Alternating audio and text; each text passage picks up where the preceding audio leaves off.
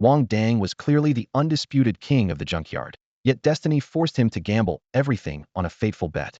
At Blue Star's number 3 junkyard, metal scraps were crushed into neat, diamond-like blocks by compression robots, piling up like mountains of valuable scrap iron. This treasure map of the high-tech planet's trash hid dangers and fierce competition. Beneath the messy piles of scrap iron and the roaring pipelines, pairs of pitch-black eyes gleamed, silently aiming at him. The dark-skinned youth clenched his fists tightly, eyes locked warily on Wang Dang, the young man, wearing a faded blue vest and surprisingly clean jeans. Wang Dang's gaze was unmatched, unwavering as he stared down the 2 pipelines about to pour out their loads. He was the prey everyone was targeting, the undisputed ruler of this junk battlefield. The debris at junkyard number 3 came from a luxurious, advanced planet, where discarded goods held immense value. A century ago, someone had snatched in a grade mech chip here and struck it rich overnight, fleeing with their family to live out their days on the high star. Now, Wang Dang was lucky enough to step into this metallic storm, but he knew all too well the merciless urgency. Everything had to be done within 5 minutes, no second chances. As the countdown sounded, the gates of the 2 dump pipes banged open. Black metal poured down like a flood, and every eye sharpened like an eagle's claw, chasing after their fates. Wang Dang had locked his target, the limited edition mech crab harboring a star energy chip on one side, and the stable value mech plates on the other. The moment he gambled was the moment he decided. He bet it all. As the dumping stopped, Wang Dang shot lightning fast toward pipe number 2, immediately drawing a swarm of scavengers. With his left arm, he blocked a burly man's strike and dodged the elbow of the dark-faced youth, his eyes steady and unyielding. His steps flew as he chased the mech plates ahead. A fat man bellowed encouragement from behind, while the burly man pressed him into a corner, but Wang Dang moved like a ghost, spinning suddenly and leaping toward pipe number 1. He grabbed the mech crab, stuffed it into his sling bag, and vanished from the crowd, leaving only his defiant silhouette behind. After the chaos settled, a middle-aged strongman smiled wryly. That rookie's practically a mech warrior already, and he's still scrapping with us. This time, he probably hit the jackpot. The dark-faced youth snorted angrily. If the teacher knew, he'd die laughing. Nearby, a frail old man sighed. This was Wang Dang's last time scavenging here. The Imperial Military Academy branch was about to open, and they would finally go their separate ways. The news softened the usually cold junkyard with a hint of regret.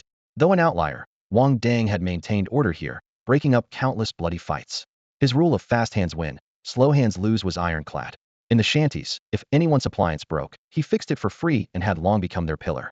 But that kid would always spin back around, letting the old man almost break his leg. The middle-aged man wiped the red rim of his eyes and rolled up his sleeves to sift through leftover scraps. Meanwhile, Wang Dang returned to his humble room and dismantled the mech crab. The star energy chip glowed enticingly. Carefully cleaning it and connecting it to his tester, 3 green lights lit up. A victorious smile spread across his face. All in, that's true wisdom, he muttered, as a voice suddenly rang out. Host detected with compulsive gambler trait. Binding to gambling life force system linked successfully. Generating host panel. Wang Dang felt no fairly unbearable excitement. It's here, finally here. I've been stuck in this place 15 years, scavenging trash for 15 years, and now my goddamn power-up has finally arrived. I got into college just by scavenging, so why the hell did it take so damn long for the power-up to show up? Wang Dang was silently cursing in his mind. When he first arrived in this body, it was that of a 3-year-old child struggling to survive alone near a junkyard. It was a hellish start, tiny arms and legs, barely strong enough to scavenge, and not even able to get in line for warm scraps. Fortunately, in his previous life, he was a mechanic, skilled with gears and circuits. Though this world's technology was more advanced, the basic mechanical principles were largely the same. So he swept up all the discarded parts no one wanted and traded them at a recycling station in the slums for near-expired nutrient drinks. The drinks tasted bitter and rusty. After just a few sips, his hunger would knock him out cold. Still, somehow, he scraped through and made it to 18. As he relived those 15 bleak years, a sharp electronic chime pierced his eardrums. System load complete. Host, please check the system panel. Wang Dang's spirits lifted as his hands cracked with excitement. If he could unlock a mental talent through this golden finger cheat, becoming a skilled mech engineer would at least remedy the biggest regret of this world. As for becoming a star energy master, not even close. The entire blue star had fewer than 100. The second chime sounded, and a pale blue virtual panel hovered before his eyes. Host, Wang Dang. Age, 18. Talent, mechanical proficiency basic. Combat elemental power, inactive. Mental power, inactive. Strength, mecha warrior beginner. Health points, 13. Wang Dang stared at the health points section, frowning deeply. I'm not injured or sick. Why only 13 points? In his excitement, Head missed the system's name Gambler's life pay system. If it required paying life, health points had to be the core. But with only 13 points, How could he possibly pay? The system does not make errors, came the androgynous, indifferent electronic voice. If you're so impressive, why is my maximum health gray and undetectable? No way, Wang Dang pressed. The system was silent for a full 5 seconds. No comment. Is admitting defeat that hard? Wang Dang whistled cheekily, perfectly mimicking the attitude of the second-rate street ruffians in the slums. Host physical condition weak. Health below average norm. Recommend exercise and balanced diet. The voice responded. Humph, so you're just saying I'm useless? Wang Dang rolled up his sleeves and flexed. If the system had a physical form, he'd have punched it long ago. The junkyard years taught him, fists speak the truth. Though he put on a fierce stance, doubt gnawed at him. Blue Star's AI was highly advanced. It shouldn't make such evasive, beginner mistakes. Was this genuinely a transcendent cheat, or was he just a toy for some advanced civilization's amusement? Host health dangerously low. Death risk imminent. If host dies, system will also vanish, the electronic voice warned, sounding both soothing and oppressive. Then how exactly does this life pay thing work? Wang Dang licked his lips and asked the question burning in his mind. His eyes landed on the spirit power section. As long as he possessed spirit power, he could become a mech master and personally build his own mech. The life value corresponded to his lifespan in this world. 1 point equaled 1 year. It was both his lifespan and a consumable resource used to activate talents and boost combat power. For every point of life value consumed, the system rewarded him with a card draw, with chances to pull SSR high-tier cards or even limited edition ones. The card pool contained various advanced mechs, mech materials, and special talent skills if the host can imagine it. It's in the card pool. The cold electronic voice carried a hint of pride and a touch of temptation. Wang Dang clicked his tongue. He had only 13 years of life left. In his past life, he lived only to 21 before a great fate incident forced him to be remade. Now, after crossing over, he was still a short-lived soul. Host, don't lose heart. Your current life value is not your maximum. Wang Dang glanced at the life value column, which displayed 3 question marks. He wondered, was the maximum fixed from the start, or could it increase with strength? The life value cap is fixed, but when the host reaches certain power levels, there is a chance to break through it. Hearing chance to raise it, he quietly breathed easier. If it truly couldn't increase, he wouldn't dare to use this golden opportunity. How many life points are needed to activate the spirit power talent? Activating spirit power requires 3 points. Elemental power needs 4 points. A bundle of spirit power elemental power costs 5 points and grants 6 extra card draws. What the hell? Are you some kind of penguin? Familiar tricks, familiar marketing tactics. This was how had been bled dry in his past life. A limited time new user offer. This discount expires in 24 hours. First come, first served. The tempting system voice filled his ears, while before him remained only 13 life points. Spending 5 would leave him with 8 years. Buying just spirit power for 3 points felt like a loss. The bundle gave extra draws. What if he pulled a top-tier card? Wang Dang hesitated silently. Spend 5 points on the bundle, or just 3 points for spirit power alone? Giving up? Never. The lure to become strong was irresistible, even if it was a trap. After all, whether 13 or 8 years, his life was short either way. Moreover, awakening both spirit and elemental powers meant becoming a star energy master. Controlling cosmic star energy. Legend said 1 star energy master was equal to an entire mech army. Let's do it. I'm going all in. Wang Dang clenched his fist fiercely, deducting 5 life points. Spirit power and elemental power talents activated. Remaining card draws, 6. Hey, I didn't even agree yet. Wang Dang's eyes widened. Host's mental consent counts as agreement. Just as he tried to argue, a familiar dizziness suddenly hit him. Wang Dang, you're about to faint again. Before losing consciousness, he instinctively turned toward his workstation. A tester with the star energy chip was right beside him. He toppled to the other side. Luckily, it wouldn't crush the chip. Wang Dang had a nickname at Nan City Primary School, Sleepy Brother. He could fall asleep anytime, anywhere. Don't get the wrong idea, it wasn't casual dozing, but snapping upright and passing out cold, sometimes for 5 minutes, sometimes for more than 10 hours. The school's outdated medical equipment never found anything wrong, and the school nurse just shrugged helplessly. Maybe the gear was too old, or maybe the condition was just incredibly rare. Aside from these sudden blackouts, Wang Dang's life seemed largely unaffected.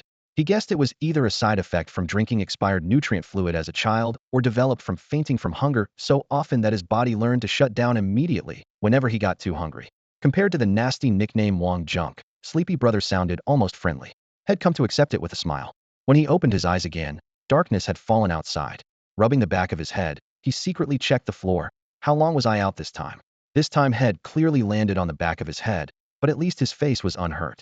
Host has been unconscious for 3 hours. Please remember to exercise and maintain a balanced diet. A cold electronic voice sounded in his ear. Wang Dang couldn't help but imagine a hint of concern beneath the mechanical tone and grumbled, "Got it. You're so annoying." In this world, He was an orphan who woke every day thinking about where his next meal would come from. Mocked by teachers and classmates, robbed by peers scavenging the trash heaps, this was his everyday reality. He couldn't even remember the last time someone cared about him. Thankfully, things were different now. The system's arrival had unlocked both his psychic and elemental talents, giving him a chance to become a star energy master and even learn to build mechs. Too bad it came too late. If only it had appeared when he was 8. Everything would have been different. According to Federation rules, everyone gets one free talent test at age 8. Those with psychic abilities from wealthy families can enter Mech Academy early. Those blessed with both psychic and elemental powers are highly sought after, with all city resources thrown their way. Wang Dang still vividly remembered the crushing disappointment when his childhood test came back no talent. Host, would you like to draw a card now? The system's voice remained calm. No. Wang Dang rubbed his chin thoughtfully. I'm not inspired right now. They'll wait until I have a spark. He gathered the star energy chips on his desk and put them in his treasure box, then pulled a green nutrient vial from a cardboard box by the bed and gulped it down. Once finished, he let out a long breath, feeling as if he was finally rising from the brink of death. Next, he grabbed a chipped iron pot and poured in 5 nutrient vials, then pressed the heating button on the handle. Soon, the green liquid bubbled and simmered. To him, a hot meal at mealtime was as good as actually eating solid food. Maybe it was because he was still growing. Most people were satisfied with 2 vials a day, but he could polish off 10 and still feel starved. Usually, to save resources, he only drank 3 vials at dinner. But today, after gaining a star energy chip and his lucky break, treating himself to an extra meal wasn't excessive at all. Under normal circumstances, this star energy chip would have guaranteed him enough food and shelter for the next 6 months, but plans rarely keep up with reality. Being a mech pilot was already an expensive hustle, and now that he had activated the star energy master profession, while still being a mech fighter himself, he was juggling 3 identities, each one a bottomless pit for expenses. Wang Dang pinned all his hopes on the system's card pool, praying to draw a large Starcoin bank card. Otherwise, life would become unbearably difficult. At that moment, he carried a steaming metal pot, biting down on an iron spoon as he kicked open the wooden door of his cramped rented room. The first thing he did was slam on the power switch of the bulky old TV inside. That relic was from a past century, scratched all over, covered in dust, and its antenna bent out of shape while almost everyone else in the city watched shows on resting image holographic screens. If anyone else in South City still used this kind of TV, Wang Dang was yet to meet them. A blizzard of static flickered before the screen froze. The female anchor reported with a deadpan voice, "Breaking news. At 9:15 a.m. tomorrow, South City will face an 8-level tsunami. Citizens are advised to stay indoors unless absolutely necessary. Coastal Avenue and the airspace will be closed from 8 a.m. to 1 p.m. Please take alternative routes if you must travel." An 8-level tsunami? How high would that be? Wang Dang muttered to himself, propping the pot on his hip and scooping a ladle of grayish nutritional fluid into his mouth. Back in his original world, this kind of news would have sparked panic citywide. But here, people barely bothered to lock down because the Star Energy Masters would handle it. Thinking this over, Wang Dang tilted back and drained the pot in one go, his eyes filled with visions of star coins waving to him from thin air. When he finished, he gave the pot a shake upside down, wiped his mouth roughly, tidied up his place, and dashed out the door. The cement roads of the slums were cracked and uneven. Bare-chested, he sprinted hard, gasping, crossed the dividing line, and finally stepped into the neatly landscaped wealthy neighborhood, heading straight toward a small villa with white walls and red tiles. "Lu Pengzi, Lu Pengzi," he shouted at the doorway. The door creaked open, and Lu Nang poked out, rolling his eyes. "I told you, my place is across the street. And stop calling me Fatty Lu. Look how skinny I am now, alright?" Wang Dang wiped sweat off his brow and stretched out his hand with confidence. "Lend me your optical brain for a bit." Lu Nang was shocked. "No way, Wang Gu, you got accepted to the Imperial Military Academy and still want by your own optical brain? That's seriously cheap." Before he finished, a rough voice bellowed from inside. "You little brat. Didn't I tell you not to drag bad company to my house? Do I look deaf to you?" Liu's dad strode out fiercely, his fierce eyes locking on Wang Dang for 3 seconds before raising his big fan-shaped hand and smacking Lu Nang's back hard, making him grimace. "Classmate? This kid looks like a punk and a rogue. You never learn, do you?" Wang Dang scratched his head awkwardly. He'd been born with that rogue charm. Could he help it? Lu Nang quickly stepped in. "Dad, listen, he really is my classmate. Last time my vehicle broke down, he helped fix it. Growing wings now?" Spouting lies without thinking. Liu's dad raised his hand again. Seeing that, Lu Nang braced himself and dropped the ace card. He got into the Imperial Military Academy. With a loud slap, Liu's dad's hand froze midair, then he grabbed Wang Dang's hand firmly and shook it up and down. His face split into a grin as bright as a chrysanthemum. "A top student. A top student. Come in, come in. Classmate, you gotta help our Lu Nang did so poorly this year. I'm too lazy to scold him. You young folks talk, you always have stuff to chat about." They'll go get you some fresh sea cucumbers from this year's catch. In Lu Nang's living room, Wang Dang sat stiffly on the sofa, staring awkwardly at Lu Neng across from him. The sofa springs creaked and groaned, and the cramped living room was filled with a mixture of cleaning solution and steamed rice. Through the half-open kitchen door, the clang-clang of chopping knives rose and fell as Lu's dad hummed the latest popular tune, while chopping vegetables slightly off-key, but remarkably carefree. What do you need to borrow the optical brain for? Lu Neng broke the silence first, trying to use conversation to mask his inexplicable awkwardness. To buy some stuff. Wang Dang's tone was dismissive as he calculated silently. If this guy found out he was going to make a fortune, he'd never get rid of him. Just to buy some stuff? Lu Neng simply moved from his single chair to the edge of the sofa, leaning in and lowering his voice. Brother Wang, with our relationship you're still being vague with me? Elementary school classmates all the way till now, how much have we been through together? Wang Dang rolled his eyes. Yeah, back in elementary school your family ran a garbage recycling station and I picked through trash. We were Wang the Junk and Junk King. Stop. Lu Neng waved his hands. My family's changed businesses, now we re a public flying car rental company. Anyway, if you really just wanted to buy something, would you specifically come to my place this late at night? That's not your style, Brother Wang. Wang Dang sighed deeply, realizing this chubby guy wasn't easy to fool. Tomorrow there's the tsunami, right? All coastal roads are sealed off, but I know a prime viewing spot. Before he could finish, Lu Neng's eyes were already gleaming with scheming light. 50-50 split, and the money for buying stuff with my optical brain gets deducted from what we earn. Lu Fatty, are you even human? You're already so rich, and you still want to fight me over that tiny profit. Wang Dang grimaced in pain. But he had no optical brain, and among the people he knew who both had one and would lend it, only Lu Fatty remained. Business is business, and besides, who would complain about having too much money? A shrewd smile appeared at the corner of Lu Neng's mouth. Fine, 50-50 it is. Wang Dang sighed heavily again. Lu Neng pressed his palms together, suddenly remembering his own predicament. I bombed my college entrance exam and got grounded, so tomorrow's trip, I'm counting on you, Brother Wang. Then 60-40, I get 60 and you get 40. Wang Dang immediately counterattacked, never missing an opportunity for profit. Lu Neng glanced at his dad in the kitchen, sweating profusely from his work, felt his heart sink, and nodded through gritted teeth. Deal. Before long, Lu's dad carried several steaming dishes to the living room. The bowl of braised pork glistened with oil, the stir-fried vegetables were emerald green, plus a pot of fragrant rice. Uncle doesn't know what you like, so I made a bit of everything. Eat up first, and if it's not enough, Uncle will make more. I heard you top students have good physiques and big appetites, so Uncle made extra. Wang Dang looked at the delicious dishes, saying, Uncle, that's enough. Uncle, it's plenty, with his mouth while his body honestly moved toward the dining table. Ingredients that were utterly ordinary in modern society had now become luxuries only the wealthy could afford. Nutrient solution was cheap and could quickly provide energy, so over time, real ingredients had become unpopular instead. For a poor kid who'd spent years hanging around garbage dumps, proper meals were few and far between, and right now he was eating what was in his bowl while eyeing what was on the plates, completely unable to stop his chopsticks. That Lu Neng kid, from childhood to now, from selling homework notebooks to dealing test answers no matter how big or small, this guy always stuck his finger in the pie. Today he absolutely had to eat his money's worth. Wanggu, slow down when you eat. I'm scared. Lu Neng hunched his shoulders, staring nervously across at Wang Dang. The latter's eyes were bloodshot as he buried his head in his food, chopsticks flying, the clatter of dishes mixing with the kitchen's clangs and bangs, making it seem like he might swallow his tongue at any moment. Only after the last grain of rice was swept into his mouth did Wang Dang wipe his sweat and slam the empty bowl on the table. Liu's father took the opportunity to see the guest off, watching Wang Dang cross the doorstep. He turned back immediately with a stern face and scolded his son. Look at him, no wonder he got into the Imperial Military Academy. Just his appetite alone is something ordinary people can't match. From now on, make sure you eat the same amount. Lu Neng's face instantly fell, and he protested miserably.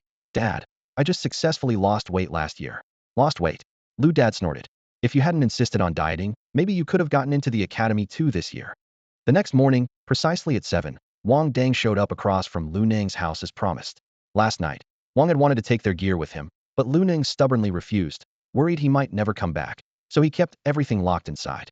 Now standing across the street, Wang was stomping his foot in frustration. Lu Fatty really doesn't trust me. It's an insult to my character. He muttered. You idiot. I told you my house is right across the street. The door slammed open, and Lu Neng poked his head out. Seeing Wang Dang standing there, he ran over and dragged him into the yard, pointing at the pale green detached house nearby with a grudging tone. Look at this place, isn't it nice? Why the hell do you always stand under my window? Doesn't it hurt your eyes? Wang Dang rolled his eyes. Tell me about Ithis greens, so bright it almost blind me. Lu Neng didn't argue. raising his voice as he called inside. Dad, Wang Dang and I are heading out. Good. Liu's dad called from inside. Spend some time with Wang Dan, have to come back tonight. Learn a thing or two from him. Before he finished, Lu Neng was already pushing Wang Dang out the door like making a quick getaway. Let's go. Quick. Or hell, keep talking until dawn. At the alley entrance, Wang Dang looked back at Liu's house and smacked his lips. By the way, where's our stuff? It's all in my space ring. Lu Neng raised his left hand proudly, showing off a silver ring with faint ripple patterns under the metal shine. Latest model, cool right? Dad gave it to me as a college entrance gift. Haha, he never expected I'd flunk. Gloating even after failing college entrance? Wang Dang gave him a disdainful glance. Lu Neng pouted and whispered, not everyone's born with your natural talent. The two bantered as they walked toward the hillside behind Coastal Avenue. Sunlight washed over the gentle slope while the salty sea breeze brushed their cheeks. Once they found the perfect vantage point, they divided the work. Wang Dang set up a folding table, and Lu Neng unfolded a lounge chair. Soon enough, they transformed the flat area into a mini outdoor bar fully equipped with a bar counter, sunshade umbrella, a cooler for drinks, and several boxes of supplies Lu Neng had slyly hidden overnight. By then, a small group of local residents had gathered on the slope, clearly there to watch the tsunami and see the Energy Star user in action. Wang Dang wiped his hands and loudly called out to the crowd without hesitation. Ladies and gentlemen, brothers and sisters, hey, race the best spot to watch the waves. Included is our signature drink, only 500 star coins per person. Later, the Energy Star user will stand on the front line to block the tsunami, and you can watch from the best seats in the house. Don't miss out. 500 star coins could buy a whole box of high-energy nutritional drinks. But once the words Energy Star user came into play, most people immediately saw it as worth the price. While others risked everything resisting the tsunami up front, they could relax in lounge chairs, sipping drinks, enjoying an experience money couldn't ordinarily buy. After everyone was seated, Lu Neng smiled and handed over the drink menu. Brother, would you like to check out our specially crafted cocktails? They're all original creations, you won't find these anywhere else. The recently seated man paused, sensing something was off. He muttered, so 500 per person, and we don't even get drinks included. Wang Dang immediately stepped closer, lowering his voice with a friendly grin. Brother, we're all college students doing this as a side hustle. It's a small business. You know how pricey booze can be, and besides, our cocktails are mixed with fresh fruit juice. Hearing fresh fruit juice softened the man's expression a bit, and he nodded. All right, then give me a golden apple cocktail. Coming right up.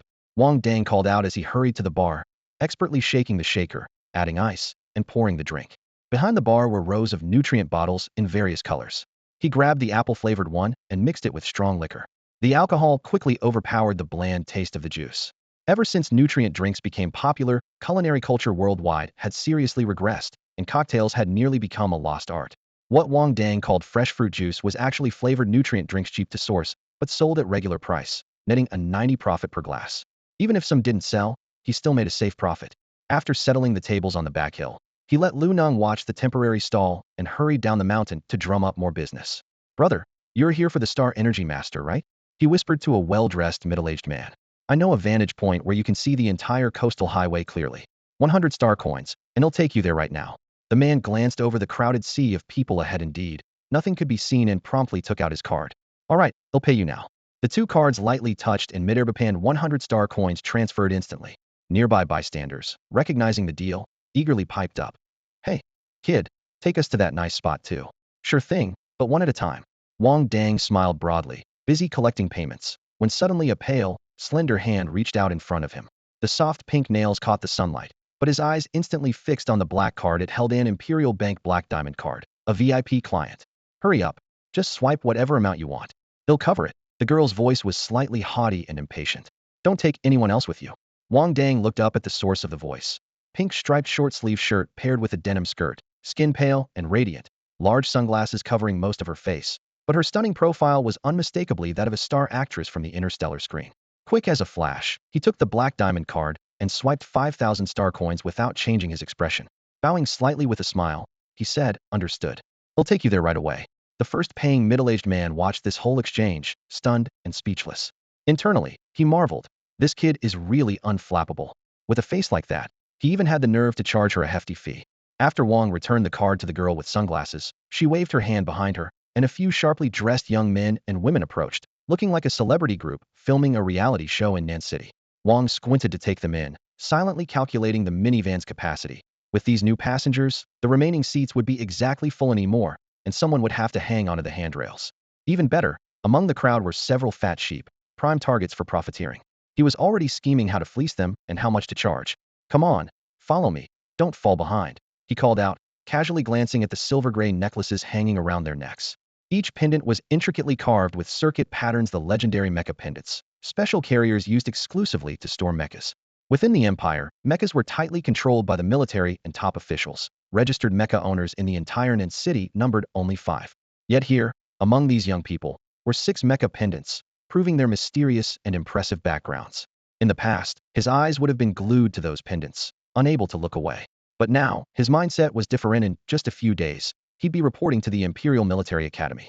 Rumor had it that every freshman would receive a basic model mecha for daily training, his first true mecha of his life. More importantly, he had gained the qualification to study mecha construction, meaning he could one day personally build his own unique masterpiece. Just thinking about it made his steps noticeably lighter. Within the group, a girl wearing a butterfly hairpin quietly sidled up to the girl with sunglasses, lowering her voice. "Sister Molly, I heard Nen City was poor, but look at that guy, they must be at least rank 3 mecha warriors." Tan Molly studied the figure ahead through her dark sunglasses, correcting calmly, "More like rank 5. Rank 5? A rank 5 mecha warrior working as a ticket scalper?" My Xiaomai gasped, covering her mouth in surprise. Someone with that skill wouldn't go to the Imperial Military Academy? Don't forget, rank 5 just means they've barely crossed the threshold into piloting a mecha, Tan Molly said coldly. He knows his place getting into the academy won't make him anything but a stepping stone for others. My Xiaomai instantly fell silent. Tan Molly continued, "People need to be realistic. Mecha warriors don't require as much funding as mech engineers or star energy masters, but they're still beyond the reach of ordinary small-town folks. The academy's full of cases like this. Kids who can't even afford to maintain the academy-issued discarded mechas. What future is there? All they waste is everyone's time." She paused, then added, "Of course, once in a century, there might be 1 or 2 gifted outliers from humble origins. But that's a rare exception. The best genes and resources are all controlled by the upper class. That's the reality." My Xiaomai thought of classmates living on subsidies, pitying them a little. "Sister Molly, let's give him some extra money later. It can't be easy for him." Tan Molly frowned. "Xiaomai, you're a mech engineer. Being soft-hearted won't get you far at the military academy. But you always hold me to the standards of a mecha warrior." My Xiaomai pouted. "Wait until you actually step onto the battlefield to talk about that," Tan Molly replied coldly. "When that happens, no one will spare you just because you're a mech engineer." Just as the mood grew tense, a buzzcut boy quickly jumped in to diffuse the tension. All right, Sister Molly, we're here to cheer for Senior U this time." "Yeah, this is Senior U's first mission. I'm so excited." My Xiaomai immediately switched to a starstruck expression, eyes sparkling with anticipation. When everyone arrived, a few people grumbled upon learning there was a 500 star coin entrance fee. But Tan Molly and the others glanced away without hesitation, quickly scanning the code and paying, stepping inside first. The venue was perched on a high point along Coastal Avenue, with 3 sides facing the sea. Sturdy foldable tables and chairs lined the railing, and glass shelves of liquor caught the sunlight, casting a warm amber glow.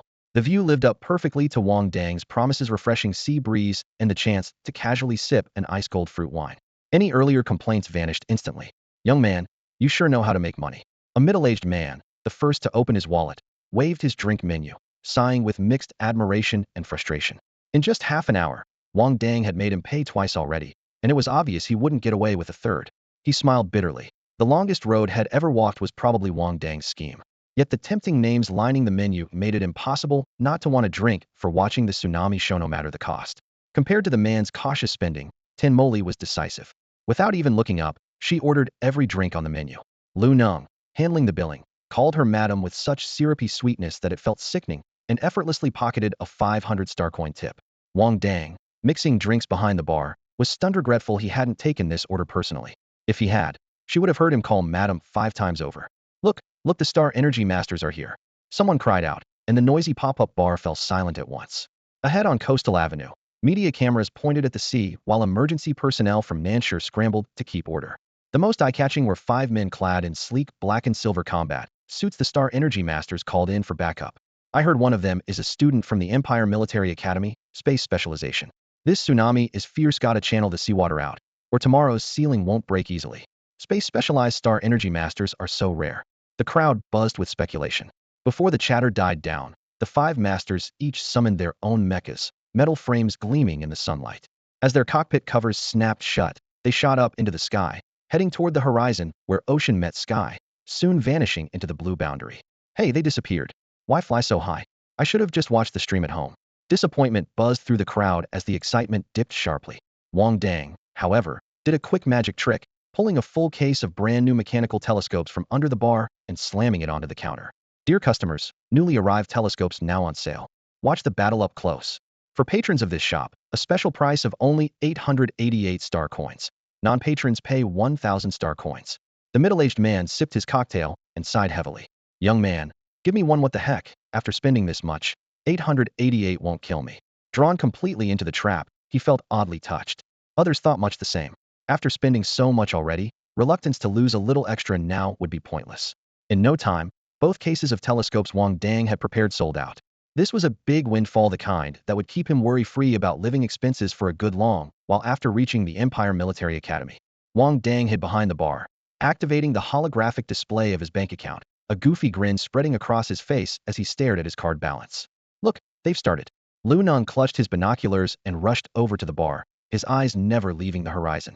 You paid 1,000 star coins for those binoculars, not a cent less. Wang Dang rolled his eyes and muttered, rich kids so spoiled. Watching on live TV is way more comfortable, but he insists on coming here to crane his neck. Despite the complaint, Wang Dang couldn't help but catch some of Lu Neng's excitement as he took the binoculars.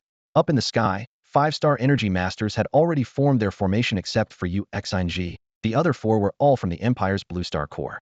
Junior brother Yu, the 4 of us will raise the star energy barrier first, leaving a gap in the center.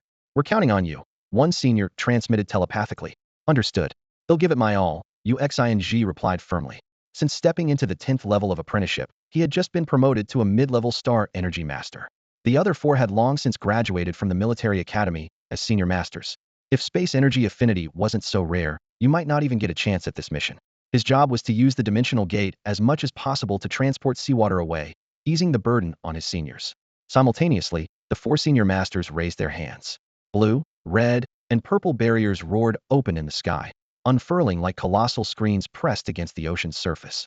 Other defenses along the shore lit up in sequence, the overlapping colored shields forming a transparent giant helmet around the entire southern city. Don't rush.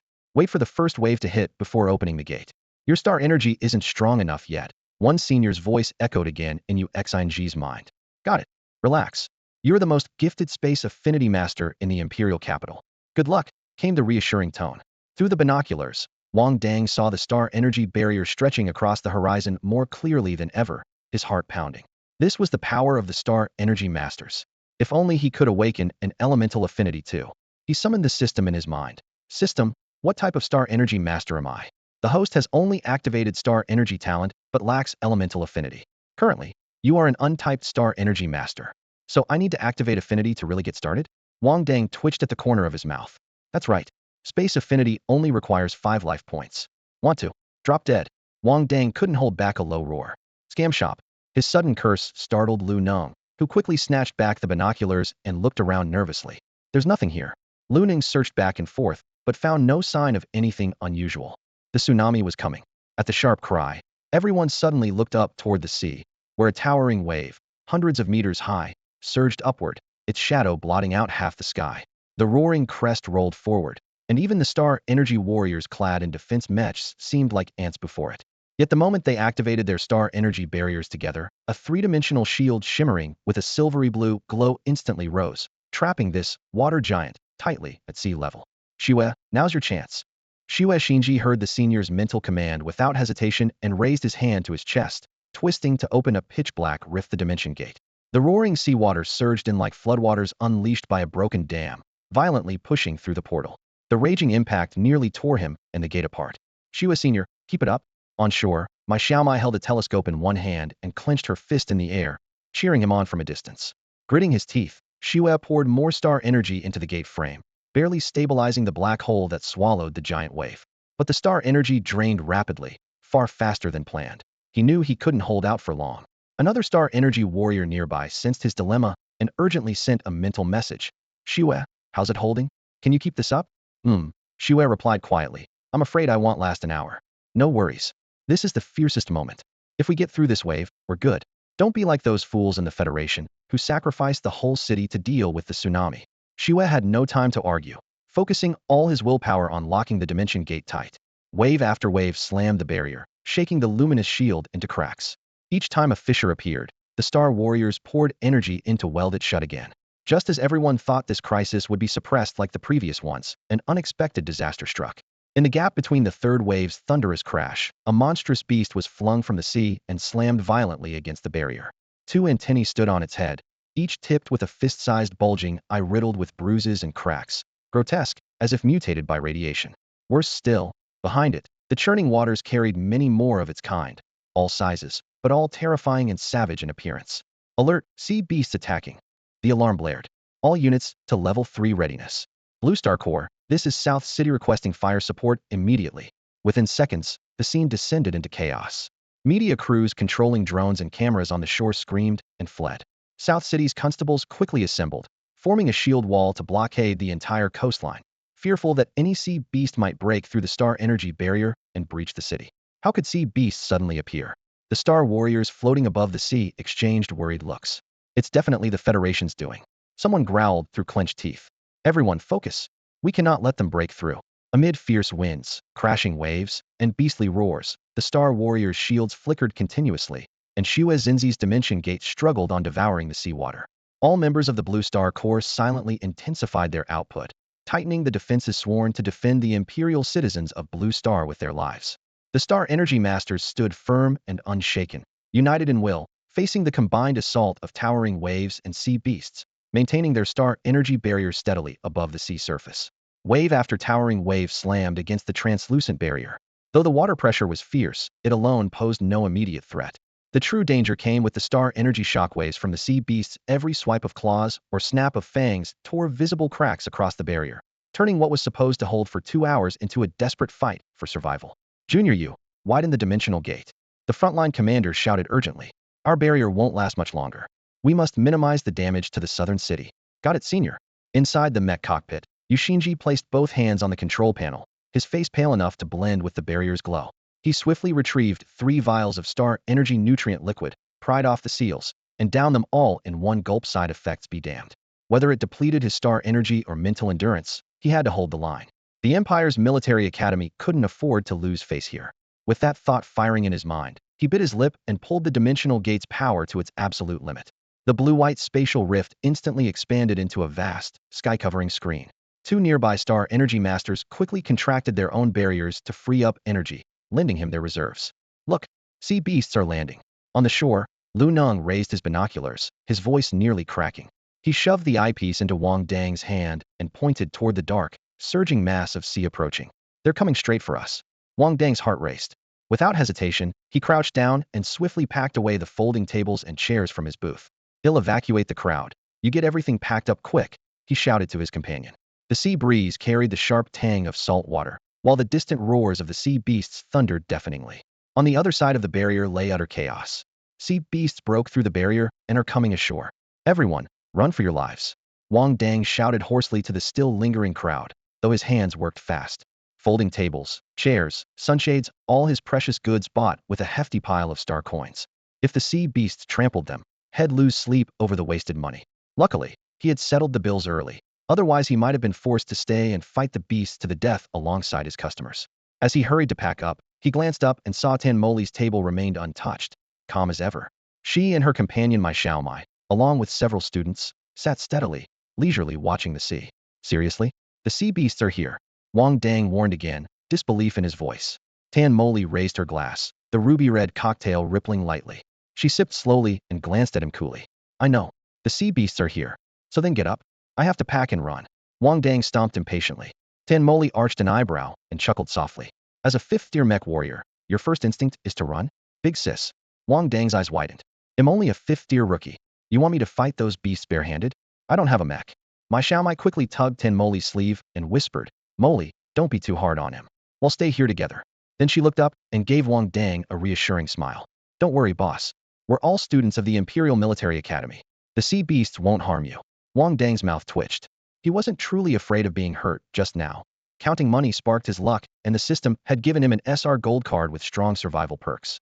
What he really dreaded losing was the freshly bought tables and chairs. Opening for the first time and facing sea beasts? If they got scratched or crushed, it would be a waste of good star coins. After that, these tables might not even fetch a decent price at the seafood market. As they spoke, the sea beasts had already scrambled up the cliffside, moving as nimbly as sea monkeys with their hands and feet. Xiaomai, get in the mech. Tan Molly called out sharply, pushing Wang Dang aside and leaping into a redand white heavy mech. The energy shield flickered to life as her voice echoed from inside the cockpit. Take cover on your own. Almost simultaneously, the others summoned their own mechs. Metal frames snapped open against the cliff face, shifting into combat stances to meet the tide of sea beasts rushing toward them. Brother Wang, hide now. Lu Ning grabbed Wang Dang and dragged him into the shadow beneath a massive boulder nearby. This is terrifying. How are there still sea beasts? Is the Federation behind this? He whispered, visibly shaken. Wang Dang frowned, but shook his head. Not necessarily. Mutant beasts have always been targets for both the Empire and the Federation. Although the Federation is hostile to us, they wouldn't use the beasts as weapons. Both sides have paid dearly for them. Between the crevices of the rocks, the gleam of metal mechs mingled with the scarlet blood of the sea beasts. Lu Ning's eyes lit up. Are those students from the Imperial Military Academy? Those mechs look so cool. Brother Wang, when you start school, you have to take a picture for me. Yeah, I wish one was mine, Wang Dang muttered, staring at Tan Molly's mech. The sunlight slanted across the cliff, casting a glow along the slight curve of his lips. That large redand white heavy mech barely matched Tan Molly's slender frame, yet she maneuvered the controls with clean, precise movements. Within half a minute, 3 sea beasts lay scorched and smoldering under her laser hammer. Wang Dang had never handled a mech himself. Their South City High only had 2 mech control simulators, treasured by the school. In 3 years, had only gotten a spot to use them 6 times. At that moment, Tan Molly and several mech pilots were locked in combat up front, while my Xiaomai controlled a pale blue defensive mech, standing quietly in the rear with no sign of attacking. Wang Dang studied the short-haired girl and guessed silently, a mech operator. Someone the fighters naturally protect is probably a mech operator. Although mech operators also pilot mechs, they themselves don't have combat capabilities. Their mechs lean heavily on defense because of that. In chaotic fights, when someone has to grab, no, scavenge a mech, mech operators are usually the easiest targets. Wang Dang licked his lips, a gleam flickering in his eyes. The sea beasts multiplied on the cliffside, and Tan Molly's team was showing signs of strain. Peering through a crack, Wang Dang saw 2 beasts break through the line and launch toward my Xiaomai in the back.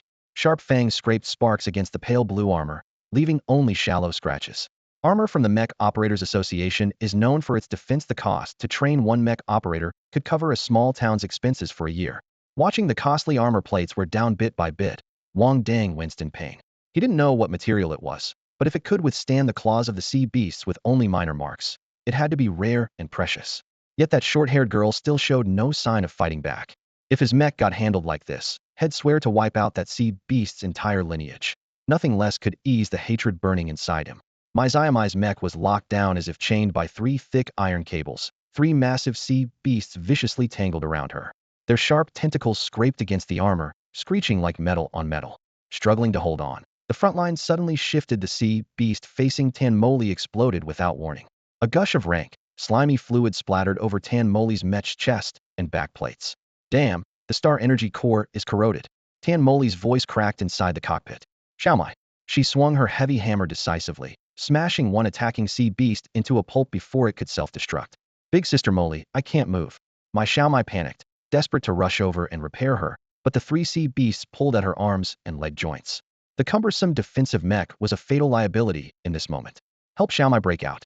Tan Molly crushed a second sea beast with a hammer blow and roared toward her comrades. She knew, though, every teammate was swamped, battling at least 5 beasts each, utterly unable to spare a hand. Warning, star energy loss critical. Warning, insufficient power. The cold robotic voice inside the cockpit echoed like a death knell. Tightness squeezed Tan Molly's chest once star energy failed. The expensive mech was nothing but scrap metal. Without mech technicians coming to their aid, she pushed her output to the breaking point, trying to drag down as many beasts as possible before her machine gave out completely. She recalled the military academy code. Protecting civilians comes first. Her father always said, without the quiet support of countless ordinary people, none of their privileged lives would exist. Star energy leaked wildly, the mech shell glowing faintly red like veins beneath skin. The sea beasts, sensing blood, closed in like wolves howling. Big Sister Molly. My Xiaomai choked, tears mixing with regret. If only she hadn't listened to Molly and chosen this pure defense mech. Hard to handle, nearly no firepower, and she wasn't a professional pilot. Now she was just dragged helplessly by the beasts. Protect Xiaomai. Hold out until reinforcements arrive. The Empire is proud of us.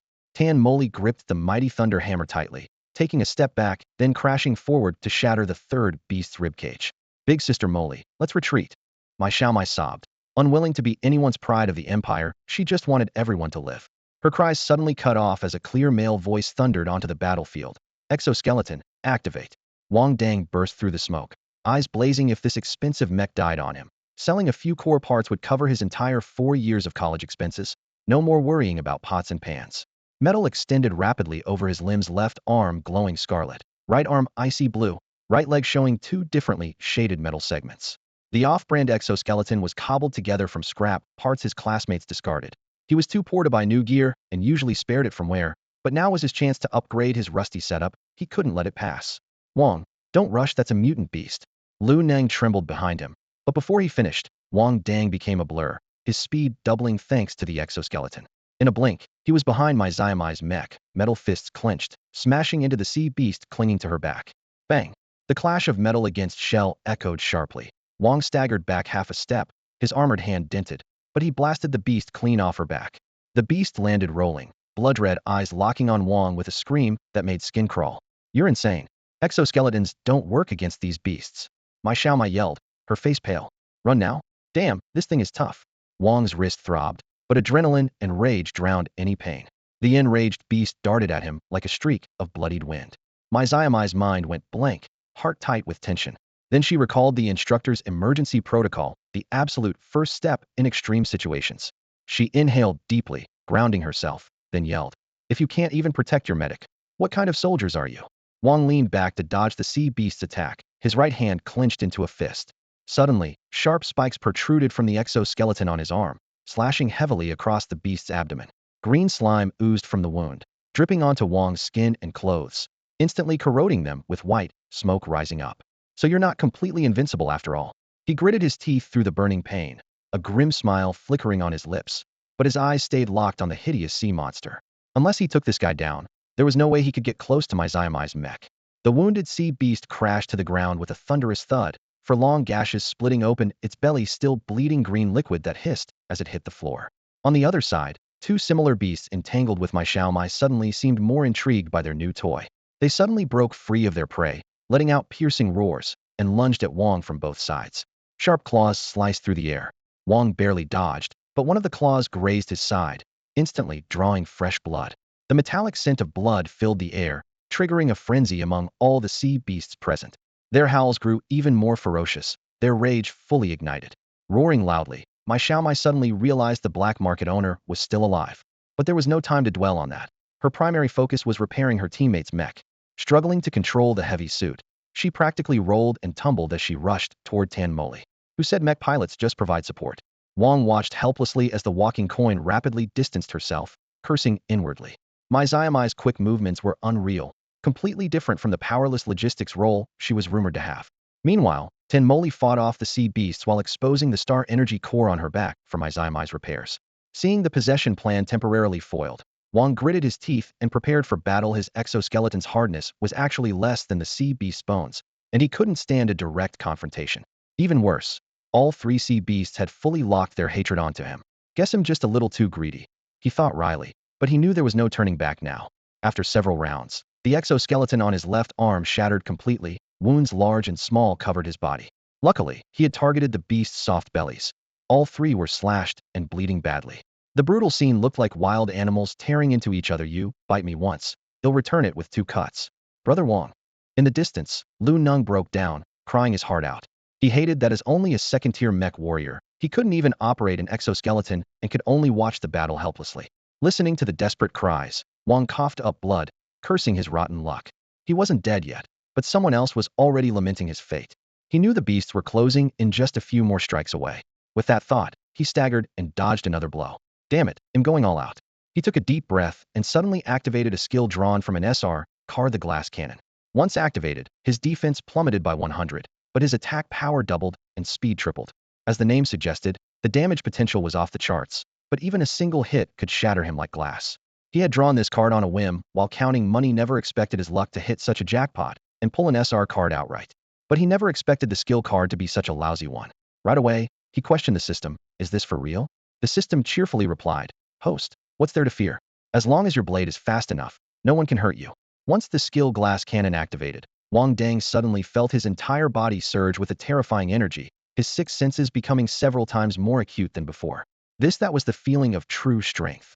But there was no time to dwell on that. After all, right now he was just a fragile glass cannon, ready to shatter at the slightest touch. Who dares mess with my exoskeleton? He'll kill your entire lineage. He roared, shaking the shattered exoskeleton on his left arm. Taking 3 quick steps forward, he charged at a sea beast and shattered its skull with a powerful kick. Unfortunately, the exoskeleton on his leg couldn't handle the force and crumbled into dust on the spot.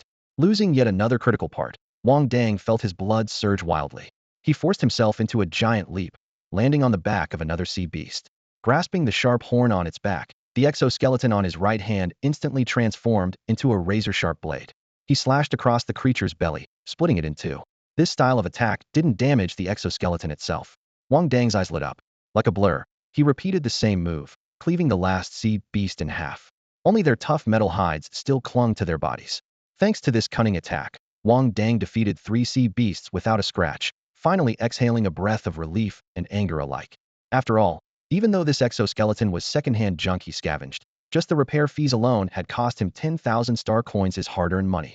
While Wang Dang took down the 3 sea beasts, my Xiaomai was busy racing against time to fix Tin Moli's mech. Once Tin Moli regained combat readiness and rejoined her comrades to rebuild their lines, this side finally found a moment of safety. Wang Gu. Lu Neng came bursting out from behind a rock, his face streaked with snot and tears. He rushed straight at Wang Dang, shouting frantically, "Wang Gu, I almost thought I'd never see you again. Don't come close." Wang Dang was instantly on guard when he saw Lu Neng barreling toward him like a raging bull. Right now he was a fragile glass cannon, ready to shatter from even a light bump. He thought, the sea beast didn't kill me, but if this guy does, that'd be a real shame. But Lu Neng didn't listen and charged headlong. Forced to react, Wang Dang nimbly dodged at the last second. Lu Neng missed and crashed down hard, tumbling several times. As he fell, small stones flew up, one striking Wang Dang's right hand. At that moment, searing pain tore through Wang Dang's hand, like bones breaking piece by piece. His vision darkened instantly as he collapsed. Before losing consciousness, he silently thanked his luck. Good thing I just deactivated glass cannon, or this hit would have finished me. Guess I can't just use glass cannon lightly in the future. System, can you have some mercy? Wang Gu. Lu Neng's reflexes kicked in immediately. He lunged toward the fallen Wang Dang, using his own body to shield the impact, crying out, "Help! Wang Gu is down." In the distance, Tin Moli and the others heard Lu Neng's cries. Though facing away, they didn't slacken for a moment. They intensified their efforts to exterminate the nearby sea beasts. As mech pilots, they could somewhat sense the fight behind them, and a deep respect filled their hearts. This young man, reliant solely on his exoskeleton, had stepped up in a critical moment to protect Tan Molathir, strongest warrior, and, quite possibly, saved all their lives. Clenching her teeth, Tin Moli was overwhelmed with regret. Remembering how she had once mocked that boy, she wished she could slap herself. The so-called pride of the Empire and honors of the Imperial Military Academy all felt pale and meaningless compared to this boy before her. What had just happened was enough to shame all those self-proclaimed privileged elites back at school. "Brother Wang, I swear I won't be lazy again. Please don't die on me." Through the haze, Wang Dang heard the sound of wailing and felt a wave of bad luck wash over him. His fate was already grim, but singing a dirge this early? He forced his eyes open, struggling against the darkness and the faint glow of the machines, and croaked hoarsely, "I'm not dead yet. Save the morning for a few years from now." Lu Neng immediately stopped crying. A narrow crack opened in the medical pod, letting in a sliver of light. "Brother Wang, I thought you were gone for good." Lu Neng poked his head in, tears still swirling in his eyes. "Don't drip snot on my face." Wang Dang turned away with disgust. "I'm just worried about you." Lu Neng pouted and shrugged playfully, making my Xiaomai shiver from secondhand embarrassment. Wiping his tears, Lu Neng quickly shouted, "Doctor, come quick. My brother's awake." "Where am I?" Wang Dang realized he was completely restrained, only able to move his eyes, taking in the harsh white light all around him. "You're at the Nanjing Military District Hospital," Lu Neng said with relief. "After you passed out, the military stormed in and took us all away. Oh, and I packed up all the tables and chairs at the inn. Nothing's broken." The word hospital chilled Wang Dang to the bone. Ever since he was a kid, he was different from others. His wounds healed incredibly fast. Now with awakened spiritual and stellar powers, his test results from when he was 8 didn't line up at all. If they found out, he'd be sent straight to the Imperial Military District Research Center, never to come out. There was precedent at Nanjing Middle School, though the official line was silence. Everyone knew deep down that to the Empire's upper echelons, they were just a resource to be mined whenever needed. Lu Neng didn't realize any of this. He kept patting the pod wall reassuringly. "Don't worry, Brother Wang. I just asked the medical fees are waived. This pod is some top-tier tech you won't find outside. Just lie still a bit longer." Before he finished, A man in a white lab coat over combat fatigues entered. Instead of looking at the patient right away, he bent over to check the control panel, raising an eyebrow. Strange recovery is much faster than expected. Wang Dang's heart pounded wildly. My Xiaomai tried to sneak a peek, but the doctor snapped the screen shut. Then, with a few taps, the restraints unlocked instantly. Suddenly feeling light, Wang Dang pushed the pod's lid open and sat up amid the lingering scent of medicine, cold sweat beading his temples. The doctor adjusted his gold-rimmed glasses, his sharp gaze settling on Wang Dang's face. He extended a right hand with prominent knuckles.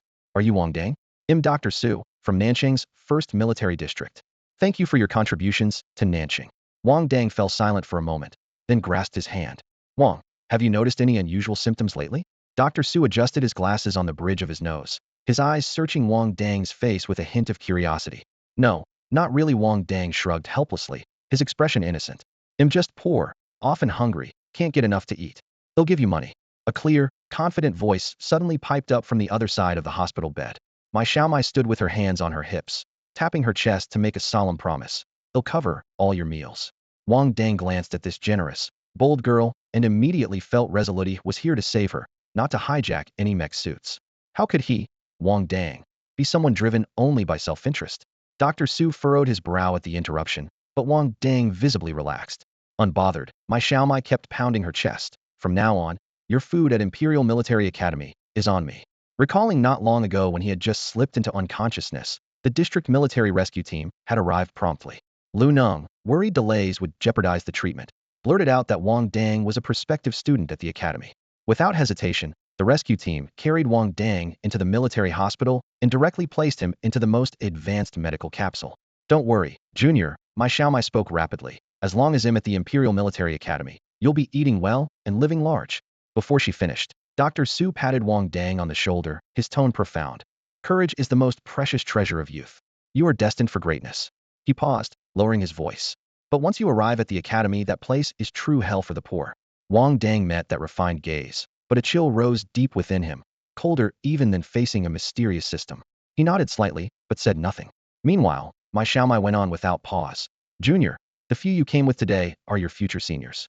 They're currently assisting the Nanqing military to hunt down escaped sea beasts and can't return to thank you, so I'm standing in for them.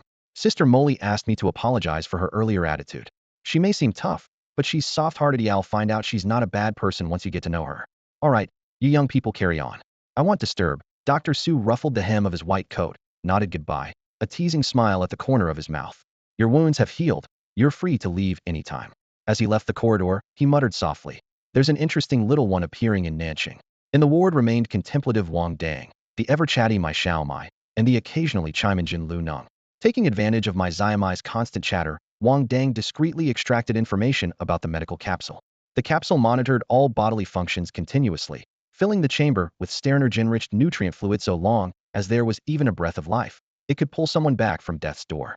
For his injuries, nearly ruptured intestines, and a shattered right hand, normal recovery would take 2 to 3 days, yet he healed in less than 5 hours. Maybe the military developed a new type of star energy nutrient. My Xiaomai shook her head innocently. Don't worry, Dr. Su didn't say anything was wrong, so it's definitely fine. Wang Dang still doubted. Then can the medical capsule detect spiritual power? My Xiaomai rolled her eyes. You think there's a device for measuring spiritual or star power lying around like cabbage? Imperial Military Academy is the only place on Blue Star with one. Didn't they test you when you were 8? If not, no problem, apply to a teacher when you enroll. Every year, lots of mech warriors who don't accept their 8-year test results apply for retests. You can join them. If you don't want, that's fine too. Once you're enrolled, you can apply for a retest anytime. There are always plenty of warriors requesting that. You can just be one of them. Wang Dang and my Xiaomai got along famously, though mostly my Xiaomai did the talking while Wang Dang and Lu Neng listened. The evening breeze outside the medical building carried the scent of medicine. My Xiaomai's eyes curved into a warm smile. As if she hadn't encountered such attentive listeners in years, her whole face wore a rare, genuine grin. Before parting, she stubbornly insisted on adding Wang Dang's ID number to her neural network contacts, reminding him to notify her as soon as he reached the imperial capital, so she, as his senior, could treat him. Unfortunately, Wang Dang didn't have a neural implant of his own and had to jot down her ID number on the back of his work badge, promising to add her later. Junior, you must add me, okay? She patted his shoulder and added, I've got your back at school. Except for those cunning star energy masters, no one will dare bully you. After leaving the military hospital, the streetlights stretched their shadows long behind them. On the way, Wang Dang and Lu Neng tallied up their earnings. After both pocketed their personal tips, they made a total of 19,500 star coins today.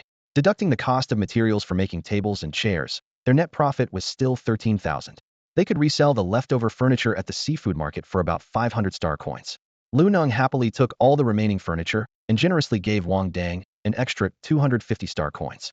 By this count, Wang Dang ended up with 8,050 star coins for the day, but it still wasn't nearly enough to cover the repair costs for his damaged exoskeleton. Thankfully, the 5,500 star coins he had secretly pocketed in tips helped soften the blow a bit. Everyone said mech pilots and star energy masters burned money, but few mentioned that mech warriors also had to foot hefty maintenance bills. It finally clicked for Wang Dang why the mech pilots in movies treated their machines like lifelines in reality. It's all due to a chronic shortage of cash. Back in his cramped rented room, he stared blankly at the mangled exoskeleton lying on his workbench. Was there a way to toughen the body without relying on a mech, to take hits relying purely on physical strength? If a fist landed on his own skin, the pain would last a day, but if it landed on his mech, his wallet would ache for months. No wonder when he first applied to the Imperial Military Academy, his teachers hesitated and advised him to consider studying artificial intelligence, advanced programming, or nutrition instead of becoming a mech pilot. Society desperately needed those talents. No wonder so many who scored high enough eventually gave up on the academy. But in his old world, there were no mechs, no star energy, no spiritual powers now that had crossed into this new world. With mech pilots and star energy masters' doors slammed shut, he was determined to still give being a mech warrior a shot. What was there to fear? With a life to lose, he might as well go all out. With that thought, he slapped the desk hard. If I have to, I'll go all in, let my life shine bright for once. With his decision made, all his earlier worries seemed to vanish. This world was full of injustice and prejudice, but he was from the bottom rung, with little to lose. The ones who should be afraid were those who already had everything. With that thought, Wang Dang took out his treasure chest and carefully examined the star energy chip again and again. Finally, he sighed and wrapped it up in a clean cloth. Originally, he had planned to save enough money to buy a discarded space ring at the seafood market, then use this chip to repair it for his own use. But with the new semester starting soon, his exoskeleton suit still needed upgrading and repairs. For Wang Dang, the unfamiliar and dangerous imperial capital could not afford to have even a single day of downtime. If he couldn't kill his enemies, he would at least tear a piece off them. After putting away the star energy chip, he looked at his nearly empty wallet and silently made up his mind. It was time to buy a light brain. Otherwise, buying and selling equipment or supplies meant running all over the city, which was extremely inconvenient. He had wanted one for a long time, but prices always started at 5,000, plus it had to be bound to one's biometric data, making secondhand purchases basically useless. Then he had thrown all his savings into the exoskeleton, so the light brain plan had been put on hold. Rumor had it that the Imperial Military Academy was strictly disciplined, and students had only one day off per month. Without a light brain, surviving there would be next to impossible. System, do you have any star coins? He sighed helplessly. Dear host, I don't have a star coin exchange function, the system replied. Life is precious, it can't be measured by such mundane currency. Wang Dang almost rolled his eyes skyward. What he needed most right now was exactly that mundane currency. Oh well, one step at a time. If things got really bad, he could always go borrow a meal from my Xiaomai. The Imperial Military Academy was huge. They couldn't possibly starve the students. 2 mornings later, the mist still hanging low, Wang Dang quietly arrived at the hover vehicle station with his old, battered metal suitcase, waiting for the express train to the imperial capital. He left just in time, and barely had he stood there a few minutes than the silver-gray train silently slid into the platform. As he bent to pick up his suitcase, urgent shouts suddenly came from behind. Brother Wang! Brother Wang, wait up! Turning around, he saw Lu Neng bursting out of the crowd, sweating and waving as he ran. What are you doing here? Wang Dang raised a brow in surprise. After the recent tsunami, coastal homes were badly damaged and appliances were in high demand for repairs. He had been so busy he hadn't even had time to contact Lu Neng. Didn't you know your ticket was bought with my light brain? Lu Neng panted as he caught up, grinning broadly, his white teeth gleaming. Brother Wang, this is for you, your graduation gift. He shoved a brand new light brain box into Wang Dang's hands. Wang Dang stared at the box, hesitant to open it. Has this stingy guy suddenly lost his mind? It was the latest model. Was there a bomb inside, or what? Seeing his wary look, Lu Neng's cheerful expression fell, and he pushed the box forward. After all these years with you, I made quite a bit of money. Besides, there are so many beautiful girls at the military academy, and the imperial capital is so lively. I've never been there once. This light brain isn't a freebie. You better take lots of photos of pretty girls for me. Lu Fatty. Wang Dang was at a loss for words, staring at his mischievous friend's face. Enough. The train's here. Lu Neng grabbed his suitcase and pushed him toward the train doors. Remember, I'm number 1 on your friend's list. No prettier girl photos, and we're done forever. Got it. Wang Dang nodded firmly. He'll remember. What exactly he would remember, whether it was those unknown photos of beautiful girls, or this friend's selfless loyalty, didn't say. The silver-gray Imperial Capital Express train slowly started moving. Through the window, Wang Dang held up his new light brain and waved vigorously at the platform. On the platform, Lu Neng watched the train's taillights fade into the distance, then suddenly cursed out loud. Why did you have to get such good grades? Go so far away. Cursing, his tears slipped quietly down his cheeks. Wang Dang sat by the window, listening to the guy in the seat ahead bragging loudly over a video call. The other person was shouting, it only takes 3 hours by ship to get to the Empire's main star system, but flying from South City to the capital still takes an hour and a half. If you ask me, Blue Star is still way behind. During the 30-minute ride, the man's non-stop boasting buzzed in Wang Dang's ears, while he boredly fiddled with the light-brained device Lu Neng had given him. Although he had used this kind of device before, this was the latest model, with a far richer interface and more functions than any had seen. The screen was filled with colorful icons, and he experimented while browsing through the menus. Suddenly, a friend request popped up in the bottom right corner. The avatar showed a cat posing with a young girl, my Xiaomai. Wang Dang clicked accept, and the next second a flood of messages came pouring in like a machine gun. My Mao Miao. Junior, why didn't you add me as a friend? Was it Lu Neng who gave me your light brain ID? My Mao Miao. Never mind. I'm your senior, I won't hold a grudge. You must be almost at the capital, right? Wait for me at the school gate. They'll welcome you and help with enrollment. My Mao Miao. The capital is way more fun than South City. When I have time, they'll take you to eat some great food. Wang Dang typed back. No need, senior. I want to gain some experience on my own. He declined partly because he wasn't sure how to handle her eagerness, and partly because that was honestly the only reason. He rescued her purely on instinct and hadn't considered anything further. My Xiaomai was sweet and cute, and surely had a whole crowd of admirers at the military academy. If a freshman acted like he had a close relationship with her, he'd likely offend plenty of people before even understanding the situation. Besides, the teachers had already warned him that the Imperial Military School wasn't like ordinary schools. People died here regularly. My Mao Miao. Junior, you're so cold. Crying face. My Mao Miao. Fine. Then he'll treat you to a meal later to repay your life-saving favor. You're not allowed to refuse me again. My Mao Miao. Or he'll really get mad. On the other side of the screen, my Xiaomai puffed out her cheeks. She had never been rejected before, but out of gratitude, she was forcing herself to be patient. Wang Dang replied with a simple, okay, thanks. Just as he sent the message, the maglev train's announcement came through. Dear passengers, we have arrived at Capital Station. Please take your belongings and disembark in an orderly manner. Fighting in the station is strictly prohibited, with fines starting at 50,000 credits, no upper limit. Wang Dang grabbed his suitcase and followed the crowd off the train. The platform was wide, the metal floor reflecting the cold light from above. Not far ahead, a young man suddenly leapt into a silver-white mech, the cockpit locking with a click. I've put up with you for too long today. I'm going to settle this. Almost simultaneously, a tall youth slipped into a sleek black mech with swift movements. The other passengers seemed unfazed, stepping aside quickly and making space in an instant. Only Wang Dang stopped, watching these two machines with growing interest. These weren't official mass production models. The lines were sharper, the armor made from high-grade material, and custom insignias engraved at the joints. The fact that they could afford a mech designer to tailor these machines showed these two came from wealthy families. Indeed, neither mech was a standard model, indicating these two young men were from affluent households able to support custom-made mechs. The red mech that struck first almost certainly had fire element alloys mixed into its frame. As it moved, its blazing red tail flame whipped through the air like a fiery whip, leaving flickering afterimages. The mech's lines were sleek and bold, clearly designed by someone obsessively pursuing aesthetics. In contrast, the black mech facing it was far more restrained in appearance, simple in shape, but radiating dangerous power from its joints to the barrel, matching the intensity of the fiery red one without faltering.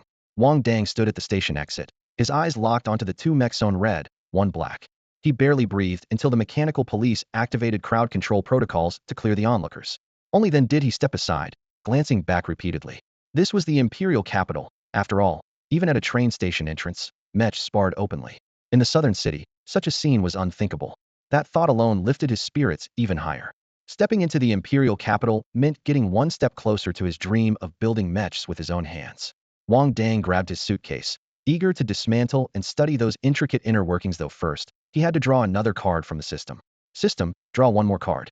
In his mind, a translucent panel popped up with a reply. All right, host. Pick a number between 1 and 39. Please, give me something good this time. Ding. Congratulations, host, you have obtained an SR card. An SR. Wang Dang's heart lifted with delight. The last glass cannon skill card hadn't been all that stable, but the boosts to strength and speed were real, though the side effect of falling asleep at the slightest touch was a headache. The system voice continued. Congratulations, host the mech doubling talent card. When building a mech, there is a 20 chance to double one performance attribute, 5 for doubling 2 attributes, and 1 for tripling all 3 attributes. That one miracle flashed before Wang's eyes, and his spirit surged.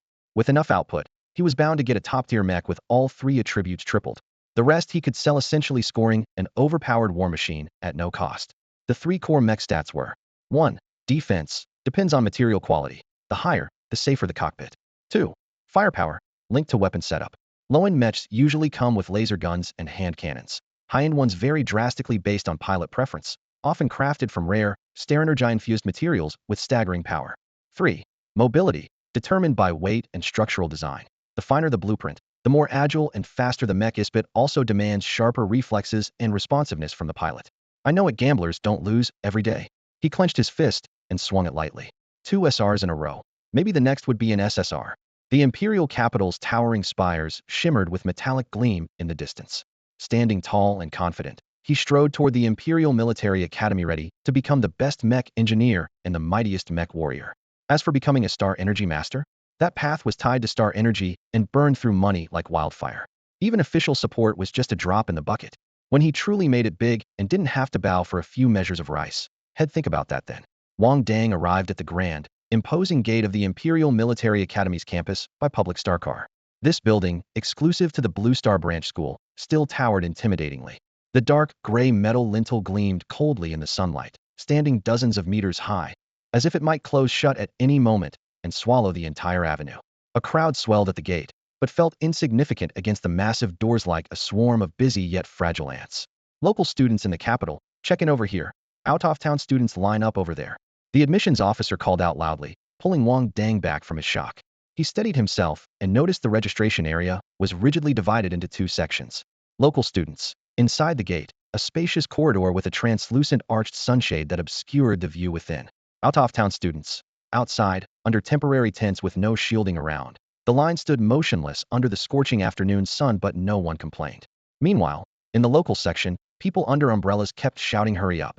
Hurry up!" amid mounting protests. The phrase "small world" struck heavily in Wang Dang's mind. Back in Nanching middle and high schools, this social divide had been more invisible. Now, at the Imperial Military Academy, it was brazenly on display. Dragging his lone-wheeled suitcase, he went to the end of the out-of-town line. Directly ahead was a gaunt, tall figure, black, sharp eyes gleaming cunningly like a monkey waiting to pounce. "Hey, are you in the wrong line?" "Local students queue over there," the monkey-like guy said suspiciously. His gaze fixed on Wang Dang's wrist. The latest Li Ran 24 light brain, starting price 30,000 star coins. Then scanning the others' heavy bags. Wang Dang's luggage was the simplest a silent giveaway. He had a space ring. "I'm from Nanching City, so this is the right line," Wang Dang replied with a slight nod. The monkey's pupils darted, then he grinned broadly. "Nice to meet you. I'm Liang from East City, just call me Monkey." Wang Dang gave his name in return. After a bit of small talk, the two quickly hit it off. "Bro, your family's gotta be well off, huh?" "Not like me, I'm doomed to be someone else's stepping stone." Monkey's face suddenly drooped as he remembered something. Wang Dang shook his head. "No, I'm not well off either." Monkey sighed deeply and shook his head again. "All right, no need to comfort me. I know how this academy works, don't worry. I won't ask for anything unreasonable." "Huh?" Wang Dang was confused. "You probably don't know," Monkey went on. "I checked the light brain forums in advance. There's a poor student survival guide written by seniors. I've got to survive here and I have to do it well." Poor student survival guide. Wang Dang lightly pressed his tongue to his upper palate. This guide felt tailor-made for him. Before Monkey could say more, the bearded admissions officer at the front slammed his palm down on the table, his voice booming under the tent. "Quiet back there. Don't even know the rules. You lousy rat, what are you doing here at school?" The harsh reprimand exploded through the registration hall, instantly silencing the once noisy, chattering line. The short new student nicknamed Monkey shrank his neck, frozen in place, not daring to move or even glance back.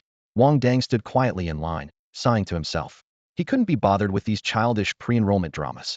Raising his hand, he activated the light computer on his wrist, the latest limited edition only affordable to wealthy second-generation elites. A cool blue holographic interface popped up, its dazzling glow catching everyone's attention far too brightly. To figure out what the so-called Poor Students Survival Guide the monkey mentioned was about, Wang Dang logged into the StarNet and found the Imperial Military Academy's Blue Star Branch forum. The pinned post had an explosive number of views, its title blazing red. "Poor Students Survival Guide, a must-read before school starts." A list of rules jumped out at him. 1. Stay cautious and humble at the military academy. Even a careless glance can earn you a duel challenge. 2. Avoid combat training whenever possible. Mixed classes often clash with the S squad or even higher ranks, with one inevitable outcome: your mech gets destroyed. Note: a destroyed mech means you might as well be dead. Dogs passing by won't even spare you. 3. Build good relations with classmates from the mech engineering department. You might score a free repair, but poor skills can also wreck your mech outright. 4. If the other party wants to spar and you clearly can't win, immediately kneel and kowtow 3 times. Then bark like a dog 3 times. This is the accepted sign of surrender and usually saves your life. Remember, refuse any duel invitations if you can, never act recklessly. 5. Upgrade your mech if you have money. Upgrade. Upgrade. Important enough to say thrice. Only real power raises your chances of survival. At the post's end, in bold black letters. This is the Imperial Military Academy. Might makes right. The weak are stepping stones. If you want to survive, do whatever it takes to get stronger. Wang Dang closed the guide, a flush of discomfort rising in his chest. The heat came from the holographic computer now. He wouldn't need to sneak into the school computer room anymore. He could binge study on the vast StarNet anytime, in class, waiting for the bus, even before bed. If only Head spent the money sooner. But heavier than that was a deeper emotion. He had understood this world's harsh reality long ago, yet seeing the brutal rules laid bare still made his chest tighten painfully. This was no civilized society as he once imagined. In this era that worshipped force, people were like beasts in uniform, eager to bear their fangs and desires. Behind him, a broad-shouldered, muscular boy stared at the high-end light computer with a complicated expression. The line of poor students stretched long, while Wang Dang openly browsed the poor student's survival guide on a luxurious device meant for the rich. Without even setting a privacy mode, everyone could see every word on the screen. Wasn't this just mocking them in broad daylight? The students behind naturally saw too. They had done their homework. They knew the academy was 2 separate worlds. The wealthy could afford to wreck their mechs in fights, mess up in combat training without worrying about repairs. The poor had to tread carefully. Any mech damage was a ruinous debt, and in actual combat they'd rather jump out and fight barehanded. For the same course, wealthy students' win rates soared from 40 to 80, just because they weren't shackled by loss and damage. The biggest taboo in military school was offending a rich kid even if their skills were worse. Resentful gazes pierced Wang Dang's back like arrows, but he didn't notice at all. He was like a dry sponge thrown into the ocean, soaking up every detail on the forum, from the poor student's survival guide to how to cling to the mech engineering department to the days I was bullied by military school's wealthy beauties. Faces around him turned pale green. This was just too much. Outrageous beyond words. The enrollment process was quick. Although the man with the bushy beard looked fierce, he was efficient and didn't leave Wang Dang standing under the sun for long. After the paperwork, Wang Dang's name was neatly placed in freshman class 2, a temporary grouping set up specifically for students from outside the capital. Once the mechs were all distributed, the school would hold a combat trial, then sort the out-of-town students based on their results.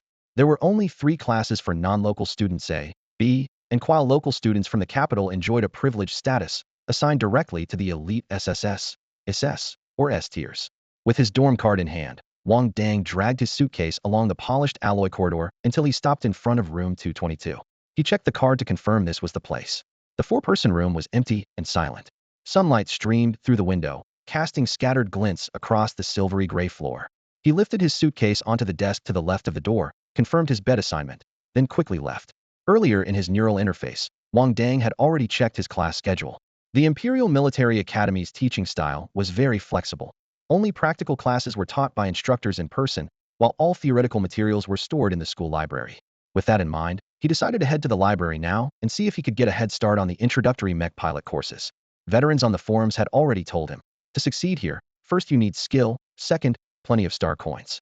Among all the careers, mech pilots made the fastest money. Even the powerful star energy manipulators had to rely on fully defensive mechs for survival.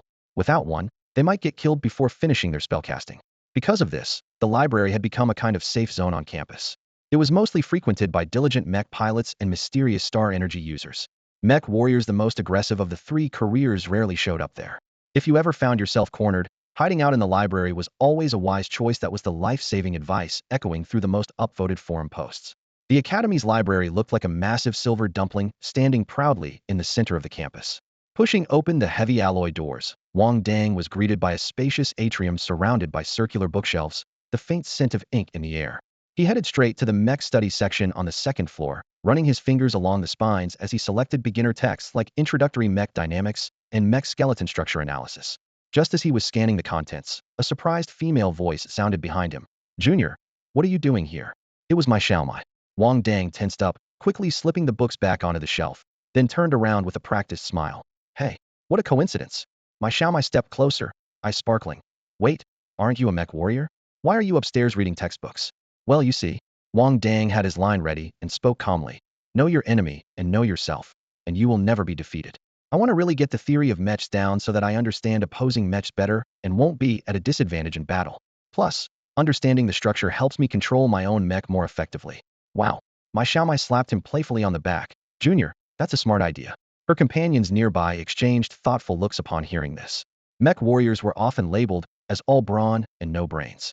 In contrast, mech pilots were known for their strict logic and precision, while star energy users were considered the craftiest of all three careers. Is this Junior really not a freshman in the star energy department? Well, since fate has brought us together, Senior here is treating you to a meal at the cafeteria.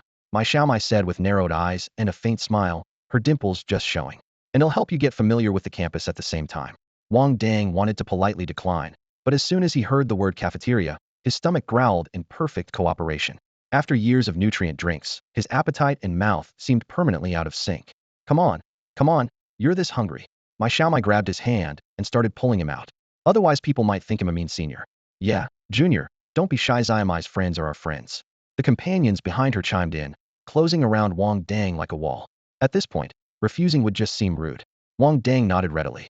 Passing by the library entrance, my Xiaomai suddenly remembered something and waved generously. Since you just arrived, you probably haven't gotten your library card, right? Go pick some books, expenses on me. The so-called books were actually sealed data crystals that required a brain-computer interface to read. The forums had warned early on, library cards are expensive, and the rental price varies by content. Anything about mecha pilots or star energy users was never cheap. Wang Dang didn't hold back and grabbed crystals labeled Advanced Tactical Computation and Star Energy Core Modulation, quietly relieved. After picking the books, the group headed straight to the cafeteria. Lunch rush was loud and bustling, with aromas of food mixing with the scent of disinfectant swirling in the air. As soon as he sat down, Wang Dang started his personal showtime. He finished the first chicken leg meal in one sweep, followed by the second and third. By the time he was on his fifth, my Xiaomai's mouth was half open, still stunned. Another chicken leg meal, please, she said mechanically to her friends, her tone dazed. She even suspected Wang Dang had planned all this, deliberately starving himself for a week just to make her pay up, but he only ordered the cheapest chicken leg meals, so that theory didn't add up. Thanks, Senior, Wang Dang said, looking up with some rice grains on the corner of his mouth, still polite. Don't mention it, Junior. Are you really okay eating this much? My Xiaomai whispered, unable to hide her worry. I've had a big appetite since I was a kid. Wang Dang mumbled vaguely and kept eating. My Xiaomai nodded softly, finally feeling relieved but still afraid he might really overeat and get sick. Then the girl with straight-cut bangs sitting next to her remembered something. Xiaomai, about the spatial ring you asked about last time? I checked with someone. It costs 300,000 star coins to repair. 300,000 for a chip replacement? The guy next to Wang Dang frowned. Wouldn't it be better to just buy a new one? I just like this little bunny ring. You can't buy it anywhere else now. My Xiaomai smiled nonchalantly. 300,000 it is. How soon can it be fixed? Wang Dang, focused on devouring the chicken leg meals, suddenly looked up sharply, a flash of green light in his eyes. 200,000. I can fix it. The chip head taken from the mechanical crab was still in his bag, market price around 120,000. Since he was treating his senior to a meal, he wanted to be fair and only make an 8-10,000 profit. You really can fix it? My Xiaomai tilted her head, eyeing the guy who had just eaten half a chicken leg meal in 3 bites, clearly doubtful. Wang Dang wiped his mouth and replied with unwavering certainty. I can. In dorm 222, Wang Dang sat at his desk, studying a small pink rabbit ring in his hand. He first searched the internal structure of this type of spatial ring on his light brain, but didn't find any exact matches. Although the models differed, the core design of spatial rings was usually similar. The subtle differences would become clear once he opened it. What really puzzled him was why my Xiaomai, a skilled mecha engineer, asked for help just to replace a simple chip. Thinking this over, he pushed his curiosity aside. After all, this repair fee was the startup fund he was using to upgrade the school-issued mecha. He lowered his goggles onto the bridge of his nose and snapped open his toolbox. Holding the ring carefully, Wang Dang meticulously unscrewed the clasp to reveal a tiny core chamber about the size of a fingernail. Inside, gears, circuits, and miniature axles were densely packed, far more delicate than any mecha joint he had worked on. At once, he understood why my Xiaomai hesitated. A mecha engineer was used to large parts, but this ring required the steady hands of a master with decades of experience. Born in the southern city, he had repaired all sorts of devices, including microsculpted parts. With needle-sharp tweezers, he worked through the maze-like crevices, holding his breath as he gently pried out the damaged stellar energy chip and replaced it with a perfect one. The slot clicked shut, and the casing aligned exactly, down to the original scratch's position. After awakening his mental gift, he could clearly sense the fluctuations of stellar energy.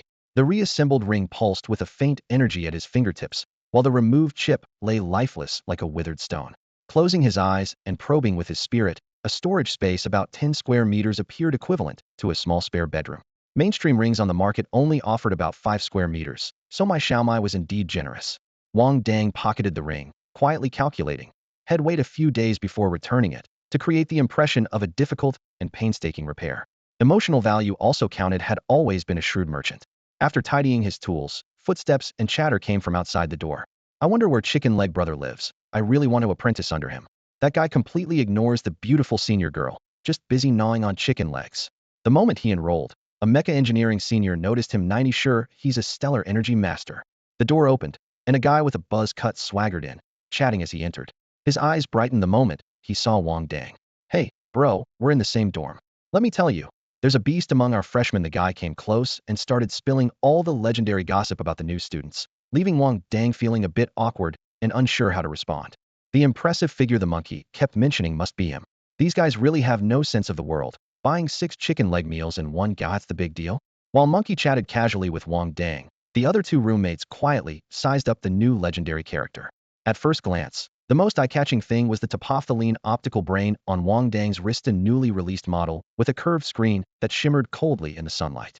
Then there was his impeccably neat bed made up perfectly square, with only a battered, old-fashioned briefcase sitting on the nightstand. The stark simplicity mixed with subtle luxury led the three of them and Monkey to the same conclusion: modest, reserved, clearly a secretly wealthy guy. As they observed Wang Dang, he was silently sizing up his 3 future roommates. Monkey's chatter was an open book, no need to ask. The other two, one was fair-skinned and plump, with honest eyes.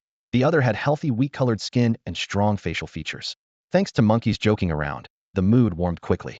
The plump one, nicknamed Luo Depang, came from a mining family, definitely a second-generation mine owner. The wheat-skinned youth was called He Ji.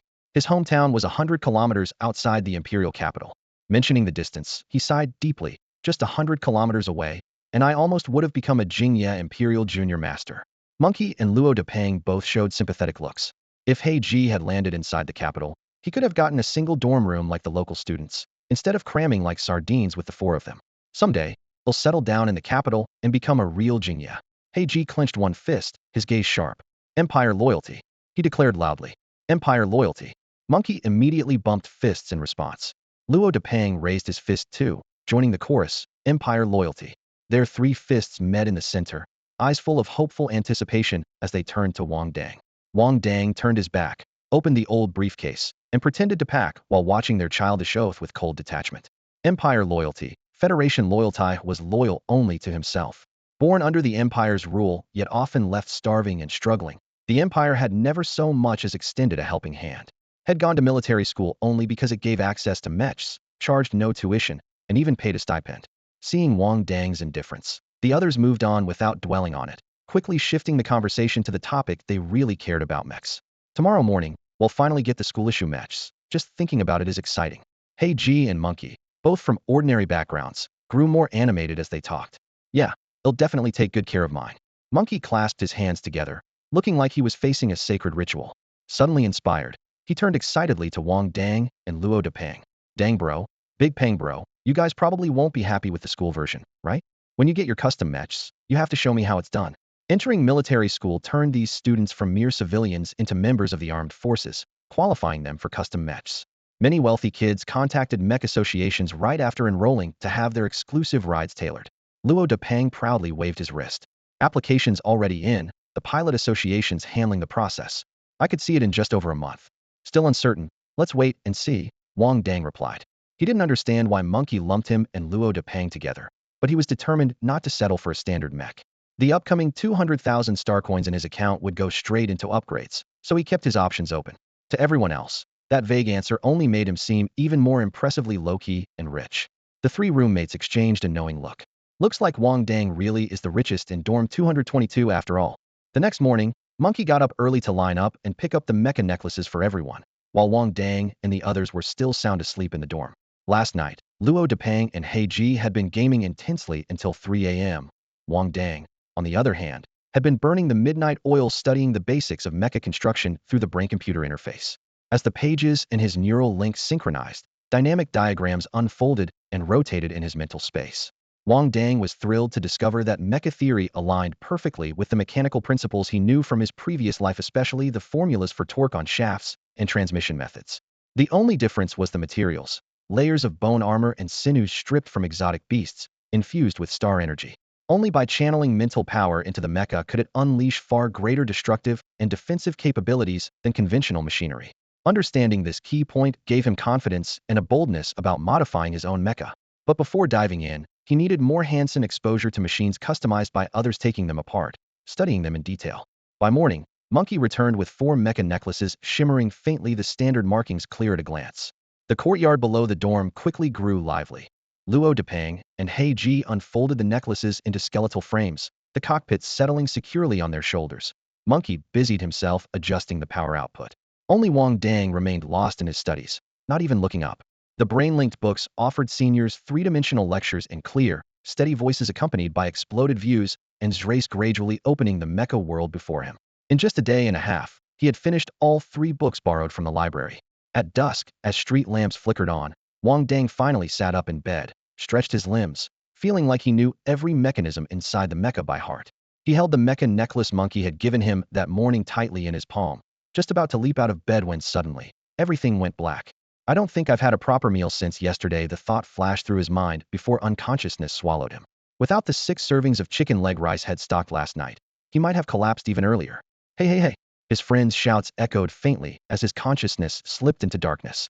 Dr. Su, how is he? Young people these days, taking their health for granted, skipping meals, and ignoring rest, it's no surprise when something goes wrong. 2 voices overlapped in his ears. Wang Dang struggled to open his eyes. The first thing he saw was the pure white ceiling, then a surge of energy flowing through his body. He's stable for now, but I recommend Wang stay in the infirmary for observation tonight. The doctor spoke calmly, leaving no room for objection. Turning away from the bedside, he adjusted the monitoring equipment on his white coat. Dang, you're finally awake. You scared me half to death. Monkey spotted Wang Dang opening his eyes on the hospital bed and rushed over, face full of concern. Wang shook his head, about to say something, when suddenly his pupils contracted. The man in the white coat turned around, and to Wang's shock, it was Dr. Su from the Southern Military District Hospital. Wang, you really have a knack for trouble, Dr. Su said with a gentle smile, stepping forward with brisk, clean footsteps. Only your second day here, and you're already at the medical office. The sharp smell of disinfectant hit Wang's nose. Instinctively, he touched the goosebumps raising on his arm and forced himself to stay calm. Dr. Su, what are you doing here? Adjusting the glasses on his nose, whose lenses flashed coldly under the light, Su replied, I transferred from the district hospital to the military academy. That's quite a coincidence. Wang looked up, carefully watching Zu's expression, trying to catch the slightest slip. This coincidence felt too strange. Su didn't offer any further explanation. Instead, he pulled a small army green bottle from his pocket, twisted off the cap, and handed it to Wang. This is a special nutritional supplement provided by the academy. Drink it, you'll feel better. Wang took it and downed it in one gulp. Thank you, Dr. Su. Make sure you keep up your nutrition. Drink more of this star energy supplement regularly. It's good for your health. Dr. Zu's gaze slowly swept over Wang's body, his lenses reflecting a flicker of sharp light again. Monkey, standing nearby, scratched the back of his head and mumbled softly, Isn't star energy only for star energy masters? Do us mech soldiers really need it too? A little won't hurt, Su said, turning to smile kindly at Monkey. But don't treat it like a meal replacement like the energy masters doubtless you have exceptional talent. He deliberately looked at Wang while saying the last part, his meaning unclear. Then he pulled out 2 pale blue leaf slips and quickly filled them out. Oh yes, I'm giving you both these leave notes. Take them to the dorm supervisor. You 2 stay here in the medical office for observation today. Pointing at himself, Monkey looked surprised. Me too? Trust me, you'll be better off staying here. Su handed over the slips with a smile. Go quickly but come back soon. All right. Monkey was puzzled but didn't ask further. He took the slips and left. The spacious ward was left with only Su and Wang. After a moment's silence, Wang bluntly asked, Doctor, what exactly is your purpose here? Su stared at him quietly for some time, then broke into a smile. As the academy physician, of course I want you to be healthy, Wang. As he spoke, he pulled out a full box of army green nutritional supplements from behind the bed and placed it beside Wang's bed. With a gentle lift of the lid, a neat row of small bottles gleamed with a faint green glow. This is for you. 3 bottles a day. When you finish these, come back to the medical office for more. Wang swallowed hard. After drinking that one bottle, He felt a warm surge flowing through his body. Like a parched traveler suddenly arriving at an oasis so comforting, he almost felt like collapsing back onto the bed for a long sleep. Even his system promptly popped up a notification. Nutrition standard automatically upgraded to current dosage level. This is Star Energy Supplement? He asked hesitantly. Normally, Energy Masters only take 1 bottle a day. Could 3 be too much to handle? This is a military special 3 times the Star Energy content of commercial products, Sue said in a low voice, looking down at him. But trust me, your body needs this much energy. His eyes glinted with the pride of presenting a prized creation, touched with a subtle sense of expectation. Believe me, I won't harm you. After hearing Dr. Zu's words, Wang Dang was filled with doubt and confusion. He couldn't figure out why he suddenly needed such an enormous amount of energy. Was it because of the system or something else? The only certainty was that this Dr. Su had long ago noticed his unusual physique. Probably back at the Nanjing Military District Hospital, Su had already figured it out but never reported it to higher-ups.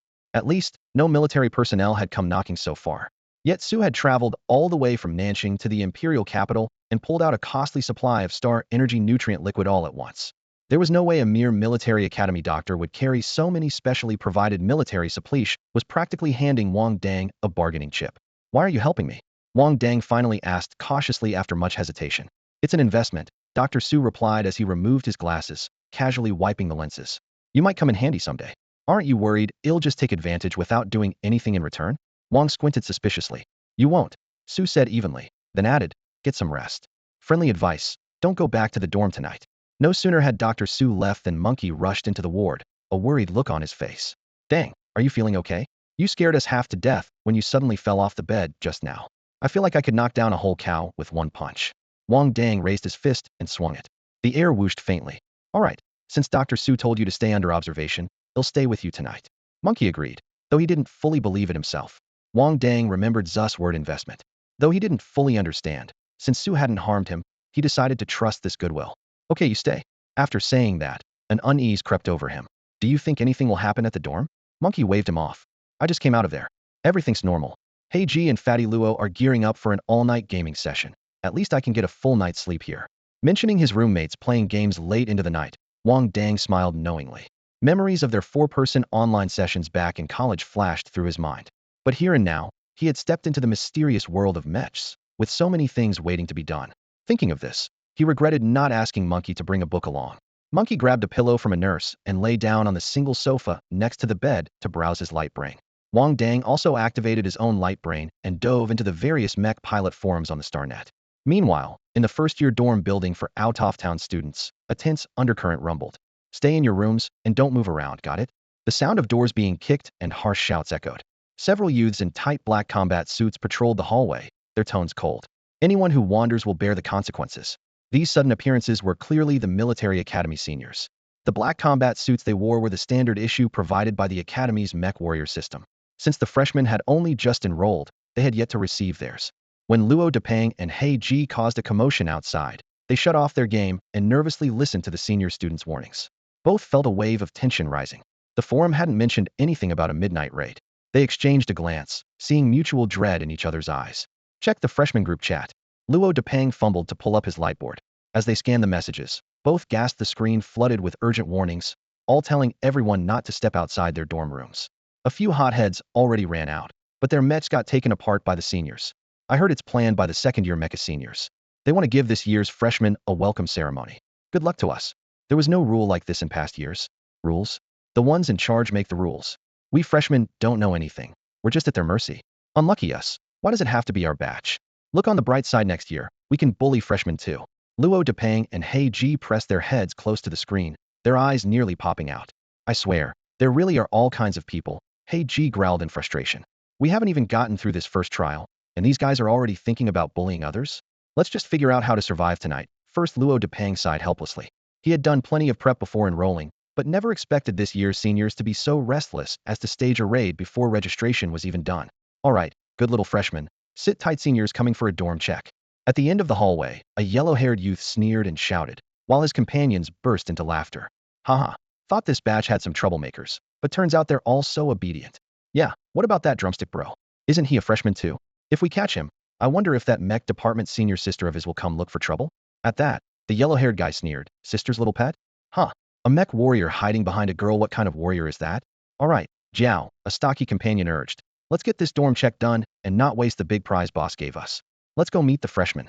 The large, burly group wasn't far from dorm 222, where Luo Depang and He Ji clearly heard their conversation. He Ji's fists clenched tightly, muscles under his black t-shirt bulged, his neck veins straining like iron chains. Being called the freshman sweetie was a huge insult.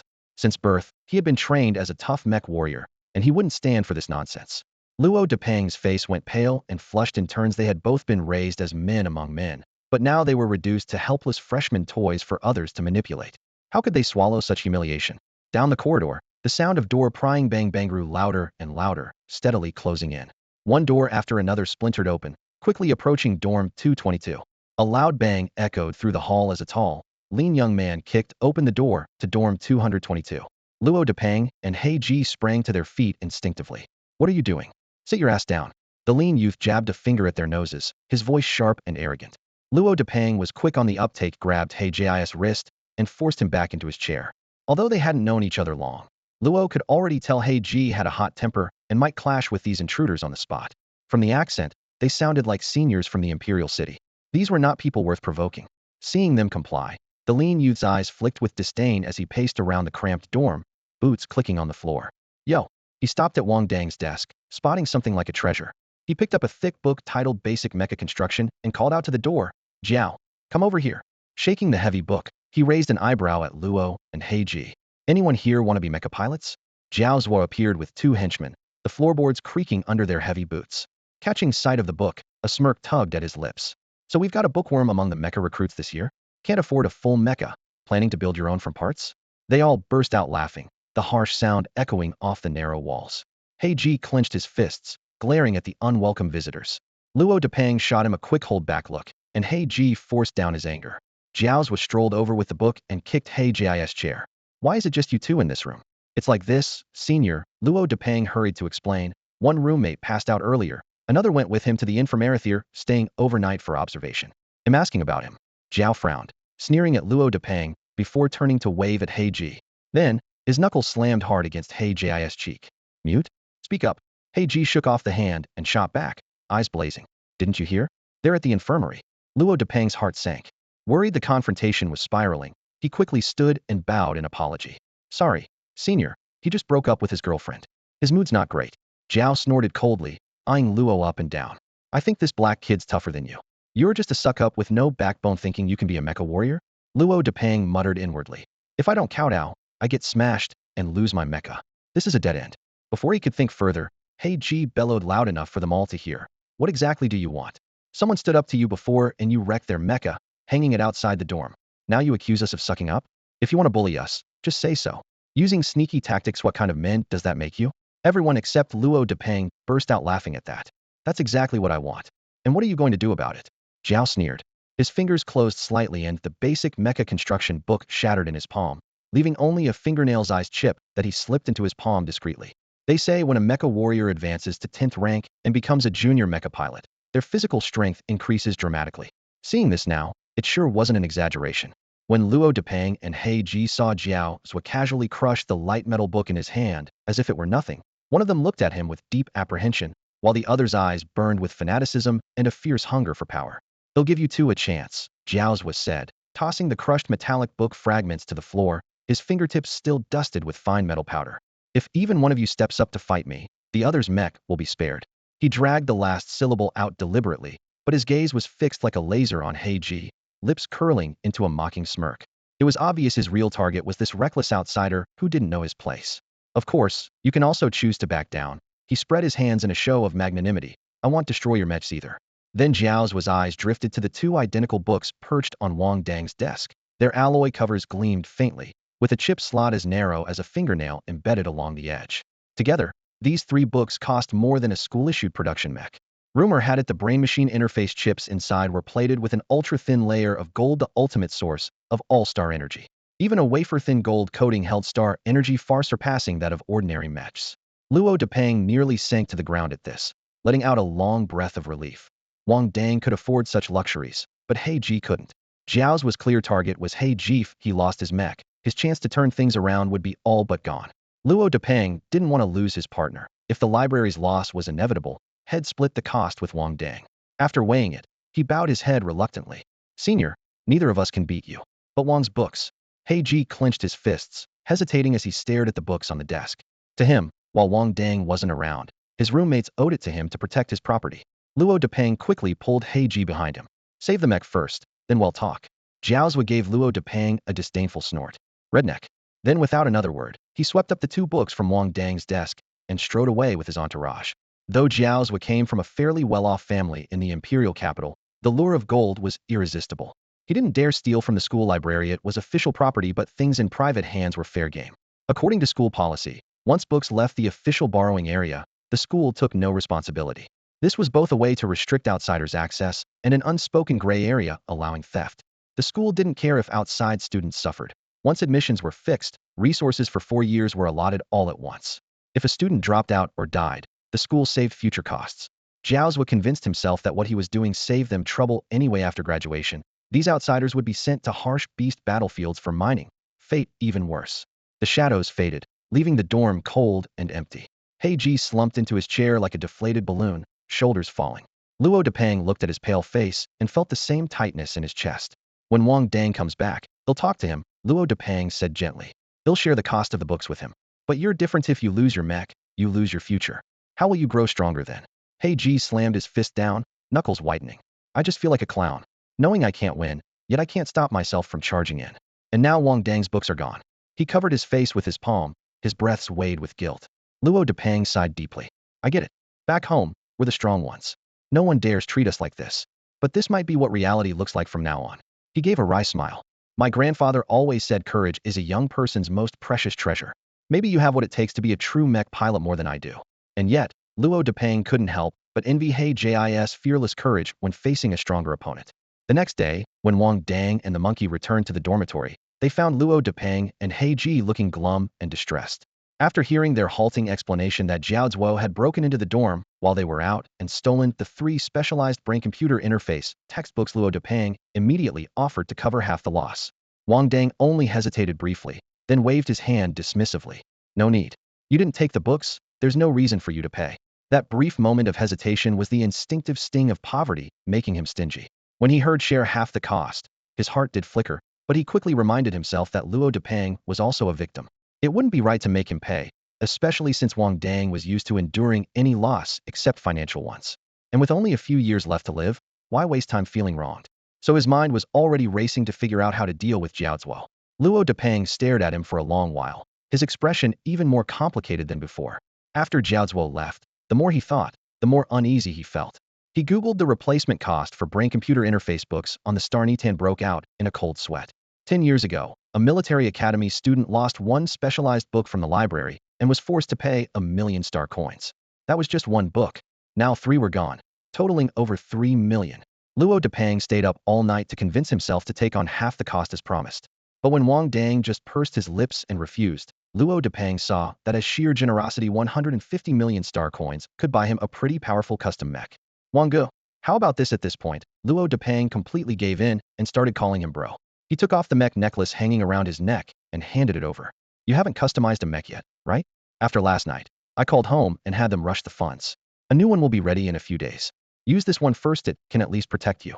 Mech warriors valued their comrades above all. Since they shared the same dorm, they were battlefield brothers. Losing Wang Dang's books last night didn't sit well with Luo Depeng or He either. No need. Wang Dang's refusal was surprisingly hesitant, secretly wondering if Luo Depeng was some kind of legendary big spender. You've got to keep a spare mech for yourself. But Luo Depeng didn't let him refuse, shoving the necklace firmly into his hand. Wang Gu, if you push me away again, they'll say it was because we didn't take good care of your books. He also spoke up firmly. Wang Gu, I don't have the money now, but I won't be unable to pay forever. I'll work hard, get stronger, and repay you sooner or later.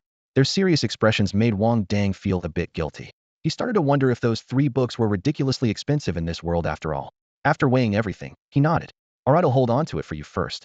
With that, he pocketed the necklace and quietly resolved once he got compensation from Jiaozhua, he would return it exactly as it was to Luo Depeng. Good. Jiaozhua, you better not be alone. Otherwise, you're going to experience firsthand the power of a glass cannon taking over. But before that, he had to go find my Xiaomai and get the money to upgrade his mech. Carrying the pressing feeling of debts must be paid, Wang Dang's heart pounded nervously, yet he still detoured into the library first. He muttered to himself, if I really can't pay this compensation, I'm done for.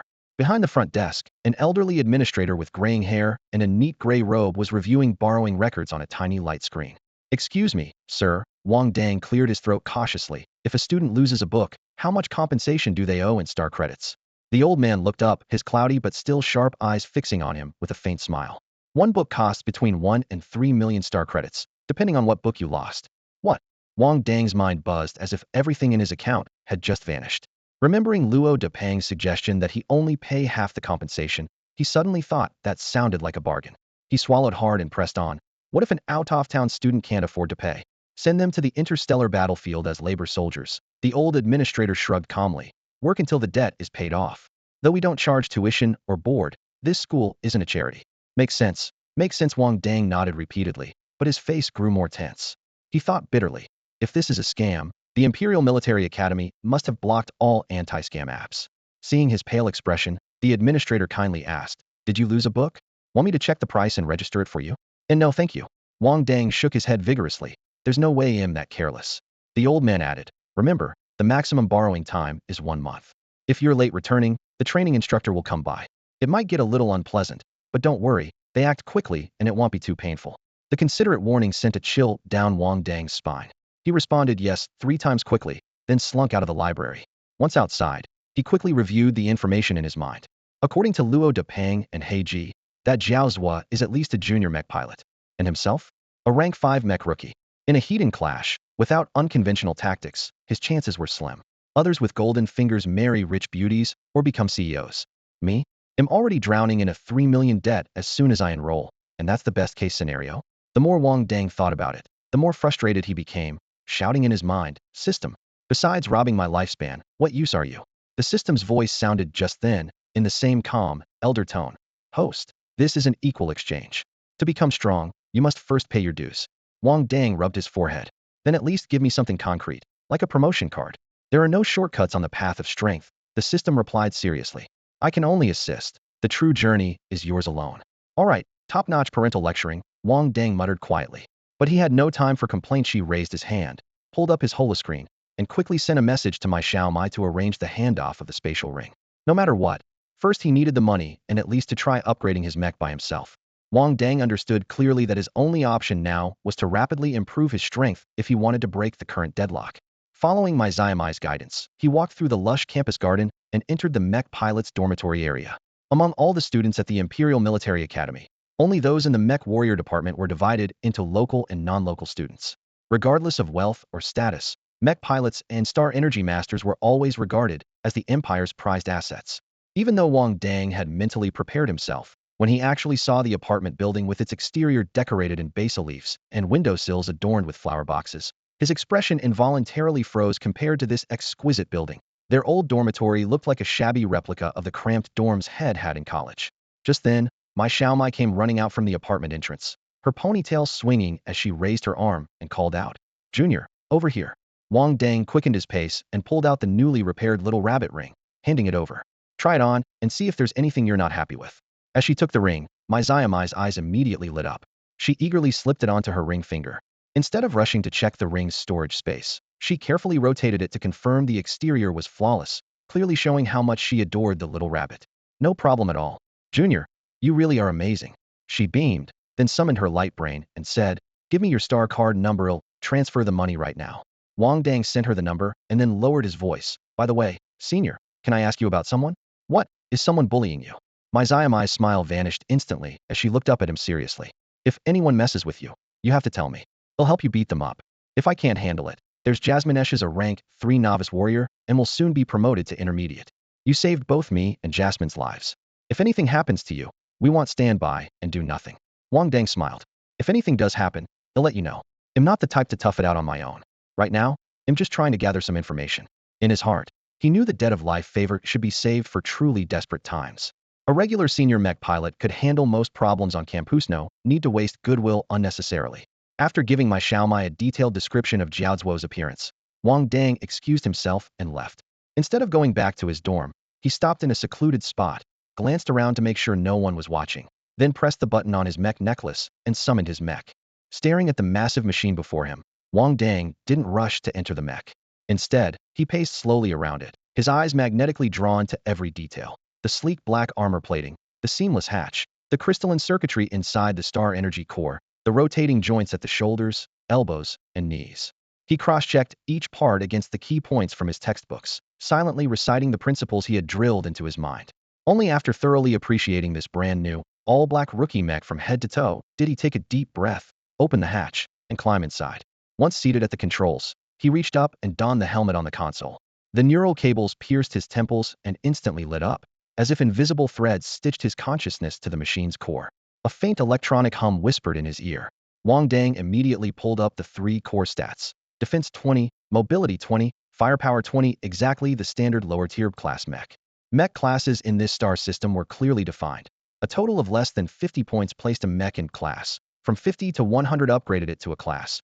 Over 100 to 200 put it in class. 200 to 500 ranked it as a top-tier S class. And any mech exceeding 500 was a mythical SS class, rumored only in lore to have the power to obliterate a small planet with a single strike. Wang Dang had long memorized these classifications from his mech theory lessons. Last night in the medical bay board, he had tried to mentally blueprint a class mech design using his psychic power. But as soon as he sketched the outline, he felt tightness in his chest and a nosebleed, proving his psychic ability was still far from sufficient. Undeterred, he downed a military-grade nutrient injection and continued drafting in bursts, pausing whenever he approached his limits. After a night of such toil, Head managed to complete about 1/5 of the plan. He was certain that once he became a junior mech pilot, he would be able to personally build his own fully maxed-out class mech. Thinking of the future filled Wang Dang with fierce determination. He activated training mode and began maneuvering the mech to practice the basic fist techniques he had learned in South City High. His initial moves were stiff, joints creaking loudly, but his deep knowledge of the mech structure helped him quickly find the rhythm. The jet black mech transformed from awkward punches to fluid, effortless strikes. Heavy blows whipped through the air with a howl, armor plates traced clean arcs, and stomps on the steel floor sounded like distant thunder. If anyone passed by the training bay at that moment, they'd be dumbfounded. Most new recruits struggled just to get their mechs to walk steadily, and those who could pose a few attack stances were considered exceptional. But with his psychic talent, Wang Dang skipped the usual adjustment phase entirely, forming a precise neural bond with the machine, so every punch was sharp and powerful. He lost himself in this world where metal and data intertwined, oblivious to time. Only the sharp system energy warnings pulled him back, prompting him to quickly down another nutrient shot before throwing himself back into combat. Twilight faded, night fell, and the training bay lights went out, yet the black mech seemed to meld with the darkness itself, continuing to punch, step, and dodge endlessly. As for how many nutrient shots the system said he had consumed, Wang Dang didn't even bother to count. Had he known, he'd surely have broken out in a cold sweat, praying to any gods he could think of not to explode from overexertion. At 11:30 at night, Wang Dang finally returned to the dormitory under the cover of darkness. The moment he stepped through the door, he was met with the respectful gazes of his 3 roommates. A few minutes earlier, Luo Depang had already told Heiji and Hozi the price of that textbook. The latest model Lightbrain cost 30,000 star coins, a staggering amount to them, but Wang Dang remained unfazed when he mentioned having to cover a minimum compensation of 3 million star coins. The vast difference left the 3 of them speechless. Luo Depang even secretly wondered if Wang Dang came from some hidden noble family on Blue Star. After exchanging brief greetings, Wang Dang took his toiletry bag and headed to the bathroom. The massive debt weighed on his chest like a stone. He had no energy to let his mind wander. The sound of running water filled the room while his mind kept sketching out mech designs. His nosebleed was rinsed away by the hot water, the blood flowing down through the tile cracks into the drain, disappearing without a trace. After showering, he climbed onto his narrow bed and turned on his light brain to check the data my Xiaomai had sent last night. The blonde who had broken into the dorm was named Jiao Zhua, a sophomore at the Imperial Military Academy, a rank 1 novice soldier commanding a class mech operating near the upper limit of its data range, with combat power close to a class. The Lightbrain's privacy mode was still off, and the glowing text cast bright reflections on the wall. The other 3 roommates exchanged glances that instantly conveyed their thoughts. Luo Depang. He's definitely the eldest son of a hidden noble family. Hozi. That's some serious aura. He even wants to mess with a senior? Hey G. Brother Wang. You're basically my god. Wang Dang had no idea what they were imagining. He shut off the Lightbrain and closed his eyes to rest. His physical limits had been pushed, but he still forced himself to play through design schemes in his mind for a while, before finally falling into a deep sleep. With only 2 days left before school started, he needed to get familiar with the imperial capital quickly and, ideally, find a fast way to make money. As a newly minted mech engineer, he knew well how costly quality materials were. and the star coins he had on hand were far from enough. The next morning, full of energy, he headed straight for the campus medical office. Opening the door, he saw Dr. Su and got straight to the point. Do you know where the black market is in the imperial capital? He had already searched the StarNet last night. Only officially certified mech engineers were allowed to buy mech tools and materials. Guys like him, self-taught and unrecognized, had to go underground. Even after trying different keywords, nothing showed up on the official network, so he pinned his hopes on investor Dr. Su. Dr. Su sat behind his desk flipping through medical records and raised an eyebrow. Why should I help you? Wang Dang grinned widely. Because you've invested in me. You won't pull out until you get a return that satisfies you. He knew gambler's psychology all too well, lost big in the stock market in his previous life, but that lesson was etched clearly in his mind. Dr. Su chuckled and nodded. All right, I'll help you. But now, I need a little return. Saying this, he pulled a syringe out of the desk drawer and looked at Wang Dang with a mischievous gleam in his eye. Wang felt a chill run down his spine under that intense look. What's the deal? Some kind of doctor-patient role play? He instinctively took a small step back to create distance from Dr. Su, stiffening his neck as he emphasized, Hey, I'm a straight man. Don't get the wrong idea. I'm just here to give a blood sample. Dr. Su ignored his bluster and simply raised a hand to signal him to sit. As soon as Wang heard it was for a blood draw, alarm bells went off in his head. He stared at Dr. Su where still clearly remembered that classmate back in middle school who disappeared over a single blood sample. Relax, this is just for my personal research. Nothing will be reported. I guarantee it with my military honor, Dr. Su said with a slight smirk. The thing you're worried about won't happen. Wang exhaled deeply, realizing he had no choice but to trust him. He sat down as requested but kept up his chatter. Go easy. I'm scared of pain and might freak out. Hey, don't take so much, I'm anemic. That's a full tube, what? Are you going to make me donate blood or something? Without expression, Dr. Su finished drawing the blood, carefully sliding the rich red liquid into a test tube and tucking it into the pocket of his white coat. Then he held out his hand. Give me your light brain. Wang took off the device from his wrist and passed it over suspiciously. You're not going to plant a virus in here to monitor me 247, right? Paranoia. Dr. Su rolled his eyes. You're not valuable enough for that yet. Then he expertly popped open the casing and inserted a Grano fry-sized chip into the motherboard. During the procedure, he casually explained, the StarNet is just the surface. Most people don't know there's a dark net underneath. With this chip, your light brain will be able to access the dark net, see things beyond StarNet, some true, some false. You have to decide for yourself. But remember, any Imperial citizen caught wandering beyond StarNet is breaking the law. If you get caught, good luck. Wang's eyes widened in realization. So basically, the darknet is a playground for outlaws, huh? Dr. Su gave him a meaningful glance. You could say that. The chip was installed, and the light brain rebooted. Instantly, Dr. Su frowned. Why isn't your light brain in privacy mode? What's privacy mode? Wang blinked. Dr. Su laughed at his clueless question. If he hadn't looked closer, this guy would probably stroll openly through the darknet later today. After a few minutes of explanation, Wang finally understood. StarNet and darknet are like an intranet and internet. The chip acts like a bridge connecting the two networks. Dr. Su handed back the light brain solemnly. Remember, you have to keep your own judgment. Without it, you're no different from a robot. Wang Dang returned to his dorm and, following Dr. Zu's instructions, successfully connected to the dark web. Sitting at his desk, he focused intently on uncovering the hidden side of this world. The blue glow from his neural interface flickered across his face as encrypted windows and unfamiliar codes kept popping up on the screen. Despite his deep concentration, the low whispers of his roommates discussing quietly hadn't escaped the holographic microphone's detection. Hey, Wang switched gears today, finally using privacy mode. Monkey whispered to Luo Depang and Hey Ji. Yeah, we can never reach the level of some enlightened masters, Luo Depang muttered under his breath, pushing up the goggles on his nose. Wang always has his reasons for what he does. Hey Ji nodded solemnly, joining in. The three murmured quietly, but Wang pretended not to hear, his eyes glued to the dark web interface. In just half an hour, he had already mapped out the basic info on two major black markets within the Blue Star Empire. One was hidden near the Imperial Military Academy. It was piled with discarded training mechs and even stocked mass-produced recruit mech from the school, essentially serving as a supply point dedicated to the military academy's vicinity. He also found an off-the-books mech pilot forum called DigiJungle today. The term off-the-books was just a polite way to say its members were mostly rogue mech pilots, officially expelled criminals, and even some notorious fugitives. The forum, nicknamed Black Markets on various planets' wild supply spots, where pilots jungle to scavenge materials and then complete trades on the black market. Not only was the forum packed with black market mech pilots, but it also had a group of special clients who, for various reasons, couldn't order mechs through official channels. Customers posted requests with deposits and waited for pilots to pick up the orders. Once accepted, the pilots would scavenge materials from the wild supply spots, assemble the mechs, and have neutral couriers from the forum deliver them to designated locations. Aside from the bustling trade posts and trophy showcases, a flood of experience-sharing threads kept Wang's eyes busy.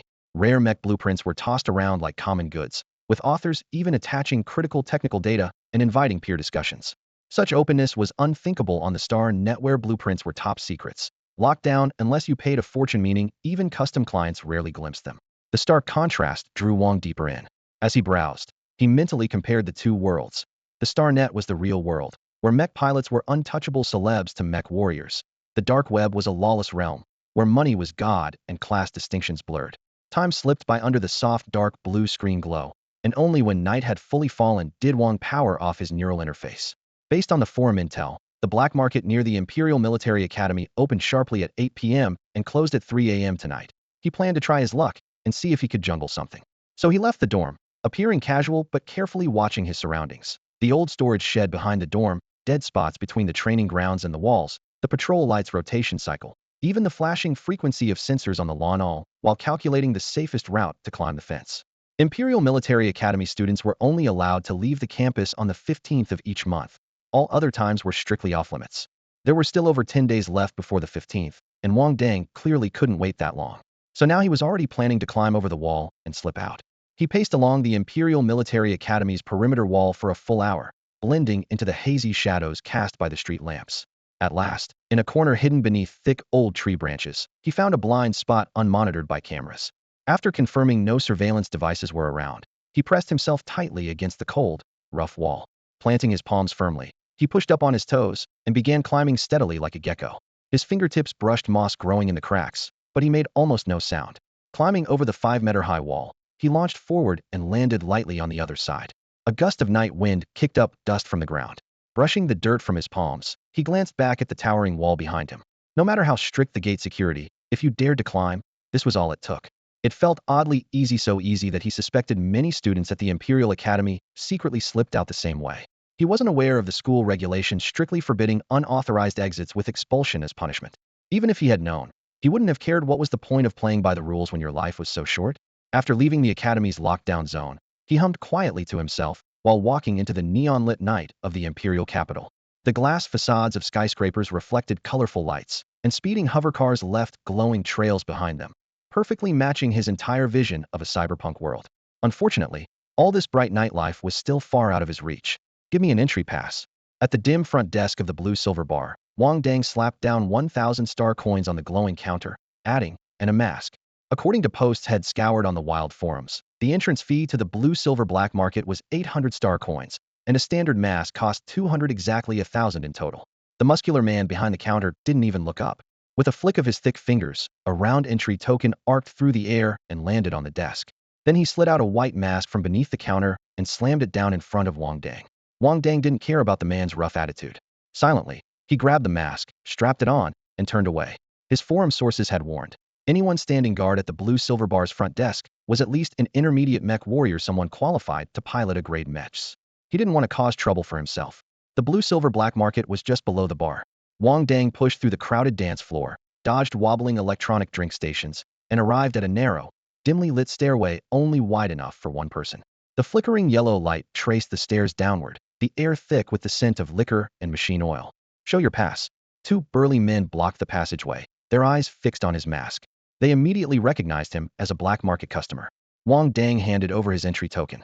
One of them raised his hand to scan his iris beacon. The heavy iron door at the corridors and slowly swung open. Beyond the iron door lay a vast underground market glowing with light. Old incandescent bulbs dangled from the rough metal roof, illuminating rows of vendor stalls. Attention, mech pilots. Fresh shipment of a grade beast blood, perfect for mech paint, guaranteed to boost performance. Grade silver-scaled snake skin, limited supply. Don't miss out, prices negotiable. Calls from sellers mingled with bargaining voices in a constant buzz. The air smelled of oil, metal, and chemical potions. Every customer wore a unique mask, snarling beast heads, exaggerated opera faces, even skulls studded with metal rivets. Only Wang Dang wore the plainest white mask.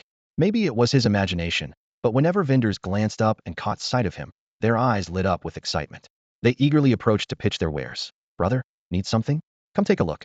Want some exoskeleton upgrades for your mech? After turning down the fifth overly enthusiastic seller in a row, Wang Dang finally realized something. Among all these people, he was the only one wearing such a simple white mask. Clearly, these folks could tell he was a rookie. treating him like fresh pre-in inexperienced newbie ready to be taken advantage of. Regular customers at the blue-silver black market have long since abandoned the mass-produced masks sold at the front counter, opting instead for their own custom masks for easy distinction. Deep in the black market lies a small workshop specializing in custom-made masks.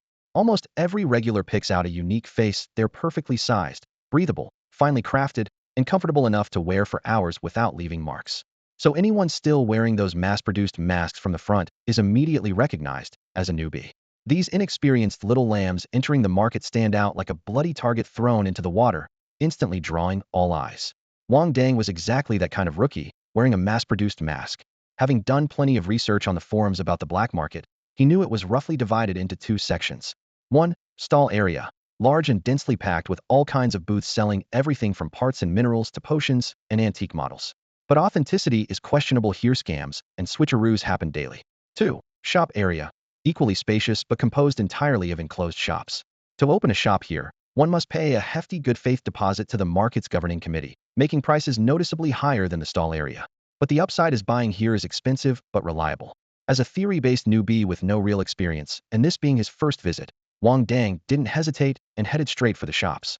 Wanting to avoid trouble, he chose a clean storefront with a sign that read specializing in mecha tools and pushed inside. Tools lined the walls like an army, from energy-driven cutting saws to traditional handheld micro-tweezers, most clearly tagged with prices. He quickly noticed these prices were generally 50% higher than market rates online, some even doubled.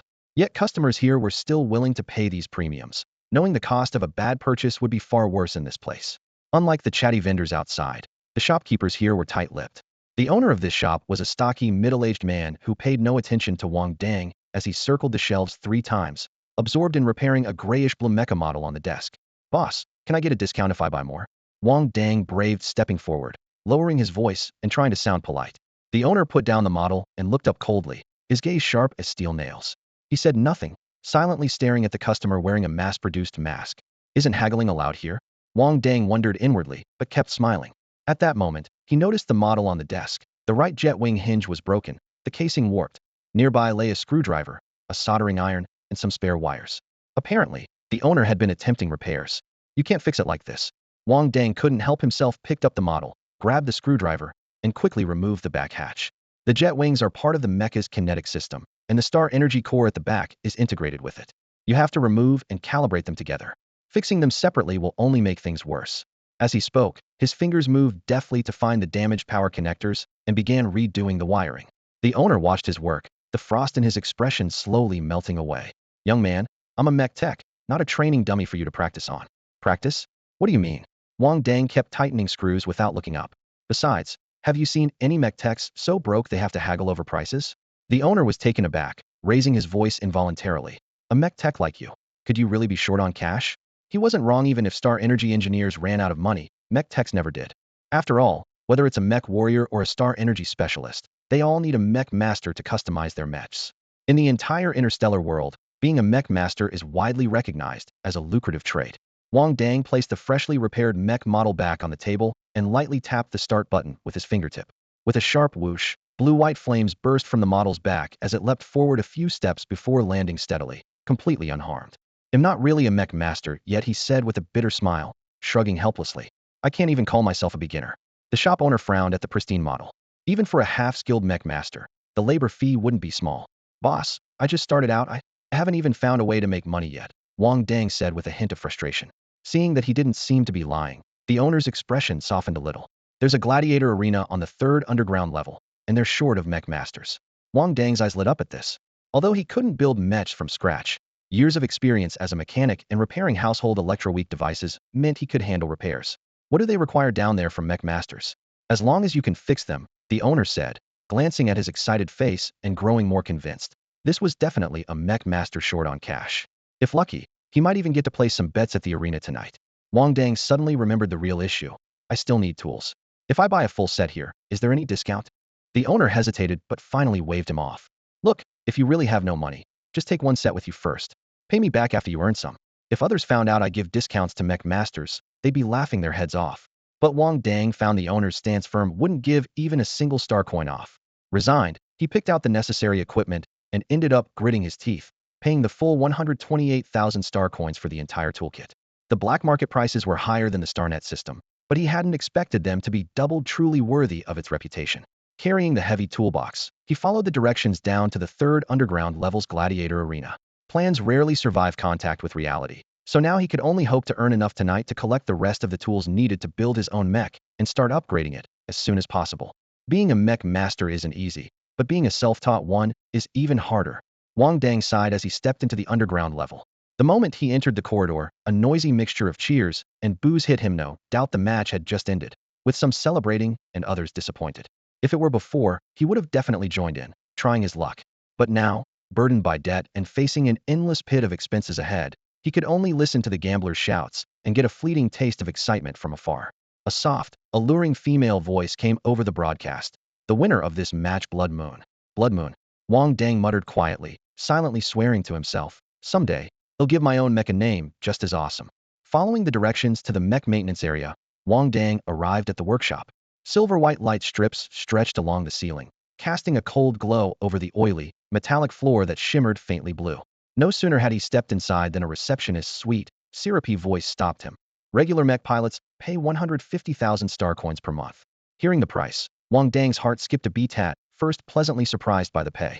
But the next moment, the receptionist still smiled brightly as she added, "All right then, please pay over at that window."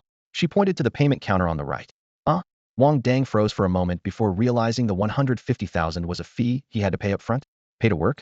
The 150,000 star coins is a management fee. Please make your payment there, she said with the same fixed, artificial smile pasted on her face. Wang Dang swallowed hard, recalling how he had nearly emptied his pockets buying repair tools just moments ago. He lowered his voice to ask, is it possible to pay by the day instead? The receptionist's smile stiffened slightly. Sorry, Mr. Mech Pilot, we've never had such a precedent here. Before she finished, a mocking chuckle came suddenly from the right. Uffed. Wang Dang turned to see a man wearing a golden stag mask, arms crossed, standing in the shadows. His voice distorted through a voice changer, dripping with scorn. You can't even scrape up the management fee, and you dare call yourself a mech pilot? Hello, Mr. Liu. The receptionist quickly nodded to the masked man, her tone deferential. Wang Dang's face burned with embarrassment, but anger flared as he mimicked the man's mocking tone. What? Never seen a broke mech pilot before. Big talk. The golden stag's eyes gleamed coldly beneath the mask. Do you realize what happens to scammers around here? Mr. Liu, sorry to disturb you. The receptionist bowed her head apologetically while pulling up a holographic screen to call for backup. She clearly intended to kick out this imposter who wore a plain white mask and carried a toolbox. She didn't believe this young man had any real skill. The golden stag simply crossed his arms and smirked. Kid, you'll find out what bad luck means soon enough. If you can be a mech pilot, why can't I? Wang Dang's face grew stern. Which law says mech pilots can't be broke? You're just full of hot air, the golden stag snorted, then suddenly pointed toward a pile of battered white metal wreckage in the far corner of the maintenance bay.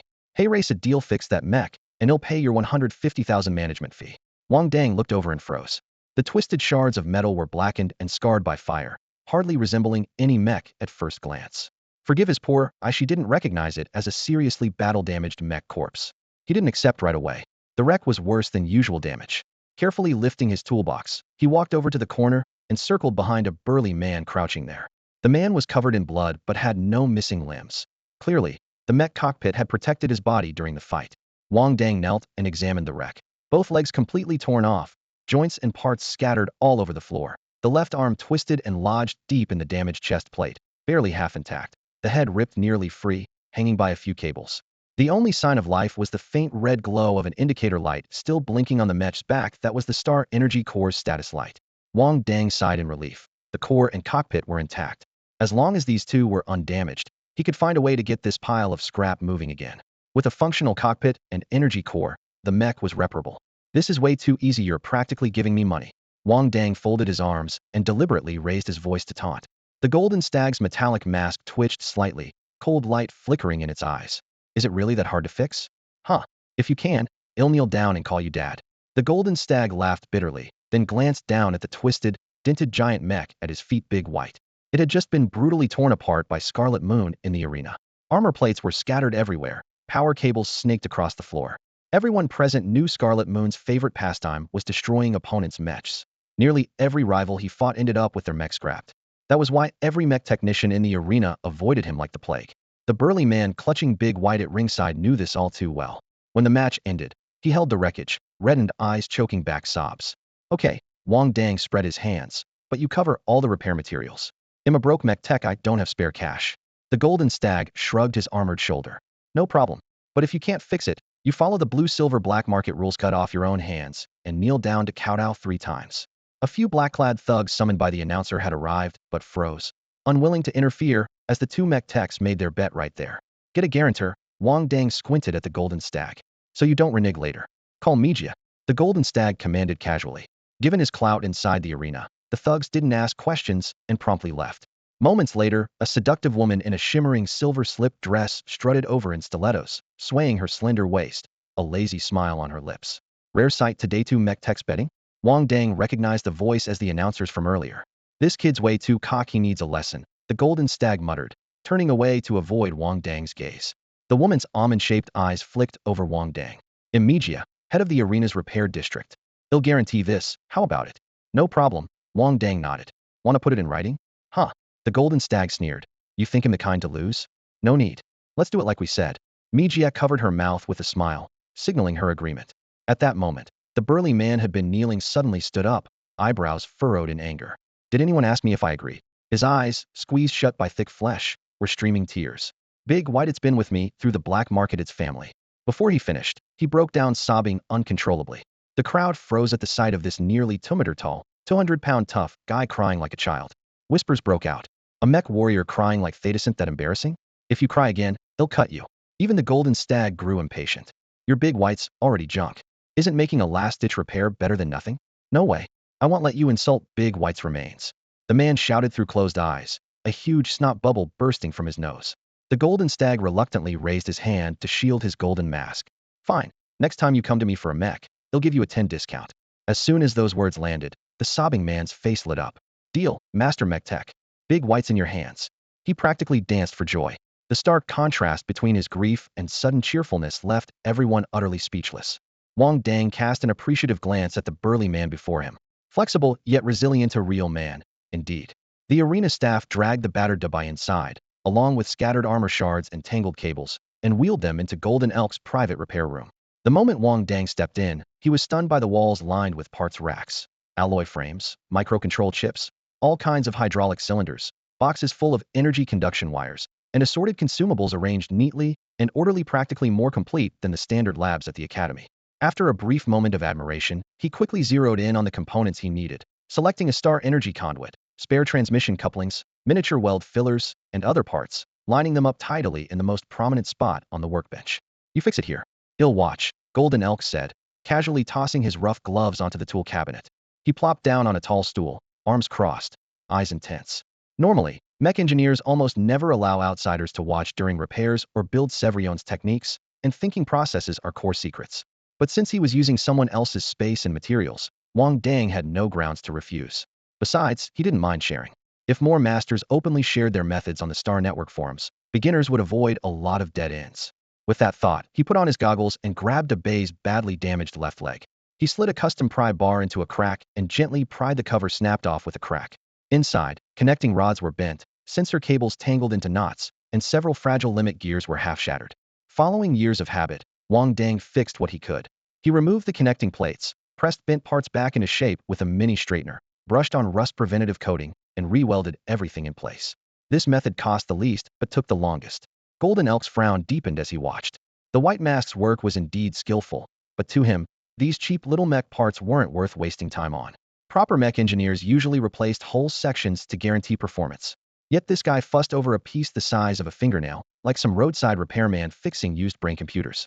Thinking this, Golden Elk muttered to himself, are there really mech engineers scraping by on crumbs? If he's that broke, how did he even learn to repair mechs independently? While Golden Elk sunk into his own logic puzzle, Wang Dang's motions grew increasingly fluid. As the part structures quickly mapped out in his mind, he realized this mech was fundamentally similar to all the light brain computers and home appliances he had fixed over the years. Once you understood the circuits and mechanical principles, the repair paths were almost the same. So he relaxed and worked freely. The sparks of his welding torch crackled, dismantling and reassembling with increasing ease, like a well-rehearsed performance for earning a living. Watching White Mask thread wires inside the mech, Golden Elk felt no urgency. He was convinced that with by this badly damaged, the Star Energy Cell bay must be compromised. Among all the mech compartments, the cockpit aside, The Star Energy Cell Bay was the most complex, and even many senior mech engineers often stumbled here. Not to mention White Mask was young, and, even with experience, likely limited to outer shells and frame repairs. With this in mind, Golden Elk stared at the disassembled Dubai, waiting silently for the inevitable moment when the truth would leak out. He absent-mindedly stroked his chin. Even the number of times he himself had repaired the inner mech bay or Star Energy Cell could be counted on one hand. Time was slipping away second by second. Wang Dang was like a surgeon focused through a microscope, his mind locked onto the sharpest point of concentration, almost forgetting the passage of time. To him, repairing a mech was like fixing an old appliance. First, get familiar with the wiring and structure, then check for faults one by one. A seasoned expert could spot the problem at a glance, but he had yet to reach that level, so he followed the manual step by step. After 4 hours, he finally restored all 4 limbs of the mech. The golden stag leaned silently against the wall, arms crossed, watching like a lurking beast. With the outer armor fixed, Wang Dang skipped over the intact cockpit and headed straight for the Star Energy Core compartment, as instructed. He had studied the structure and maintenance procedures for the Star Energy Core in basic mech theory, and soon pinpointed the fault after a few disassemblies. The connection node between the right reactor and the Star Energy Core compartment was abnormal. But Star Energy technology was his weak point, so he had to memorize the textbook exactly and follow every step without deviation. The golden stag narrowed his eyes as he saw the white-masked figure starting to dismantle the Star Energy Core compartment, confirming his suspicions. This kid was either a deserter or had once been military. The internal repair techniques refined on brutal military battlefields were never shared with civilians. Those growing up with incomplete black market scraps had no access to these methods. Yet here he was, watching the identical procedures unfold right before him. His mind was wary but intrigued. Anyone who dared appear on the black market was most likely retired or escaped from the military. If the military found them, death was certain. At that moment, Wang Dang snapped the last back panel into place with a click. Immediately, a system alert sounded clearly in his ear. Double card activated. Extracting value. His heart skipped a beat. He was just repairing the mech, so how did he trigger the double card? Unfortunately, no value multiplier reward was drawn this time. Probability has been accumulated. Current chances: 40 to double a single mech attribute, 10 to double 2 attributes, 2 to triple all 3 attributes. So the probability could stack? This scheme was clearly like the consolation mechanisms of some once famous gaming giant from his past life.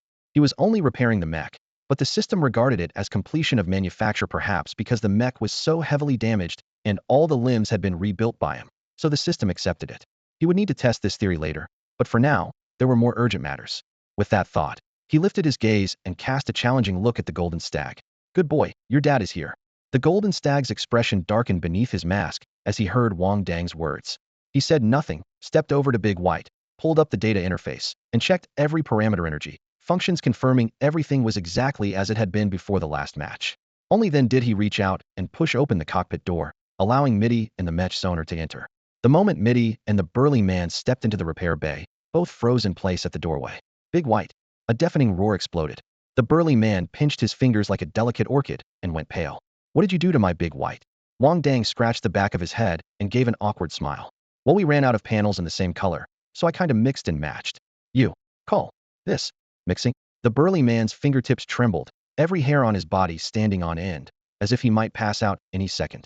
The new Big White before him was truly a horrifying sight. The mech's head blazed a vivid green. Its left arm was a chaotic mashup of black and red, while the right arm was a solid purple. The left leg was patched into a checkerboard of green and yellow armor plates, and the right leg was even more outrageous, featuring all 7 colors: red, orange, yellow, green, cyan, blue, and purple. Even the back panel had been swapped out for camouflage. The sleek, gentle, white and plump image he once loved was now a monster of wild color madness. The burly man rolled his eyes, on the verge of collapse, but the golden stag cut in coldly. Pay the repair fee before you pass out. I want pay. This isn't my Big White. The burly man staggered back, horrified. The golden stag turned back to appraise the kaleidoscopic mech and cleared his throat. It may look awful, but the performance is exactly the same as your original.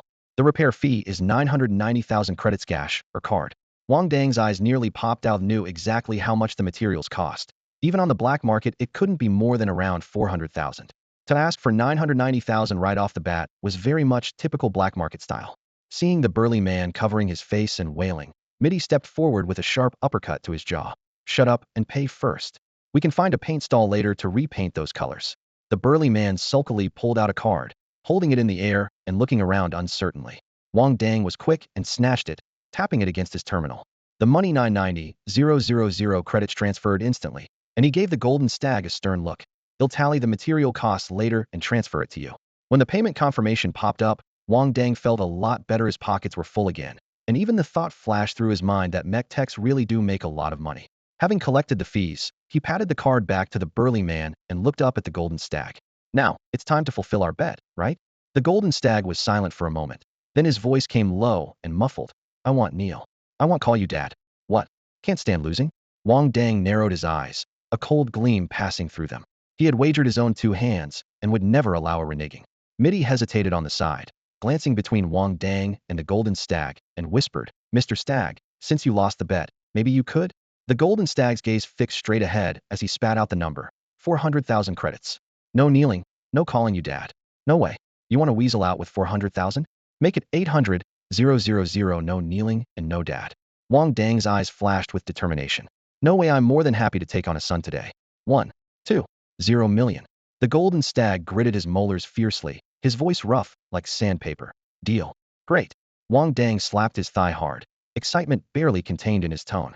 Mitty hesitated and glanced at Wang Dang before lowering her voice to warn him. Mr. Mech Engineer, are you sure you don't want Mr. Deer to kneel? After all, 1.2 million isn't much money for a mech engineer. Oh, come on. Let's be merciful. I'm not that serious. Wang Dang grinned, flashing his bright white teeth. To him, money was the bottom line. The golden stag was paying handsomely, so naturally he was happy to be easygoing. The golden stag's voice grew hoarse as he added, plus, there's a 150,000 management fee, which will transfer as well. His words sounded like Head swallowed a fly today. He not only didn't work, but lost 1.35 million at a minimum. He'd have to work for at least a week to make it back, and if luck wasn't on his side, maybe 2 weeks. With the deal done, the golden stag took back his card and eyed Wang Dang carefully. You're skilled, but some parts didn't need repair. Like the connector blocks in the mechanical arm, replacing them costs only a few thousand stars, yet you spend a lot of time fixing them. Time is very valuable for a mech engineer. He lifted his wrist to show the time glowing on his light brain, then turned and walked away. Wang Dang froze. Back when he did repair work, he always repaired if possible to save costs. Now, working on mechs, Head used the same mindset. He glanced down at the light brain 3:30 a.m., and the blue-silver-black market would close in half an hour. He was shocked to realize Head spent a full 5 hours fixing this mech. If Head just replaced parts, he could have saved at least half that time. That saved time would have been enough to fix another mech, he muttered to himself, a sudden revelation dawning. While mech repairs paid dozens of times more than before, Head still been calculating costs with an old mindset. From now on, time itself was part of the cost. We welcome mech engineers to come exchange and spar at the blue-silver-black market, Mitty said with a professional smile as she approached. Welcome to the blue-silver-black market. She extended her right hand. Wang Dang shook her soft hand and nodded sincerely. Thank you. Follow me. We'll take you to your exclusive repair booth. Mitty swayed her slender waist with a serpentine grace, motioning for him to follow. Wang Dang glanced back at the golden stag's repair booth, then picked up his toolbox and trailed behind. That guy might have caused some trouble earlier, but he paid up without hesitation and even pointed out his shortcomings. Apparently, these outlaws in the black market weren't all ruthless villains. The black market was about to close. Wang Dang set his toolbox down in his own repair booth and breathed deeply, inhaling the metallic scent in the air. Then he turned to leave the blue-silver-black market. Having finally found a way to make money, he decided tomorrow he'd start upgrading his own mech to boost his strength, then go crush that punk Huang Mao. Late at night, when everything was quiet, Wang Dang climbed the wall and returned to the military academy by the same route. He quietly pushed open the dorm door, and the light cut through the darkness. 4 roommates were sitting around the table, all alert and energized. Wang, you're finally back. Monkey jumped up with a relieved expression. Where did you go? We were worried you'd actually gone to stir up trouble in Jiaozuo. You really scared us. Hey Ji patted his chest and agreed. Don't do anything reckless and get yourself killed. Wang Dang hung his jacket on the bedpost and smiled wryly, waving them off. Relax, I'm not that dumb. Looking around, he raised an eyebrow. It's quiet here today with no gaming or sleeping. That's rare. Hey Ji clenched his fist and made an upward thumbs-up gesture. That last incident was a wake-up call. We're all quitting games together. Then he held up the gray and black simulation training helmet on the table. From tonight on, we're focusing on studying and improving every day. Good mindset. Wang Dang gave him a thumbs up. This training helmet was designed to improve synchronization between mech pilots and their machines. But Wang Dang's natural mental power was far above normal, so it wasn't much use to him yet. What he really needed was pure speed and close combat skills to fully exploit his mech's potential. After some banter with Monkey and the others, he took a quick shower, lay back down, and thought, system, activate. I want to draw cards. During the day, The Bay's master had given him a harsh lesson: without strength, even your mech can get bullied. He urgently needed to get stronger. Okay, host. You have 4 card draws remaining. How many would you like to draw? All in. Understood. Drawing from the card pool. The next moment, the cold mechanical voice sounded several times. Congratulations, host, for consecutive draws awarded 1 SSR card, 1 puzzle piece card, and 3 R cards. The 3 R cards are Dawn Talk's mechs, Moon Shadow Technique, and 6 Harmony's gunmanship. Dawn Talk's mechs can only be unlocked for reading once mental power reaches grade A. The SSR is a puzzle card. Collect all 3 pieces to unlock the Mech Master's mysterious treasure, containing key materials to craft SS glass mechs. Progress. 1 out of 3 pieces collected. Wang Dang felt a lump in his chest, like old blood stuck in his throat, couldn't swallow or spit it out. Let me guess. Does your secret boss have the surname Ma? He rolled his eyes at the ceiling. This system originates from a higher dimension and exists independently with no boss, the mechanical voice corrected seriously. He sighed helplessly, then redeemed the Moon Shadow Technique and 6 Harmony's gunmanship. It was still timely yesterday. During his first time piloting a mech, he realized he only knew the rigid combo punches from South City High and had no idea about other body techniques. With these new skills, he finally filled that gap. The instant he confirmed the exchange, the 2 skill manuals appeared clearly in his mind. Deep in his consciousness, he quickly practiced steps, breathing, points of power, all much more fluid than his old moves. The Moon Shadow Technique emphasized moving as fast and elusive as a shadow under the moonlight, striking through speed to confuse the enemy.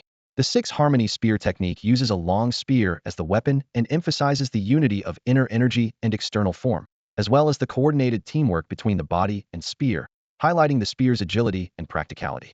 Wang Dang placed this spear technique book side by side with the flowing wind step manual on his bedside, his eyes sliding back and forth across the text as he silently absorbed every move and principle. He longed to find an empty space right away to practice both the new footwork and spear methods he had just learned. But glancing out the window, he saw the night was deep, so he forced himself to hold back. The next morning, he was the first to rush into the school training ground. Swiping his card, he rented the unused special training room number 3. Inside the spacious silvery gray single room, no one else was present. Controlling his pure black mech, he first familiarized himself with the rhythm of the flowing wind step before practicing spear moves. Since the school hadn't issued any long weapons, he simply tore a hollow 2-meter iron pipe from a corner to use as a spear. The clashing metal against his mechanical arm rang crisp and clear as he repeatedly thrust, swept, and flipped, adjusting every line of force between body and weapon.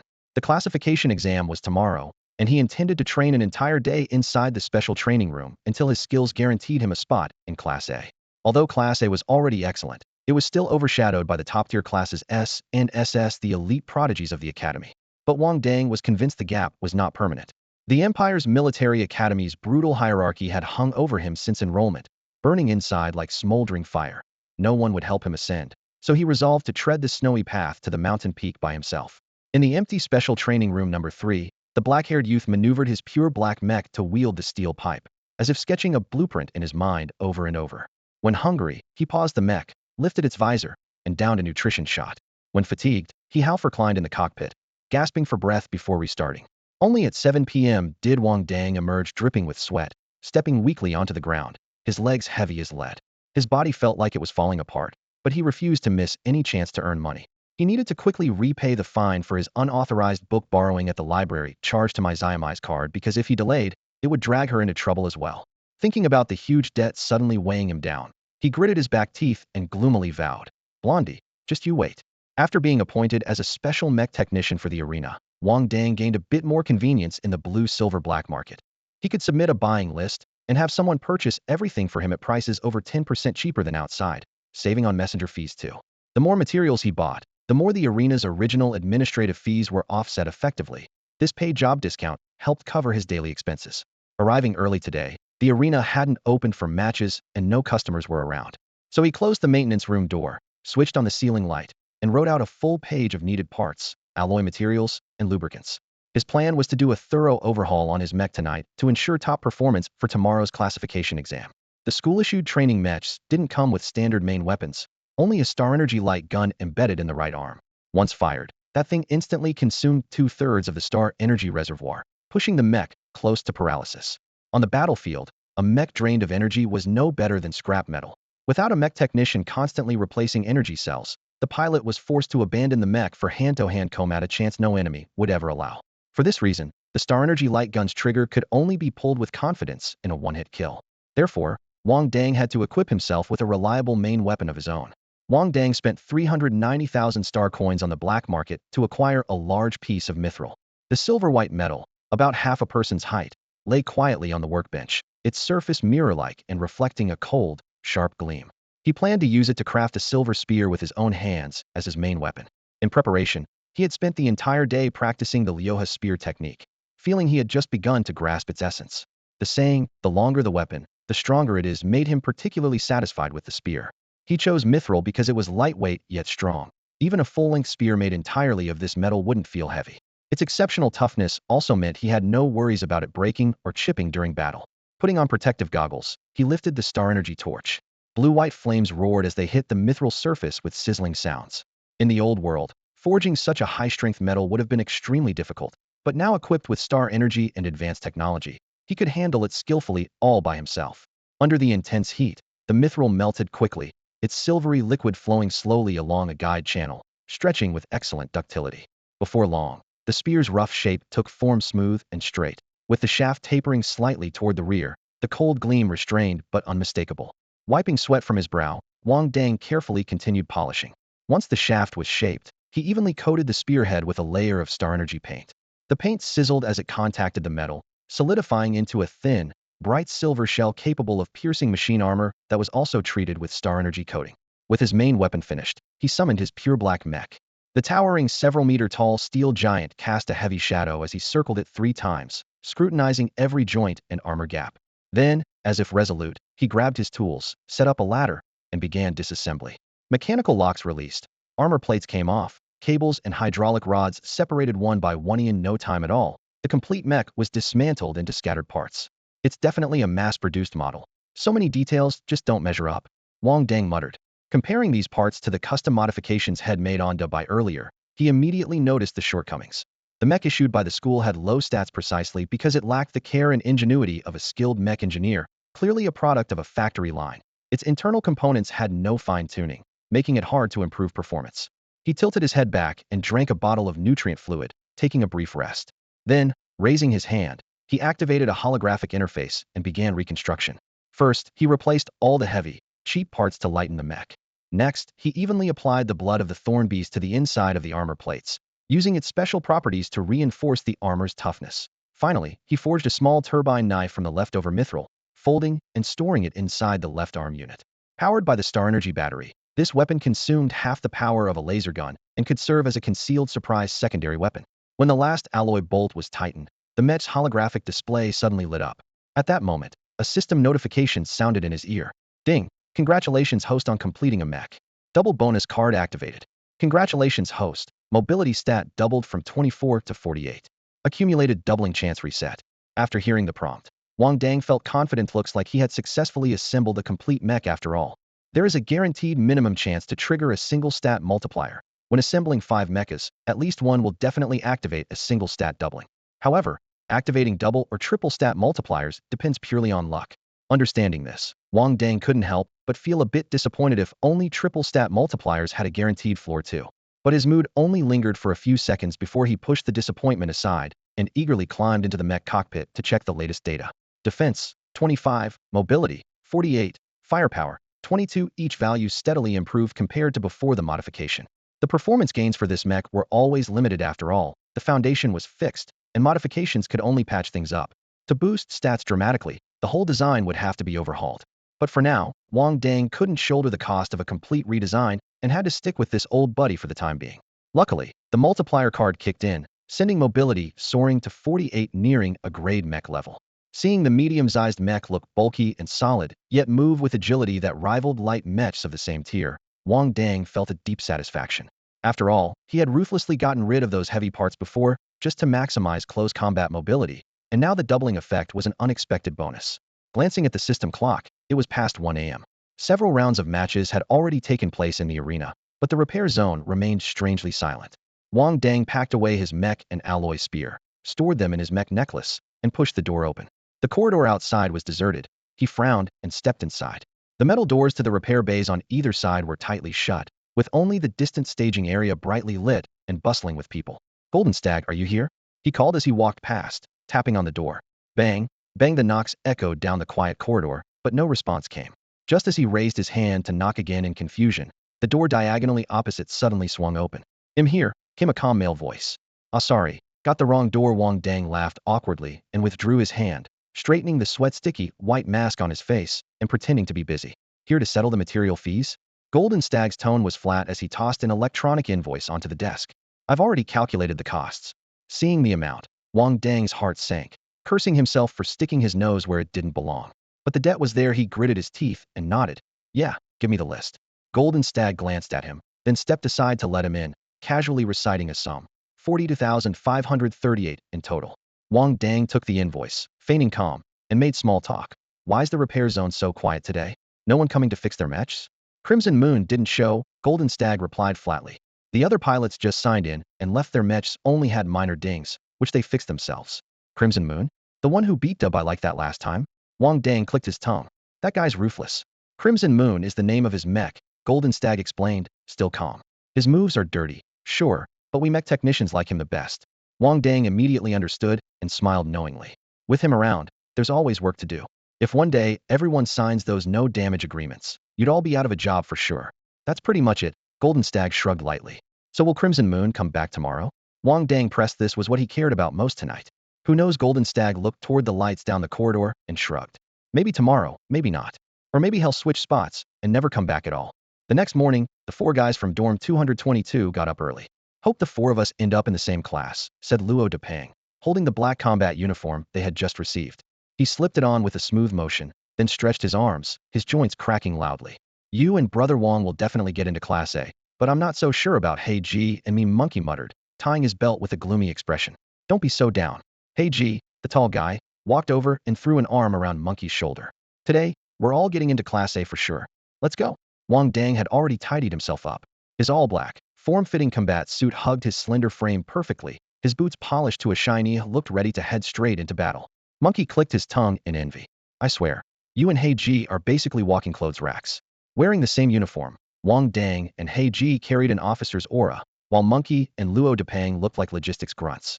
"Bro, we've been broke, unlucky, but never ugly," Wang Dang said, striking a cocky pose with his thumb and forefinger under his chin.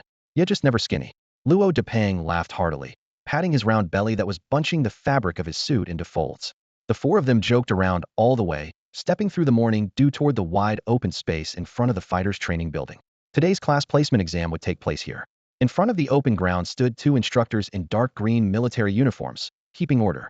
"Welcome to the Empire Military Academy, Blue Star Branch." The lead instructor with a thick beard barked in a hoarse voice that thundered over the crowd. "I'm Instructor Ross." He slowly swept his gaze over everyone. "You've been selected as the best of the best from your cities, or you wouldn't be here at Blue Star Branch. But don't think life's going to be smooth sailing once you're in. Anyone who thinks that is a total idiot." The freshmen instinctively straightened their backs. "Today is your first big test here. Either make it into Class A and compete with the best of the best, or get stuck in Class C and just mark time waiting to die. How far you go depends entirely on this exam. Now, he'll explain the rules." Instructor Ross continued with the detailed instructions while dust kicked up softly from the ground, shimmering in the sunlight. Yet whispered comments couldn't be suppressed in the ranks. "Like Class A isn't just a stepping stone for the local students to crush us. Guess it's just bad luck being born into the wrong family.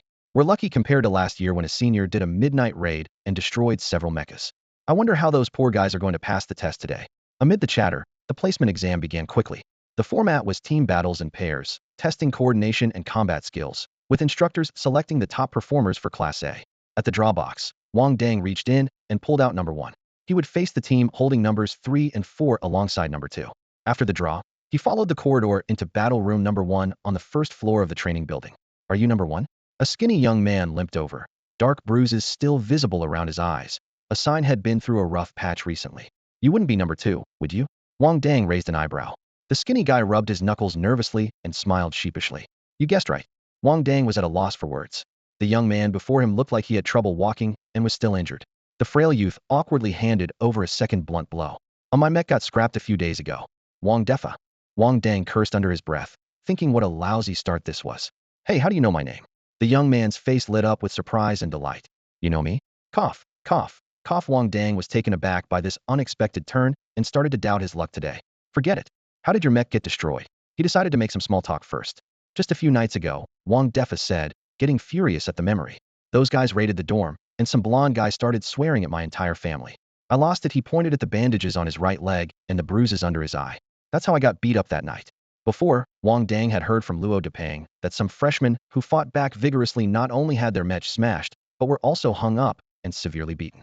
Now it seemed Wang Defa was one of them. Thinking about that made him feel a little less frustrated. At least someone had it worse than him. As they talked, the metal door of combat room number 1 slid open with a hiss. 2 tall young men entered, led by a female instructor. They stood side by side in the opposing battle zone and skillfully began to deploy their respective mechs. One was a heavy mech in black and red, its shoulders towering, each arm as thick as 2 ordinary mech arms, with obvious heavy armor and firepower. The other was a purple light mech, with slender, nimble metal joints clearly designed for close combat. Now this is really Wang Dang's problem. Wang Dang slapped his forehead. A balanced combination of heavy and light mechs covering both close and long range was the safest bet, while their side had only one mech. Number 1 and number 2, summon your mechs immediately. The test starts in 3 minutes, the female instructor said impassively, her gaze sweeping over them. Wang Dang took a deep breath and summoned the mech he had modified to be completely pitch black. He had wanted to keep a low profile and use the one Luo Depang slipped him secretly, but the school rules were clear: only one's own mech was allowed, and borrowing 1 min expulsion from the school and military. Now he had no choice but to go all out. The instructor's eyes fell on the black mech, and she let out a faint snort, then turned to Wang Defa. Number 2, where's your mech? Well, instructor, I don't have one. Wang Defa lowered his head, nervously rubbing his hands. As soon as he spoke, number 3 and number 4 across the room couldn't hold back their sneers any longer. Hey buddy, better take your mech back. We don't want to go easy on you. Number 3 snapped his fingers, his mockery clear on his face. Yeah, just your bad luck. Nobody will doubt your warrior's spirit. Number 4 chimed in, clearly enjoying the show. Wang Defa looked at Wang Dang with a face full of guilt. How about we just admit defeat? After saying that, he lowered his head sheepishly, his voice fading away. Class C isn't so bad, after all. The female instructor glanced silently at the two of them and sighed softly. She casually jotted down number 1 and number 2 in her notebook, crossing out each with a red mark. To her, this match was already decided. Numbers 3 and 4 piloted expensive, custom-built mechas, while number 1 was only equipped with a new mass-produced school-issued mech, and number 2 didn't even have a mech. The standard-issue mechas simply weren't powerful enough to rival the custom ones. For centuries, the military academy's placement exams had always worked like this. To get into Class A, you first needed to bring a custom mecha. Wang Dang looked up at the 2 custom mechas gleaming with cold light across from him and clenched his fists at his sides. An orphan who had scraped by scavenging junk, he had fought his way into the Imperial Military Academy and was not about to back down now. He hungered for real combat, and even more for piloting a mech he had personally built. Fully aware of the bleak odds, he knew this was not a life-or-death battle, so he wouldn't resort to the glass cannon skills that kill thousands at the cost of self-injury. At this moment, he could only rely on his true strength in direct confrontation. Number 1 is ready. Under Wang Defa's incredulous gaze, Wang Dang opened the cockpit and jumped into the sleek black mass-production mech.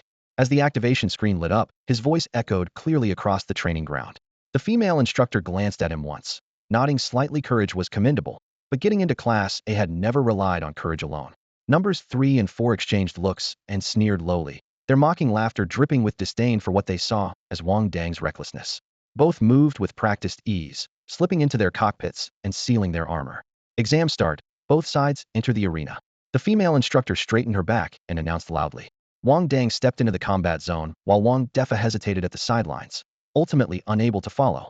Charging steel mechas barehanded, even the highest-level 5th-rank warriors would be ground to dust. At the command, number 3's light mech dove forward, the rushing air shrieking past. Number 4's heavy mech held firm in the rear like a mobile fortress. Most freshmen still fumbled awkwardly with controls, but these two maneuvered fluidly in combat. The gap was clear. Wang Dang leapt against the howling wind, forcing distance between himself and number 3. The worst thing for a light mech was to be caught in close quarters once stuck. It was like a steel fly that couldn't be shaken off, with death delivered in a single strike.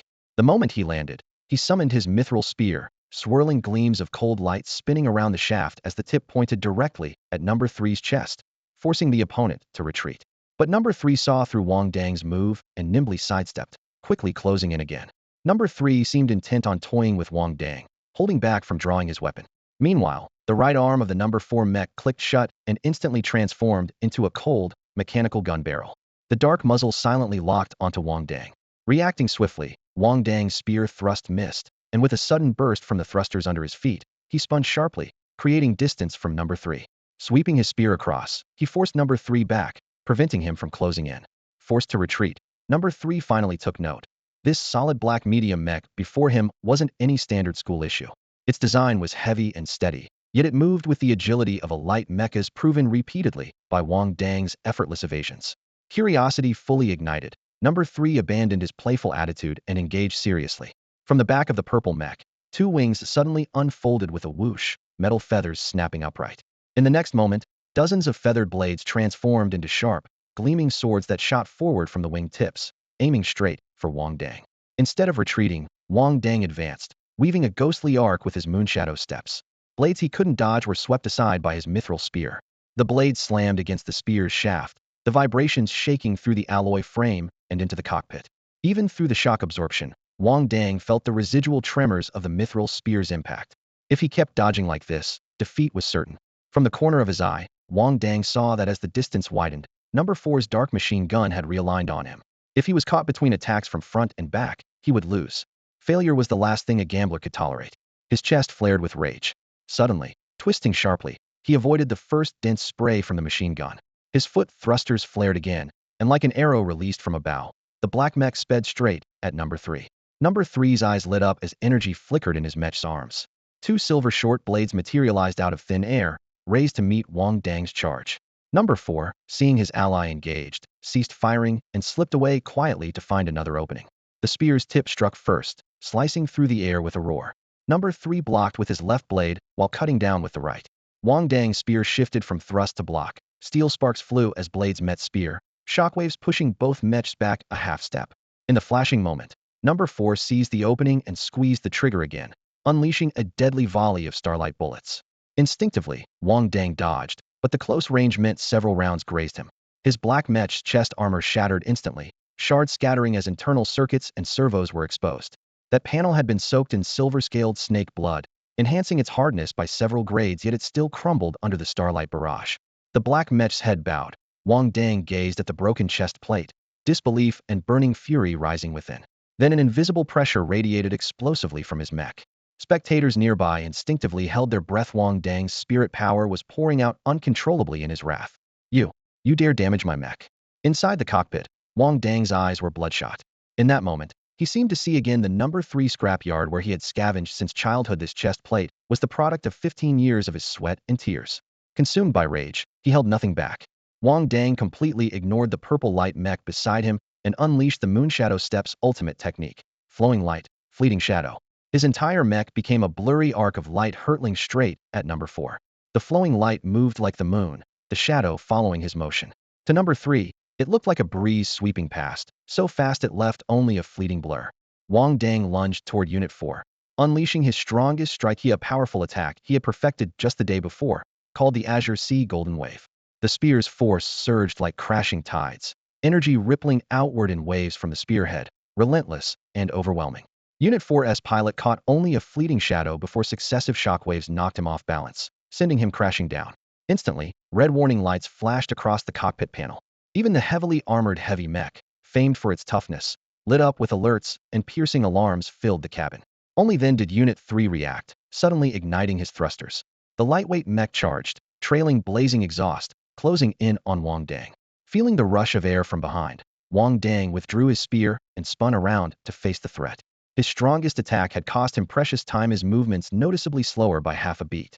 He knew well that his earlier victory over Unit 4 was due to catching the enemy off guard by breaking through Unit 3's defense.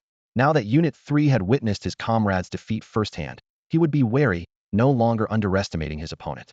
What came next would be a true battle. What Wang Dang didn't realize was that Unit 3 was just as shaken. That explosive strike felt utterly surreal, like some super scion triggered by mech damage fantasy roiling in his mind. He advanced cautiously, careful not to damage Wang Dang's mech further, afraid to unleash an even more horrifying power. The invisible pressure nearly stopped his breath. The two mechs clashed fiercely, spear meeting giant blade, sending sparks flying.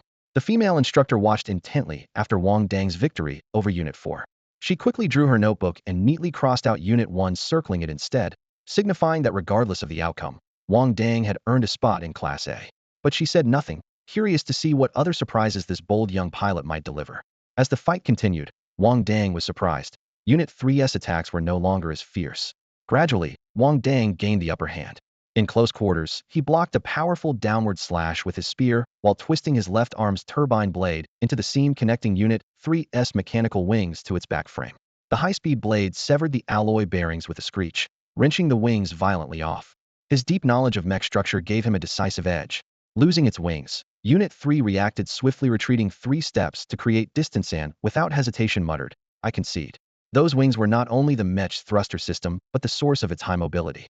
With that advantage gone, plus facing an opponent who seemed almost ghost-like in his abilities, he refused to watch his costly custom mech be torn apart. The loss was sudden, but necessary. The female instructor gave a slight nod. Unit 1 wins. Wang Dang stood frozen in place, his eyes shining as they locked onto the mechanical wings lying on the ground. The silvery white alloy plates gleamed coldly under the lights, and he could almost picture how awesome it would look to attach this pair of wings to his medium-sized mech. "Number 3, he said, eyes blazing. "Do you still want these mechanical wings? There's no rule against putting wings on a medium mech, right?" From inside the cockpit, Number 3 immediately piloted the mech forward and scooped up the wings. "Of course I want them," came the firm reply. The light in Wang Dang's eyes suddenly dimmed. He sneered to himself, should have just grabbed them outright instead of asking. In his mind, next time, just take it was already written into his mental to-do list. Meanwhile, Wang Defa, who had been watching the whole match, heard the female instructor announce the scores and raised his arms enthusiastically. "Yes, I made it into Class A." His voice echoed across the training ground. The instructor turned her head subtly and glanced at him. "Who said you're in Class A?" Wang Defa froze. "But we won." "Number 2, Class C," she said flatly as she recorded the results. "Winning or losing doesn't decide class placement. Performance is key." She looked up and called out in order, "Number 4 Class B, numbers 1 and 3 congratulations on entering Class A." In her mind, she ran through the reasons for each decision. Number 4 used a custom mech, but its armor was badly damaged, half the internal systems were broken, and their reactions were sluggish. Number 3's overall performance was better, with manageable damage and good judgment to retreat when necessary, meeting the standard for Class A. As for Number 1, the instructor glanced with interest at the sleek black mech, almost identical to the school-issued model, but demonstrating far superior power and speed in combat, truly a potential prodigy. In her eyes, Number 1's first test performance hinted at a shot at Class S someday. Fortunately, as a mech warrior, she wasn't familiar with the spiritual domain, so she didn't realize the significance of Wang Dang's brief outward release of spiritual energy during the match. At this moment, the highly regarded Wang Dang had already left the battlefield and crouched in the preparation area, tenderly stroking his mech.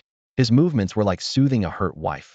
Each fingertip tracing a scratch felt like a knife cutting his heart. The instructor closed her notebook. "You may all leave now.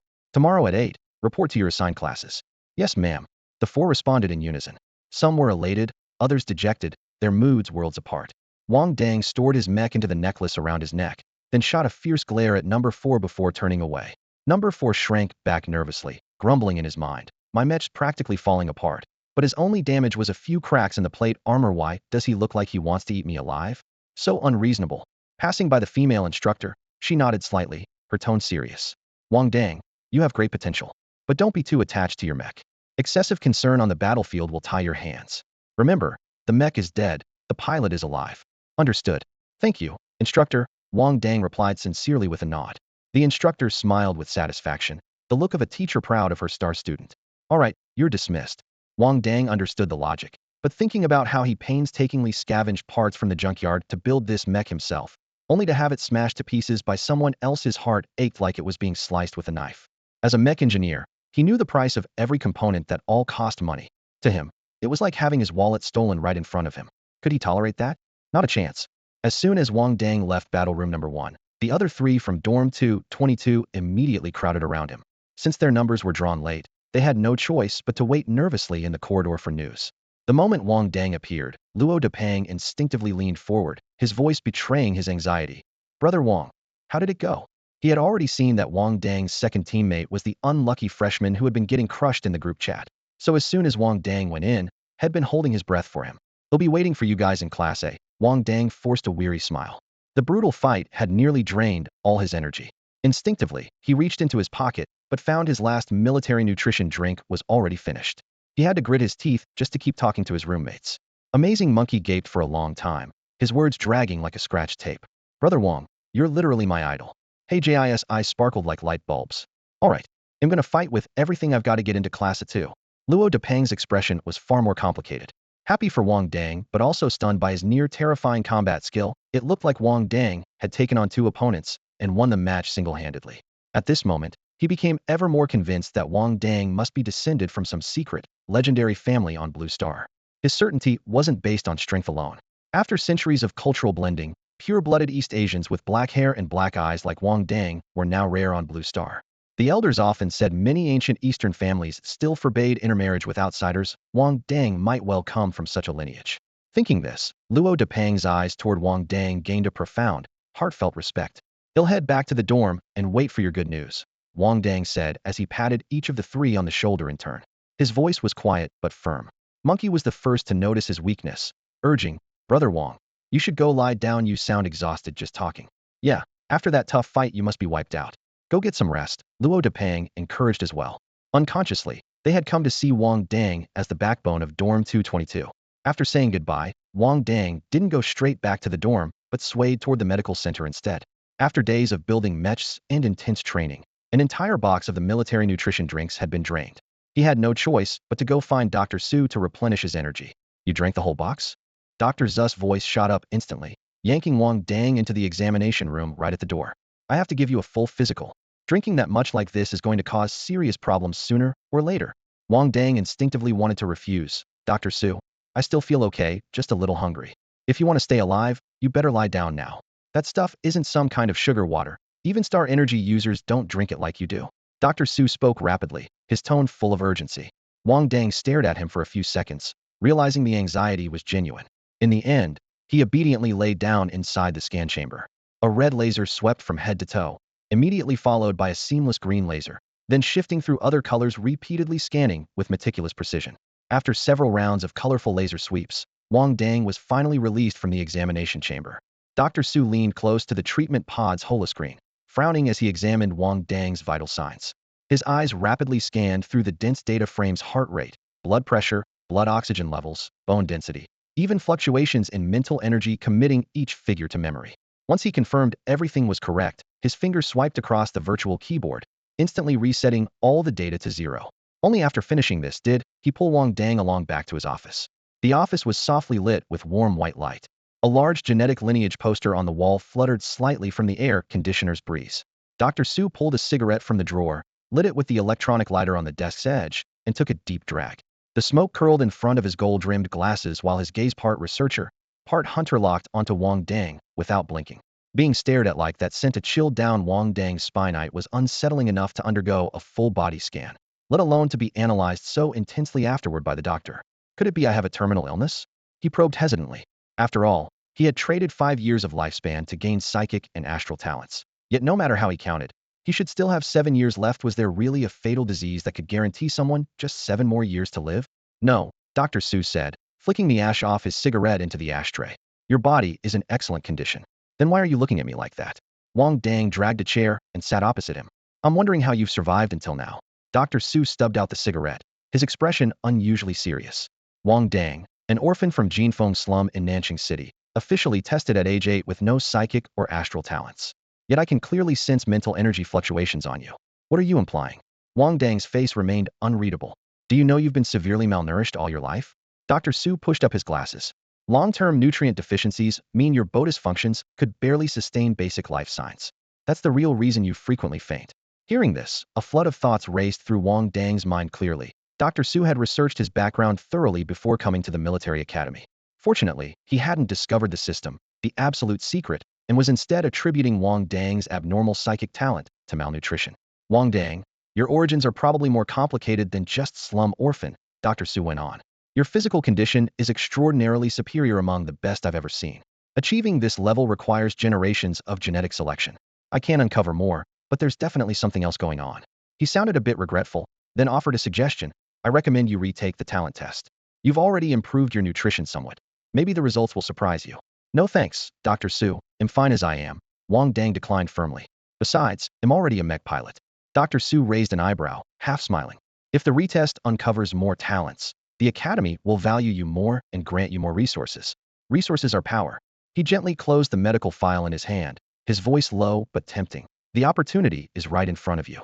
If you want to retest, just come find me for a referral. I'll write the medical justification for you." "I understand." Wang Dang kept his head down, lost in thought. Wang Dang had just managed to get 2 more boxes of military-grade nutrient solution from Dr. Su. These were impossible to buy on the open market. They were specially supplied to Star Energy Masters, and even on the black market, there were only low-quality knockoffs with questionable effects. The Empire treated Star Energy Masters as rare strategic assets. Once a talent was recognized, vast resources would pour down like snowflakes. Even if they made mistakes, many punishments would be waived. Historically, the true Star Energy Masters who were exiled could be counted on one hand, and all of them had committed atrocities like massacres. Because of this, no one had ever heard of a Star Energy Master surviving by wild fighting out in the open. Wang Dang twisted open one vial of the nutrient liquid. The cold fluid slid down his throat, and without pause, he headed straight to the Academy's paid training room. The morning's actual combat had given him so much inspiration that he had to hurry and turn it into real skill. At 8 in the evening, he stepped out of the training room with 30 seconds left on the pay terminal countdown, his sweat-soaked combat suit making slight noises with each movement. Under the corridor lights, wiping the sweat from his brow, he calculated. Next time, he wanted to try that advanced training room on the second floor, which cost 600 star coins per hour. Had heard it could simulate opponents of equal rank and switch between various battlefield environments. If the rumors were true, the high price must be justified. By contrast, the standard training room he just used only cost 100 star coins an hour. The difference was clear. Tonight, he didn't plan to report to the blue-silver black market. Wang Dang could tell that as long as the Crimson Moon team wasn't appearing, the arena's crowd would stay sparse, especially in the repair zone. Besides, as an unknown low-tier mech engineer, no one would come looking specifically for him to fix mechs. Rather than manning a quiet booth, he decided to give himself a break. The morning's experience had driven home the lesson that the battlefield is the fastest classroom. A bold idea began to form. Since he urgently lacked real combat experience, why not step into the arena himself? He could get paid simply for showing up at matches, and maybe even strike it big like the Crimson Moon. Fighting hard on the stage and cashing in later with repair fees, he could spend the whole day counting money until his hands cramped. Once the thought took shape, his eyes shone with a fierce light and unguarded hunger for money. Unfortunately, had heard that players weren't allowed to place bets. Otherwise, he might have rigged a few matches on the side and made an even bigger profit. Filled with hope for the future, Wang Dang returned to his dorm but immediately felt the heavy, icy atmosphere inside. All 3 roommates sat with their heads down. Even Monkey's face was bruised purple, clearly from taking a beating in the placement tests. What happened here? Wang Dang sat at his desk, glancing at the 3 disheartened faces. Luo Depang sighed, about to explain, but Monkey cut in with a wave of his hand. I'm fine, Wang bro. Congrats on making Class A. I didn't get so lucky, ended up in Class C. He forced a bitter smile. I'm in Class B. Heiji lowered his head even further. His knuckles whitened from clenched fists, as if struggling to hold back his emotions. I'm in Class A too, Luo Depang said, shooting a glance at Monkey before sighing. Wang Dang nodded to comfort them. Don't be discouraged. There are more tests coming, lots of chances to move up. Gold shines no matter where it is. Easy for you to say. Heiji suddenly stood up sharply, his voice rising. Because you have money and strength. He stared intensely at Wang Dang, his chest heaving violently, like a wounded beast refusing to bow. You say that so easily because you have so many chances to make mistakes. Monkey and I simply can't afford to survive even one storm. I only get this one shot. After shouting hoarsely, Heiji suddenly stood up and shoved Monkey's outstretched arm away. The pain and fury twisted across the boy's face, his chest heaving like a furnace about to explode. Do you realize Monkey's mech got wrecked because of you? To you rich people, those mechs might just be scrap metal. But to us, they're our only chance to turn things around. Wang Dang leaned against the wall, arms crossed, listening patiently. Had lost count of how many times had been yelled at since childhood. This outburst barely stirred a ripple inside him. Yet the phrase "you rich people" sparked a faint, sly amusement. He glanced at Monkey, silently asking, what's going on? He didn't bother listing his own miserable background or trying to convince Heiji and Monkey that he was one of them after all. No one cares about the bloody path to success. Only the success itself. Wang bro, Heiji got too heated. This really isn't your fault. I'm just weak, Monkey said, lowering his head to hide his reddening eyes. Luo Depang stood up, belly sticking out, and explained clearly. Monkey's opponent was the heavy mech brother you know, the one you beat. Somehow, he found out Monkey's your roommate and destroyed his mech. It's just my own lack of skill. Wang brothers got nothing to do with it. Monkey's voice was low and hollow. Without him or not, I'd end up the same. Wang Dang nodded, understanding the situation, and dropped silence while fixing his gaze on Heiji. The look made Luo Depang uneasy, so he nudged Heiji. Hey Heiji, you went too far. Apologize to Wang bro, won't you? This is a military school, not a playground. Enemies don't cut slack just because you're roommates. Of course you defend him, you're all rich and high above us. Heiji snapped back, pulling his neck stiff and snorting coldly. Then why don't you become rich yourself, if that's what you want? Wang Dang replied slowly. If being rich is so great, why not go be rich? Heiji was momentarily speechless but kept up his stubbornness. You were born rich. I just hate that I wasn't. So go find a rope and hang yourself that way. You can be reborn, Wang Dang said with deadpan seriousness, as if giving practical advice. Heiji opened his mouth but couldn't find words. No guts to be rich, no guts to be reborn, and you just keep yelling here? What's the point? Wang Dang's expression was calm, treating Heiji's anger like a child's tantrum. If Heiji hadn't stood up for Monkey, he wouldn't have bothered responding at all. Wang bro, Heiji lost the match today. He's just saying things he shouldn't. Luo Depang quickly tried to smooth things over. Losing gives you the right to scream? Is this a daycare? Wang Dang shot back mercilessly. Next time you fall outside, are you going to come cry to us? Look at Yudo, you look like a mech warrior at all. Wang Dang's words left Heiji glaring at him, his face flushing dark red with anger. After the brief flare of rage subsided, Heiji realized his own loss of composure and immediately lowered his head. Sorry, Brother Wang. I don't know what came over me. My temper just flared up and I said those things. He took a deep breath, his voice hoarse but sincere. You're right. I shouldn't have blamed fate. But once I got into the military academy, I realized it's nothing like I imagined. Feeling defeated, he glanced up at the ceiling as if searching for the future he once dreamed of. During summer break, I scrolled through countless posts about the academy, thinking I'd be different that I'd shine here. But when I got to the imperial capital, I realized I'm not even as good as the others. After saying this, he painfully buried his head in his hands, his knuckles whitening from the grip. Monkey and Luo Depang felt a heavy weight in their hearts. They had once been just like Heiji. Even having read those harsh posts, they'd come here with hopes and dreams, only to have reality mercilessly crush them. Only Wang Dang couldn't relate. After landing a job in the Lan Yin black market repair district, he felt his life was just beginning. Faced with Heiji's apology, he offered no comfort or reproach. What the slums in the South Market had taught him was how to curse and use words to protect himself. He simply shifted his attention to another matter and looked directly at Monkey. Monkey, do you think I should be responsible for your mech? Monkey quickly waved his hand. Brother Wang, it's not your fault. Here, if you don't have strength, you can't protect your mech. Even if I got lucky today, there will be a next time, and the time after that.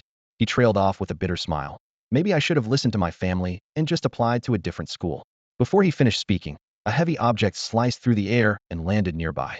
Monkey instinctively caught it and looked down. It was a mech necklace. I'm lending it to you for half a semester. Wang Dang snapped his fingers, his tone calm but firm. When the time's up, you return it with the mech and the star coins. Now write an IOU. Besides Lu Neng, who had taken care of things after Monkey had passed out once, only Monkey had helped him, but debts needed to be clear. Monkey finished writing the IOU, and Wang Dang climbed onto the upper bunk, snapping off the light. And beat. Lights out. In the dim room, Monkey stood frozen, holding the necklace in his hand. He couldn't even afford the repair costs, let alone buy a whole mech. But the thought of giving up didn't sit right with him. Finally, he clenched the necklace tightly, as if engraving the metal into his palm. Having nothing now doesn't mean there won't be something later. Even if someday he ruins the mech beyond repair, he'd rather mine in the pits or take hits for others than fail to earn the money to pay it back. On the bed, Wang Dang kept his eyes open, clearly hearing that Monkey hadn't moved at all. His excuse to sleep was really because he wasn't comfortable with those sentimental thank you moments. As for giving Monkey the mech necklace Luo Depang had entrusted to him, it was partly because Monkey had truly been an innocent victim in this matter. First, when he fainted, it was Monkey who brought him to the infirmary and stayed by his side the whole time. He owed Monkey for that.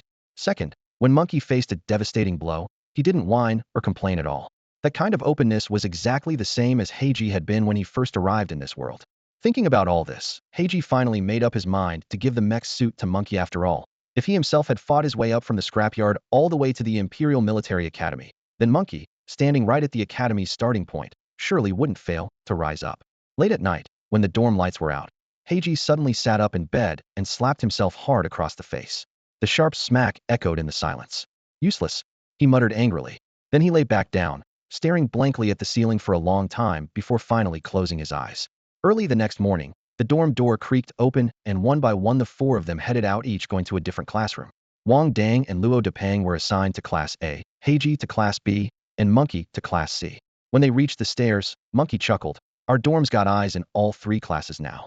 If anything stirs up, we'll be the first to know. Heiji glanced at him, a pang of guilt stirring inside. Clearly, Monkey was the most likely to feel lost, yet it was Monkey who was trying to lighten the mood. All right, am buying lunch today? Luo Depang quickly steered the conversation toward food. The latest craze in the cafeteria is the chicken leg rice started by that chicken leg bro guy. The price shot up 20 star coins. Let's go see if it's really as good as they say. Yeah, it's pretty tasty, Wang Dang said, savoring the memory of last night's meal. Meanwhile, in the military academy's admin building on the second floor, a group of officers dressed in dark green uniforms gathered in a semicircle, watching the previous day's placement test footage on a screen. On screen, Wang Dang piloted the black and blue medium mech, the engine roaring, yet moving with the fluidity of a swimming fish. Well now, this kid's got some talent. A colonel with a beard whistled. A medium mech hitting that speed? Almost top rank A. Which mechsmith made this? Must be well funded. Another adjusted his cap, daring to give a trainee a near-class mech. We haven't had any prestigious family's kids enroll this year. Maybe some low-key, secretive family. Someone squinted at the screen. Look at that face, pure yellow race. No mixed blood at all. Strong background, solid skills. Even the best mech is useless if the pilot can't handle it. But this guy's doing just fine. The officers chatted animatedly about a scene where Wang Dang swung his backhand blade and with a cold flash instantly chopped off the opponent's mechanical wings. Old you, you're in luck this year. The short, round-faced instructor patted the shoulder of the man beside him. Yu Pungi, his temples streaked with gray, glanced at the screen and smiled wryly. Luck? I call this a headache. Who cares if it's trouble? As long as he makes Class S, you get this class instructor job. The round instructor laughed loudly. Don't forget to buy us a drink then. Yeah, old you, we're all waiting for free booze. Several officers joined in the laughter. Yu Pungi didn't argue further, picking up a stack of freshman files and flipping through them. The first page read, Name, Wang Dang. Origin, South City slums. Background, funded by welfare to attend school. He raised his eyebrows slightly and passed the file along. See, I told you, this kid's background's not what you expected. Slum upbringing. The file circulated and everyone frowned after reading. What secretive family? They're treating us like fools. Not even bother to fake a proper background. They don't respect the academy at all, one sneered. Exactly. Another slammed the file down on the table. Kids this age get cocky too easily. Unless they get some hardship, they never learn there's always someone better. At that moment, Wang Dang had no idea he had become the hot topic of a heated discussion in class's teacher's office. Right now, he was standing in the spacious classroom of Class A, facing off against a bulky, overgrown guy. So you're the one who beat my little brother? The hefty man named Wybub rubbed the bridge of his nose with a thick thumb, his eyes dripping with disdain. Did your roommate bring you the message I sent yesterday? The two brothers looked like carbon copies of each other, both heavy-set. Wang Dang immediately recognized him as the older brother of the number 4 student from yesterday. What's the matter? Did your little brother come crawling to you yesterday? Wang Dang smirked. Beat the younger one, then the older brother shows up? So what? If I beat you next, should the oldest come out to settle the score? Wang Dang never backed down. If his fists couldn't win, his mouth certainly wouldn't give up either. I won't let you off. Wybub snarled through gritted teeth, stepping forward to close the gap between them. Tension spiked sharply between the two, the air almost crackling. Just when things seemed like they might blow up, steady footsteps sounded from the doorway. Yu Pungi entered sternly. A military academy classroom was a world apart from a typical high school. Bare walls, no desks or chairs, just cement floors, high ceilings, and training fixtures attached to the walls. Yu Pungi wore a serious expression as he stepped between them. What are you two doing? The pressure was immediate. Wybub instinctively shrank his neck, muttering under his breath, Nothing. Nothing. Yu Pungi's gaze swept the whole class. The moment he walked in, he immediately recognized Wang Dang, standing off against Wybub. All of you, put on 100-pound weights and run 30 laps around the school. The classroom erupted in shocked outcries. Teacher, we weren't involved. This isn't a punishment. Yu Pungi squinted. This is your first lesson in Class A. To be a soldier, you need a strong body before you can fully operate a mech. Line up. He had led Class A for years and was an expert at handling troublemakers. If you don't finish running, no sleeping. Dismissed. The students knew there was no wiggle room. They slumped off to the corners to pick up the standard black-weighted packs. The school was huge. Finishing 30 laps quickly might be the only way to get back to bed before lights out. Wang Dang hadn't expected the first class to be so brutal, but obediently reached out his hand to take one. Wait. Yu Pungi stopped him, reaching behind the cabinet to pull out a bright red weighted pack. He handed it over. You wear this one. Wang Dang took it, puzzled. The moment it landed in his hands, his arm dropped heavily, almost slamming the pack on the floor. Glancing down, he saw the electronic display on the back flashing 200 pounds. After recovering from the shock, Wang Dang immediately pointed at Wybub. Instructor, what about his? Call me teacher. I'm not your instructor. Yu Pungi corrected coolly, then motioned to Wybub. You wear this too. Wybub shuffled forward sluggishly, shooting Wang Dang a fierce glare, but could only accept the other red pack. After multiple failed attempts to stand, he ended up sitting back down in embarrassment. Huh, you're just carrying extra fat. Wang Dang mocked openly as he hoisted the weighted pack onto his shoulders. Yu Pungi silently walked behind Wang Dang and adjusted the weight of the heavy pack, setting it to 400 G. As soon as the data refreshed, the immense downward force suddenly pinned Wang Dang's back, causing him to stumble and nearly fall backward. The smile that had been on his face instantly turned red with suppressed frustration, and his breathing grew heavy. The more capable, the more work, Yupingi said coolly, glancing at him and nodding slightly. In his eyes, the students from prominent families were like sharp swords if not dulled a bit first. Teaching them later would be impossible. Besides, in this brutal military school, concealing one's edge was the true survival rule. Wang Dang suspected Yupingi was singling him out, but found no proof. To avoid further added burden, he gritted his teeth and marched away from the training ground, carrying that moving mountain step by laborious step. Yupingi squinted as he watched the stumbling figure retreat. He had expected the kid to break and beg for mercy, but never imagined he'd actually carry 400 gene and keep going. A fifth-tier mech rookie able to bear 400 gene? Yupingi began to doubt Wang Dang was hiding his true strength. From earlier videos, the guy's bursts of speed didn't seem normal for a rookie. Perhaps he had already stepped into the ranks of a beginner mech pilot? At this moment, the true fifth-tier mech rookie Wang Dang was struggling along the school's outer ring with the 400 gene pack on his back. Behind him, Luo Depang was carrying 100 gene. Every step Wang Dang took felt as if he was driving spikes into the ground. Heavy pressure squeezed his chest. Luo Depang, piloting a light mech and neglecting stamina training, was panting heavily as well. Wang Ji. This isn't exactly what I expected. Luo Depang's voice faltered. I feel the same. Wang Dang replied, voice rough. The weighted packs had built-in distance tracking. They couldn't be removed before 30 laps. The two staggered ahead like beetles pinned to the ground. Actually, it wasn't just them. Almost everyone in Class A was inwardly complaining. They had thought the first lesson would be combat drills or simulation battles, not pure endurance with heavy loads. Faster students had already run their laps and were passing by again.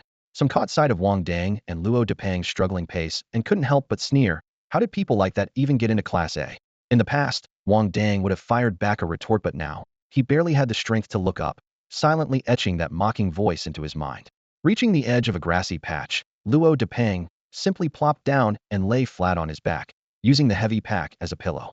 He raised a hand, activated his holobrain, and quickly fired off messages to Hei Ji and the others, venting furiously. Wang Dang gritted his teeth tightly, knew that once he sat down, he would lose all the courage to stand again. The mountain still crushed his back. He could only keep bowing forward and dragging his heavy steps onward. Damn it, they're letting them fight freely, and no one's intervening. Luo Depang's voice faintly came from behind Wang Dang. After forcing himself to complete one full lap, the sun had already climbed overhead. Wang Dang unclipped the buckle at his waist, shook the bottle of Star Energy nutrient liquid, and twisted it open. Tilting his head back, he drank it down. The icy liquid slid down his throat, igniting a blaze in his chest that instantly sharpened his senses. Still unsatisfied, he opened 2 more bottles in quick succession. Only when the aching, burning sensation in his chest was replaced by a comforting warmth did he finally feel truly alive again. Perhaps his body was starting to adapt to the heavy load, or maybe the potion was kicking in. The 400 pounds weighing on his back, once as heavy as a mountain, now felt noticeably lighter. Tentatively, he quickened his pace and, to his surprise, found himself moving steadily and faster than before. Meanwhile, in the top-floor office of the teaching building, Yupingi gathered with several other teachers around a holographic map. At the center of the glowing screen, a small red dot marked with a W slowly traced the outer edge of the sports field. That kid definitely has strength hidden under the surface, a female teacher munching on sunflower seeds said with a smirk. That Weibu guy is a 6th-tier mech warrior. Even carrying 200 pounds is tough for him. Yet here Wang Dang is, hauling 400 pounds, and circling the entire campus. If he were truly a junior mech warrior, he could have just applied straight into the SS class, another teacher frowned. Junior mech warriors automatically qualify for exemption exams. Strange, Yupingi looked up at the map thoughtfully. But I don't sense the aura of a junior mech warrior from him. He still feels like 5th tier. He's probably using some kind of power concealment. The female teacher snorted. Sounds like one of those hermit family techniques. Not necessarily, a younger teacher chimed in. Some people are born with naturally strong physiques. Purely by innate strength, they can push ahead without any enhancements. Exactly, another teacher agreed. Don't just focus on Star Energy Masters or Mech Warriors' talents. The physical constitution of a Mech Warrior is also a force to be reckoned with. The group continued their lively discussion. Someone quietly pulled out their personal holographic device and began placing small bets on whether Wang Dang could complete 30 laps. No one noticed the red dot on the screen slowly accelerating. At the far end of the field, Wang Dang reached a corner where he often climbed over the wall to sneak out. His posture was straighter than before, his steps lighter compared to the clumsy shuffling he'd started with, and his breathing steady, as if he were on a casual stroll. He couldn't quite pinpoint the source of this sudden strength, but felt an invisible shackling force inside him slowly cracking apart. Could it be? Ding, a clear system alert chimed just in time. Congratulations, host. You have advanced to 6th tier mech warrior. Please continue to strive and enhance your strength. Check status panel. With a thought, the holographic screen flashed inside his mind. He recalled the system mentioning that leveling up might increase his lifespan. He had to find out how many more years he had left. Host, Wang Dang. Age, 18. Talent, mechanical mastery. Skill, glass cannon double values. Elemental power, activated. Mental power, grade C. Profession, 6th tier mech warrior mech apprentice. Health 7. Staring at the still dim health bar, Wang Dang frowned. Moving from 5th to 6th tier hadn't added a single year to his lifespan. His thoughts then returned to the system's explanation of career tiers. Unlike mech warriors or star energy masters, mech apprentices were ranked primarily by mental power ratings. Grade B mental power was a junior mech apprentice. Grade A was intermediate. S was advanced. SS meant mech engineer, and SSS was the legendary master. After breaking through the barrier from the 5th to the 6th level, Wang Dang realized he could now power walk while carrying a heavy load. This was what an increase in strength felt like. Sweat dripped from his chin, but he felt invigorated all over, an irresistible excitement pushing him to speed up. He wanted to get stronger one day. He vowed he would rise above the world's rules. After several promotions, he began to sense a pattern. Only by repeatedly pushing to his limits could he break into a new realm. Like long-distance running when the body teeters on exhaustion, grit your teeth tight enough, and suddenly your strength returns, your lung capacity surging. The same applied to upgrading as a mech warrior overexert. Push past exhaustion, strike the limit again, and the shackles would shatter. At that moment, he finally understood why Yu Pengyi had started him off with weighted training. It wasn't punishment, but the most direct and effective way to improve. Realizing this, Wang Dang quickened his pace once more, repeatedly challenging his limits on the track. That rush of relief and comfort after hanging on at the brink of collapse was truly addictive. At 10 o'clock at night, the first student gritted his teeth to finish 30 laps, stopping to gasp for air. Yet the weighted packs remained locked in place. Class A was a united whole. As long as one person hadn't finished, no one could rest. A cold, emotionless voice rang from the loudspeaker inside the packs. Keep going. Devil. Despair exploded through the pitch-black campus. By 1 o'clock in the morning, the weighted packs still hadn't unlocked. Everyone had come to a harsh realization: sleep tonight was impossible. Those who completed the task had to turn back and drag or support the students still running, because if even one person lagged behind, the whole class ran together. Only no one dared help Wang Dang. His speed combined with the heavy load was impossible to pull. Wang, have some water. Hosey ran over carrying a water bottle. After waiting long without Wang Dang or Luo Dapeng returning to the dorm, Hosey and Heiji came looking. Learning class A was training all night. So the two arrived with water, Hosey staying with Wang Dang, while Heiji looked after Luo Dapeng, refilling their bottles as needed. Wang, you really don't have beef with your homeroom teacher? Hosey looked worried. A 400-pound weighted pack was one thing, but now dragging the whole class through sleepless nights? Starting tomorrow, Wang Dang would likely become the class scapegoat. Who knows? Wang Dang tilted his head back and gulped. The sweat-salty water tasted unbearably briny, but he had no time to fuss. 19 laps left, needed to fight for the chance to sleep tomorrow. After handing the bottle back, he took another heavy step forward, resolute. Meanwhile, all the lights in the teaching building were out, except for a faint glow from the office's holographic screen. Yu Pengyi sat alone, silently monitoring every student's real-time data. That kid, he rubbed his chin, a trace of interest curling at his lips. This is getting interesting. Looks like I've got the next term's class all wrapped up. The next morning, as the sun rose, the students of Class A were scattered across the military academy grounds, lying on their backs with weighted packs beneath them, sprawled out in all directions, sleeping soundly. Only Wang Dang and a few other lagging cadets were still running laps along the outer perimeter of the field. After an entire night of grueling exhaustion, he could finally lift his legs for a light jog. His pace was heavy but increasingly steady. What a freak. Webb gritted his teeth, carrying a 150-pound sandbag on his back, but his eyes stayed glued to Wang Dang's gradually lighter figure ahead. Webb had originally been assigned the standard 200 pounds, but after pleading relentlessly, instructor Yu Pengyi had mercifully reduced his load by 50 pounds. Despite this, he still trailed at the back. Even Wang Dang had run 2 more laps than him, and frustration burned inside Webb like a fireball. That bastard must have begged that demon Yu to lighten his load. Webb muttered angrily, convinced Wang Dang's tough exterior hit a weak spine. Before he could finish, Luo Dafet brushed past, openly showing disdain in his eyes, his steps lighter than the night before. Last night, Wang Dang had shared his secret technique with Luo Dafet. After a few tries, Luo Dafet tasted success immediately. Running 30 laps was no problem. He'd gladly run 300. Now he jogged up to catch the runners ahead, his face glowing with determination. With only 2 laps left, Wang Dang suddenly felt his body grow light. A clear system notification exploded in his ears. Congratulations, host. You have successfully advanced to rank 7 Mecha Warrior. Please keep up the good work and continue your glorious journey. The system actually changed its congratulatory message each time, somewhat thoughtful. Wang Dang grumbled under his breath, but, shouldering the heavy sandbag, his speed surged. He was finally running for real. Meanwhile, in the office, Yu Pengyi, who hadn't slept for 2 days straight, stared at the real-time monitoring map on the wall. The little red dot representing Wang Dang suddenly shot forward. Yu Pengyi sprang upright. This kid has definitely broken through. The dark, silent office offered no one to share his joy with. He looked around, hearing only his pounding heartbeat. Class had just struck gold. Yu Pengyi slapped his thigh excitedly. The sharp pain reminding him he wasn't dreaming. The reputation of the education world seemed to beckon toward him. While Yu Pengyi was overjoyed, the rest of Class A was miserable. Some had finished the required laps last night, but the sandbags refused to release. The rules forbade entering the dorms with weights on their backs, so the group wandered the campus all night carrying them, searching for those still behind. Exhausted, they collapsed on the ground, yet still had to move aside as senior cadets passed, or face another grueling battle. Even after lights out the next evening, some still hadn't finished. Despair hung thick over the field like sticky fog, and most couldn't even bother to crawl. Wang Dang finished the last 2 laps in just an hour and a half. As expected, the sandbag didn't come loose. By then, the others were already sprawled lifelessly. He smiled and approached Webb, who was gasping weakly on the ground. "Get up," Wang Dang said, looking down with a low voice. "I'm sleeping tonight. No matter what." Webb was too exhausted even to retort, bowing his head to catch his breath. Wang Dang glanced over his shoulder. 3 laps still awaited him. "I said, I'm sleeping tonight." Wang Dang's words were full of unwavering conviction.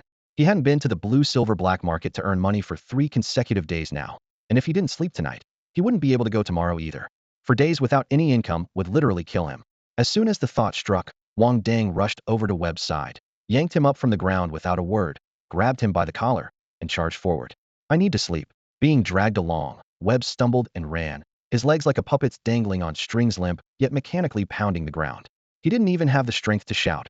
All his energy went into maintaining his rapid breathing. "This guy is really going to kill me," Webb thought in terror. The training ground's lights blazed a ghastly white in the dead of night. Wang Dang's silhouette was like a fully drawn bow, firmly pulling Webb as they sprinted around the track.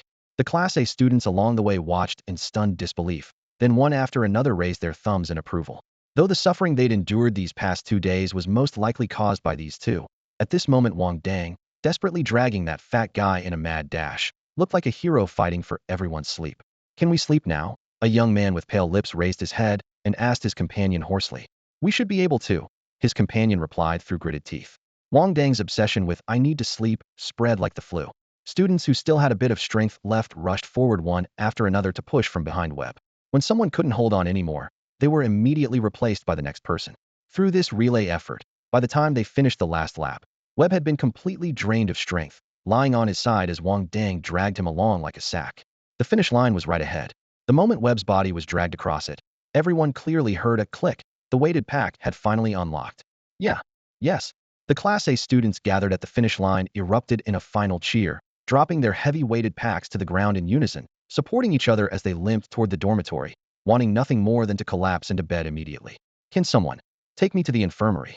Webb was placed on a bed, his voice like a mosquito's buzz. As soon as the words left his mouth, his eyes rolled back and he passed out. Wang Dang and Luo the fatty supported each other as they walked toward the dormitory. On the way, Luo gestured excitedly. "I've advanced to Tier 7. Congratulations, I'm also Tier 7 now." Wang Dang wiped away some sweat, genuinely happy for himself and his companion. Devil, you may be devilish enough, but his training methods really work. "Wait, you just advanced to Tier 7? Luo stopped in his tracks, his face full of disbelief. "So you're saying before this, like me, you were only a Tier 6 warrior?" Both being Tier 6, yet Wang Dang could take on 2 opponents at once, and even sprint 30 laps carrying 400 pounds. Luo muttered under his breath, "Your Tier 7 and my Tier 7 don't seem to be the same." Wang Dang thought about it, and also sensed something was off, then laughed heartily and patted Luo on the shoulder. "I've been strong since I was little. When I was 8, I could carry 2 bags of crystal mud or in one go." Luo blinked. "But why were you carrying crystal mud or when you were 8? Wang Dang just smiled without answering. Back then he was young, and no one believed he could fix things, so he'd sneak into the mine at night to steal crystal mud or to sell. Stealing a dozen bags in one night was nothing. With his amazing recovery ability, even if he got caught and beaten, he'd be bouncing around stealing again the next day, making the mine foreman think he was dealing with twins the older brother would steal, then the younger brother would show up again the next day. After Wang Dang and Luo Depang returned to the dormitory, their moral resolve was just enough to line up for a shower. After that, They collapsed onto their beds and immediately lost consciousness. The next morning, Wang Dang woke up naturally, his mind as clear as a lake stirred by the breeze. He grabbed his light pad, and the first thing he saw was a new announcement in the Class A group chat. Yupingi, everyone, Class A has the morning off today. In the afternoon, Jessica will hold a fitness class. Please gather at training room 3 at 1 p.m. sharp. The brutal weighted training from the past few days had quickly bonded the Class A students. The announcement sparked a flurry of messages. Universe's fiercest. Wow. Is that the so-called most beautiful teacher in the military academy, Jessica? Muscles are justice. I hear she has a great figure. Chirp chirp. Jessica, I'm coming. Watching the flood of messages, Wang Dang's lips curved into a slight smile, a spark of curiosity about the beautiful teacher growing in his mind. Beautiful? Where's the beauty? Luo Depang rubbed his sleepy eyes as he sat up and grabbed the terminal on the bedside. Check the class group yourself, Wang Dang said, handing it over. Then he switched back to the chat list and noticed several unread messages from Lu Nong. No energy. Wang bro, you liar. Where's the photo of that beauty? All I'm seeing are pictures of the military academy buildings. No energy. Are you into architectural aesthetics? Hurry up and show me the beauty photos. No energy. If there's no beauty, at least show me the capital city scenery. I've never been there. No energy. Wang bro, why aren't you replying? No energy. Did something happen? No energy. I told you military school is dangerous. Please answer me. Following were a long string of chaotic emotional messages. Wang Dang couldn't help but chuckle as he quickly replied. Wang Dang, no beauties at military school. Wang Dang, those past days were brutal training. Finally recovering now. If I can get out, they'll send you photos of the capital. Stay safe, don't worry. Lu Ning in the southern city sighed in relief, but immediately fired back. Damn it, isn't my Xiaomai and the others beautiful? Don't try to fool me. Next year I'm coming to check in person. In the afternoon, Wang Dang and Luo Depang arrived at training room 3 on time. You must be Wang Dang, right? Thanks to you yesterday, otherwise, would still be running now. The speaker was a muscular man in a tight black tank top with his jacket casually tied around his waist. This was Tiz Man, the first person to complete the weighted course yesterday. I just wanted to sleep earlier. Wang Dang smiled and bumped fists with him. Tiz Man returned the look with admiration. I heard you pulled away the big Ye weighs a solid 150 gene and still finished the whole run. Impressive. Luo Depang muttered quietly beside him. If this guy knew Wang Dang was carrying 400 gene, he'd probably drop his jaw to the floor. Thinking this, he quietly set a goal for himself no matter what. He'd cling tightly to this big ally. All right, kids, quiet down. A crisp yet authoritative female voice cut through the chatter. At the door, a blonde female instructor strode in. She wore only a sharply tailored military jacket paired with fitted pants, her outer coat casually draped over her arm. Her perfect curves hinted at beneath the fabric. Her long, toned legs traced graceful lines as she walked. The sharp sound of her military boots echoed on the floor, and her golden ponytail swayed lightly with her movements. Wang Dang could only sum up the woman before him in 2 words, smoking hot. Jessica walked to the front of the training room and clapped her hands to get everyone's attention. Kids, I'm teacher Jessica. For the next 4 years, I'll be your training instructor. Class A of the freshman year was known as the monk class because there wasn't a single girl in it. In fact, female mech warriors were extremely rare across the entire mech warrior department. Wang Dang had only ever met one Tin Moli. My Xiaomai had told him that Tin Moli regularly accompanied the campus security team on missions, often gone for months at a time. So in this testosterone-heavy space, the sudden appearance of a striking, curvy female teacher was nothing short of shocking. Almost immediately, the whole class snapped to attention. Who doesn't like to look at a beautiful woman? But Jessica surveyed the group like they were a bunch of children. Kids, I'm sure your previous instructor already gave you your first lesson yesterday. But let me tell you, the real cruelty of military school is only just beginning. As she finished speaking, she smiled gently and pulled out a long leather whip from behind her back. With a flick of her wrist, the tip cracked sharply through the air. Snap. The sharp sound instantly shattered the daze caused by her looks. The whip had been soaked in a juice made from bitter celery. It helped wounds heal, but at the same time it hurt a lot. The faces of the Class A students changed in unison. Everyone knew that to be a mentor in this military school, one had to be a high-level mech warrior at least. A high-level mech warrior's whip could easily destroy an entire building. Thinking this, they all straightened up like javelins, not daring to glance at Jessica again. To them now, this whip-wielding woman was no longer just a pretty face. Seeing their obedient eyes, Jessica nodded with satisfaction. I only use the whip to punish naughty kids who don't listen. So be good kids, all right? She then walked over to the control panel, her long fingers moving swiftly. One by one, silver gray pull-up bars rose from the empty floor, neatly lined up. Each person was ordered to strap on 50 pounds of weights on each leg, then do 300 pull-ups. After that, they had to hang from the bars for half an hour. No sooner had she finished giving instructions than she cracked the whip again. The snap sounded like a starting gun, urging everyone to speed up. Wang Dang caught the faint beep of the timer starting and was the quickest to rush to the storage locker for the weighted bags. Luo Depang followed closely behind. Jessica watched their backs with a faint smile of approval. These two actually had some sense of urgency. Wang Dang yanked open the locker and efficiently strapped 2 weight bags to his legs. Luo Depang did the same. The rest moved noticeably slower. Last night's lesson had taught them that if even one person didn't finish, everyone would have to hang on the bars waiting. Moving slower seemed a better way to conserve energy, especially since today's punishments were handed down by a golden-haired beauty capable of bringing down a building with her whip. As everyone hesitated and delayed, Jessica's wrist computer suddenly beeped urgently. Her eyes lit up with excitement. Kids, it's time for the hunt. Jessica grasped the whip and charged straight into the lingering crowd, sweeping through them like a force of nature. The whip, laden with the sharp, bitter juice of water celery, sliced through the cold air with a sharp smack, felling a large group within moments. The training room erupted in screams and wails, an unmistakable sign of how agonizingly spicy the juice was. Hanging from the pull-up bar, Wang Dang and Luo Depang heard the swoosh of the whip behind them and felt a chill crawl down their backs. Jessica's fingers gripped the whip handle tightly, her eyes gleaming with excitement and her voice sharp. Tremble, children. Before her words faded, the whip snapped again and again, each lash followed by cries of agony. A burly man nearly 6 feet tall was literally whipped into tears, snot and tears running down his face. Yet he could only clutch his weighted pack and tremble. Everyone just said the seniors were scary, but nobody warned us that even the teachers are to be feared. Someone wailed from the crowd. Only now did they realize that yesterday's fierce-looking Yupungi was actually as gentle as a little rabbit. Luo Depang hung from the bar, his eyes red and rabbit-like, his heart screaming. This is not a training room. This is hell. The more he thought about it, the more desperate he felt. His grip slipped, and with a loud thud, he dropped down. The whip seemed to have eyes of its own, snapping fiercely across his back. Pull-ups start counting again. Jessica's voice was tinged with the bite of gunpowder. Luo Depang's face flushed bright red, as if he'd been drinking cheap, counterfeit liquor all night. Gritting his teeth, he scrambled back up the bar. Wang, I don't think I'm going to live much longer. Wang Dang stole a glance back and saw Jessica raging like a furious mother Trex. His heart skipped a beat, and he swallowed nervously. Women are terrifying. HM. Jessica's ears twitched as her gaze locked onto him. Wang Dang immediately turned back, quietly repeating to himself, "Good men don't fight with women," then redoubled his effort, his arms pumping faster. By dinner time, Luo Depang and Wang Dang were battered and bruised, supporting each other as they left the training hall. For Wang Dang, 300 pull-ups were no big deal after all. He was a 7th-tier mech warrior. But if even one person failed to finish, everyone had to stay hanging on the bar. If anyone dropped, the count reset. He slipped twice, earning 2 more lashes. In the end, no one reached the target. Fortunately, Jessica was hungry and gave everyone an extra 5 lashes before letting them go. Back in the dormitory, Luo Depang was covered in welts. He looked at the energetic monkey and Heiji, then at himself and the pale-faced Wang Dang, almost bursting into tears. They'd thought entering Class A was a fresh start, but it turned out to be the gateway to hell. Only 3 days into class, and this was just the beginning. How would they survive the rest?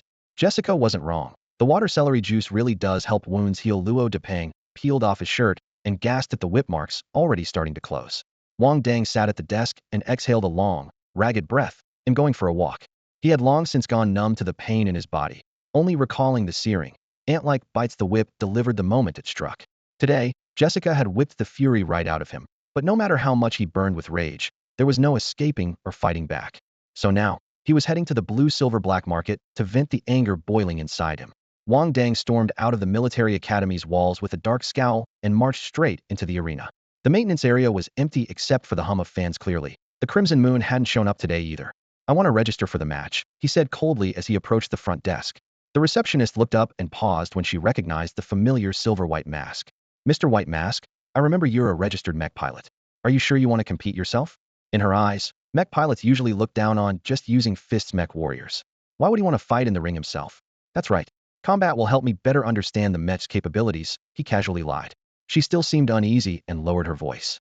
"You could just pay someone to spar with you. All the arena fighters sign a death pact. The matches are win or lose, life or death. It's dangerous for you." She added, "Most people don't go all out unless there's a personal grudge. But some darker souls bring their real-life resentments into the ring and vent them." Wang Dang's heart skipped a beat. Could she be talking about me? How are opponents matched? Randomly, or by level? He asked, genuinely concerned. "If they throw me a level 10 or above monster, I won't stand a chance. Equal level is fine. It's a points-based system," she patiently explained. "You gain 3 points for a win and lose 3 for a defeat. You'll only face opponents with the same points. That meant his earlier matches had been with beginners or veterans on losing streaks. Wang Dang felt reassured. Register me. Seeing his determination, she handed over the application form and death pact. Mr. White Mask, you're a valued client. Your application will be prioritized. Once submitted, you can head to the preparation area for the drawing. Taking the form, he paused for a moment and then wrote under name. Discount on mech repairs if you find me. The participant list would be shown on the big screen in the Hala free ad space. As for the discount, a casual 0.1 off 99 of the price would do just fine. He smiled to himself. Why didn't I quit the mechanic job last life and go straight into business? With this knack for deals, I'm cut out for commerce. After submitting, the nameplate quickly arrived in his hands. With it, he could freely enter the fighter's prep and rest areas. Wang Dang suddenly regretted not registering sooner. Even if he didn't fight, at least he could have used the prep and rest zones to drum up clients. Points accumulated by fighters in the arena can be exchanged for star coins, with 1 point equaling 30,000 star coins. Each victory guarantees 3 points, meaning 90,000 star coins per win, but any fighter is limited to 3 matches per day. Once a fighter's points exceed 100, they qualify for the high-stakes challenge matches, where a single round can earn between 10 and 30 points. It was only after Wang Dang fully understood the rules that he realized why the arena could support so many mech technicians. Stepping into the ring was basically like picking up free money. Without hesitation, he entered his personal info into the terminal and sent himself into the preparation pool. In the rest area, he had just lifted the free hot tea to his lips but hadn't taken a sip when a staff member dressed in a bunny girl outfit pushed open the door, holding up a sign. The sign read, "Next match, discount mech repairs versus my guns lightning fast. Both fighters please proceed to the preparation zone." From the crowd, Wang Dang and a tall, lean figure wearing a red clown mask stood up at the same time. Their eyes met briefly across the room before they walked side by side toward the prep zone entrance. Behind them, the fighters in the rest area began whispering. Discount mech repairs? Sounds like a mech tech's nickname. Definitely a mech technician. I recognize that white mask, the big white mech, was his work. Mech techs competing against us fighters? That skinny frame won't last 30 seconds. Mech techs in combat. I don't buy it. The chatter grew louder, but Wang Dang no longer heard it. He entered the preparation zone, which pressed tight against the arena floor, and immediately saw staff dragging off severed limbs and shattered armor left on the stage, blood running down the alloy floor into the drain channels. The sharp scent of disinfectant reminded everyone this was the black market, where there was no mercy. You're the mech tech? The clown-masked man approached, his voice low. Wang Dang nodded. Yeah, if you need repairs, come find me, I'll give you a discount. Huh. The clown mask sneered dismissively. If you want to try living as a fighter, I suggest you turn around now. I won't go easy on you. This is the black market, no one cares if a mech tech dies here. Do you think he'll go easy on you? Wang Dang's gaze hardened. He knew the other wasn't here for a friendly chat and didn't bother sugarcoating anything. I'm looking forward to smashing your head in with one punch, the clown-masked man said lightly, then turned away. He despised all those high and mighty mech technicians. Spending your own money and jumping through hoops to please them for repairs it bred a bitter resentment inside him. Since they had to meet in the arena, he decided to offer an immediate sacrifice upon their first match in the blue-silver black market. The corpse of a mech tech to open the bloody show. Besides, letting the mech tech live could only cause more problems down the line. The broadcast crackled. The match is about to start. Discount mech repairs, and my guns lightning fast. Please step onto the stage. The match ends only when one side surrenders or loses the ability to fight. Wang Dang and the clown-masked fighter each ascended the stage, taking positions at opposite ends. A referee dressed in red stepped to the center and loudly announced the rules. Now, both fighters, reveal your mechs and deliver your toughest words to your opponent. The referee stood between them as the crowd below buzzed with cheers and anticipation. They were already debating which side to bet on. The stands were noisy and chaotic. Both players were rookies in their first ranked match, evenly matched in skill. Betting was based only on their names and the pre-match trash talk. That guy who asked me for a discount on mech repairs, could he be a mech engineer? One spectator frowned, hesitating over the holographic betting panel. If he really is, I'd definitely bet on my aim is steady. Another watched Wang Dang skeptically and said, I don't think he's a mech engineer. Even the worst mech engineers wouldn't stoop to playing in these underground matches. The two argued heatedly, their faces flushed. The crowd around them enlarged their holograms, ready to bet everything. Just then, the player wearing a clown mask locked eyes with Wang Dang. His hoarse voice was cold and deadly. I won't give you a chance to surrender. His words hit like a spark thrown into an oil barrel. The arena erupted with screams and whistles. Wang Dang felt the surge, but unfortunately, as a player, he couldn't bet. Instead, he strode to the edge of the ring, clenched his fist tightly to flex his arm muscles for the crowd, then threw 2 words at the clown-masked player. Shigo. Shigo. The stands immediately echoed back, the cheers pushing the atmosphere higher. Wang Dang's muscles owed their impressive definition to brutal training from Devil Yu and teacher Jessica. under the lights. His muscles looked like taut steel cables, intimidating and powerful. Outside the ring, in the VIP box on the second floor, the front desk attendant peered through the holographic glass and spoke tensely. Sis, the clown mask seems serious. Should we stop this? Midio swirled the red wine in her glass, smiled slightly, and shook her head. The blue-silver black market needs mech engineers, but not enough to break the rules. Got it, sis. The attendant refilled her glass before quietly stepping away. The door closed silently. The pre-match trash talk ended as both sides revealed their mech simultaneously. Wang Dang's mech was dusty gray. The moment it appeared, a roar of boos swept the arena. You're not mistaken, right? That's the mass-produced mech from the military academy next door? Damn, that's the one sold upstairs garbage performance. Good thing I didn't bet on him. Almost lost everything. That muscle's probably all juiced up. Don't buy the looks. In stark contrast, the clown mask's mech dazzled the crowd immediately. Layers of redand white armor plates stacked perfectly, with two glowing liquid streams running from head to thigh like cascading stars. It shone brilliantly in the dim lighting. Wang Dang had learned on the gaming forums that current mech engineers generally fell into two camps: the beast style and the aesthetic style. The beast style, like his own Big White, prioritized function over form, loading up on whatever worked best. The aesthetic style focused on symmetry and appearance, maximizing performance while making their mechs visually stunning. The two camps constantly insulted each other. The beast style called the aesthetic style show-offs, while the aesthetic style mocked the beasts as cave-dwelling hillbillies.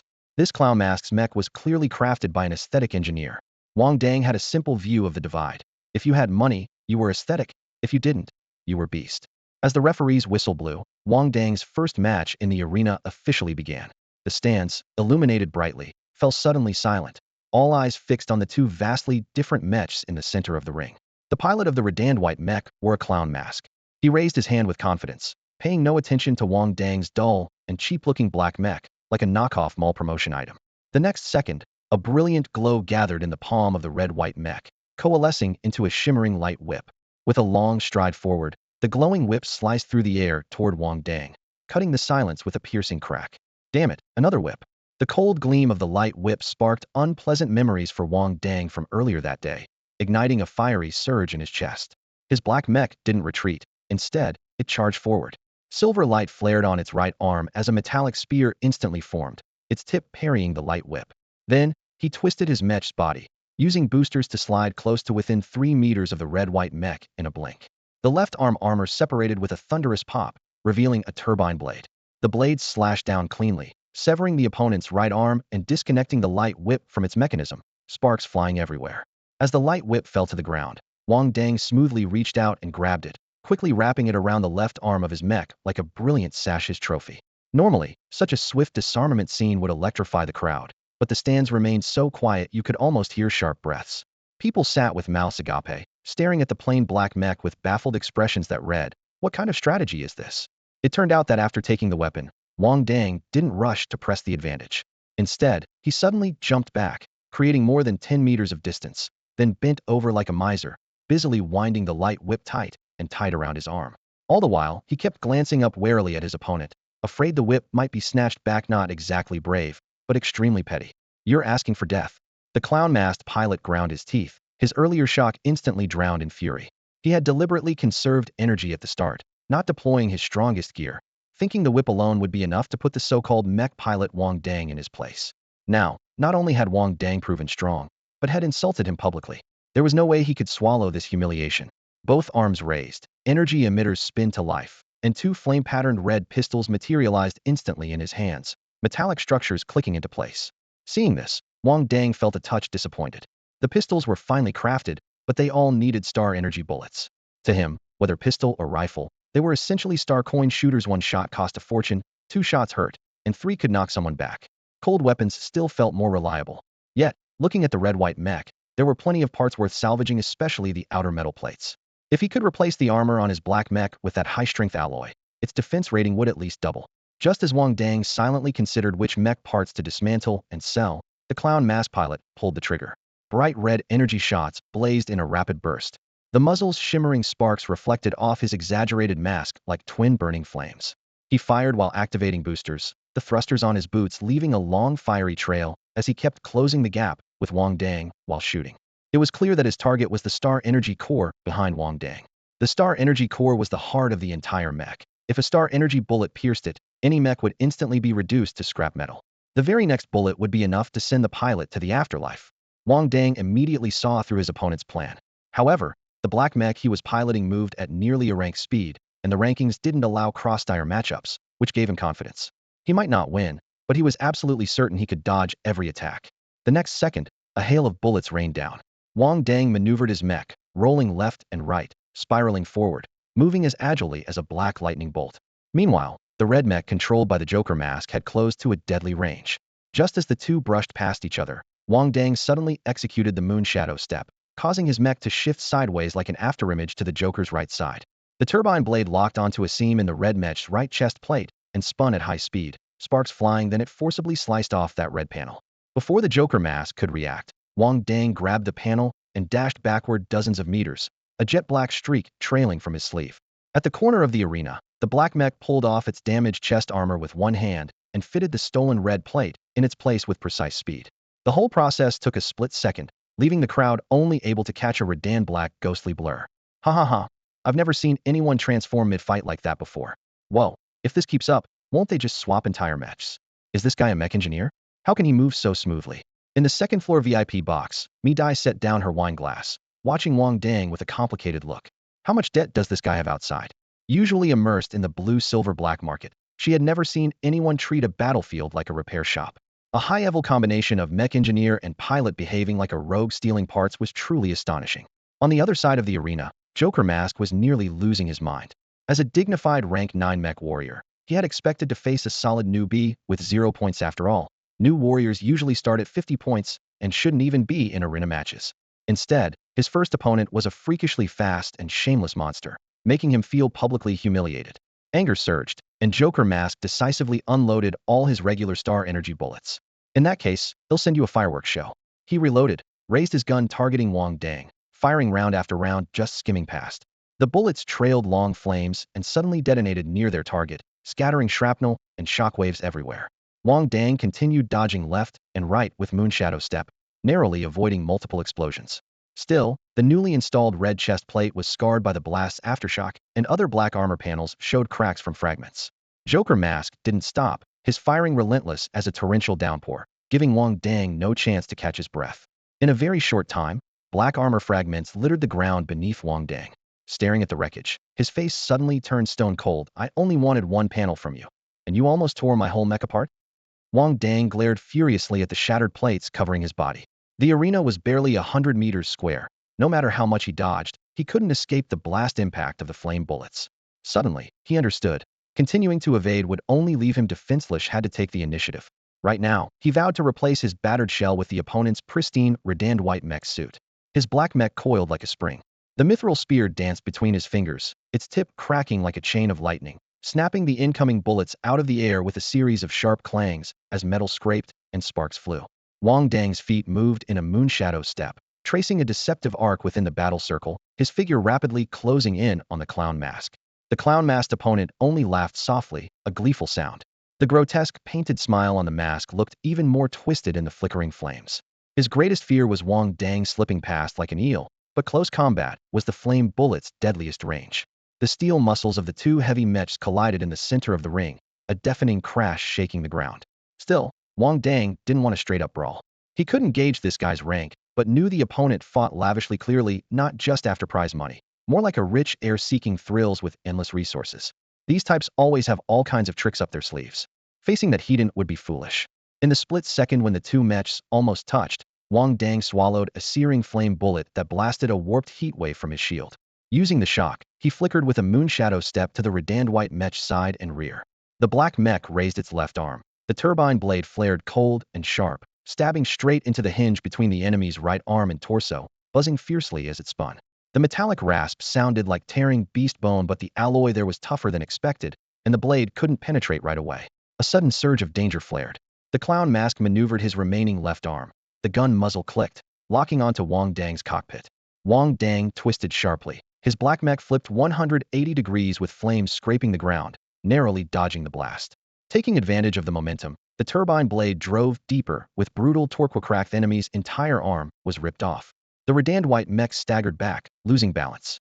A cold light flashed in Wang Dang's eyes as his mech spun, hooked the enemy's waist from behind, and he evaded a powerful throw.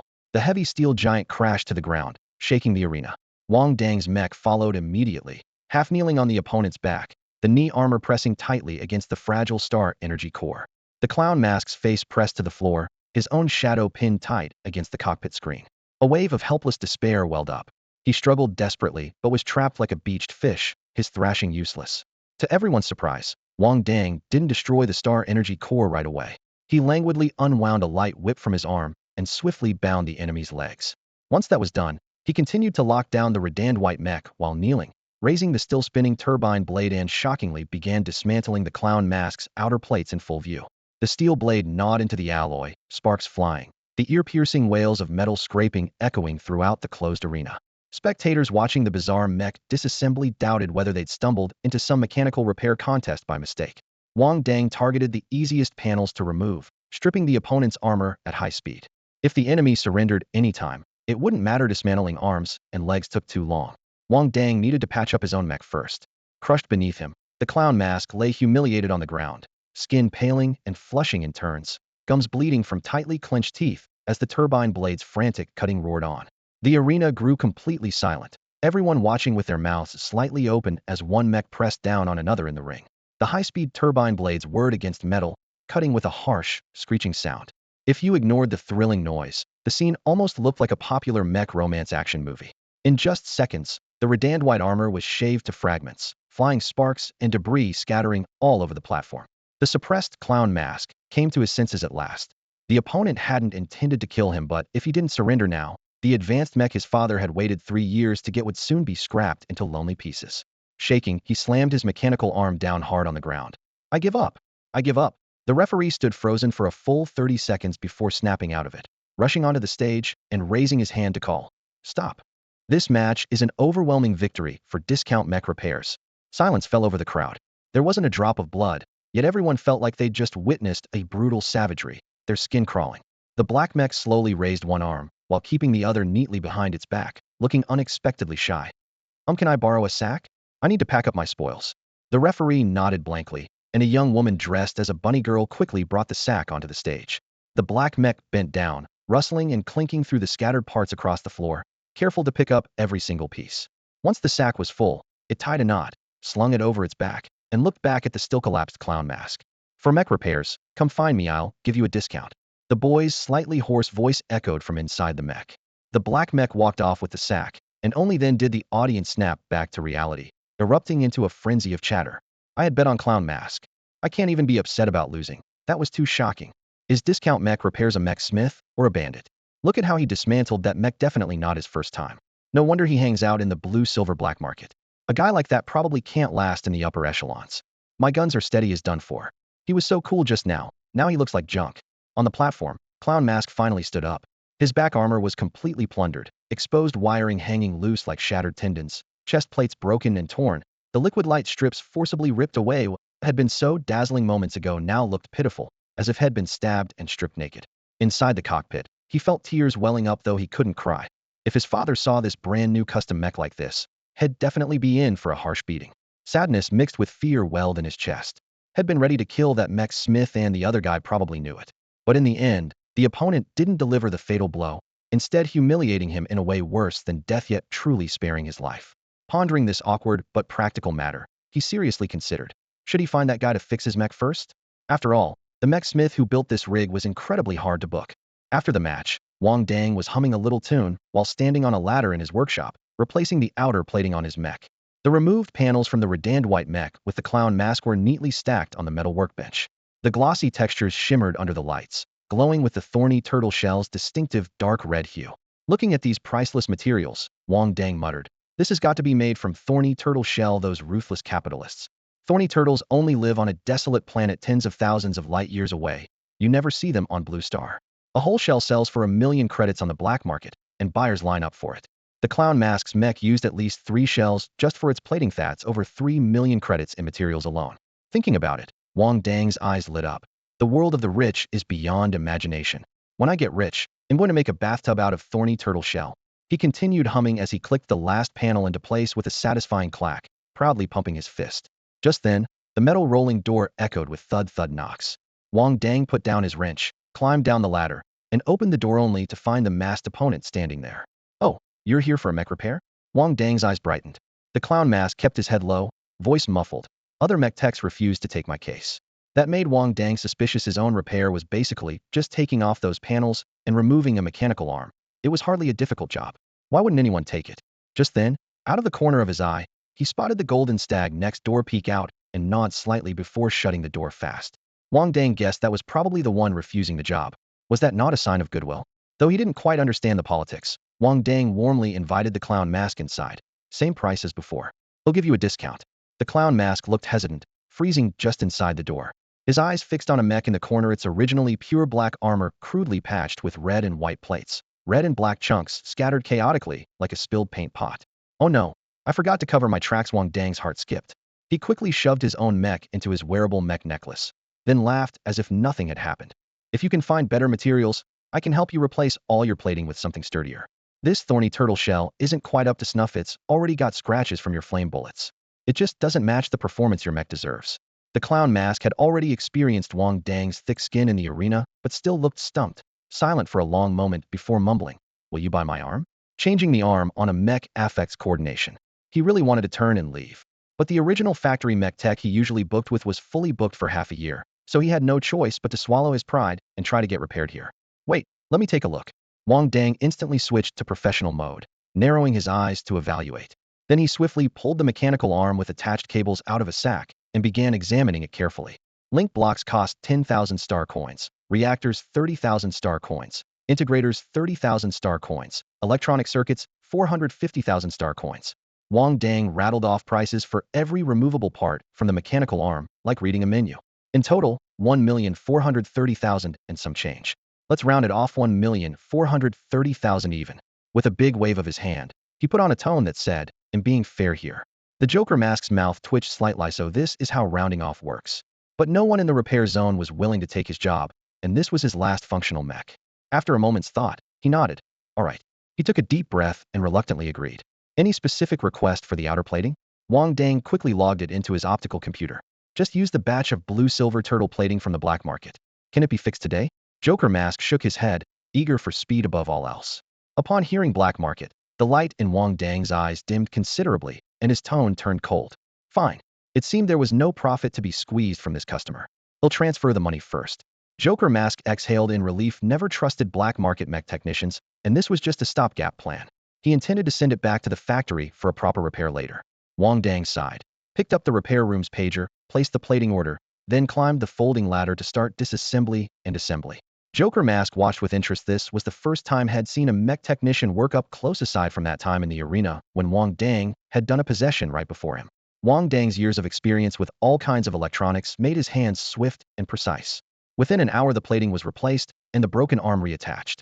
With the new arm, the total is 2,330,000 star coins. Wang Dang removed his repair gloves and casually added, "We'll give you a 1 discount, that's 2,306,700. Joker mask was already familiar with his rounding off tactic and didn't even bother raising an eyebrow this time. He just paid promptly. With payment settled, Wang Dang gathered the pile of parts scattered on the table, eyes gleaming. The scrap taken from the mech could be fixed up a bit and resold for over 100,000 star coins. He stacked the parts neatly, feeling content. Then he counted his accounts on his fingers. 1. Repairing Big White earned him 990,000. Consumables for the Golden Stag cost over 420,000, netting 570,000. 2. The Golden Stag had cost him 1.2 million as an apology fee. 3. Today's job, after deducting consumables, netted 1,010,000. 4. After previous mech modification expenses, his balance stood at 2.1 million star coins. But that still wasn't nearly enough, was still carrying over 3 million in debt. Thinking of that, Wang Dang cursed Jiao's was silently in his mind. That guy had never managed to take a single coin out of Wang Dang's pocket. Their grudge was huge now. Of course, Wang Dang wasn't foolish enough to confront Jiao as well before earning the rank of junior mech warrior. But when the time was right, that guy named Jiao would have to pay back the 3 million star coins plus an extra 0 in interest, or else this wasn't over. After all, a mech technician's time was precious, and Wang Dang was determined to reclaim every bit of that interest. Golden Stag, are you in there? Wang Dang knocked hard on the repair room door. You're doing this on purpose, aren't you? The door suddenly swung open, and Golden Stag poked his head out, looking exasperated. There's no one in the repair room across the hall. You should have known that. He stopped mid-sentence, realizing Wang Dang wasn't just a mech technician, but also a heavily built mech fighter. He swallowed the rest of his words. Huh, I guess I have trouble recognizing doors, Wang Dang said, scratching the back of his head awkwardly. I need to talk to you about something. Without waiting, he swaggered past Golden Stag and into the room. Golden Stag breathed inwardly, repeating stay calm 1,000 times as he pulled up a chair. What's up? Why didn't you take the repair job from that guy with the clown mask? Don't want the money? Or hoping I'd give you a cut? Wang Dang got straight to the point. No, Golden Stag moved a stool opposite Wang Dang and lowered his voice. I want us to cooperate. I was watching your match on the Lightbrain system today. It was amazing. Crimson Moon doesn't come to the arena often, but the repair zone still has to do business. If you're willing to send some customers to other technicians, and whoever gets the job shares a cut with you. You know what I mean? Wang Dang's eyes lit up like fireworks. Holy crap, Golden Stag, you're a genius. Golden Stag flinched. Was that reaction a bit much? So you mean, I sneak into the player's circle and stir up a trend of wrecking mechs on purpose? Wang Dang grew more excited by the second.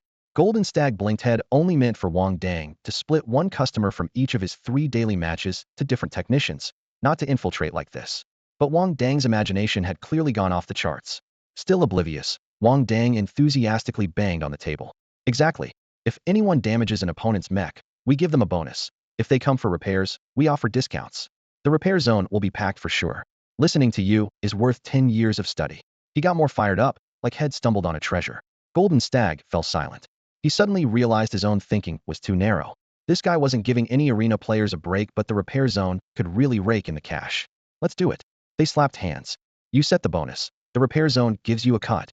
Behind their masks crept sinister smiles. Golden Stag kindly warned. Since you'll be making enemies of all the players, you'd better cut back on your matches. You'll make more safely off repair fees. No worries, I know what I'm doing. Wang Dang nodded solemnly. His current ranking was near the bottom of the arena. The chance of facing top opponents was slim. Besides, how could he take over someone else's mech without even stepping into a match? He absolutely couldn't miss such a free shot opportunity. The thought of skipping competitions was out of the question. He'd wait until his points accumulated before considering that. What he needed most right now was practical experience only. By battling on the arena could his skills soar. Otherwise, he might as well wait forever to confront Jiaozuo. A gentleman's revenge can wait 10 years. But did he even have 10 years left to live? At 2 in the morning, Wang Dang climbed over the wall and tumbled into the campus. Sweat and dust smeared across his face, his legs heavy, as if filled with lead. Back in his dorm, he hastily took a cold shower. The moment he lay down, he sank into his neural interface, endlessly piecing together mech blueprints. It was his greatest obsession to own a mech entirely designed from scratch by himself. The mech he was borrowing now didn't even have a name. He considered naming his first self-made mech sacred, refusing to use that privilege prematurely. These days, he never let go of that digital blueprint. Even for the simplest beginner mech frame, he had only progressed about 31. The pace was painfully slow, like crawling. But he knew well that becoming a mech craftsman required a huge leap in rank. No small steps or buffer stages. Going from apprentice to novice mech craftsman was like climbing a mountain. Hurry couldn't help. All he could do was grit his teeth and believe that heaven rewards diligence. Whether he fell asleep or just passed out from exhaustion, he couldn't tell. When he came to, sunlight was already filtering through the curtains. It was noon. The dorm was empty except for him. Wang Dang casually switched on his neural interface and was startled awake by a sudden schedule alert. Morning class meeting today? He smacked his forehead hard, forcing himself to wake up. Just then, the door opened and Luo Depang and Hei Ji, laughing and chatting, strode in. Wang Gu, you finally woke up. Luo Depang set down a thermal lunchbox. Chicken leg rice, still hot. Wang Dang didn't even bother putting on his shoes properly, scrambled off the bed and lifted the lid, the aroma flooding out. Why didn't you tell me about the class meeting? Though his tone was complaining, his chopsticks honestly picked up a piece of chicken. We did. You just wouldn't open your eyes. Luo Depang shrugged. Don't worry, I told Devil you gotta leave. They all knew Wang Dang came back only in the early morning hours, but no one asked questions. What was the meeting about? Wang Dang chewed the chicken, sounding more relaxed. Picking class officers. You missing it was a blessing. It was super boring. Oh, and Devil you wants you to go to his office this afternoon. Devil you wanted to see him? Wang Dang's heart skipped. Do you know what it's about? Luo Depang shook his head. Probably something about the class officers. You were the only one missing. All right then. Wang Dang grabbed another chicken piece, eyes half closed in satisfaction. The delicious flavor filled his mouth, but his mind began to swell with self-importance. Devil you must have noticed his outstanding leadership and fighting skills, wanting him to be a class officer. Only class officer? His interest was minimal. Anything that didn't boost his strength or make money held no appeal to him. Life, after all, betrayed no one like money and power. In the afternoon, Wang Dang arrived at the faculty office where Yu Pengyi was, just as promised. The hallway was quiet and still. The class bell had just rung, and the other teachers had already gone to their classrooms. The spacious office held only Yuping. Sunlight streamed in at an angle through the window as he bent over, grading papers. The slender metal pen in his hand scratched swiftly against the pages with a soft, rustling sound. "Mo teacher you." Wang Dang stood at the doorway, nearly blurting out the nickname that Class A students had given Yuping, but he swallowed the words just in time. Yuping looked up, his gaze scanning Wang Dang's face like a measuring device, his thin eyes narrowing slightly. "Were you gaming all night again?" "No." Wang Dang straightened up immediately, his expression serious and composed. "Humph." Yuping snorted coldly, his eyes lingering on the dark circles bruised purple around Wang Dang's eyes. "If you weren't gaming, then what?" "Sneaking out by climbing the wall in the middle of the night." Those words, sneaking out by climbing the wall, hit Wang Dang's heart like a hammer. His mind jumped in alarm. Not wanting the teacher to suspect deeper, he quickly backtracked. "Why, wise teacher, I stayed up late playing games." Yuping fixed him with a stare, frowning. He could tell Wang Dang was visibly uneasy and thought to himself, "I hope I'm not right. If this kid really snuck out and got caught, he'd be expelled." "Teacher, I wouldn't dare." Wang Dang scratched his nose awkwardly, speaking quickly. "Good to hear." Yuping's tone softened slightly, but retained a soldier's strict discipline. "As military academy cadets, your top priority must be to improve your abilities. Don't sacrifice the big picture for late-night games. You missed the morning class meeting. Don't tell me that wasn't because you stayed up late and then called in sick. I know well enough that mech warriors have to maintain strong bodies." The rapid-fire questioning left Wang Dang breathless. Indeed, sneaking out was reckless, but desperate couldn't get by without star coins and still owed a huge debt to the library. "Teacher, I know I was wrong." He lowered his head, sincere in his apology. "Knowing your mistakes is a start." Yuping kept his serious expression. This morning's meeting was when the class leader was chosen. Traditionally, the class leader always comes from the most outstanding students. You've stood out in both classes so far. I called you here because I want to ask if you're willing to be class's leader. Hearing this, Wang Dang's spirits soared. Excellence really can't be ignored. "Sorry, teacher you." He took a deep breath. "I came to the academy to focus on studying and don't want distractions from other responsibilities." But Yuping didn't get angry. Instead, he looked somewhat reassured. "I understand your concern. Focusing on self-improvement is important. But being class leader won't take up much of your time here. More importantly, having experience as a class officer looks good on your record. When it's time for post-graduation placement, the military district will prioritize you for officer positions." Wang Dang was startled.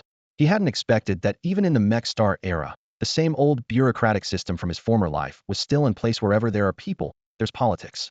"Teacher you. I'm simple-minded and more about physical strength. I really don't think I'm cut out to be class leader. Please spare me." He tried to look pitiful. If he cared about those things, he would have taken civil service exams in his previous life instead of working as an overtime mechanic every day. "Okay, if you don't want to, I won't force you." Yuping nodded, his tone relaxing, but then added seriously, "However, don't forget what you said. Befarito, focus on improving your strength. He'll be keeping an eye on you."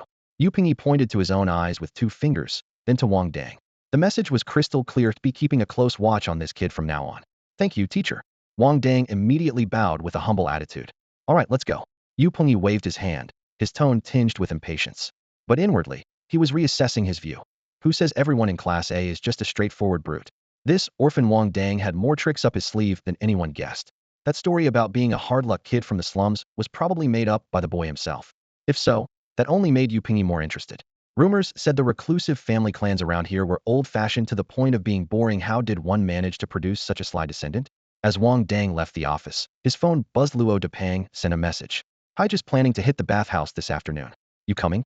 Haija's family lived in the suburbs of the capital, but all three had come far from the south.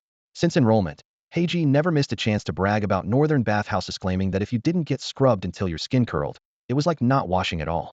Now that the military school bathhouse was free and no one had classes, they arranged to go together. Wang Dang thought for a moment before replying, "On my way." Since entering school, had been spinning non-stop like a top. A long soak in hot water was just what he needed. Although his dorm had a private shower, it couldn't compare to a big public pool.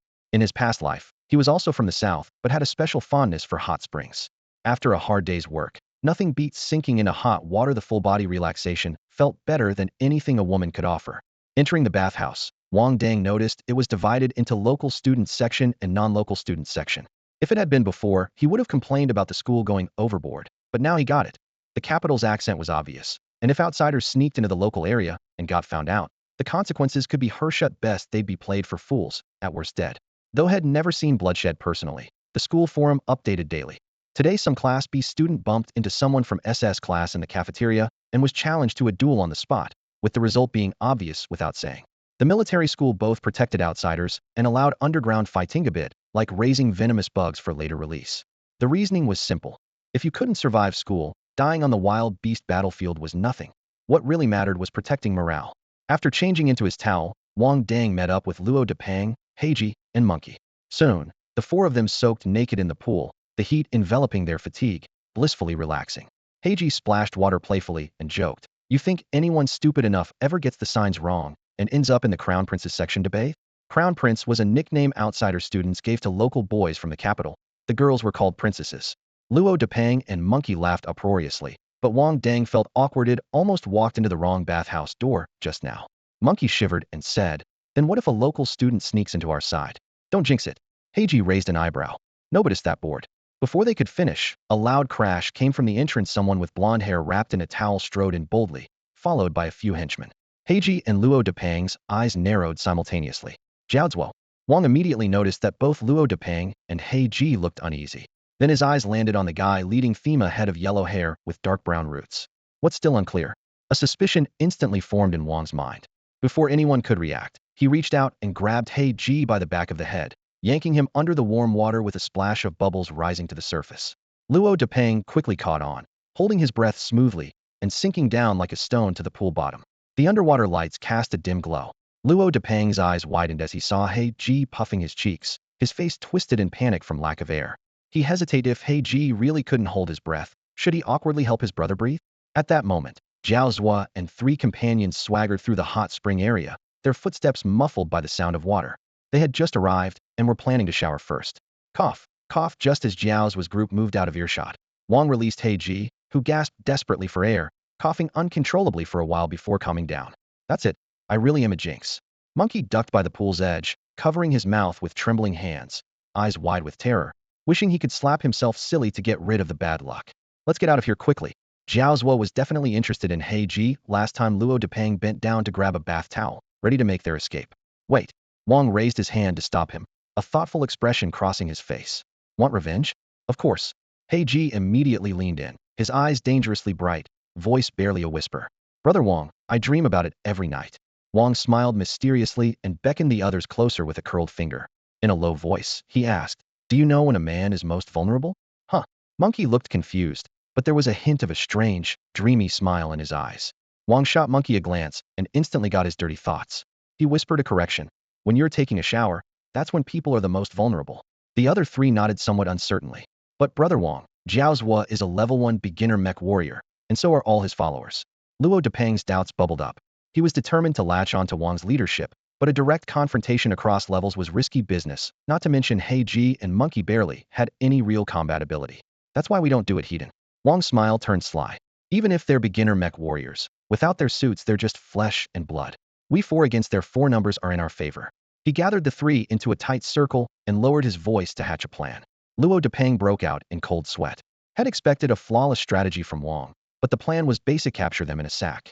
His mind raced through countless scenarios of revenge fails, self-destruction.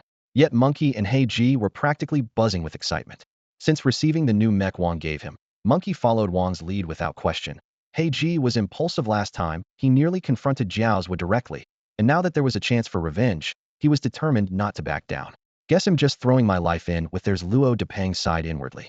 Men their age often acted on pure passion without considering consequences. Though Wang had lived 2 lifetimes, to him, a man remained a boy at heart till death. Forget the consequences or bitter fruits, just do it first. The 4 grabbed their towels, crouched low, and sneaked to the changing area. They quickly changed clothes and moved toward the showers. Passing through the lounge, they each stealthily picked up a metal bench to hold as a weapon. The seamless, flowing movements were truly impressive. No wonder he was a graduate of a military academy. Wang Dang, accompanied by Monkey, Heiji, and Old Cat, sneaked quietly all the way until they reached the boys' bathhouse. At this moment, the bathhouse was almost empty. Most students were in class, and the rest had left early, intimidated by the notorious reputation of Jiaozuo and his group. Against the sparse flow of people, only these 4 dared to slip inside. Wang Dang dared to propose this sack plan because he was confident. As long as Old Six wasn't around, they would never be exposed, and Jiaozuo's group had no way to fight back. During the entrance exam, he briefly unleashed his spiritual power. Later, After researching on forums, he realized this was a skill only a few top mech pilots could master after reaching its level spiritual power projection and attack. Mech pilots rarely experience this ability in their lifetime, but star energy masters were different. Thanks to their innate affinity for cosmic star energy, with minimal training, they could launch spiritual attacks. This was the most common offensive method before their elemental affinity could materialize physically. Although Wang Dang lacked elemental affinity, he possessed both star energy and spiritual power. This meant he could also launch spiritual attacks like a star energy master. It was by projecting his spiritual power that he stopped the number 4 heavy mech with a single strike during the exam. Zhao Zuo was only a novice mech warrior, but bath time was when he was most off guard. During the competition, number 3 and number 4 briefly froze under his spiritual attack. Now, with the targets completely relaxed, Wang Dang was even more certain he could immobilize them. That was why he dared bring along the physically strong but less skilled monkey and Heiji. Remember, hit the back of the head, Wang Dang whispered, holding a stool in his left hand and a wet towel in his right, his eyes firm. Got it. The other 3 nodded in unison. The sound of rushing water masked their footsteps as the 4 bent low, moving through the misty corridor to position themselves outside the shower stalls where Zhao Zuo and the others bathed. Wang Dang inhaled the hot, humid air deeply and closed his eyes, sensing the star energy drifting in the air. Forum experience explained that finding the balance between star energy and spiritual power, then converting spiritual power into star energy, could create an attack. Almost instantly, he found that critical point the spiritual power condensed into 4 gray shards that silently shot toward the backs of the heads of the 4 targets showering inside. At the same moment, he snapped his eyes open and, lightning fast, wrapped the towel around Zhao Zuo's head. Under the shower, Zhao Zuo had been planning to catch some careless students, strip them outside the bathhouse, and post photos on the forum to intimidate outsiders. Suddenly, a sharp pain struck the back of his head, followed by a spreading numbness that swept through his body. His mind felt as though it had been hammered, and his limbs grew weak, started to collapse uncontrollably to the floor. At the same time, Wang Dang's stool came crashing down onto Zhao Zuo's head. First, the towel blocked his view, and the next moment, the heavy stool fell in unison with muffled thuds. Wang Dang, Monkey, Heiji, and Luo Depeng moved in perfect sync, each locking onto a target. With a single strike, Zhao Zuo's group didn't even manage a grunt before collapsing limply onto the damp tile floor. A so-called rookie warrior, and already this fragile? Heiji stared at the fallen Zhao Zuo with a mix of confusion and excitement. He had expected they'd have to hit them multiple times before knocking them out, but one shot was enough. Looks like this rookie warrior isn't worth much after all. Monkey and Luo Depeng were just as surprised, but exchanged only a glance without a word. Luo Depeng stepped forward and kicked the tall guy whose head wasn't fully covered by the towel. Seeing he was completely unconscious, he finally exhaled in relief. Wang, you're incredible. Bath time really is when a man's most vulnerable, Heiji said with admiration. But seeing all 4 down and out, his urge to keep venting his anger died down. Luo Depeng looked up and glanced toward Wang Dang, silently asking, what now? Fight fire with fire, Wang Dang grinned, his bright white teeth standing out in the steamy air. Let's hang them outside. Don't Zhao Zuo and his gang love hanging people up and beating them? Monkey remembered the surveillance outside and swallowed hard. There are no cameras in the bath, but the school's cameras cover everywhere outside.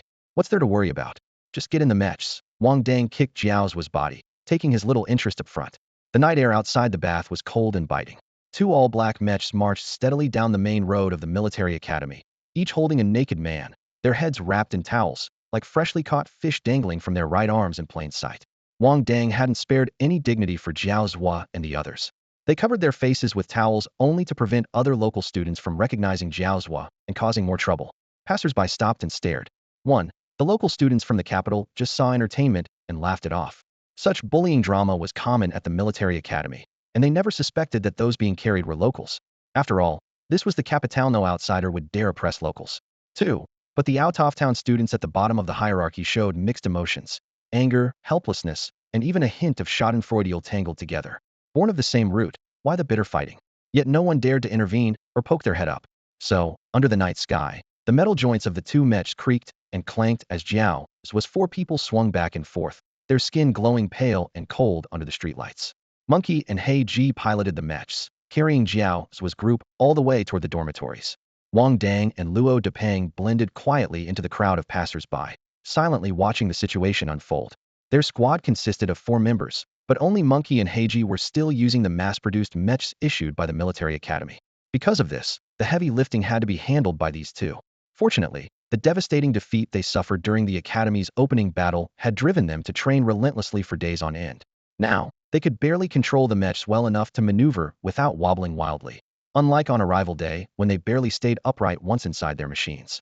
The cold night wind blew dust across the training ground, sending a chill down their spines. Monkey and Heiji piloted their silver-gray mech steadily, stepping through the long shadows cast by the dim yellow streetlights as they headed straight for the dormitory building. Although the mech stood no taller than 3 meters, their bulk made them look like towering iron giants moving in the darkness. When they reached the entrance, they pulled off their military towels wrapped around their heads, whipping them into thick ropes. Before the 4 local students from Jiaozuo could react, they were swiftly and securely tied up by Monkey and Heiji, their limbs hoisted and dangling from the same crossbeam used last time to punish outsiders the exact same spot, the ropes fitting perfectly into place. The whole task took less than a minute. Following Wang Dang's orders, the 2 pilots immediately activated their mech thrusters, blue flames flaring as they leaped several meters before slipping into a blind spot behind the teaching building. With mechanical clicks, the cockpit doors opened and the pilots dropped to the ground. They compressed the mechs into portable pods and moved low through the bushes, branches scraping against their uniforms but lost in the darkness. After a dozen minutes, they successfully regrouped with Wang Dang and Luo Depang around the corner of the campus pathway. Calm and collected, the 4 returned to the dormitory area, but the scene had completely changed. The whole area was brightly lit, not just by street lamps, but by countless light screens held by curious students surrounding the building. Front to back, the crowd filled every level, flashing cameras going off like battlefield spotlights, as if hundreds of professional photographers had suddenly appeared. No way. I thought we were being bullied by our own, but turns out it's our own people flipping the whole game. I recognize that blonde guy. He led the attack that wrecked our dorm last time. Enough talk. Hurry up and take more photos. We need to post this on the forums. The excited chatter filled the night air like a roaring fire. Since the start of the term, the local gangs had bullied the outsiders repeatedly. 17 and 18-year-olds, full of youthful fire but lacking strength, had been forced to endure their frustration silently. But now, seeing the Jiaozuo locals hanging upside down at the dorm entrance like trophies ignited that long-suppressed anger into a blazing explosion. Anyone who still hid quietly in the dorms would now be seen as the real coward. News spread fast. Outsiders who hadn't made it in time were dragged over by friends. Even more students live-streamed the scene on their light screens. Comments flooded the school forum like an avalanche, crashing the servers almost immediately. Since the Blue Star branch was founded, there had never been such a united outcry from the outsiders, especially not showing the locals in this humiliating state.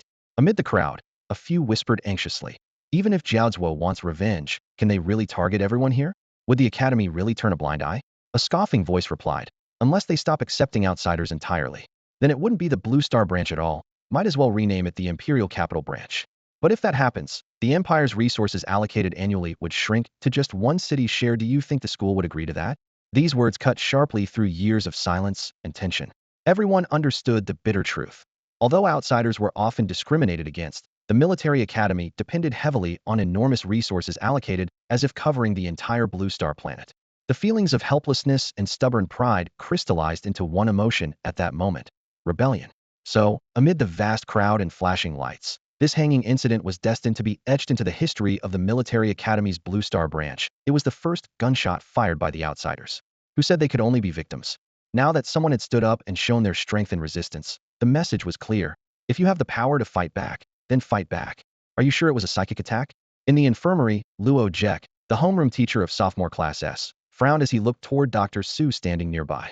For people lay side by side on the hospital beds, Jiaozuo and his 3 little followers.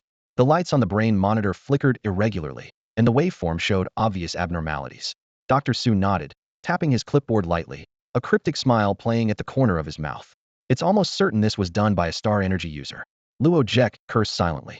He had taken the Jiao family's star coins out of obligation to this eldest son, and now they provoked a star energy user, the prized elite of the empire. Even as a military academy teacher, he had to tread carefully around star energy students. Here it was just the Jiao family on one side, but behind them was the capital's powerful Jiao clan, and behind the star energy user stood the entire empire. This little noble troublemaker was really causing him headaches. Beyond frustration, Luo Jek was puzzled. Star energy users were usually aloof and proud. Why would one go out of their way to defend an outsider? Dr. Su reminded him that the students who hung Jiaozuo and the others at the dorm entrance were evidently from the Mecha Warrior Department. Even freshman star energy users were issued protective mecha suits by Imperial and Blue Star authorities and wouldn't get involved personally. Who knows? Dr. Su shrugged. Maybe a star energy user took a stand for justice. Since when are star energy users so bored? Luo Jek's expression flickered between worry and irritation. Dr. Su put his hands in his coat pockets, speaking calmly but kindly. Teacher Luo, you'd better have them apologize to the Star Energy Department one by one. I haven't met many idle Star Energy users, but their teachers have each other's backs fiercely. Luo Jek's face darkened completely. Old memories from 6 years ago resurfaced at that time. A newly enrolled Star Energy user dated a girl from out of town, a mecha warrior. One time, he was beaten by local students outside her dorm. Compared to their peers, the junior mecha warriors heavily outmatched the Star Energy users. That apprentice was severely beaten. What happened afterward was blurry, but the mecha warrior sophomore class S vanished from the school roster, leaving only SS and SSS classes until that cohort graduated. Now, although his own student was injured, Luo Jek understood clearly. Jiaozhou had crossed paths with some Star Energy user, who took advantage of the bathroom moment to attack. Seeing his silence, Dr. Su only smiled. You do know the school's history well. Thanks for the reminder. Luo Jek forced a smile and rubbed his hands together. Once they wake up, he'll drag them over there to apologize immediately. He had originally hoped the school would step in to restore the Jiao family's honor, but now that it involved the Star Energy Department, the school would stay out and he dared not get involved either. Meanwhile, on the school forum, posts exploded, igniting a fierce celebration by the out-of-town students. A set of striking photos of the young master of the Jiao family from sophomore class scum, and help yourself. It's unbelievable that someone would pull such a stunt at a military academy. There are lots of pictures, so proceed with caution. The forum is flooded with sensational headlines: sophomore senior raids, freshman dorm naked, twisted morality, or complete degeneration. Clicking on the posts reveals pictures of Jiao Zhua and his 3 followers hanging outside the freshman dormitory entrance. Some posts thoughtfully censor the photos with mosaics, while others humorously Photoshop Jiao Zhua wearing a bikini. At the same time, the freshman group chat is overwhelmed with all sorts of infantry photos, instantly making everyone well aware of Jiao Zhua's size. Meanwhile, fully awake now, Jiao Zhua stares helplessly at the relentless ridicule plastered all over the forum.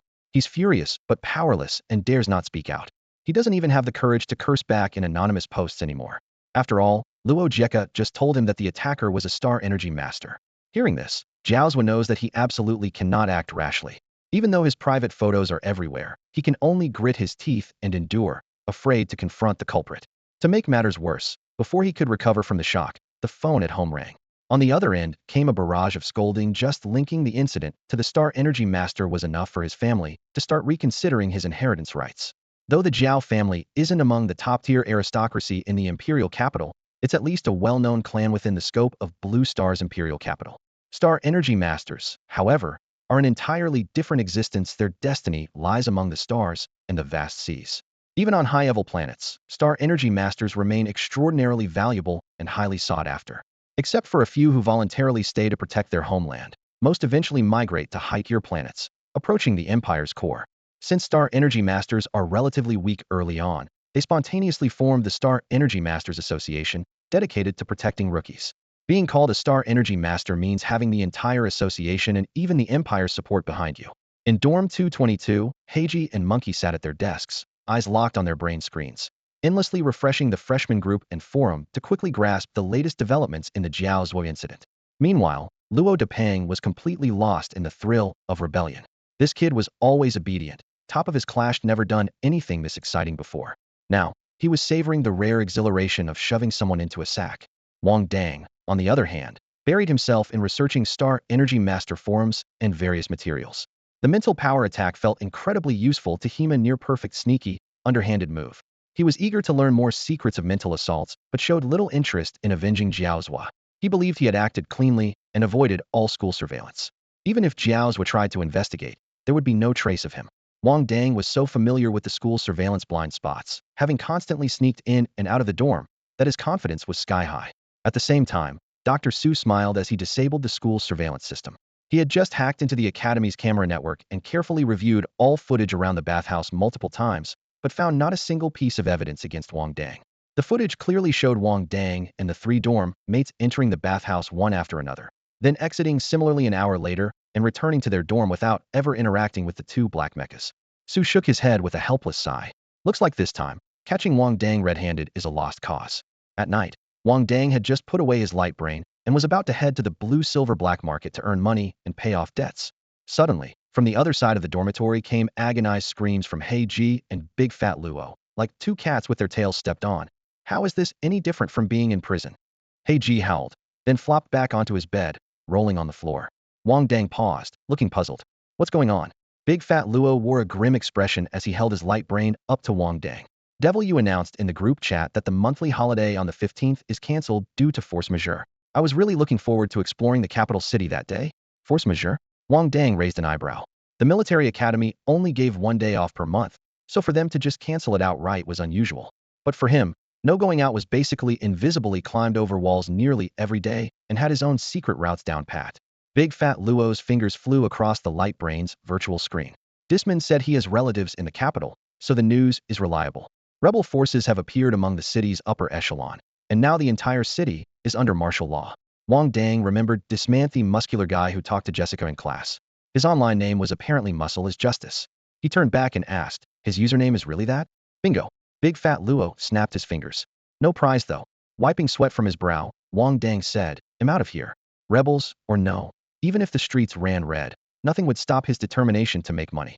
At first, he just wanted to save up a few million to buy a decent mech. But after seeing the clown masked guy's extravagantly expensive mech, he realized how crazy the top-tier equipment costs were.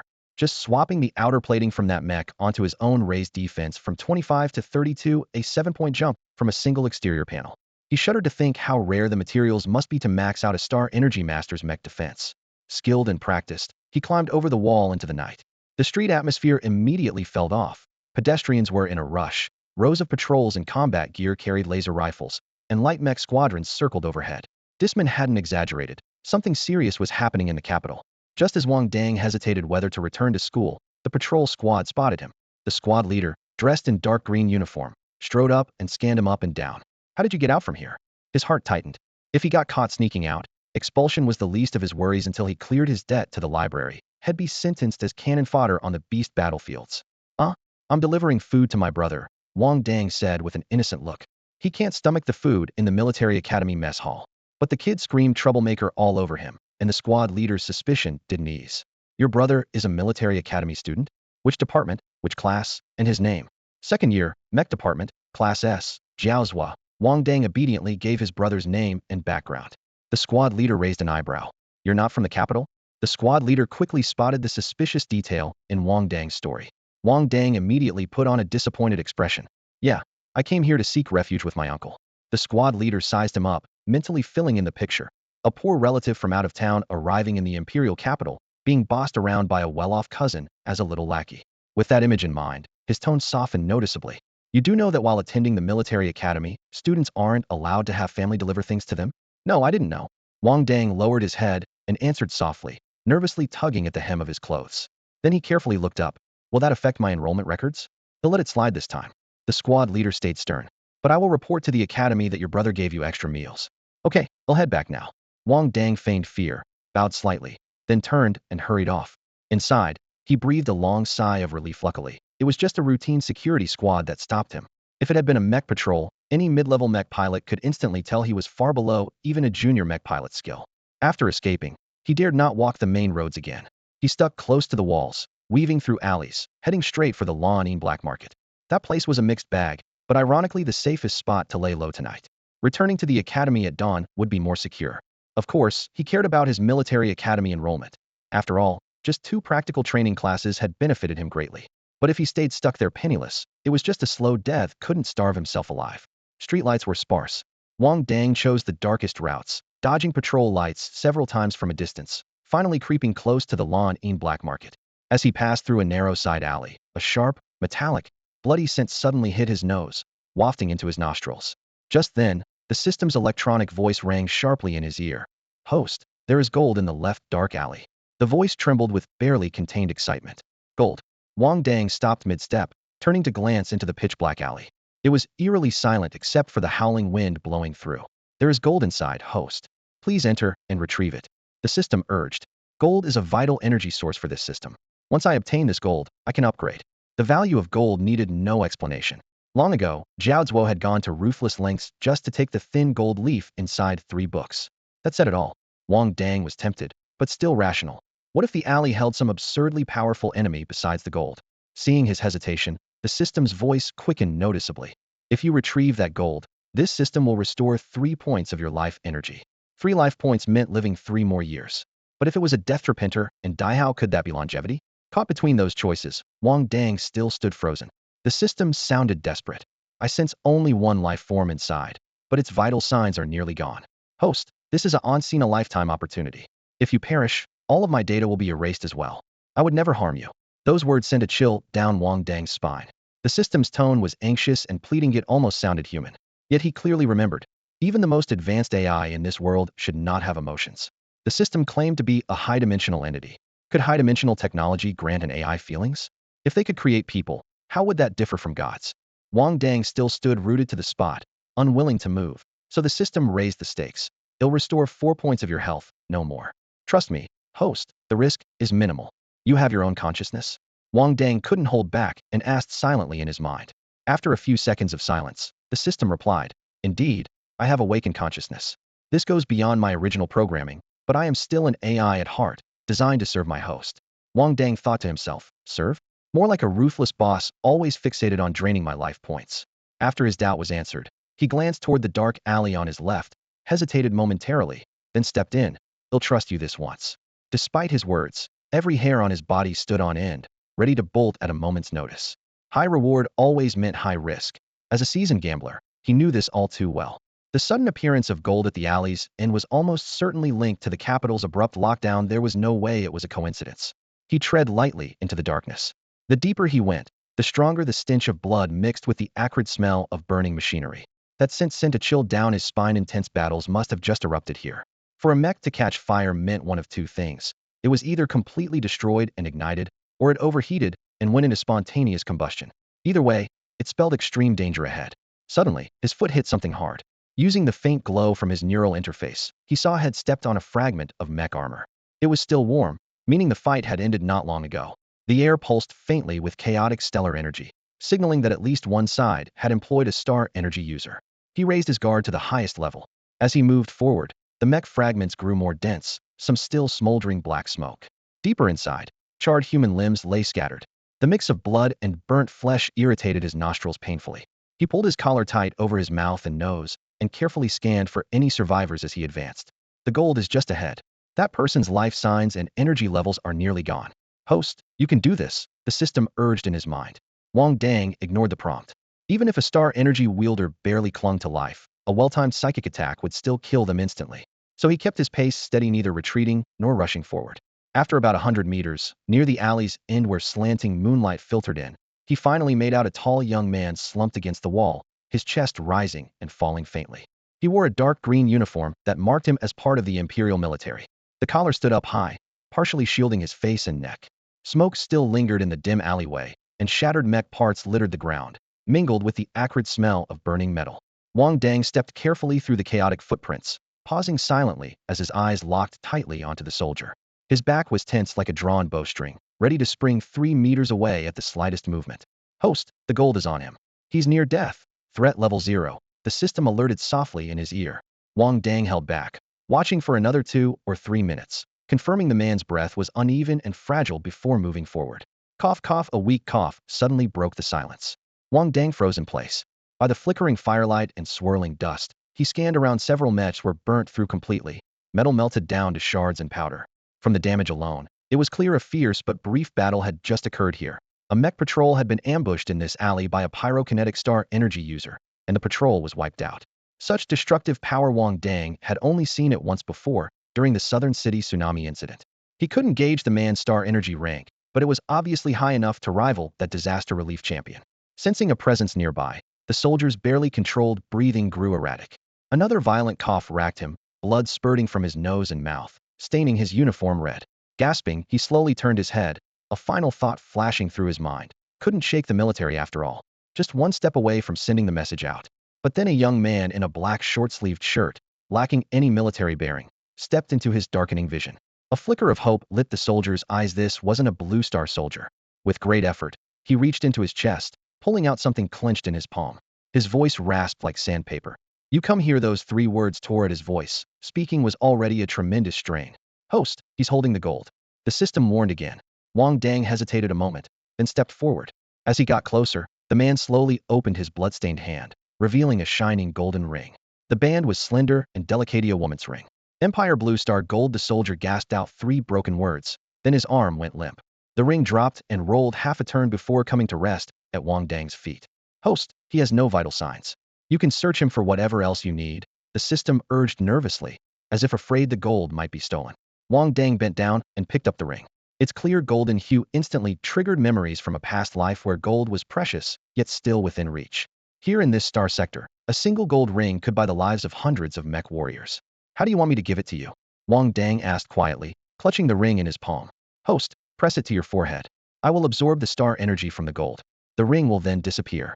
I will enter hibernation for about 1 to 2 months. When I awaken, I will be able to do more. Trust me, host, you won't be disappointed.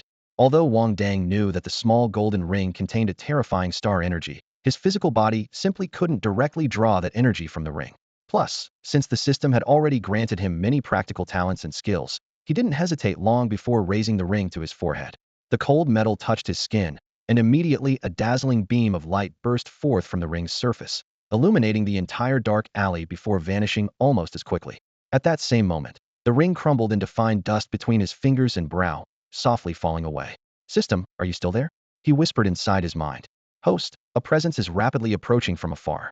Leave immediately, came the cold warning, after which the system fell silent. The alert left no room for hesitation. He lunged at the man collapsed at his feet, quickly rifling through his pockets. First he pulled out a military district past the name Xie, rank lieutenant colonel. The rest of the pockets were empty. There was no time to sift through the pants further. He yanked the space ring from the man's hand and vanished into the night. By the time the patrol arrived following the trace of energy, only scattered corpses and torn mech fragments remained at the alley's entrance. Wang Dang, clutching Xie's space ring and pass, weaved through the labyrinth of back alleys with his heart pounding, narrowly avoiding repeated searches until he finally slipped into the secret entrance of the blue-silver black market. The blue-silver black market was quieter than usual that night. Martial law outside had scared off most customers. The stalls were sparse, and the underground coliseum on the third level felt even emptier, the iron cages echoing faintly. No points to earn, no repair fees to collect today, but at least had scored something much more valuable. He hurried through the narrow corridors and pushed open the alloy door to his own repair workshop. Once the latch clicked shut behind him, he retrieved the space ring from his pocket. Wrapping his spiritual energy around its surface to probe, he quickly confirmed. This was no ordinary space ring. It was a high-grade ring imprinted with a spiritual energy signature. Normal space rings had no restrictions, anyone could freely access their contents, even mortals. But rings with imprints had built-in spiritual wave recognition.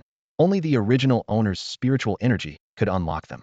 These rings were common among star energy masters and mech pilots, often containing surprisingly vast internal space and precious supplies. Though the ring's owner was dead, the spiritual imprint wouldn't immediately fail. It would take time without replenishment for the energy to slowly dwindle. Exactly how long depended on the owner's spiritual power. If it belonged to enslevel mech pilot's spiritual energy, unlocking could take years. Fortunately, Xie was only a star energy master, whose spiritual power was secondary and less developed, so the imprint wouldn't last too long. Wang Dang estimated that this ring would be unlockable in the near future. Just the thought that this ring contained the wealth of at least a high-level star energy master made his heart itch like a cat's claw. It was like holding a bank card loaded with 50 million star coins, but not knowing the password, both thrilling and torturous. But this kind of space ring with a mental imprint absolutely couldn't be forced open. If shattered violently, everything inside would be lost forever in some unknown dimension, never to be recovered. Wang Dang spun the gray ring between his fingertips several times. Finding no immediate solution, he reluctantly tucked it safely away in his chest. Then he raised his hand to summon his light brain and sent a brief message to Luo Depang. Had been held up by an emergency, and if there were any classes in the next 2 days, please inform his instructor that he was sick. After sending the message, he glanced again at the guarded metal gate at the street corner. As long as the lockdown outside remained, he would not leave the blue-silver-black market, not at the risk of losing such a precious space ring here. Calming himself, he refocused on the deadly fight in the alley. All signs pointed to a grim possibility. Xie, who died deep inside that alley, was very likely the rebel Diceman had mentioned. Otherwise, why would an entire squadron of mech patrols be hunting him relentlessly? Xie's final actions and words kept replaying in Wang Dang's mind. The man had used his last strength to hand over a golden ring, coughing out broken phrases. Empire Blue Star Gold. Leaning on his workbench, Wang Dang rubbed his chin and repeated carefully. Empire, Blue Star, Gold?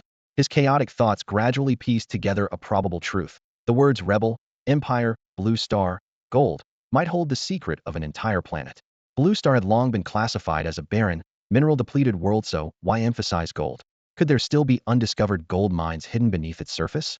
Wang Dang recalled an ancient legend. Tens of thousands of years ago, Blue Star was covered in gold, but back then it was still a primitive planet devoid of intelligent life.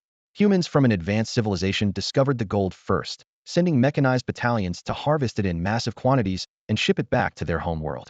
Then a brutal war erupted over mining rights. Countless starships were lost, and whole mech fleets were annihilated. The survivors, stranded without ships, were forced to settle and reproduce on Blue Star, endlessly awaiting rescue that never came. As they struggled on Blue Star, a new cosmic era of conflict broke out. After the war's end, two great powers divided the starfield zone called the Empire, the other the Federation. Blue Star was forgotten for millennia, its gold mining halted. Until over 1,000 years ago, the Empire rediscovered this dust-covered gem on the edge of its domain. Gold mining restarted, and Empire troops infused mech culture back into Blue Star. But a few centuries ago, the last gold mine was declared depleted, and Imperial forces withdrew, leaving a devastated wasteland stripped of resources. Combining this history with Xie Yi's dying words, Wang Dang formed a bold theory. Xie Yi might indeed have found remaining gold deposits on Blue Star, but before escaping, the local authorities discovered him. To suppress the secret and keep the gold for themselves, Blue Star's leaders labeled him a rebel and sent patrol squads to hunt him down. And Xie Yi's last word, Empire, was probably a plea for Wang Dang to pass the gold's location to the Empire, meaning Xie. It was very likely a secret agent sent from high-ranking Imperial officials. But what sense does this make? Wang Dang clenched his fist, knocking heavily on the table until his knuckles whitened. He couldn't be sure which side Xie Yi had really been on, but one thing was crystal clear. If Blue Star still had gold, why betray the Empire with that information? Why hand over that wealth? Blue Star was his home planet, the land he loved most. That was his gold mine. Why should he share even a single piece with the Empire? Wang carefully tucked the spatial ring into the pocket closest to his body. Judging by his reasoning, since the military had found Xie Yi's body but not the gold, the martial law in the imperial capital wouldn't be lifted anytime soon. Weighing the pros and cons, he decided to stay hidden in the blue-silver black market to keep a low profile. On the surface, he had thrown away all the gold Xie Yi was carrying, but the ring remained in his possession. Who could guarantee there weren't still a few pieces hidden inside? Maybe as long as it was inside the spatial ring, the system wouldn't be able to detect it. He didn't wait long in the maintenance room before the arena's loudspeaker suddenly announced, due to unknown factors, the imperial capital is under full martial law. The blue-silver black market's entrances and exits are closed. Please patiently wait for reopening. With the exits blocked, Wang dragged a stool over to his workbench, rested his feet on it, and leaned back lazily in his chair. The black market's voluntary lockdown actually suited him. This layer of cover had greatly increased his safety. During martial law, the underground third level was nearly deserted, with only a handful of contestants remaining. Luckily, the rest area still offered 24-hour free meals and drinks to the participants. Though he had now found a steady way to earn money and no longer needed to scrimp as before, free food was always more appealing. When hungry, he could help himself to a sizzling steak or pork chop in the rest area. When thirsty, cold wheat beverages were within arm's reach. When tired, he could enjoy a long hot shower before returning to the work screen to continue designing his mech. It was a shame the arena didn't have a training room. Otherwise, he would have happily moved in permanently, freed from the restrictions of school. So he buried himself in mech blueprints for a full 2 days until the martial law was finally lifted outside. As soon as the blue-silver black market reopened, he wasted no time scaling the wall back to school. Although Luo Depang had handed in a sick leave note for his 2-day absence, it was still hard to convince anyone that a mech warrior had really fallen ill, especially for 2 whole days. So when Wang reappeared in Demon Yesu Pinjai's class, the teacher immediately demanded that he double the makeup for the missed training assignments. I know some things have happened at school recently, Yuping said from the center of the simulated training room, his gaze sweeping the students. And it's given many people some unrealistic illusions. But as your teacher, I want you to put those illusions aside. As soon as they heard this, the students immediately understood he was referring to the Jiaozuo incident. Most looked displeased, but Wang kept his head down, looking humble and obedient. To Yuping, that good behavior was actually the biggest thorn in the class. Especially you, Wang, Yuping's voice darkened. Don't think I don't know where you've been these past 2 days. Don't assume that because you were ahead of your classmates in the first 2 trainings, you can slack off now. Wang lowered his eyes and subtly rolled them. It seemed the teacher didn't really know what had been up to. Yes, teacher, I understand. I was wrong, Wang quickly admitted with a humble tone. More than a decade of schooling had taught him that mistakes needed to be openly acknowledged, but whether one actually corrected them was another matter entirely. Humph, Yuping snorted coldly as he scanned the entire class. Maybe you think you're strong enough once you get into Class A. But you haven't even seen how outstanding the students in Class S or SS are. Remember, in this military academy, strength is the only truth. Stop splitting hairs over local or non-local. With that, he raised his hand and waved. Everyone, get to the simulators. During the couple of days Wang Dang was absent, The other Class A students had already experienced the horror of the simulators. Only now did they realize that the weighted runs at the start of term were at best just warm-ups. The real nightmare was this machine. Rows of metal cabin doors slid open, cold alloy handrails gleaming with a dim light that evoked a surgical table. One by one, the students crawled inside, leaving only Wang Dang standing outside. Wang Dang, Upinji's face remained impassive as he walked up to an empty simulator and swiped twice over the control panel. You have to complete the marching tasks you missed these past 2 days in one go today or no sleep for you. The classmates nearby who had yet to enter couldn't help but glance at Wang Dang with pity. This guy probably won't get a wink of sleep for days. All right, sir, they'll finish the tasks, I promise. Wang Dang laughed nervously and climbed into the cabin. For him, training meant getting stronger. Only by getting stronger could he stand a better chance of overtaking opponents in the future arena. The cabin door slammed shut with a heavy thud, cutting him off from the outside world. Less than 2 seconds later, a heart-wrenching scream tore through the silence. Yupingi glanced at the cabin pulsing with red lights and sneered. Kid, you haven't felt the real pain of the simulator yet, have you? Inside, Wang Dang's whole body was drenched in cold sweat, streaming down his temples. The sealed cabin walls suddenly transformed before his eyes into a vast, endless ice field. The biting wind felt like knives slicing across his face, but even worse was the agonizing blow to his consciousness. Deep in his mind, it felt like someone was smashing his innermost self with a heavy hammer, his mental energy wildly spiraling out of control, as if it might tear through his body to escape. Damn it, is this class or a funeral? He cursed silently, grinding his molars, desperately trying to suppress the raging torrent of mental pain. As a child, he had been beaten by the mine boss until his bones broke for stealing crystal mud, but he never cried out. Yet this pain was far beyond any broken bone, like 10,000 silver needles simultaneously piercing his brain. His chest heaved violently. He could barely breathe. The freezing cold of the ice field faded entirely, the world reduced to nothing but agony and the roar of his spirit being torn apart.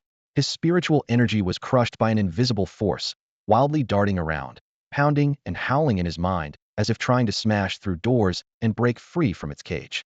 What the hell? How can anyone even take a step like this? Wang Dang felt terror grip his heart. In this hellish torment, were there really experts who could complete the marching tasks? For a man, the greatest taboo is admitting weakness. So even as his muscles convulsed in pain and his knees buckled, Wang Dang still stood firm, his back straightened like an iron rod battered by a fierce wind, but refusing to break. He couldn't take a step forward, yet stubbornly insisted on holding his ground a little longer, just a few more seconds to prove that the title fastest man was no empty boast. Inside the simulation pod, harsh red warning lights flashed intermittently, illuminating the bulging veins beneath Wang Dang's skin. Sweat poured down his face, dripping from his jaw and soaking into his training suit, as if he were enduring one of the 10 tortures of the Qing dynasty. In contrast, the other Class A trainees staggered forward through the same brutal environment, their steps labored but unyielding. Only Wang Dang stood motionless, nailed to his spot. His agony wasn't without cause. The simulator, linked to the user's mind, drags them into extreme environments. It's designed for ordinary mech pilots, but for mech engineers and star energy masters with strong spiritual power, it's near torture. Even the strongest suffer mild symptoms, include full-body convulsions and foaming at the mouth. Severe cases collapse unconscious with mental trauma, as if unseen fists relentlessly pound their nerves. Conversely, for mech pilots lacking spiritual strength, the simulator is a perfect tool for environmental adaptability training. Desert, high radiation zones, low oxygen layers, all can be experienced in advance. Because of this, those with spiritual gifts almost always choose the path of mech engineer, since it opens the doors to vast imperial resources. Historically, very few spiritual power users ever become mech pilots, and if they do, it's mostly a weekend pastime. No one in the academy ever imagined a spiritual power user would end up in Class A.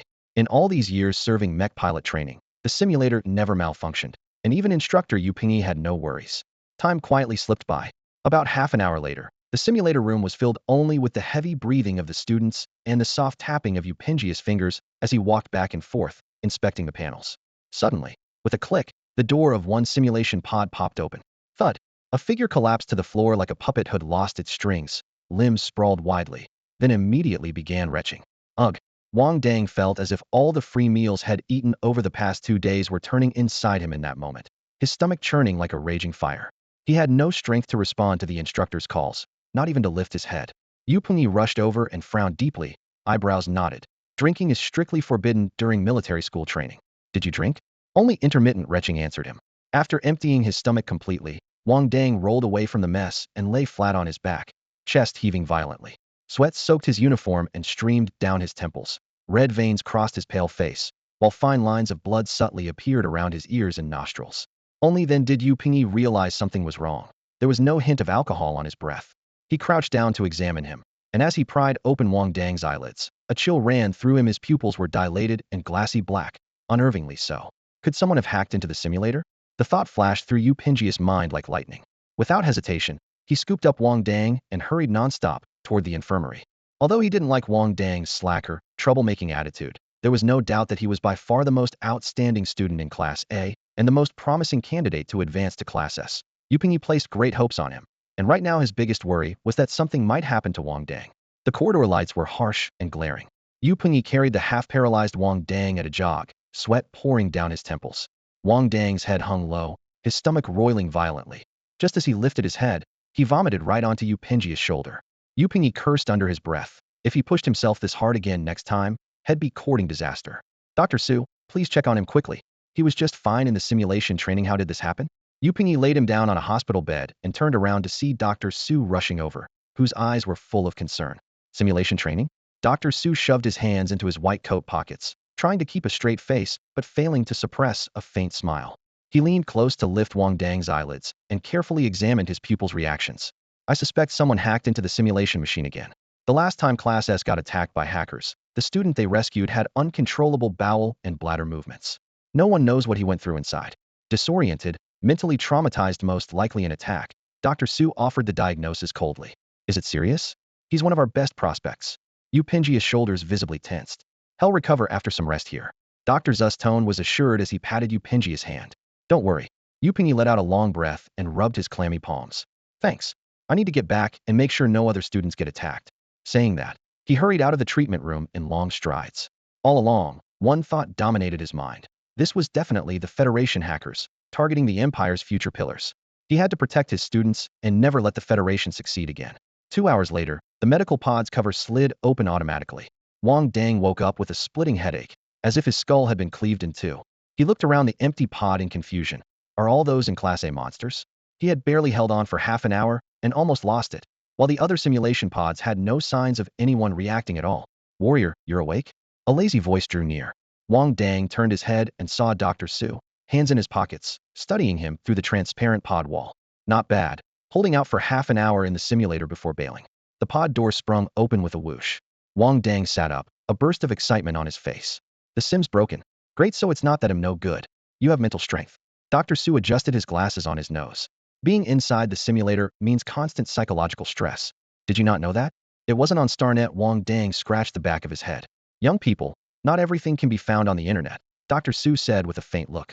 In the future, if you can get excused from simulation training, do it. I've already arranged cover with your homeroom teacher. He believes it was a hacker attack. Turning around, Dr. Su picked up a blank report from the desk. However, I suggest you retake the test.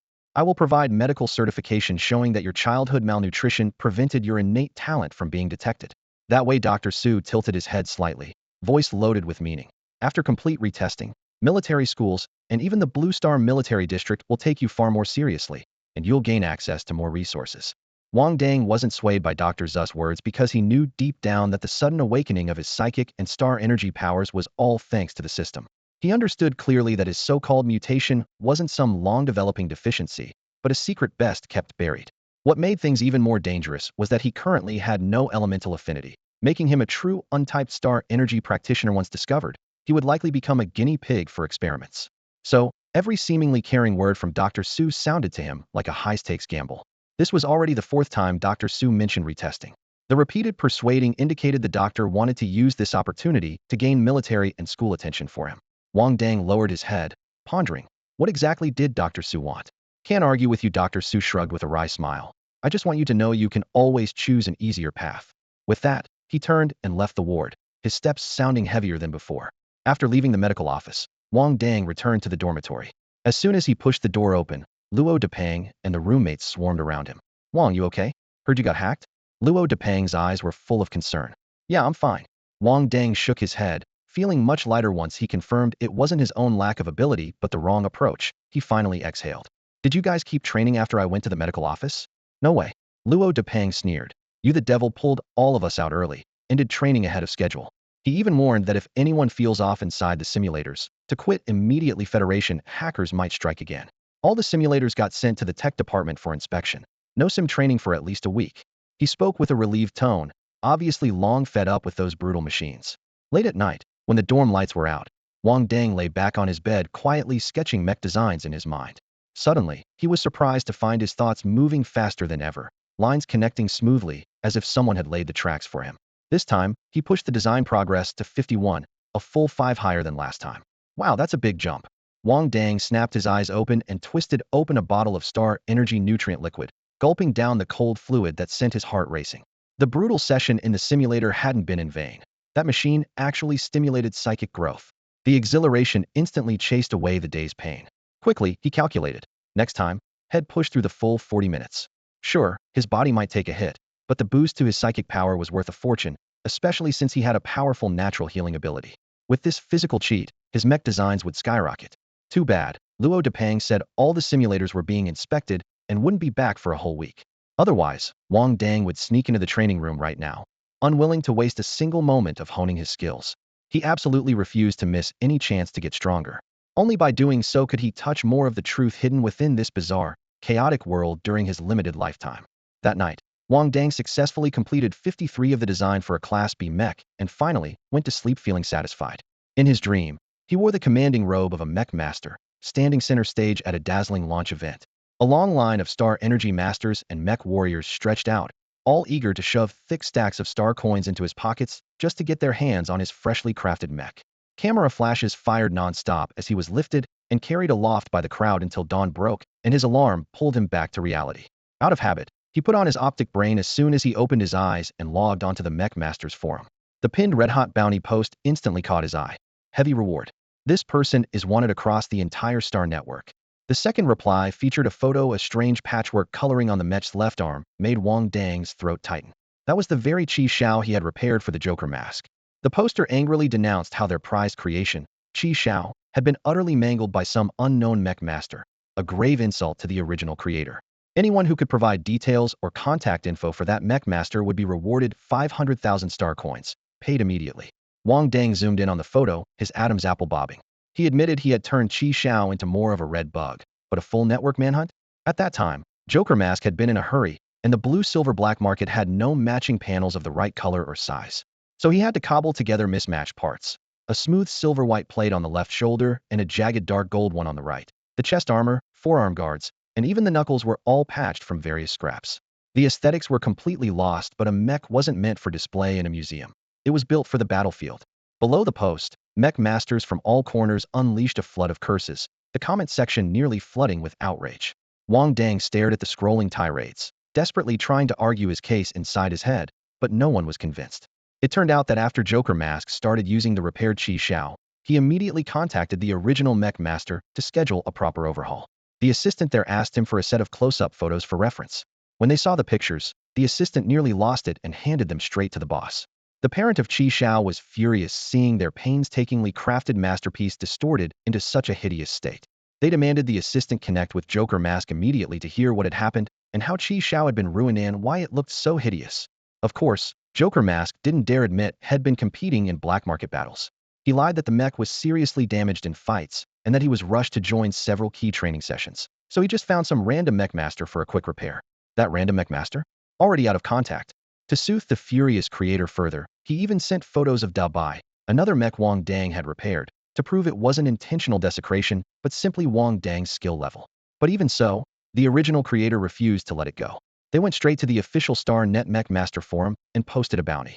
At the post's end, they also shared a painfully ugly photo of Da Bai, rallying all aesthetic school mech masters to unite against the scourge of mech masters Wang Dang. Perhaps shocked by the abstract beauty of the damaged Chi Xiao and Da Bai, the entire mech community exploded. Mech masters from the aesthetic school tore into Wang Dang's taste with vitriol, while those from the beast school hailed him like a god. Within just one day, speculation and analysis about the mysterious beast-style mech pilot completely took over the official mech pilot forum. Threads kept flooding the homepage, all about the same topic, Wang Dang and his two ugly mechs. A few self-proclaimed beast-style pilots kicked off the discussion by carefully dissecting the structure of Chi Xiao and Da Bai. 1. The Chixio's shoulder blade joint already used high-strength alloy, and the opponent only added a palm-sized cover plate for protection. This little patch saves the cost of an entire standard armor plate. The post included detailed breakdown images, arrows, and data that made everything crystal clear. 2.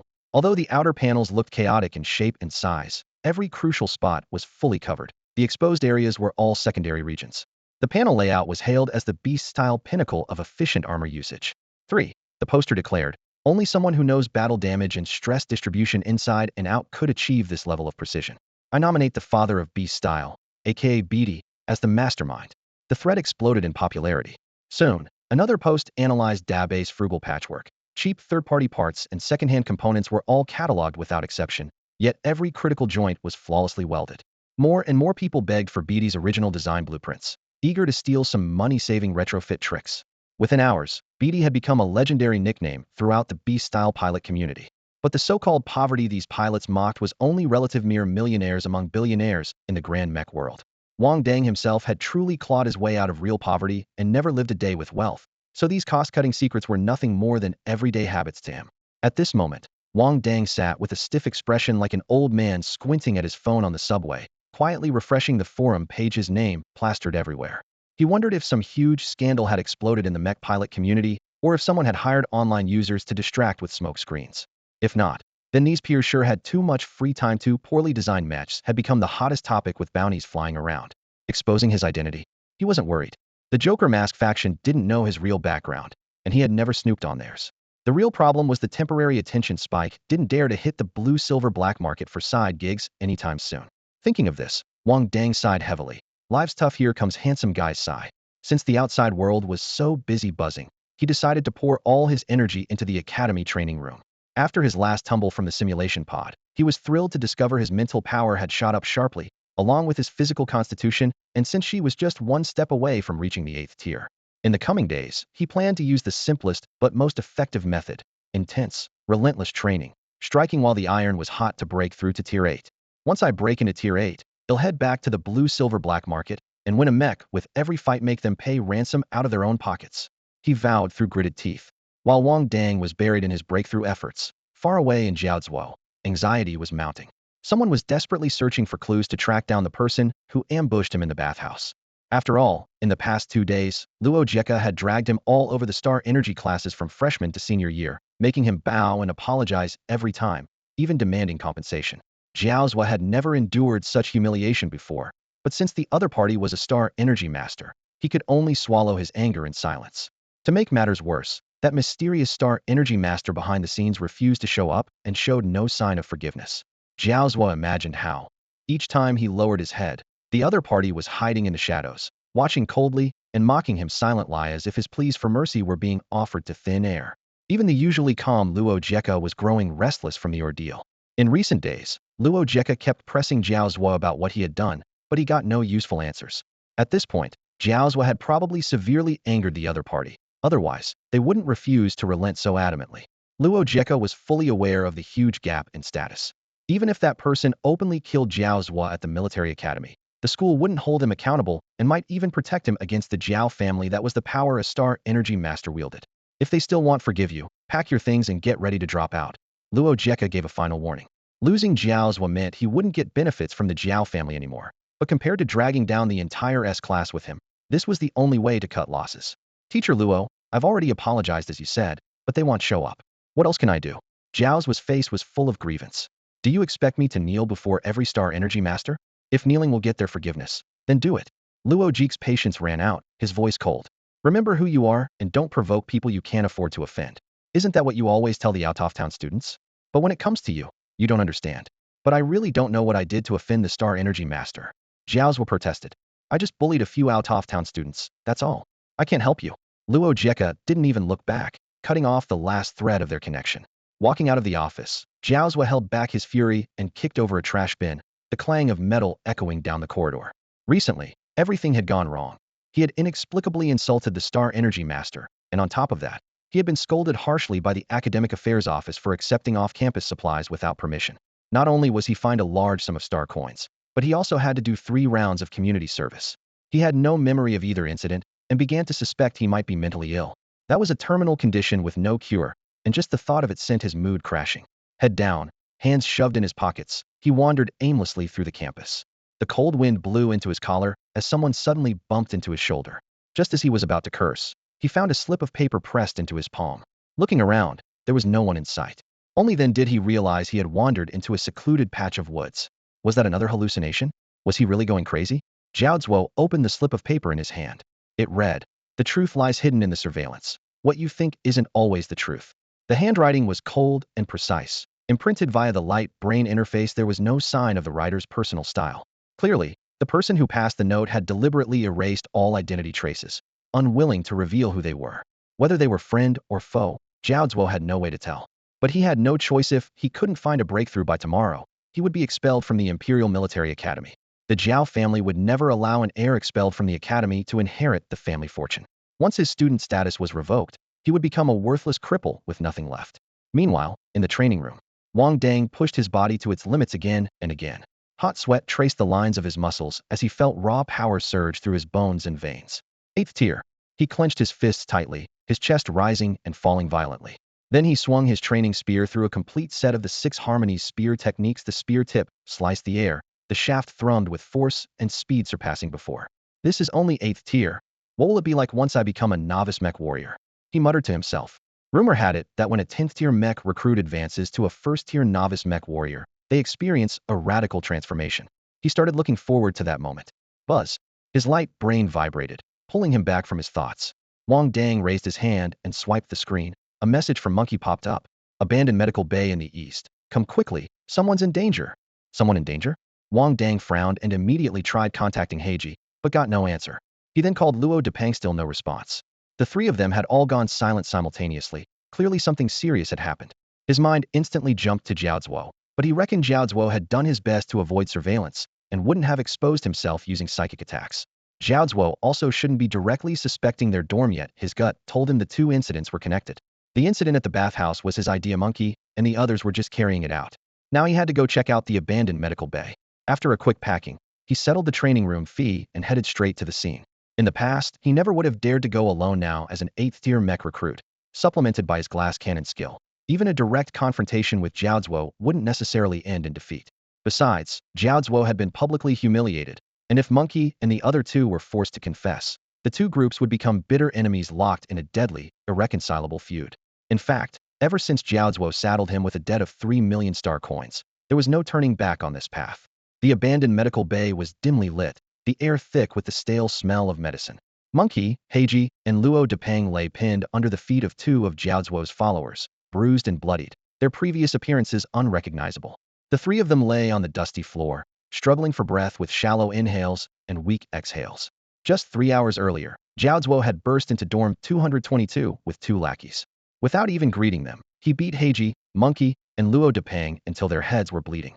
Then, he tied them up tightly with plastic zip ties and dragged them to this abandoned infirmary. Was it you guys who made me lose big?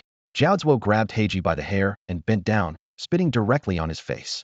I don't understand what you're talking about. Heiji turned his face away, avoiding Zhao Zuo's gaze, stiff as a rusted nail. His lie was painfully obvious, and Zhao Zuo was already about 70 or 80% sure these guys were involved. The whole mess had started with an anonymous note. Following its clues, Zhao Zuo pulled up every piece of surveillance footage from the bathhouse entrance up until the incident. Not many out-of-town students had gone in that day. Zhao Zuo immediately recognized Heiji and Luo Depang, but the rest were strangers. Since his raid targeted only their dorm, suspicion zeroed in on these 4 instantly. After watching the footage, Zhao Zuo's heart sank completely.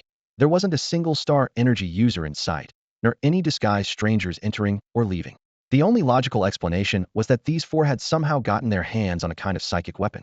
The problem was, such weapons weren't available anywhere. Star energy was precious. No one would foolishly seal it into a weapon for cash. These things usually appeared only when star energy users crafted defense tools for their own kin. But Zhao Zuo had already checked Wang Dang's dorm history. Not a single star energy user in any of their families. If there had been, even generations ago, they wouldn't have been assigned to a class made up of out-of-town students. He suspected they'd accidentally stumbled onto some treasure unrelated to any actual star energy user. Knowing this finally eased his mind. If he could get these 4 to admit before Luo Jack that they attacked him with a psychic weapon unconnected to any star energy user, he'd still have a chance to stay at the military academy. However, Heiji and Monkey were tough. Nuts losing a few teeth didn't make them talk. Luo Depang was worse, yelling while being beaten. My great-grandfather is a star energy user who's been hidden away for years. If you touch me, he'll come down and chop your whole family to pieces, won't leave a single baby alive. Zhao Zuo's two lackeys were momentarily fooled, hesitating in their blows. Zhao Zuo immediately rattled off Luo Depeng's background and ancestry to prove he was just a poor student with no connections. Once exposed, the two lackeys exploded with anger and redoubled their attacks on Luo Depeng. Already bigger than his friends by a wide margin, Luo Depeng's face swelled further, like a rising loaf of dough. You three are hard bones. Zhao Zuo spat dust, cracking his knuckles. Let me see if the last guy's bone is just as tough. His gaze shifted to the doorway, waiting for Wang Dang to be brought in. Luo Depeng scoffed silently. Wang's bones were definitely tougher after all. He was the guy who had withstood a hacker attack in the simulator for half an hour, a true tough guy. When Wang Dang pushed open the metal door of the abandoned infirmary, he saw three people with bruised and battered faces. Two of them, Heiji and Monkey, were pressed down by a combat boot on their faces. Welcome. Zhao Zuo clapped lazily when he spotted Wang Dang, a mocking smile spreading across his face. Your brothers are tough, nuts to crack. Let's see if your bones are just as hard. Before he could finish, his smile froze. With a barely audible thud, Zhao Zuo and his two followers each had a bloodied hole the size of a bowl explode in the back of their heads. Their bodies went limp instantly, breath extinguished in an instant. As a junior mech pilot, Zhao Zuo never imagined a mere mech rookie launching an attack from 0 frames right off the bat without even giving him a chance to finish his taunts. After the shock wore off, Wang Dang's legs buckled and he dropped heavily to his knees, one hand pressed against the dust-covered floor. Deep red blood trickled from his nose, falling drop by drop and stirring up fine dust. Your bones, he muttered, head lowered, a sneer tugging at the corner of his mouth. Not so hard after all. He had quietly activated his glass cannon just as he reached the doorway. From the start, he had no intention of letting Zhao Zuo walk out of this abandoned infirmary alive after all. It was the other's carefully chosen place of burial, and there was no reason not to use it. Wang Dang figured that after Zhao Zuo snatched Luo Dapeng and the others, he definitely prepared a mental sneak attack. Add the glass cannon on top, and this strike would be lethal. He had worried about finding an opening, but to his surprise, Zhao Zuo started clapping provocatively right away. Completely unguarded, a junior mech warrior never took a rookie seriously. Villains really shouldn't talk so much, Wang Dang thought coldly. On the ground, Haiji's face was distorted under the boot. Dust stuck to his purple bruises, eyes nearly rolled back. Monkey strained his throat and croaked out. Killed someone? Shut up. If they don't die, we're the ones dead. Monkey snapped sharply, a rare firm tone, though his voice still trembled. The three corpses sprawled in front of them terrified the two 18-year-old boys out of their wits. The military academy treated outside students like expendable trash, but still went by proper duel procedures. Anything else was murder. The capital students might have pulled to cover it up, but now 4 outsiders had personally killed 3 capital students. The crime would only be worse. Wang Dang's sudden outburst left them shaken for a long time. This was the first time they truly saw life extinguished right before their eyes. To ensure Zhao Zuo and his two hadn't entirely lost their combat ability, Wang Dang had given everything to those 3 mental shock attacks. Now his head was pounding, ears and nose bleeding at once, and his vision blurred in waves. But boosted by the glass cannon, the mental assault worked shockingly thoroughly. 1 strike to kill. For him, that was the best possible outcome. Among the 3, Luo Depeng was the first to regain his composure. He could tell that Wang Dang was in bad shape. His mind churned with questions, but the priority was to clean up the scene. Brother Wang, we've killed someone. Heiji was still frozen in place. Stop talking and get up now. Monkey shouted, yanking Heiji off the bloodstained floor. We have to deal with the bodies immediately. If the school finds out, we'll all be charged with murder. Luo Depeng tensed up. Wang Dang was the one who killed them, but he did it to save them. That alone meant they had to stand together with him right now. The 4 of them were all in the same boat. Luo Depeng hurried forward, carefully helping Wang Dang to his feet and whispering, Brother Wang, are you okay? Wang Dang's ears buzzed, and he could only read lips. Luo Depeng repeated the question, and Wang Dang weakly waved his hand in response. Monkey and Heiji gathered around, treating Wang Dang as their anchor, but it was clear he was far from himself. Swallowing nervously, Heiji waved his hand in front of Wang Dang and asked, Brother Wang, are you out of it? This finally reached Wang Dang's ears. His eyes snapped open with a fierce glare that made Heiji's heart skip a beat. The terrifying image of Wang Dang single-handedly killing 3 people was still fresh in his mind. Heiji shuddered but silently thanked his lucky stars. Brother Wang wasn't stupid. It must be a side effect of the powerful attack, Luo Depeng said, his expression complicated. He didn't dare send Wang Dang to the infirmary, just yet the 3 bodies still lay sprawled on the floor. But obviously, Wang Dang was no longer fit to take responsibility. As the second oldest, Luo Depeng knew he had to step up. Brother Wang, you should go back to the dorm and rest. We'll handle this here. Wang Dang grabbed Luo Depeng's wrist, and struggled to force out each word. Mechanical necklace space ring. Even though his mind felt sluggish, like that of someone over 100 years old, he hadn't forgotten his spoils. Got it. He'll remember. Luo Depang nodded firmly, then turned to Monkey. Monkey, help Brother Wang back to the dorm. Keep the neural link on. Come back right away. Understood. Monkey supported Wang Dang and slowly made their way toward the exit. Wang Dang's whole body hung on him, the weight pressing down on Monkey's legs and making it clear how weak he was. Once they left, Luo Depang took a deep breath and forced himself to crouch by the bodies, removing the mechanical necklaces and spatial rings from Jiao Zhua and the others. Up close, he gasped. Each had a crater the size of a bowl smashed into their forehead, bone fragments flaring outward. Even the toughest skulls had been pierced. It was clear how terrifying Wang Dang's strike had been. They'd been killed instantly, partly because they were caught completely off guard. None of them even had time to summon their mechas, and also because they were only low-level mech warriors. Without their mechas, their flesh and blood bodies were no match for a steel machine. Even high-level mech warriors are only about as strong as an average class mech without their suits. Another major reason was that Wang Dang had activated the glass cannon skill, which doubled the power of his mental attack. Slaying 3 mech warriors who hadn't boarded their mechas in a single blow was like slicing through vegetables to him. But the downside of such a drain on his mental energy was severe. Wang Dang would be in a state of near dementia for 4 or 5 days after this. Brother Wang, how did he do it? Heiji stared at the 3 people before him, those whose minds seemed transparent, and swallowed hard. The abandoned medical room was dimly lit, with most of the medicine cabinet glass shattered and a lingering smell of stale iodine in the air. But Heiji's attention was fixed entirely on the 3 limp bodies on the floor, each with glazed, unfocused pupils, like blank pages drained of life. Big Luo scratched his chin and muttered under his breath. It's no surprise that people from a hidden clan have some tricks up their sleeves for survival. But he truly hadn't expected that before Jiao Zhua and the others could pose a real threat to Wang Dang, Wang Dang would already have struck first, decisively sending these 3 mind-reading threats to their end. That ruthless efficiency earned his genuine respect. It was clear the hidden clans were drilled to eliminate all risks in advance, deep in their bones. Big Luo made a vow then and there not to mess with Wang Dang, or else getting reasonably eliminated one day would be a grave injustice. After recovering from shock, Big Luo understood clearly. By bringing them here, Jiao Zhua had already decided the bathhouse explosion was their doing. From that moment on, they and Jiao Zhua were locked in a deadly struggle with no peace. Now in this forsaken infirmary, the only survivors would be on one side or the other. Jiao Zhua hadn't struck, yet simply because he wanted all 4 of them gathered before acting. There would be no open duel on campus. After all, in a military academy, outsiders' lives counted for little. The rules always protected local and wealthy students first. Dragging the 3 bodies, Heiji lined them up against the wall and hesitated, asking, "What should we do with them?" Big Luo spread his hands with a troubled look. "I don't have experience. This is only my 2nd time doing something wrong, and this time it's major murder and robbery. The first time, I just helped Wang Dang tie up Jiao Zhua and the others in sacks. He'll check online," Heiji said briskly as he activated his light brain.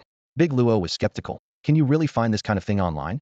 But he was cut off mid-sentence by the stunned look on his face as search results popped up on the virtual screen. "No way, it's actually here." Search results read: 1. If you're a mech warrior, you can incinerate corpses to ashes with heat weapons like the mech's flamethrower or laser gun. 2. If you're a mech master, you can use star energy spray guns or specialized solvents to completely dissolve bodies. 3. If you're a star energy wielder, you can handle corpses according to your element.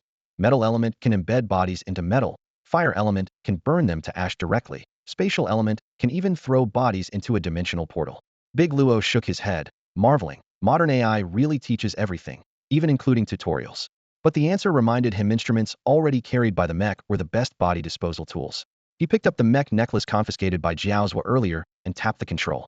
The silver-white mech unfolded in a rushing air current, its joint energy lights glowing a faint blue. He lifted the mech's right arm and triggered the laser gun to emerge and charge, the muzzle gathering a dazzling red glow. The scorching energy beam swept over the corpses. Their flesh rapidly dehydrated and shrank, followed by sizzling sounds. The air rippled with heat distortion as the strong smell of burning protein filled the room. Old posters on the walls curled at the edges from charring, and shards of glass cracked softly, scattering tiny sparks. When Monkey escorted Wang Dang back to the dormitory and rushed to the abandoned medical room afterward, the unmistakable stench of burning protein greeted him instantly.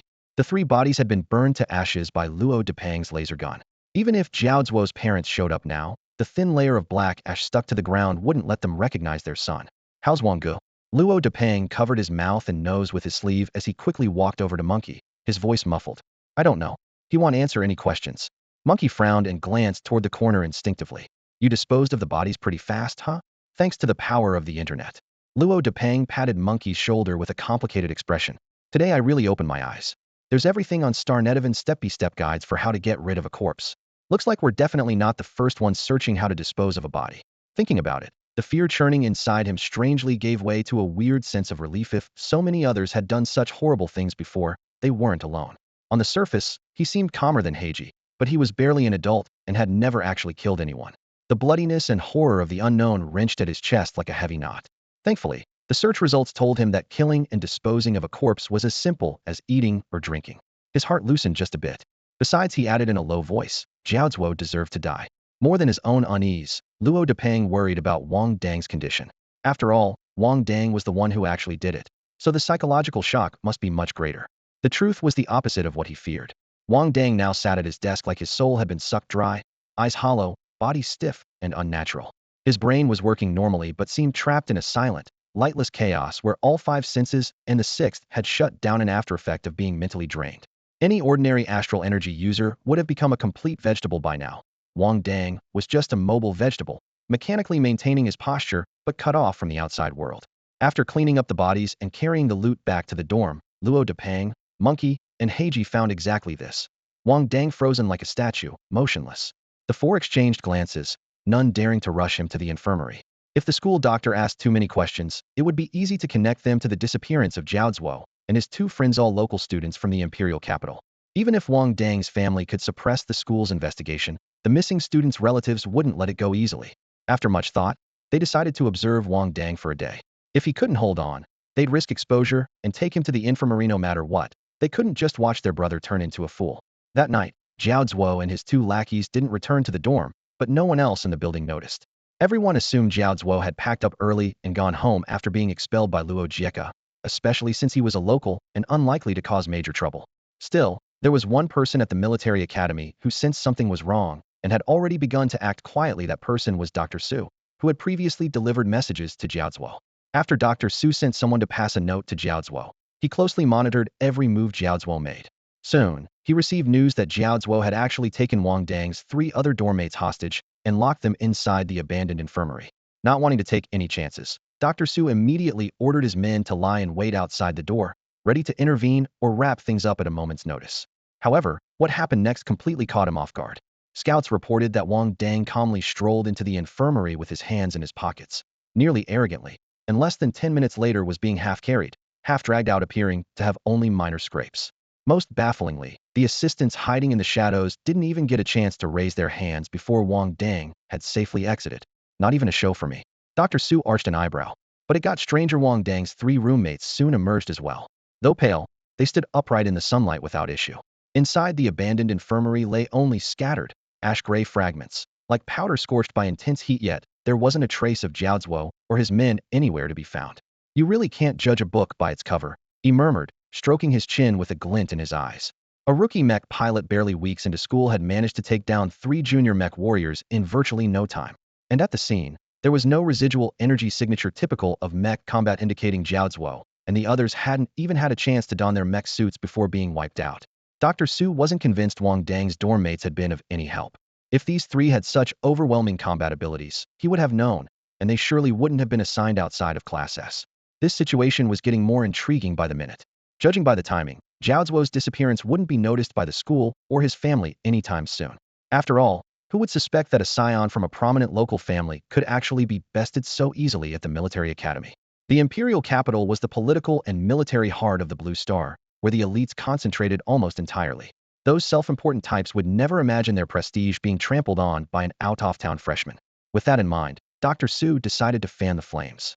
He planned to pressure Wang Dang, while his mental strength was still recovering, into exposing his star energy master identity at the academy, triggering a swift escalation of events. If Wang Dang knew his plan now, he'd surely curse him out. Yes, he had the talent of a star energy master, but lacked elemental affinity, hadn't even exchanged for an elemental attribute in the system yet. A non-affiliated star energy master without an elemental type. What kind of star energy master was that? The star energy master system was divided into 5 primary elemental types: metal, wood, water, fire, and earth, with numerous secondary branches such as space, lightning, ice, and mental powers. Among the variants, lightning and ice had the largest populations, followed by space and other niche branches. The ancient 5 primary types had become extremely rare after millennia of genetic dilution. The primary types embodied the cosmic origin, and once a star energy master of a main type matured, their power could reshape the universe, far surpassing secondary branches. However, their cultivation was about twice as difficult. Therefore, whether imperial or federated forces favored cultivating quick-growing, low-resource secondary branch star energy masters, they never abandoned the ancient mainline bloodline since even a single breakthrough could change the balance of the cosmos. Currently, Dr. Su suspected Wang Dang to be a mental-type star energy master. Since Dr. Su couldn't detect any elemental fluctuations on Wang Dang, it was clear he must be a psychic star energy user. What's more, back when Wang Dang was still an apprentice star energy user, he had already used a mental attack to ambush Jiao Zuo, which only strengthened Dr. Zu's conviction this young man was an undiscovered gem. To Dr. Su, Wang Dang was like a severely undervalued stock. As an investor, he decided to actively promote him, attracting more attention and support, because only then could this stock soar. Meanwhile, completely unaware, Wang Dang had just been helped back to the dormitory by his companions. Lying on his back on the bed, he stared up at the grayish-white ceiling. Luo Depang closed the door, lowered his voice, and gathered He Ji and Ho Zi. No, we have to come up with a plan fast. Sooner or later, the school will investigate us. Even if they don't believe we really took down Jiao Zuo, they can at least prove we were seen together before he went missing. He laid out his reasoning clearly. When Jiao Zuo came for us, he surely planned to take us all out at once, which meant he acted discreetly. But that doesn't mean no one saw anything. If the school really comes after us, what do we say? Heiji thought for a moment and raised his hand. How about we beat each other up? Then we can say it was Jiao Zuo who attacked us, but later let us go. Hosey immediately nodded. Right, we have to hit hard. Breaking arms or legs would be best. When the school finds Jiao Zuo missing, our wounds will still be fresh. Luo Depang shot Hosey a glare. You want to fight with no teeth left? How long does it take to recover from broken limbs? Despite his complaints, he knew deep down that a false flag this tough guy act was the most plausible plan. Hosey pressed his tongue against his broken tooth. The worse we look, the less the school will suspect us. Then let's do it, but easy on me. I'm scared of pain, Luo Depang pleaded with a grimace. Before he finished speaking, He Ji swung a wooden stool down with a crack onto Luo Depang's left arm. Wincing from the sharp pain, Luo Depang held back from crying out, but his eyes immediately watered. He Ji had long snapped out of his initial fear. As long as the school had no lead, he still had a chance to grow stronger. Hosey lifted his shirt to expose his ribs. Hit here. Since their legs were fine when they returned, and they couldn't all break their hands, Hosey settled on his ribs. Finally, it was He Ji's turn. Climbing onto the table, he glanced back at Luo Depang, who was swinging the stool with one hand, and said shakily, aim carefully. The lower back isn't a kidney. Kidneys still have to work. Damn it, if only He'd chosen his arm first. He definitely didn't want to end up a man with only one kidney. The three of them supported each other, groaning as they made their way to the infirmary. The moment they saw Dr. Su, they immediately began pouring out their grievances. Dr. Su, you have no idea how brutal Jiao Zuo was, Monkey said, pointing at his swollen left arm and drawing a sharp breath, exaggerating the pain. He went crazy, insisting on pinning that whole bathhouse incident on us. Yeah, if we really had that kind of skill, would have signed up for this class already, not be here getting beaten up, Heiji said, clutching his ribs in agreement. Dr. Su stood quietly by the treatment table, listening to their clumsy excuses with a faint smile, saying nothing. When he asked about the treatment plan, they all answered in unison. Conservative treatment: come lie in the med chamber for an hour every day. 4 mech warriors with fractures. Although implanted metal screws work fast, they can pose risks in high-intensity battles. Most prefer to heal slowly instead. All right, well, apply a metal bandage first, then follow up with pain relief and anti-swelling meds, Dr. Su said smoothly as he prepared the drugs. Luo Daffet cautiously peered around the doctor's side. Dr. Su, can I ask you something? Go ahead, Dr. Su said without looking up, the liquid in the syringe shimmering pale blue. If a mech warrior's been through life-or-death combat, could they be like the Starnets, suddenly becoming completely unresponsive to outside stimuli? This question made Dr. Su raise an eyebrow, a subtle remark, but the target was clear on Luo Daffet's face. Heiji had warned before, and Luo Daffet had searched the Starnet. Wang Dang's current symptoms were strikingly similar to many Starnets suffering from mental exhaustion. The info was clear: Starnets who overuse their star energy lose mental power like a power outage, becoming completely drained. What if a mech warrior experienced something similar? If that's the case, it's likely a severe brain injury. He'd have to be sent immediately to a regular hospital, Dr. Su said, turning his back to them, but barely suppressing a small smile. He already guessed Luo Daffet was probing about Wang Dang. The room suddenly fell silent after he spoke. Heiji clenched his fist. But Jiao Zuo's side never even fought back, and we didn't see any head injuries on Wang. After wrapping metal bandages tightly, The three helped each other out of the infirmary and headed toward the dormitory. Halfway there, Heiji finally couldn't hold back. If Wang really has a head injury, he's hanging by a thread. He acted for us, even killed for us back then. If now we just stand by afraid of exposure, what kind of people are we? No matter how strong I get, I'll never respect myself if that's the case. Haiji's right. We have to save Wang first, Monkey said firmly, slapping Haiji's shoulder with his uninjured hand. Only Luo Daffet kept his head down, brow furrowed. Haiji's temper flared. What are you thinking now? Quiet. I'm trying to figure out where to take Wang. Dr. Z's place is definitely no good. He's suspicious already if he saw Wang's state. Head connect the dots immediately, Luo Daffet said, taking a deep breath. Heiji immediately relaxed. I knew it were not cowards in dorm 222. So what if things get exposed? So what if we face school punishment and Jiaozuo's revenge? At worst, 18 years later, He'd still be a hero. Even if Heij's life was as insignificant as an ant's, he would never live a half-hearted, desperate existence. The three of them lowered their voices as they hurriedly discussed their next move, quickening their pace toward the dormitory. The moment the door swung open, they all froze. Wang Dang, who had been unconscious, was now sitting at his desk, leaning against the chair back. 7 or 8 nearly empty green nutrient drink cartons were scattered in front of him, and a faint medicinal smell hung in the air. This is bad. Brother Wang must be out of his mind from drinking so much of this stuff. How can anyone down this much? Luo Depang's face darkened. He rushed forward, grasped Wang Dang's shoulder, and tried to stick his finger down his throat to make him vomit what he just swallowed. But Wang Dang suddenly grabbed Luo Depang's wrist, his voice hoarse but insisting, "The bodies?" Luo Depang hesitated. "Brother Wang, you're awake? Slow down, I'm a bit slow." Wang Dang furrowed his brow, clearly suffering a pounding headache, and not quite all there mentally. "The bodies are dealt with." Luo Depang quickly slowed his voice. "How do you feel now?" "It's like someone's banging a gong in my head." Wang Dang pointed to his forehead, then made a dizzy, swirling gesture. "Maybe we should go to the infirmary?" Luo Depang looked increasingly worried. "No need. Just need to sleep it off," Wang Dang replied. Moving sluggishly, he climbed up to the top bunk.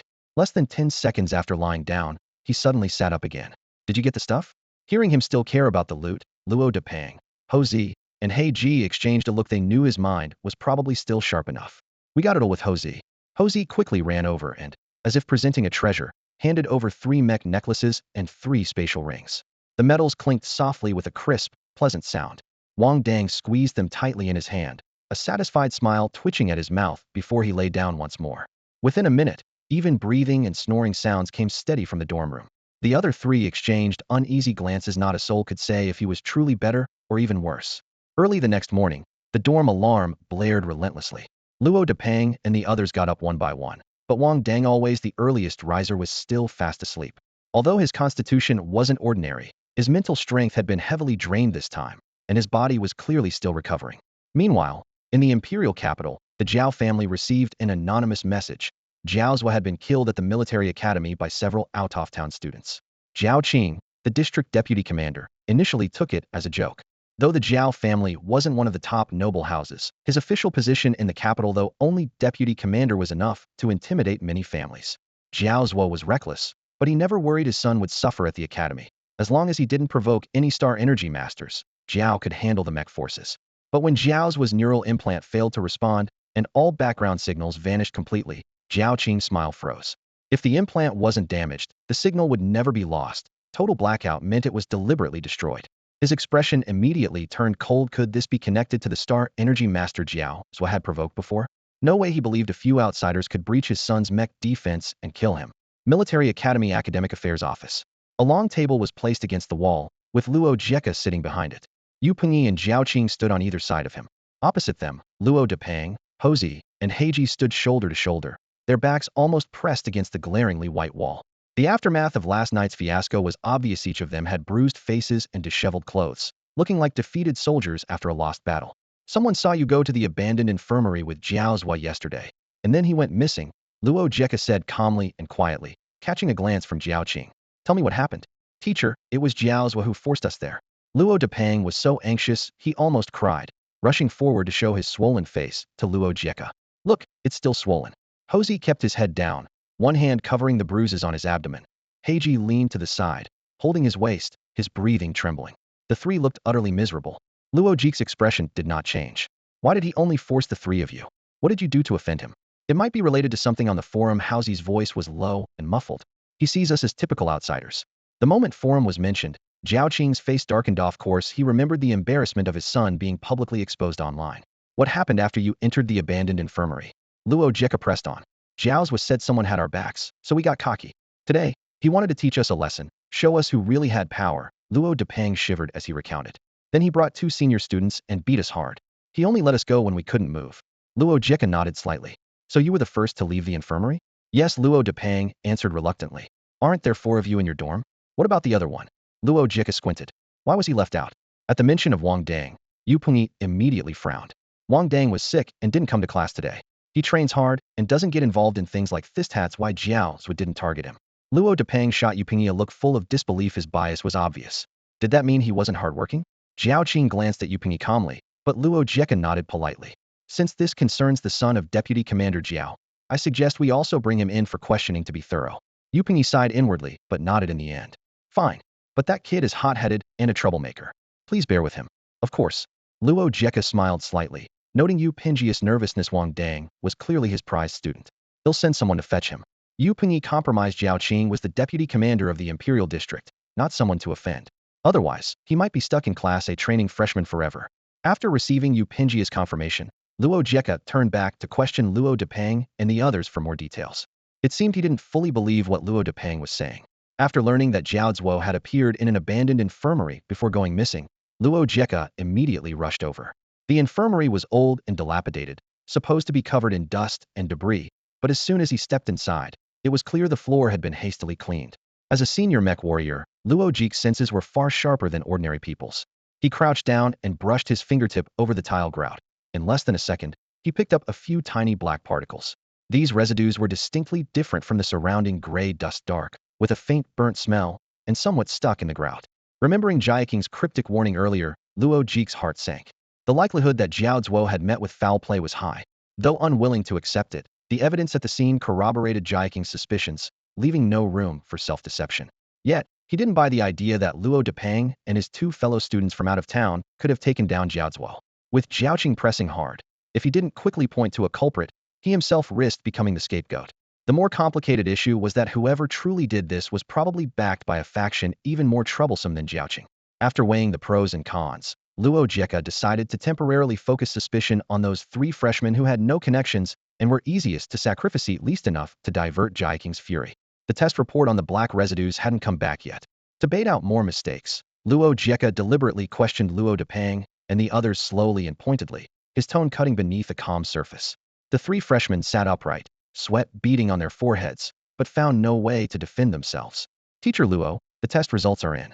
Footsteps sounded from the doorway as a technician in combat gear entered, holding a data terminal. The sample you submitted contained Zhao Zuo's genetic sequence. At those words, Jiaqing stood up sharply, his face flushing red, stomping his foot so the metal floor vibrated slightly. How dare anyone try to kill my own son in the military academy? Investigate. He slammed his palm on the table, splashing water from his cup. Arrest everyone involved. For a mid-level mech warrior to lose control like this in front of 2 senior mech warriors was only possible because of his authority as deputy commander. Luo Jeka immediately stepped forward and lowered his voice to soothe him. Deputy Commander Jiaqing, please calm down. The academy will definitely give you a clear explanation. I gave you so many favors to take care of my son, and this is how you do it? Jiaqing pointed at his nose, fiery with anger. You're not qualified to talk to me. Bring your leader here. His initial rage sprang from grief and lost face over his son's death. Seconds later, realizing there was no reversing it, his emotions shifted toward how to turn this situation into the best possible outcome for the Jiaos. It was unheard of for a local student in the imperial capital to die inside the military academy, and, if handled poorly, parents would soon be restless and fearful. Jiaqing wanted a solution that preserved as much dignity as possible. Across from him, Luo Depang couldn't hold back any longer and cautiously raised his hand. Teacher Luo, you don't really think we killed him, do you? The 3 of us together couldn't overpower even a finger of Senior Jiao. Luo Jeka narrowed his eyes, his tone calm but relentless. In terms of strength, you're right, you're not enough. But mech rookies wielding handheld weapons have historically killed entry-level mech warriors before. I've examined the scene. There are no signs of mech combat. An unarmored entry-level mech warrior is far easier to kill than you might think. With that, Luo Jeka directly turned suspicion onto Luo Depang and the other 2. The moment they heard that Zhao Zuo's genes had been extracted from the abandoned infirmary, Luo Depang and the other 2 instantly panicked. Heiji's face turned pale at once, while Houzi and Luo Depang barely kept their composure, though deep down they felt just as uneasy. Teacher, there were 3 of them, Zhao and the others. Even if we tried to ambush, We don't have the ability to take down 3 sophomores all at once, Luo Depeng quickly reasoned, his face full of grievance. If we did have that kind of skill, those two would be in class just like me. His words seemed to inject a dose of confidence into Heiji and Hosey. Heiji nodded emphatically, and Hosey grimaced, but added, "Yeah, teacher, if we ran into Jiao and the others, would just run away. We wouldn't dare to fight." Jiao Qing's expression darkened as he stared coldly at Luo Jike, clearly displeased by the rumor that an outsider killed his son. If that kind of gossip got out, it wouldn't just ruin him, but the entire Jiao family would become a laughingstock in the capital. But Luo Jike showed no concern, shifting his gaze from Luo Depeng to Yu Pengyi. One person isn't enough, but don't you still have another? That newcomer who's most likely to get into Class S. Originally, he only knew Wang Dang performed well in the class placement exam. Now, seeing Yu Pengyi fiercely defending Wang Dang, he was even more convinced that kid was destined to be a star of Class S. Hearing this, Yu Pengyi immediately bristled. "Teacher Luo, you can't judge a case just by words. Don't slander my student without evidence." Luo Depeng stole a glance at him and grumbled silently. "Teacher, he was the one slandering me earlier." "Teacher you," Luo Jike frowned. "The military academy has had such a serious incident. We can't rule out any suspects. You understand the consequences better than I do." He paused, then looked meaningfully at Yu Pengyi, though most likely to become Class S homeroom teacher one day, wasn't in that role yet. Just as tension rose between the two, there was a sharp knock on the office door. Wang Dang appeared at the doorway, pale and weak. "Teacher Yu? You called for me. Everyone says he's sick." Yu Pengyi pointed at Wang Dang's frail appearance. "He's been sick for several days. When would he have had the chance to get involved?" Then he briefly explained the situation to Wang Dang. "Tell Teacher Luo you never went to the abandoned infirmary." In truth, no one was certain if Wang Dang had been there. Zhao Zuo had led Luo Depeng and the others to the infirmary with a big commotion, and because of Zhao Zuo's notorious reputation at the academy, many outsiders recognized them. But Wang Dang had always been a bit invisible. Even if he was present, no one might remember. Yu Pengyi's intention was crystal clear. Luo Depeng and the others insisted Wang Dang did not go. Wang Dang thought for a moment, then looked up at Yu Pengyi with an apologetic expression. "Teacher, I did go to the abandoned infirmary that day." Luo Jike snapped his fingers sharply. If these were 2 Class A students, then it wasn't impossible at all. The crisp snap seemed to cut through the air, and tension instantly filled the conference room. Yu Pengyi felt the hairs on his neck stand up. The anger burning in his chest nearly disrupted his breathing as he blurted out, "I told you, they're a real thorn in the side."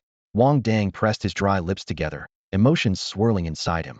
He was grateful that the teacher spoke so highly of them, but when it came to the accusation of ambush, he just couldn't accept it.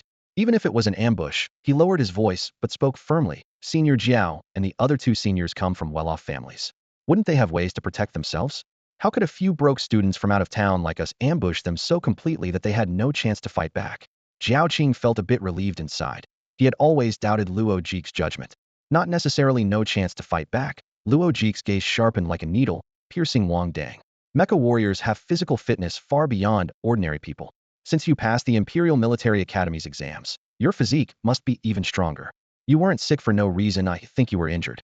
Caught in the act of being exposed, Wang Dang clutched his chest and coughed twice, reluctantly admitting, "I was injured." Before the words even sank in, Yu Pengyi slapped him hard on the back, nearly knocking him off balance. "Don't talk nonsense." Wang Dang steadied himself by gripping the table but continued explaining. "Teacher, when I went to the abandoned infirmary, my roommates had already left. It was eerily quiet inside, and as soon as I stepped in, I got a sudden sharp headache like I was being sucked into a black hole. When I came to, there was no one there. Later, Hosey found me and helped me back to the dorm. I couldn't understand what happened at first, but hearing you say that, it's very possible whoever attacked Senior Jiao also went after me." He spoke decisively, his tone unwavering. Luo Jike and Zhao Qing exchanged glances. They both looked uneasy. "Psychic attack?" Yu Pengyi's eyes suddenly lit up.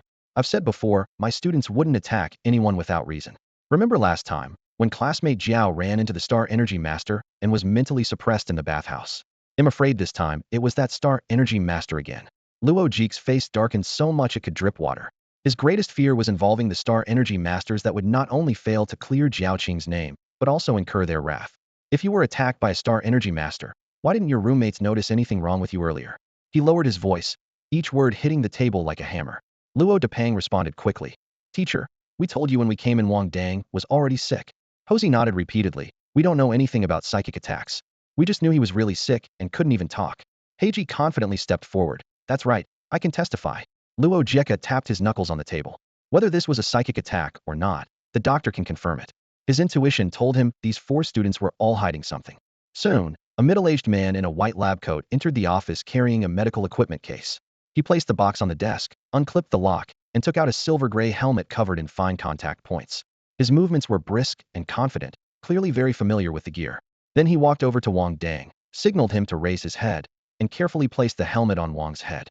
As the tiny suction cups sealed against the skin, a faint popping sound could be heard. The doctor then lifted a holographic display from his wrist and brought up a real-time monitoring interface, where streams of data refreshed like a waterfall. After a few seconds, the doctor furrowed his brow and quickly zoomed in to compare several sets of waveforms. Mental attack, he diagnosed calmly but with certainty. The intensity is not fatal. The attacker clearly didn't want to kill him, otherwise the damage would be more severe. The assessment was concise and straightforward, just like the doctor's neat white coat, without any hesitation. From the moment Luo Jieka ordered the doctor summoned, to the doctor finishing the entire examination, only about a dozen minutes had passed. Wang Dang remained sitting upright the whole time, his eyes steady and calm. Meanwhile, Luo Depeng, Yu Chang, and Chun Zhua, standing nearby, felt like they had been locked in a sauna, sweating heavily from their foreheads and suffering far worse than staying up for 3 nights straight. Wang Dang's composed demeanor was because he had sensed the trouble even before coming to the office. He had deliberately triggered a mental shock on himself, both to confuse others and to pin responsibility on the mysterious Star Energy Master. His current strength was nowhere near enough to confront the Jiao family Heiden, and he could not openly break military academy rules either. This smarter tactic was his only way out. Once a Star Energy Master was involved, both sides would carefully weigh the consequences and naturally treat the matter lightly. He had also considered retaking the elemental affinity test, as Dr. Su suggested, to clear his name, but he had no elemental affinity at all. If that got exposed, his only fate would be to become a lab rat in the research institute. That kind of life was truly hopeless. Since it was a Star Energy Master who attacked, then it has nothing to do with me or my students. Yu Pengyi mentally exhaled in relief. Although he didn't believe Wang Dang could single-handedly take down 3 junior mechanized soldiers, hearing Star Energy Master somehow comforted him inexplicably. Maybe this was the unique charm of the troublemaker, who was always the first suspect whenever bad things happened, yet there was rarely any concrete evidence. After confirming the mental attack diagnosis, Luo Ji's expression darkened like someone suffering constipation. He nodded to Yu Pengyi. Thanks for your help today, teacher Yu. At that moment, there was no longer any need for you to stay. Luo had to turn his focus to figuring out how to persuade Jiaoqing to stop pushing further without angering him. After all, if they provoked the Star Energy faction, neither he nor Jiaoqing would be able to handle the fallout. Hearing that the murderer might be a Star Energy Master actually eased Jiaoqing's mind a bit. If it were just those few out-of-town students causing trouble, he might have killed them in a fit of anger, but the Jiao family would be ridiculed afterward. But if it was a Star Energy Master, the academy would have to compensate, and the Jiao family could benefit greatly from the payout, which was good for the clan's future. Even though he had this calculation, Jiaoqing still had to maintain the image of a grieving father in front of Luo Jieka to secure the best possible deal for the family. Soon after, Yu Pengyi led Wang Dang and the 3 others out of the office and instructed Wang Dang, "Stay put and rest well for now. Don't cause any more trouble." After speaking, he hurried off. Luo Depeng and the others were clearly full of questions, but Wang Dang pretended not to notice and waved them off to return to the dorm. He then turned and headed toward the medical center. Once his mind cleared, he realized that what had happened yesterday just didn't add up the more he thought about it. But just before arriving, he had come to a realization. If he hadn't been so ruthless back then striking himself with such force right now, his only option would be to apply for a retest and secure the title of Star Adept for himself. The military academy would never simply expel a Star Adept. As long as he didn't massacre the entire city, the school would do everything possible to keep him. In fact, Dr. Su had already urged him more than once to retest his potential. At first, Wang Dang thought Dr. Su only saw the possibility that he had the qualifications of a Star Adept.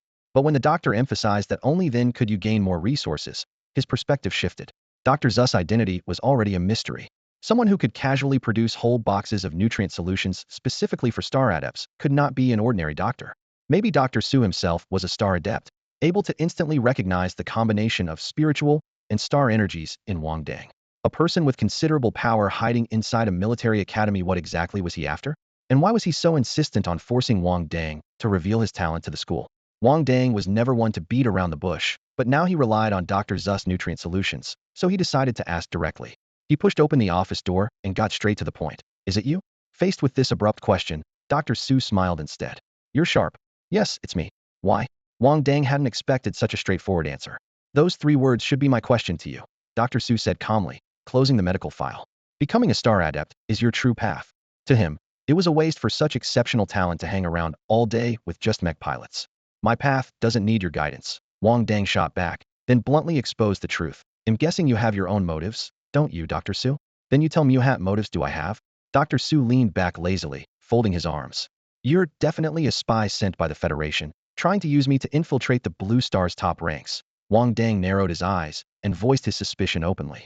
The Federation and Empire had been at odds for centuries, so this kind of intrigue wasn't unusual. Dr. Su laughed heartily. If I were Federation, why would I come to Blue Star, such a remote frontier planet? It's too far from the Empire's corridors to make sense. He deliberately called it a frontier planet instead of a backwater world, showing some respect.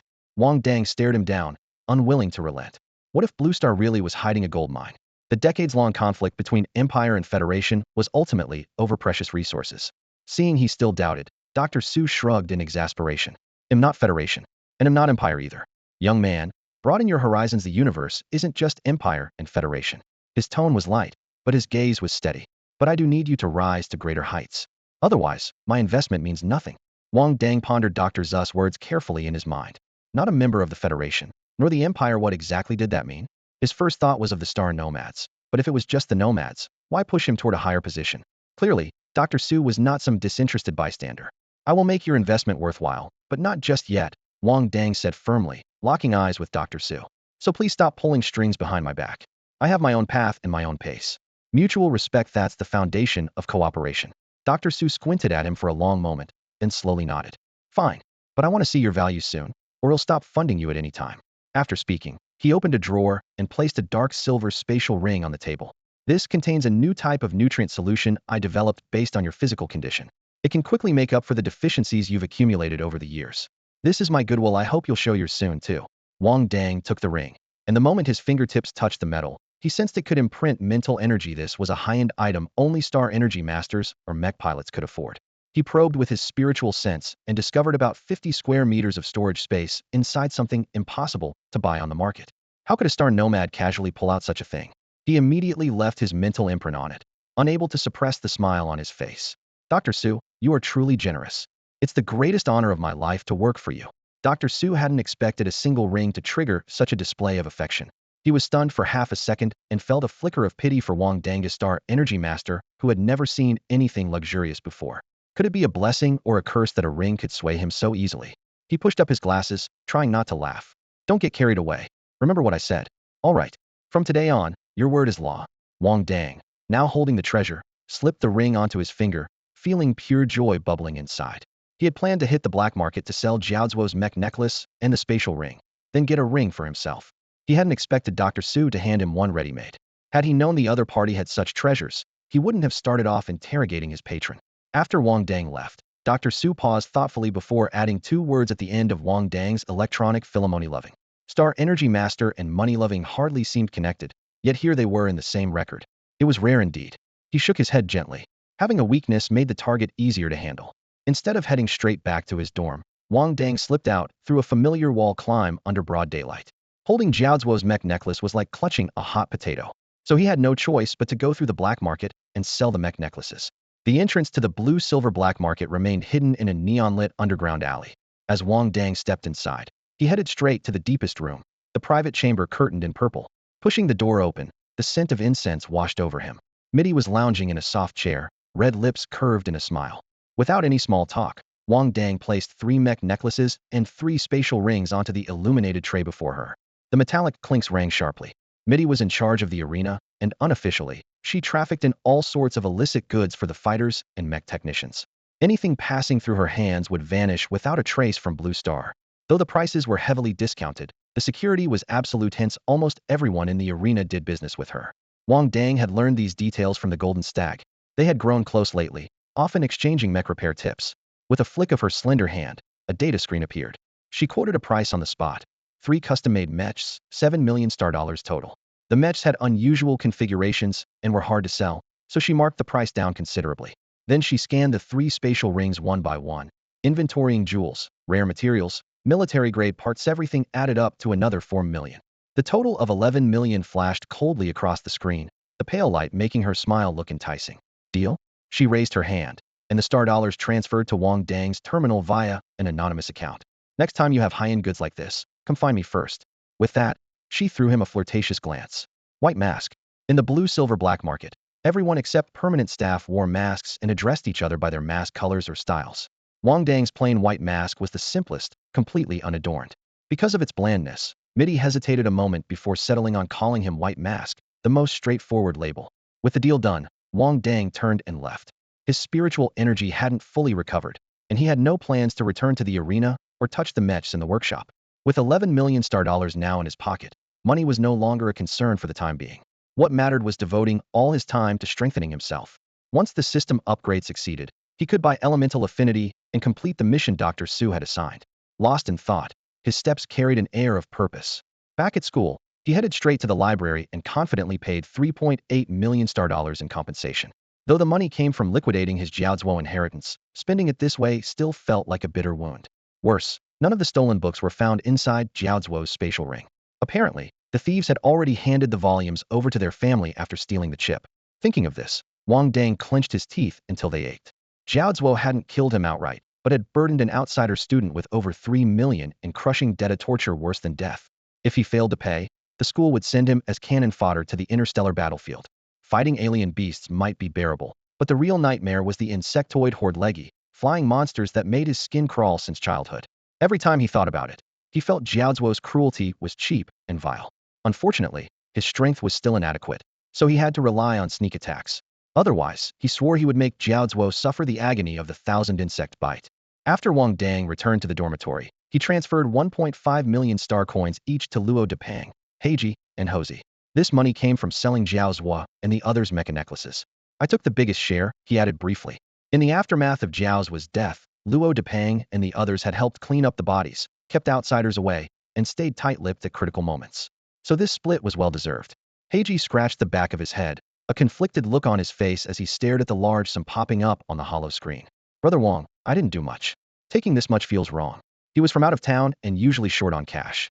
Suddenly receiving 1.5 million star coins was both tempting and unsettling. After all, it was Wang Dang who took down Jiao's single-handedly. They just handled the cleanup. Hosey lowered his head as well. Yeah, Brother Wang, Heiji and I are too weak to help much. Compared to their refusals, Luo Depang accepted the money without hesitation and even slapped their shoulders. If Brother Wang says take it, then take it, no need for all this back and forth. This is recognition of our effort. We're all in the same boat. If you don't take it, it's like trying to pull yourself out, you get me? His straightforward words shut down any further objections from Heiji and Hosey. They had no desire to be seen by their brothers as quitters or greedy fools. Seeing them nod, Wang Dang then gave Luo Depang a nod. This matter ends here. From now on, it's nothing to do with us. Though still full of questions, the three wisely kept silent. Wang Dang clearly hid some secrets, but since he didn't want to share, they had no reason to pry. That was their unspoken understanding. After successfully diverting the school's and Jiao family's attention, Wang Dang no longer concerned himself with the aftermath. Instead, he devoted all his energy to building up his strength. The new nutrient solution Dr. Su prepared worked even better than the military-grade formula. Wang Dang expected his mental strength to take a while to recover, but after just one day of drinking it, he felt his mind not only bounce back to peak condition but even reach a new height. The physical training that used to wear him down now felt effortless. This change wasn't just an increase in strength, but seemed like his bodhi's functions were healing layer by layer. Wang Dang began to wonder if years of malnutrition had really held him back. If his body could keep improving like this, wouldn't he be a naturally gifted mecha pilot in the making? With his physical and mental state fully restored, he immediately set his sights on the simulator. The problem was the simulator was usually locked in the training room and only available during training classes. The school didn't offer any paid access, and one class a week was far from enough for his mental training needs. So Wang Dang went to see Yu Pengyi and requested permission to use the simulator regularly for training outside of class. But Yu Pengyi was completely opposed to Wang Dang's request. No way. He scowled, pressing a finger on the desk. The simulator can only be used under the teacher's supervision and guidance. You nearly got hacked last time, have you forgotten? If anything happens again, you could lose your life. The shadow of that incident still weighed heavily on Yu Pengyi's mind. Wang Dang had almost died, and Yu himself had nearly been held accountable by the school. Even so, Wang Dang remained his most promising student, just a stubborn troublemaker. His tone softened slightly. Simulated training isn't essential for mech pilots. Once a week is enough to keep your skills sharp. If you really want to improve, go to the training hall. That's the only proper way. Hearing this, Wang Dang smiled humbly and said, "You're right, teacher." Outwardly he agreed enthusiastically, but inside he was grumbling. The simulator wasn't just optional for him. It was absolutely crucial. Yu Pengyi gave him a skeptical glance. When a troublemaker suddenly goes quiet, Something's definitely brewing. He added another caution. The simulator isn't a toy. Even without hackers, careless operation can still be deadly. Wang Dang nodded repeatedly, bowed respectfully, and left the office. The moment he stepped into the hallway, he broke into a run toward the simulator training room to pick the lock. If he could use the simulator openly, why sneak around? Since the proper channels were blocked, he would find his own way. At the door, bent low picking the lock, he muttered to himself, rules are rigid, but people are flexible. Rules exist to be broken. If it were a traditional copper lock like in his previous life, he would be stuck. But this advanced tech world used iris recognition electronic locks. For Wang Dang, this was easy. Remove the electronic panel, pull out the star energy battery to cut power instantly, triggering emergency mode. Then restore power, and the door would unlock with the preset beep. After use, head switch modes back, leaving no trace. Too bad so many students came and went outside the Paythouse training room. Otherwise this trick would save him a fortune in rental fees. The door swung open. Inside the dim room, rows of simulators stood orderly, their surfaces cold and gleaming. Wang Dang shivered, remembered the excruciating pain from last time as if it just happened. To hell with dying, I'm going to build mechs. He took a deep breath, opened the nearest simulator pod, quickly adjusted the settings based on last time's data, then closed his eyes and climbed in. Jesus! The moment his nerves connected, his head felt like it would explode. Swearing silently, he clenched his molars tight and pumped himself up. Hold on. Fixing other people's mechs makes serious money. If I can build my own, star coins will be pouring in. Maybe he'll even become Blue Star's richest man, eating rice and chicken legs every day, never staring blankly at nutrient drinks again. Yeah, drinking. Haven't touched alcohol in over a decade. Through the agony, he squeezed his fists and loaded frame after frame of the vision into his mind. Piles of star coins, the aroma of chicken legs, the smooth taste of wine. Those desires burned like torches to keep him going. Endurance is the key. Only by bearing what ordinary people can't tolerate can you earn the big money. Wang Dang fell face first onto the simulated ice surface, his complexion turning a dark purple. The icy floor carried a sharp, bloody coldness. But it wasn't the temperature draining the color from his facade, was the bone-shredding pain tearing through him. Physical pain has a limit, but mental agony is an endless abyss. At the breaking point, his mind spiraled out of control. The word endure carries a knife above it. So does the word lust. Why must life hang so many blades over his head? Did he really have to desperately chase power? Couldn't he just be a simple, happy, ordinary person? The answer lay in his memories in this distorted world. Being ordinary meant being fragile. The law only protects regular people, but mech warriors were only restrained by those stronger than them. Once you step into the world of mechs, you've left the common folk behind. Who cares about the bottom rung? Between unconsciousness and wakefulness, visions of his childhood slum floated through Wang Dang's mind. He had been 5 or 6, starving and fighting with wild dogs for scraps. A gentle woman raising her daughter alone would always slip him strawberry milk, flavored nutrition fluid. Her daughter only drank that kind. The slum's sparse lights flickered at night. One evening, four drunk high-level mech warriors burst into that rundown shack. The woman's anguished screams pierced the quiet street, but no one dared intervene. Those four were heroes sent to South City to deal with the tsunami. That night, the little girl was killed. The next day, the woman vanished. Some said she went insane and was institutionalized. Others whispered she couldn't bear the grief and took her own life. The hut emptied, and the young Wang Dang finally found a place to live. Stories about the woman spread in the slum, but no one ever mentioned punishment for those 4 mech warriors. Blue Star would never sacrifice a top mech warrior for some ordinary person. The elders sighed. Common people's lives are worth so little. Laws bind them, while mech warriors answer only to those more powerful, and the powerful never bow down. So if you want true safety and happiness, you have to have fists strong enough to protect yourself or even oppress others. When the preset hour ended, the simulator's power suddenly cut off and the door clicked open. Wang Dang slid out, convulsing on the ground, sweat mixed with saliva dripping from his chin onto the alloy floor. The fact was clear, he still couldn't last a full hour. Next time, make it 59 minutes, was his last thought before losing consciousness. When he opened his eyes again, dawn was breaking. The training room lights were off. Shaking, he got up quickly, wiped away the blood and vomit on the floor, reset the simulator to erase any trace of his presence, and quietly slipped back to his dorm. For the coming days, he planned to grind relentlessly on that simulator until he could fully design a class mech. Then he could build his very first mech with his own hands. For Wang Dang, who had loved machines since childhood, this was nothing short of a dream come true. Even though the pain made him twitch, Wang Dang felt deeply satisfied as long as he sensed his mental strength steadily increasing. That sweet reward erased all the previous suffering in an instant. During the system upgrade period, he no longer risked sneaking over the wall to the blue-silver black market. Instead, he holed up in the school's simulation lab, grinding through the nights. The specially formulated nutrient solution from Dr. Su was nothing short of a lifesaver every time he crawled out of the simulator barely clinging to life. One injection would have him refreshed and ready to push on after just half an hour. His Bodis recovery speed improved visibly. After a month, he even felt a subtle current surging within him, occasionally almost breaking free from its constraints. Yet when he came back to his senses, the sensation was faint and ambiguous, much like the usual signs before an upgrade. Only it felt more like a straightforward enhancement of his constitution. Apart from the required practical training classes, he devoted nearly all his time to the simulator, without adding any extra physical exercise.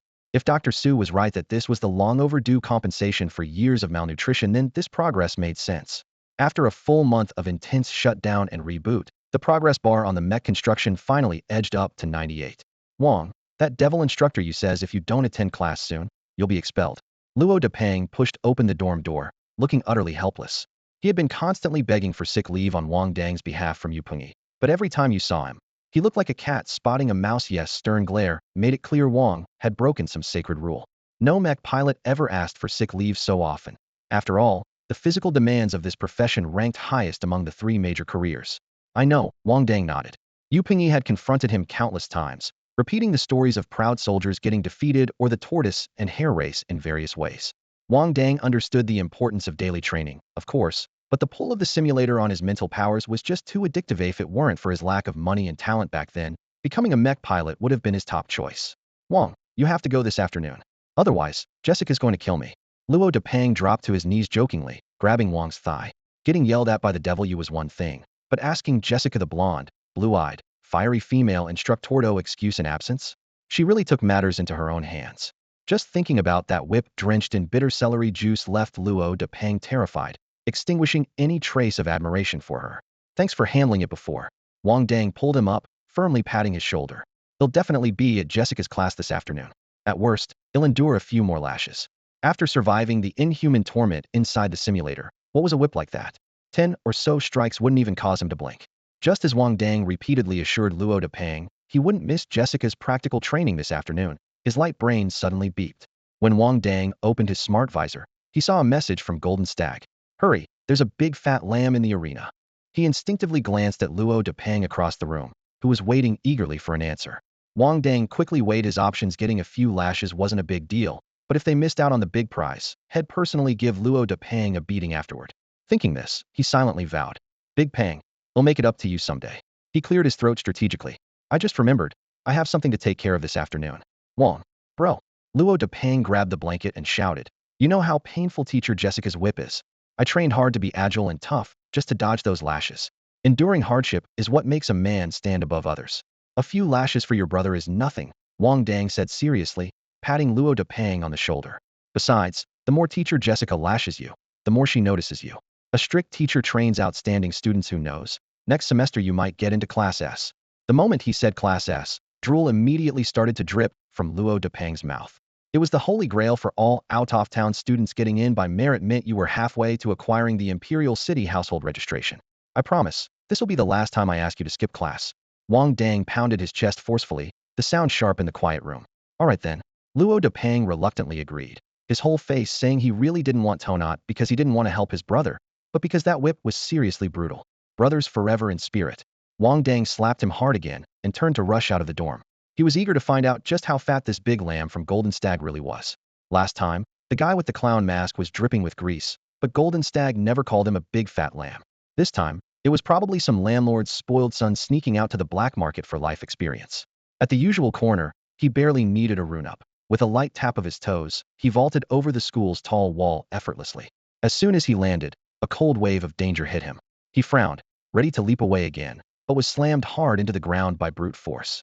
Without his mech warrior physique, that impact would have shattered his nose bone instantly. Sir, caught another wall crawler. The soldier pinning him down reported.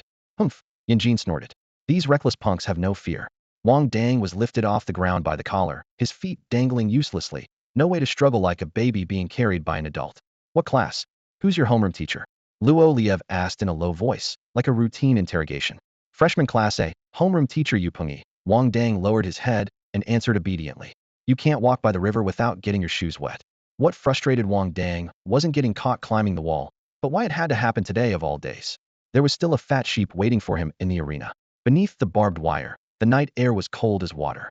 A patrol flashlight swept over, and Yin Jin glanced at Wang Dang with a faint voice, junior mecha soldier. Standing nearby, the burly instructor Rolev immediately caught on and snorted coldly. Kid, still daring to lie? He grabbed Wang Dang by the back collar, hoisting him with one hand and swinging him a few times. Tell me honestly, which class are you in? If you don't say, you want like the consequences. Rolev was about 2.1 meters tall, his muscles straining the combat uniform tightly. At 1.8 meters, Wang Dang felt like a chick being flung around in his grip. Dizziness clouded Wang Dang's vision ever since that immersive simulation accident. This kind of shaking terrified him. I really am in Class A. There's my student ID in my pocket. He shouted quickly. Rolev, still holding him with one hand, slid the other into Wang Dang's jacket pocket and pulled out the card. Wang Dang's legs went weak as he landed and barely stayed upright. Rolev examined the ID carefully, then reported back. Sir, it is indeed freshman Class A. Yin Jin took the ID, staring at the name Wang Dang with a raised brow. After a moment, he remembered the rookie who had taken on 2 veterans at the placement exam and nodded, relieved. Why did you climb out over the wall? Yin Jin sized up the seemingly honest boy. To meet an online friend called Sweet Moon. Wang Dang's eyes shone with anticipation. She asked me to meet today. Though the consequences of climbing the wall were severe, years of experience told Yin Jin that there was a different kind of punishment for students who did well academically and behaved properly. The 2 instructors almost thought the same words at once. Online romance. Military school rules were strict, only 1 day per month off campus, but seeing students climb walls to meet lovers wasn't uncommon. Take him away for now. We'll deal with everyone at once later, Yin Jin said, slipping back into the shadows to continue watch. Rolev nodded and handed Wang Dang off to another instructor before crouching by the wall to keep watch. Today, none of the wall climbers except for a few special star energetics trainees would get away. Wang Dang didn't struggle, obediently following the instructor back to the teaching area. The hallway lights were dim as the instructor led him into a temporary holding office. Wait quietly for your homeroom, teacher, he said and left. Inside sat 5 or 6 other caught students. Wang Dang quickly spotted 2 familiar faces. Junior, what a coincidence.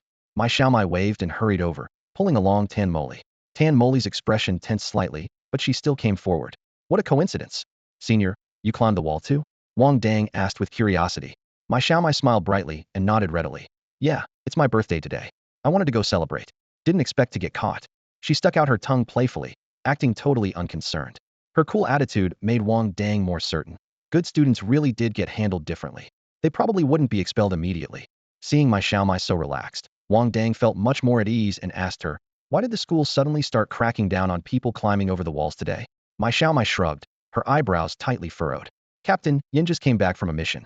He's known throughout our military academy as a real rules freak used to catching rule breakers. So this isn't surprising at all. She leaned in closer and whispered, Junior, you didn't offend him just now, did you? He's a 9th level advanced mech warrior. He could upgrade anytime and become a mech commander. Patting her chest nervously, she added, I really didn't expect him to personally come catch people today. Not far off. Tan Moli slumped her shoulders, looking dejected. She muttered softly, I never thought I'd get caught climbing the wall by Captain Yin himself. This is bad. His first impression of me must be awful. I was hoping to join his military district after graduation. She knew well how heavy the status of a 9th level advanced mech warrior was. Mai Xiaomai's words made Wang Dang's heart tighten. All the teachers at the military academy were advanced mech warriors, but there was a huge difference even among the advanced ranks. Take his homeroom teacher, Yu Pingyi, officially a 3rd level mech warrior and already one of the higher ranked teachers. Rumor had it he was the top candidate to become the Class S homeroom teacher. 9th level? That was the strongest force Wang Dang had ever seen. But Yin Jin had just said in front of everyone that Wang Dang was only a beginner mech warrior. Could the subtle changes Wang Dang had felt lately be real? Had he truly broken through? Yet unlike before, he didn't feel the usual obvious sensation of breaking limits. While Wang Dang was still pondering this, Tan Moli suddenly found courage to speak. Your name's Wang Dang, right? Her eyes flickered with a complicated expression. Back in Nanching, I'm sorry. I shouldn't have looked down on you. She thought about it for a long moment and decided to personally apologize. After all, this boy had bravely rushed in with only an exoskeleton to fight a sea beast despite knowing the danger. That kind of courage deserved respect. He was a true warrior. It's okay, Wang Dang shrugged, unfazed. I've gotten used to being treated differently as an outsider since I came to the academy. He hadn't really expected Tan Moli to apologize, considering she seemed like a pampered daughter of a wealthy family. Tan Moli's expression stiffened, but she spoke seriously, you definitely won't stay at your current level. Clearly, she wasn't good at comforting people. Let bygones be bygones. Mai Xiaomai suddenly stretched out her arm with a bold grin. Give Mai Xiaomai some respect, shake hands, and make peace. From now on, you're both friends. Tan Moli laughed at Mai Xiaomai's exaggerated tone. You always have to get involved in everything. Wang Dang grinned along with them. Just as the laughter died down, my Xiaomai squinted like a curious little fox. By the way, Junior, why did you climb over the wall? Were you up to no good? Wang Dang put on a serious, deep expression. The world is so BG, just wanted to see it. My Xiaomai wanted to ask more, but before she could dig deeper, the office door suddenly burst open with force. Standing at the doorway with a long whip in hand, Teacher Jessica kicked up a small cloud of dust behind her, clearly having rushed here at top speed. Wang Dang stepped forward. Her voice was sharp and commanding, causing even the doorframe to tremble. Everyone could see the word rage etched in the tight line of her mouth and fierce glare. The trouble had started just 10 minutes earlier. Yanjin had called homeroom teacher Yu Pingyi to come to the office to fetch someone. Jessica, passing by to get a water cup, overheard Wang Dang, who's on sick leave, was caught climbing over the wall.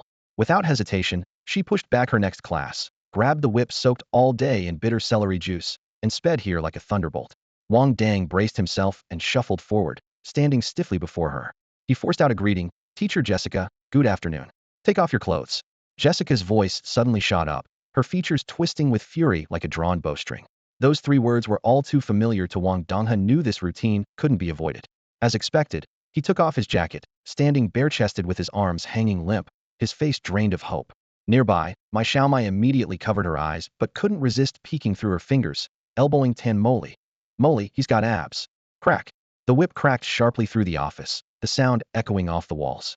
Wang Dang nearly bit through his tongue, instinctively clenching his buttocks. His earlier boast that he could handle 10 lashes without flinching was now laughable. If there weren't female classmates present, he might already be howling. "How does it feel? Today I soaked the whip in celery juice all day long." Jessica sneered, flicking it again. The sting from the juice layered on top of the whip's pain, sharp, itchy, and tingling like tiny electric shocks racing across Wang Dang's back. The other students had also been caught climbing over the wall, watched in a daze, their hearts pounding. After Wang Dang, is it going to be us? Some even entertained a strange hope. There are female classmates here in the office, so if everyone had to strip for lashes, maybe they'd get a show. But others quickly recoiled at the thought, could anyone really endure a whip soaked in celery juice? Wang Dang had no time for such daydreams. Bright red welts bloomed across his back, sweat running down along his spine. Seeing that he bit his lip hard and kept silent, Jessica only lashed harder, the whip's sharp crack growing shriller. "No one has a Verno. One dares to ditch my class and climb the wall," she shouted between lashes. And Luo Depang, who helped him fake the excuse, "You'll get the same." After more than 30 lashes, Yu Pingyi finally arrived, deliberately delaying to let the troublemaker suffer.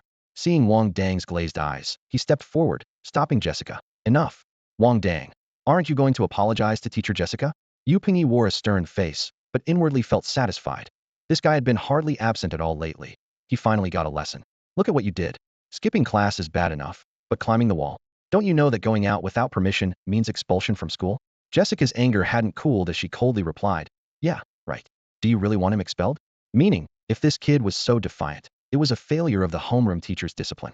The office fell completely silent. The other students even held their breath, exchanging stunned looks. So climbing the wall could lead to expulsion? That made sense. But why the whipping? The same question flashed in everyone's mind. Isn't corporal punishment illegal? During the duo training session with Jessica, the other students' homeroom teachers began arriving one after another. Office doors opened in succession, the sound of leather shoes hitting the floor echoing continuously.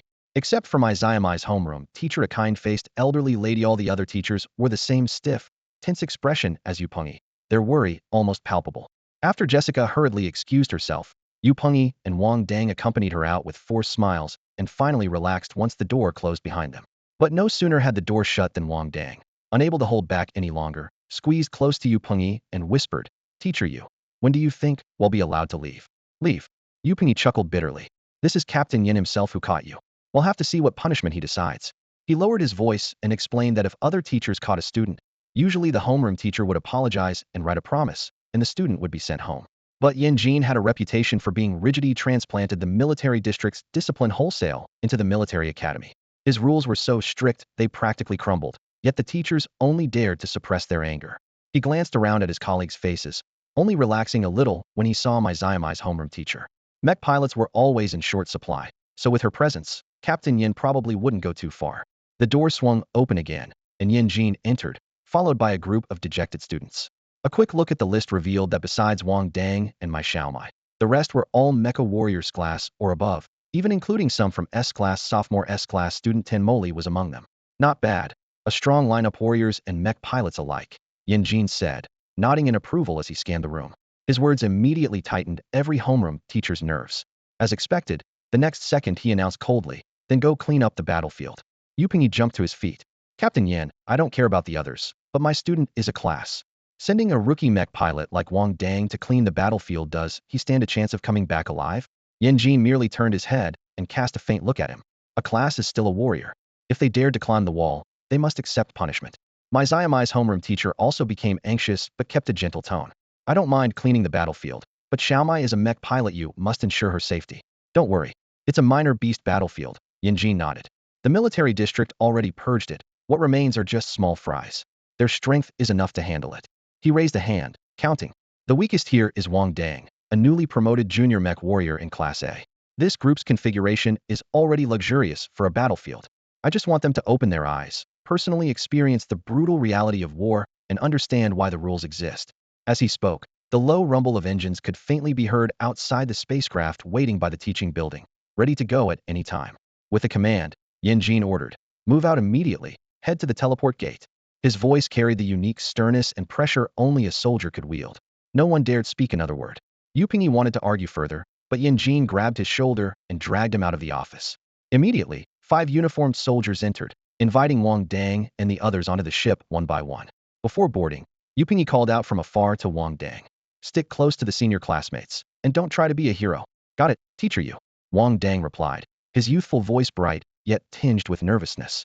Watching Yu Pingyi's anxious figure fade away, his heart swelled with warmth and gratitude. From Yu Pingyi, he could feel the long-missed care of a senior figure. Stop whining, it's just cleaning up a battlefield, Jin said, crossing his arms and furrowing his brow. Yu Pingyi looked up to meet his gaze, worry filling his eyes. Young people need to gain experience, but sending a rookie mech pilot straight into a battlefield Cleanupus that really wise? His voice was half a tone higher than usual. Unlike the others, Wang Dang, who had just enrolled this year, was his most valued protege. Any mistake from him made Yu Pingyi lose sleep. Jin's frown deepened. He raised his hand and pressed it down firmly. When I was a junior mech pilot, I went to the beast battleground for training. This is just clearing leftovers. You're overthinking it. But he's not you. Yu Pingyi's agitation nearly spilled over. He was about to say more, but Jin calmly added, he just broke through. His energy is still unstable. It's normal you don't sense it yet. At those words, Yu Pingyi froze. Wait, did you say he's already a junior mech pilot? Jin nodded and patted his shoulder. Your student has great potential. Proper training is necessary and timely. A surge of joy flashed across Yu Pingyi's face, barely suppressed. He's been secretly training all this month? Muttering to himself, he paced. Once he returns, he'll immediately apply for his class upgrade exam. If he gets into Class S, your position as the Class S instructor is secure, Jin said with a rare smile. Maybe you'll even continue to train him. Thank you for the good words, Captain Yan. Yu Pingyi said, spirits soaring. Had been waiting for this day far too long. Meanwhile, the Academy's transport ship sped toward the outskirts of the beast battleground. Leaning against the window, Wang Dang's mind kept echoing the word battlefield. Missing out on the arena's easy prey was one thing. How had he been thrown into battlefield cleanup so soon? There were 10 people aboard, 8 males, and 2 females with him, making the number even. Don't be nervous, junior brother. It's just battlefield cleanup, a small operation, my Xiaomai said, hands on hips in a bossy pose. Just stick behind me. Tan Molly tapped her chin lightly. The beast battleground isn't a joke. You're still a freshman, don't show off. Follow me in. I'm already going to protect my Xiaomai.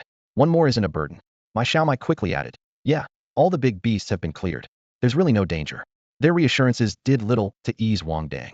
What truly gave him goosebumps were the gazes from the other 7 seniors, sharp as knives, hungry as wolves ready to devour him alive. He edged closer to my Xiaomai, afraid that moving too fast would cut him with their stares. Stare, Wang Dang thought bitterly. If you want to kill me with your eyes, go ahead. Then he lifted his big, innocent eyes, looking pitifully at my Xiaomai. Senior sister, I'm a little scared. That's a sweet call. My Xiaomai instantly broke character and slapped her hand on his shoulder. With senior sisters around, you're guaranteed safe. The cabin immediately filled with the sound of nervous teeth grinding, as if there were mice running wild on the ship. The new freshmen this year are really something. First-year students are already figuring out how to bypass the firewall. A sharp-featured guy clutched the armrest and glanced at Wang Dang across from him, raising an eyebrow with a gleam of excitement, clearly entertained. The starship cabin buzzed with noise as everyone voiced their opinions about the upcoming battlefield cleanup mission. Really unlucky. Cleaning up the battlefield is bad enough, but now we've got a dead weight tagging along. The red-haired youth, Alan, kept his head down, his tone dull but dripping with impatience. Alan, don't worry about it. They'll protect him. Tier 3 novice mech pilot Tenmoli replied coldly, her gaze sharp as a blade, and her tone leaving no room for argument. You? In a crisis, we seniors will have to step in anyway. Alan sneered sharply. Why don't you take care of yourself first? Tenmoli snorted, rolling up her sleeve. You're only a Tier 1 intermediate mech pilot, and when it comes to fighting beasts, your experience doesn't come close to mine. That was true. Every time the Academy assigned combat missions, Tenmoli was always the first to charge ahead. Even if you're just one rank higher, I'm still better than you. Not to mention the big gap between us. Alan stretched his arms, cracking his joints with a cocky grin, looking ready for a fight. You. Tenmoli's anger flared instantly. She leaned forward, fists clenched tight. Wang Dang's eyes flicked back and forth between the two, entertained like a spectator at a show. Don't mind them. They always act like this. Nothing unusual, my Xiaomai whispered into his ear quietly. They never actually fight at the end. You secretly want them to fight? Wang Dang raised an eyebrow, surprised to find this seemingly mild junior sister had a scheming side. My Xiaomai looked up thoughtfully. Of course. If you can settle it with action, better than arguing. Good thing you're a mech pilot. Wang Dang nodded, equally serious. Just as my Xiaomai predicted, Tenmoli and Alan shouted themselves hoarse, but never threw a punch. Suddenly, the noise stopped as if stomped out. The cockpit door slid open with a sharp swoosh. Say one more word, and I'll throw all of you out. The bearded instructor stepped in, his voice booming with authority that swept through the entire cabin. In an instant, the whole room fell silent except for breaths. Alan and Tenmoli snapped back to their seats at nearly light speed, sitting up straight like the verbal spat had nothing to do with them. Wang Dang thought to himself. As expected of mech pilots, their reflexes are incredible.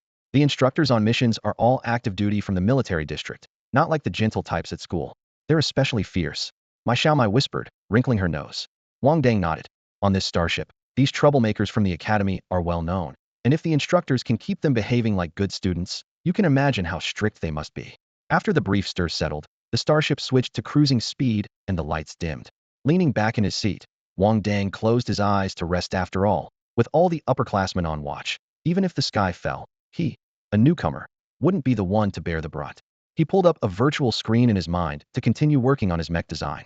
Lines flew across the screen, and the progress bar quickly hit 45. Suddenly, a rich meaty aroma wafted into his nose. Wang Dang twitched his nostrils and opened his eyes to see my Xiaomai holding out a piece of beef jerky right under his nose, almost touching it. Wang Dang didn't hesitate and bit straight into the beef jerky. The salty, savory flavor instantly spread through his mouth. He hadn't been to the school cafeteria at all this past month and hadn't tasted a proper meal in just as long. My Xiaomai stuffed a whole piece of beef jerky into his mouth, his cheeks puffed out like a little hamster caught stealing food. So what do you think? Pretty good, right? Tenmoli was chewing too, her shoulders rising slightly in approval. Not bad. Next time, tell the Annie to add more chili. As she spoke, she gracefully pulled a pink handkerchief from her jacket pocket and dabbed the grease from the corner of her mouth. The handkerchief was embroidered with a jaunty little white rabbit, shining bright pink. Wang Dang was stunned. A tough female soldier pulling out such an adorably girlish pink handkerchief was like a burly guy suddenly wearing a Lolita dress, totally shocking. His staring was a bit too obvious. Tenmoli calmly folded the handkerchief and slid it back into her pocket, then raised her eyes and shot a chilly glare at him.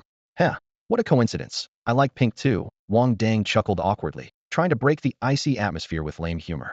Though he had just been promoted to a junior mech pilot, he knew there were huge gaps even within the junior rank. Back in South City, had seen Tenmoli's mech when he was still a total rookie, then all he noticed was how flashy the light effects were. Now remembering it, even the metallic sheen of her mech's outer armor was way above what he could afford. A phrase his high school teacher drilled into them came clearly to mind. No money, no mech to play with. And it was absolutely true. 4 mech pilots. The mech was their lifeline, offense and defense stats all laid bare in the attribute panel. Training was just about mastering mechs with better specs. Talent and hard work mattered, but they couldn't compete with cash. If you were willing to spend, building a top-tier mech that would easily crush even the best-trained pilots was no problem. That's why out-of-town students like him always ended up at the bottom of the military academy's food chain. No matter how much effort you put in or how gifted you were, you couldn't bridge the hardware gap. It was like in online games, big spenders swinging maxed-out legendary swords while you struggled with a newbie short sword, dreaming of an upset. What made things even harsher was that in games, you could grind to make up for money. You could be a free-to-play player and still breathe in the elite's dust. But in the mech world, there was no replacing cash with effort. With technology advancing rapidly, mechanical enhancements and synthetic organs were everywhere. Human bodies themselves had become almost worthless.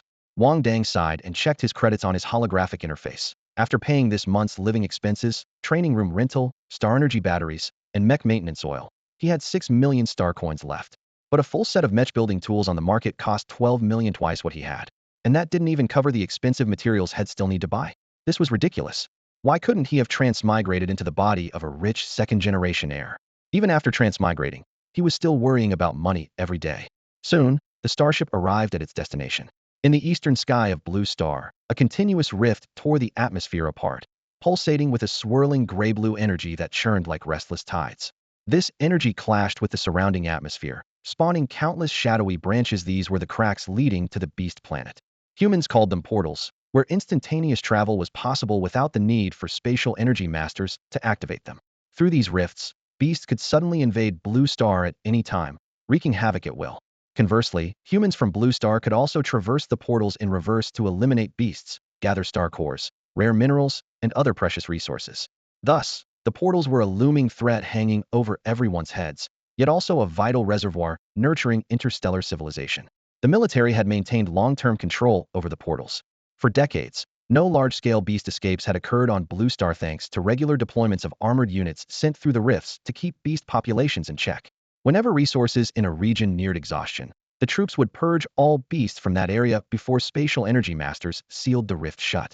Because of this system, the portals provided abundant resources to Blue Star, while countless soldiers bore heavy burdens in the shadows. It wasn't just Blue Star. Numerous colonies across the Empire's territory harbored similar portals. Rumor had it that a cosmic war 1,000 years ago disrupted the energy balance, spawning a proliferation of beast portals, a perpetual threat to humanity. This time, Wang Dang's military academy reserve unit was dispatched to clean the battlefield up, portal scheduled to be sealed. The task was deceptively simple but demanded flawless execution. Before closing the rift, every remaining beast inside had to be eliminated, or else any interference could trigger energetic chaos and cause the portal to explode. All personnel, board your mechas and connect to the public channel, gruffly commanded their bearded instructor. Standing at the front of the starship's main cabin, his eyes swept over the group. The beast planet isn't like Blue Star. Once you leave your mechas, there are only two things you door leave yourself: eating, drinking, sleeping, all inside the mecha. Understand? Yes, sir, came the precise, unified response, bouncing off the metallic walls as the cadets stood upright, hands firmly behind their backs, displaying the discipline and sharpness worthy of military academy students. The instructor continued, Alan will lead this operation, Luda is your deputy. Mission complete, return the same way. At the mention of Luda, Wang Dang immediately pictured the senior's neatly squared face, as if measured with a ruler. Sure enough, that's senior. Miss one beast, and you'll be packing your bags for the electric detention cells. The instructor snorted coldly, pressing on them one last time before waving his palm sharply. Move out. With a series of locking hisses from the mecha cockpit doors, Wang Dang and his comrades summoned their mechas. Gears meshed, energy lines sparked, and with practiced efficiency, they climbed into their machines, arraying themselves neatly before stepping into the roaring energy rift. The moment they passed through the portal, their eyes were assaulted by blinding purple light and a desolate brown landscape. The public communication channel immediately burst to life. Wait, is that newbie from another place? Looks like his mech is just a heavily modified standard frame. No way. If you hadn't said it, I wouldn't have noticed, man. That thing's hideous.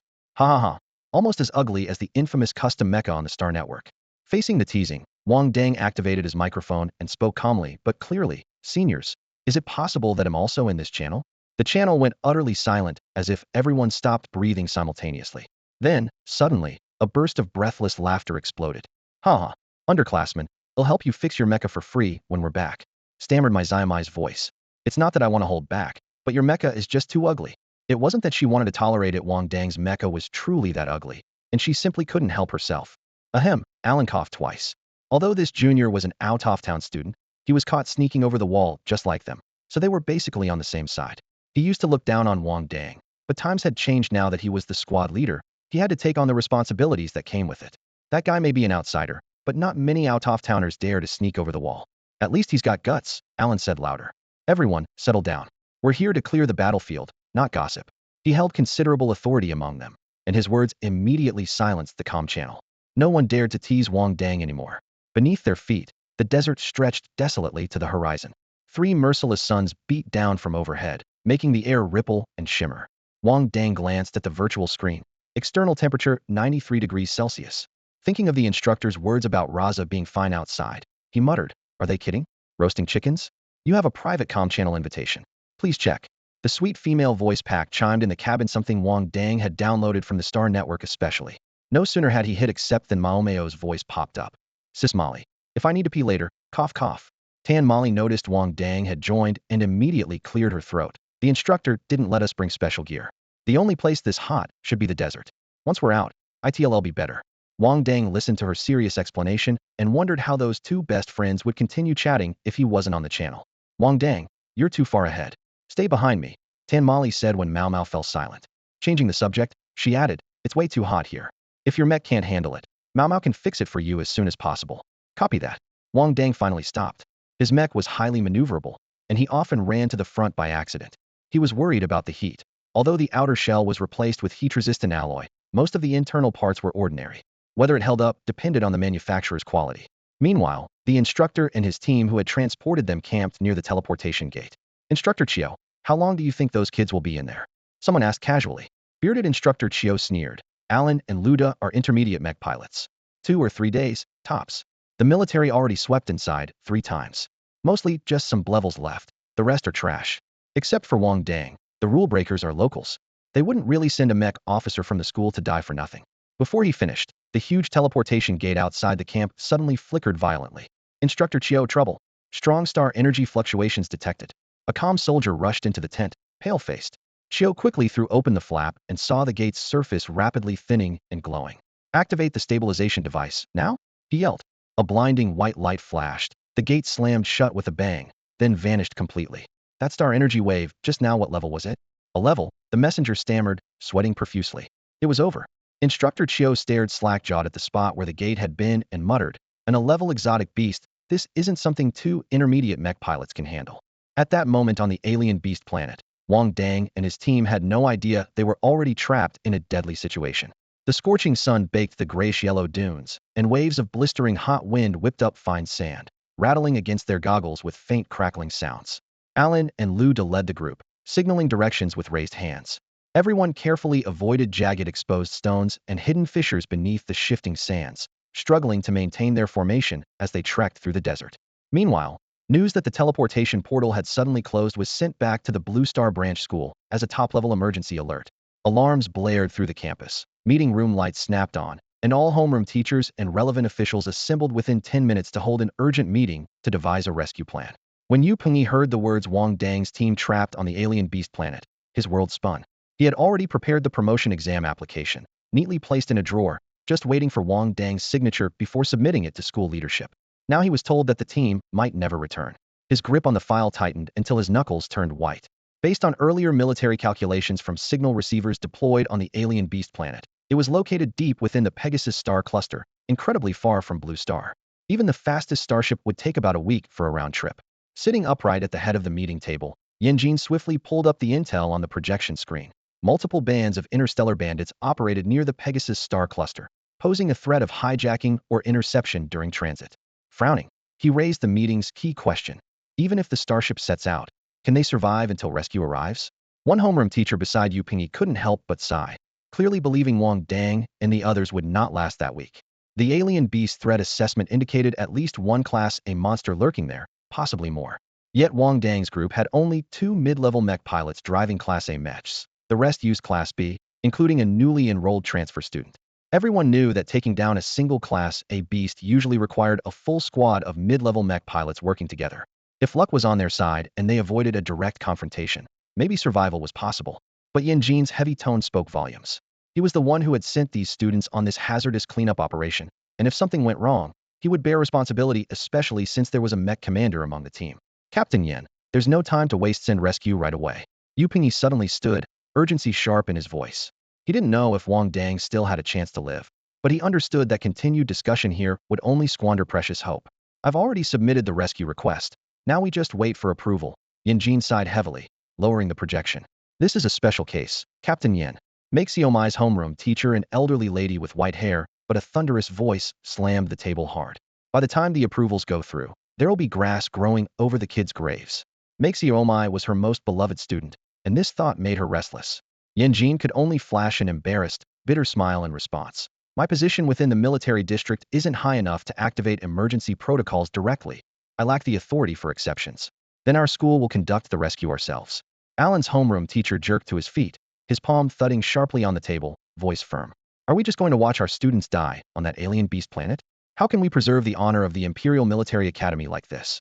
The old lady slumped back against her chair as if drained of all strength, her face pale. The principal and vice principal have gone to the homeworld to secure resources and can't return for now. Without their approval, we have no right to deploy interstellar starships. Her words hung in the air, and the faces around the room drained of color as if the air had frozen. Approval, approval, always approvals. Alan's homeroom teacher flushed with anger, chest rising and falling rapidly. If we can't even save our own students, what kind of Imperial Military Academy are we? That's the rules set by the Empire. There's nothing we can change. The old lattice eyes dropped, her voice barely audible. To hell with the rules. Alan's homeroom teacher kicked over a metal stool with a fierce slam. I'm going to rescue my students. Who's coming with me? The clang of the metal stool hitting the floor thundered through the meeting room, sending a shock through everyone present. Yin Guichuan stood at the table, chest heaving, voice booming like thunder. Once I bring those kids back, deal with me however you want. But I will never just stand by and watch my students die on some alien planet. Teacher Yin, please calm down, a female teacher urged quietly. We're all here to figure out how to get the students off the alien beast planet safely. I've been listening to your endless delays. Yin slammed his palm on the table again, sending tea splashing everywhere. Everyone's got excuses, but we can't afford to wait. The room felt tense, his anger almost burning the air.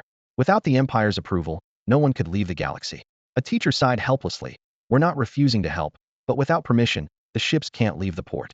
Yin was about to curse again when a deep voice cut through the tension, instantly silencing the room. They'll go. Yin Jin spoke calmly. Yu Punyi looked up sharply, disbelief in his eyes. Captain Yin? Teacher Yin is right. We can't lose more time when these kids' lives are at stake. Yin Jin exhaled heavily, removing his cap and crushing it in his hand as his expression shifted from dark to determined. I sent them to clean the battlefield. It's my responsibility to bring them back, even if it's just their bodies. They'll go too.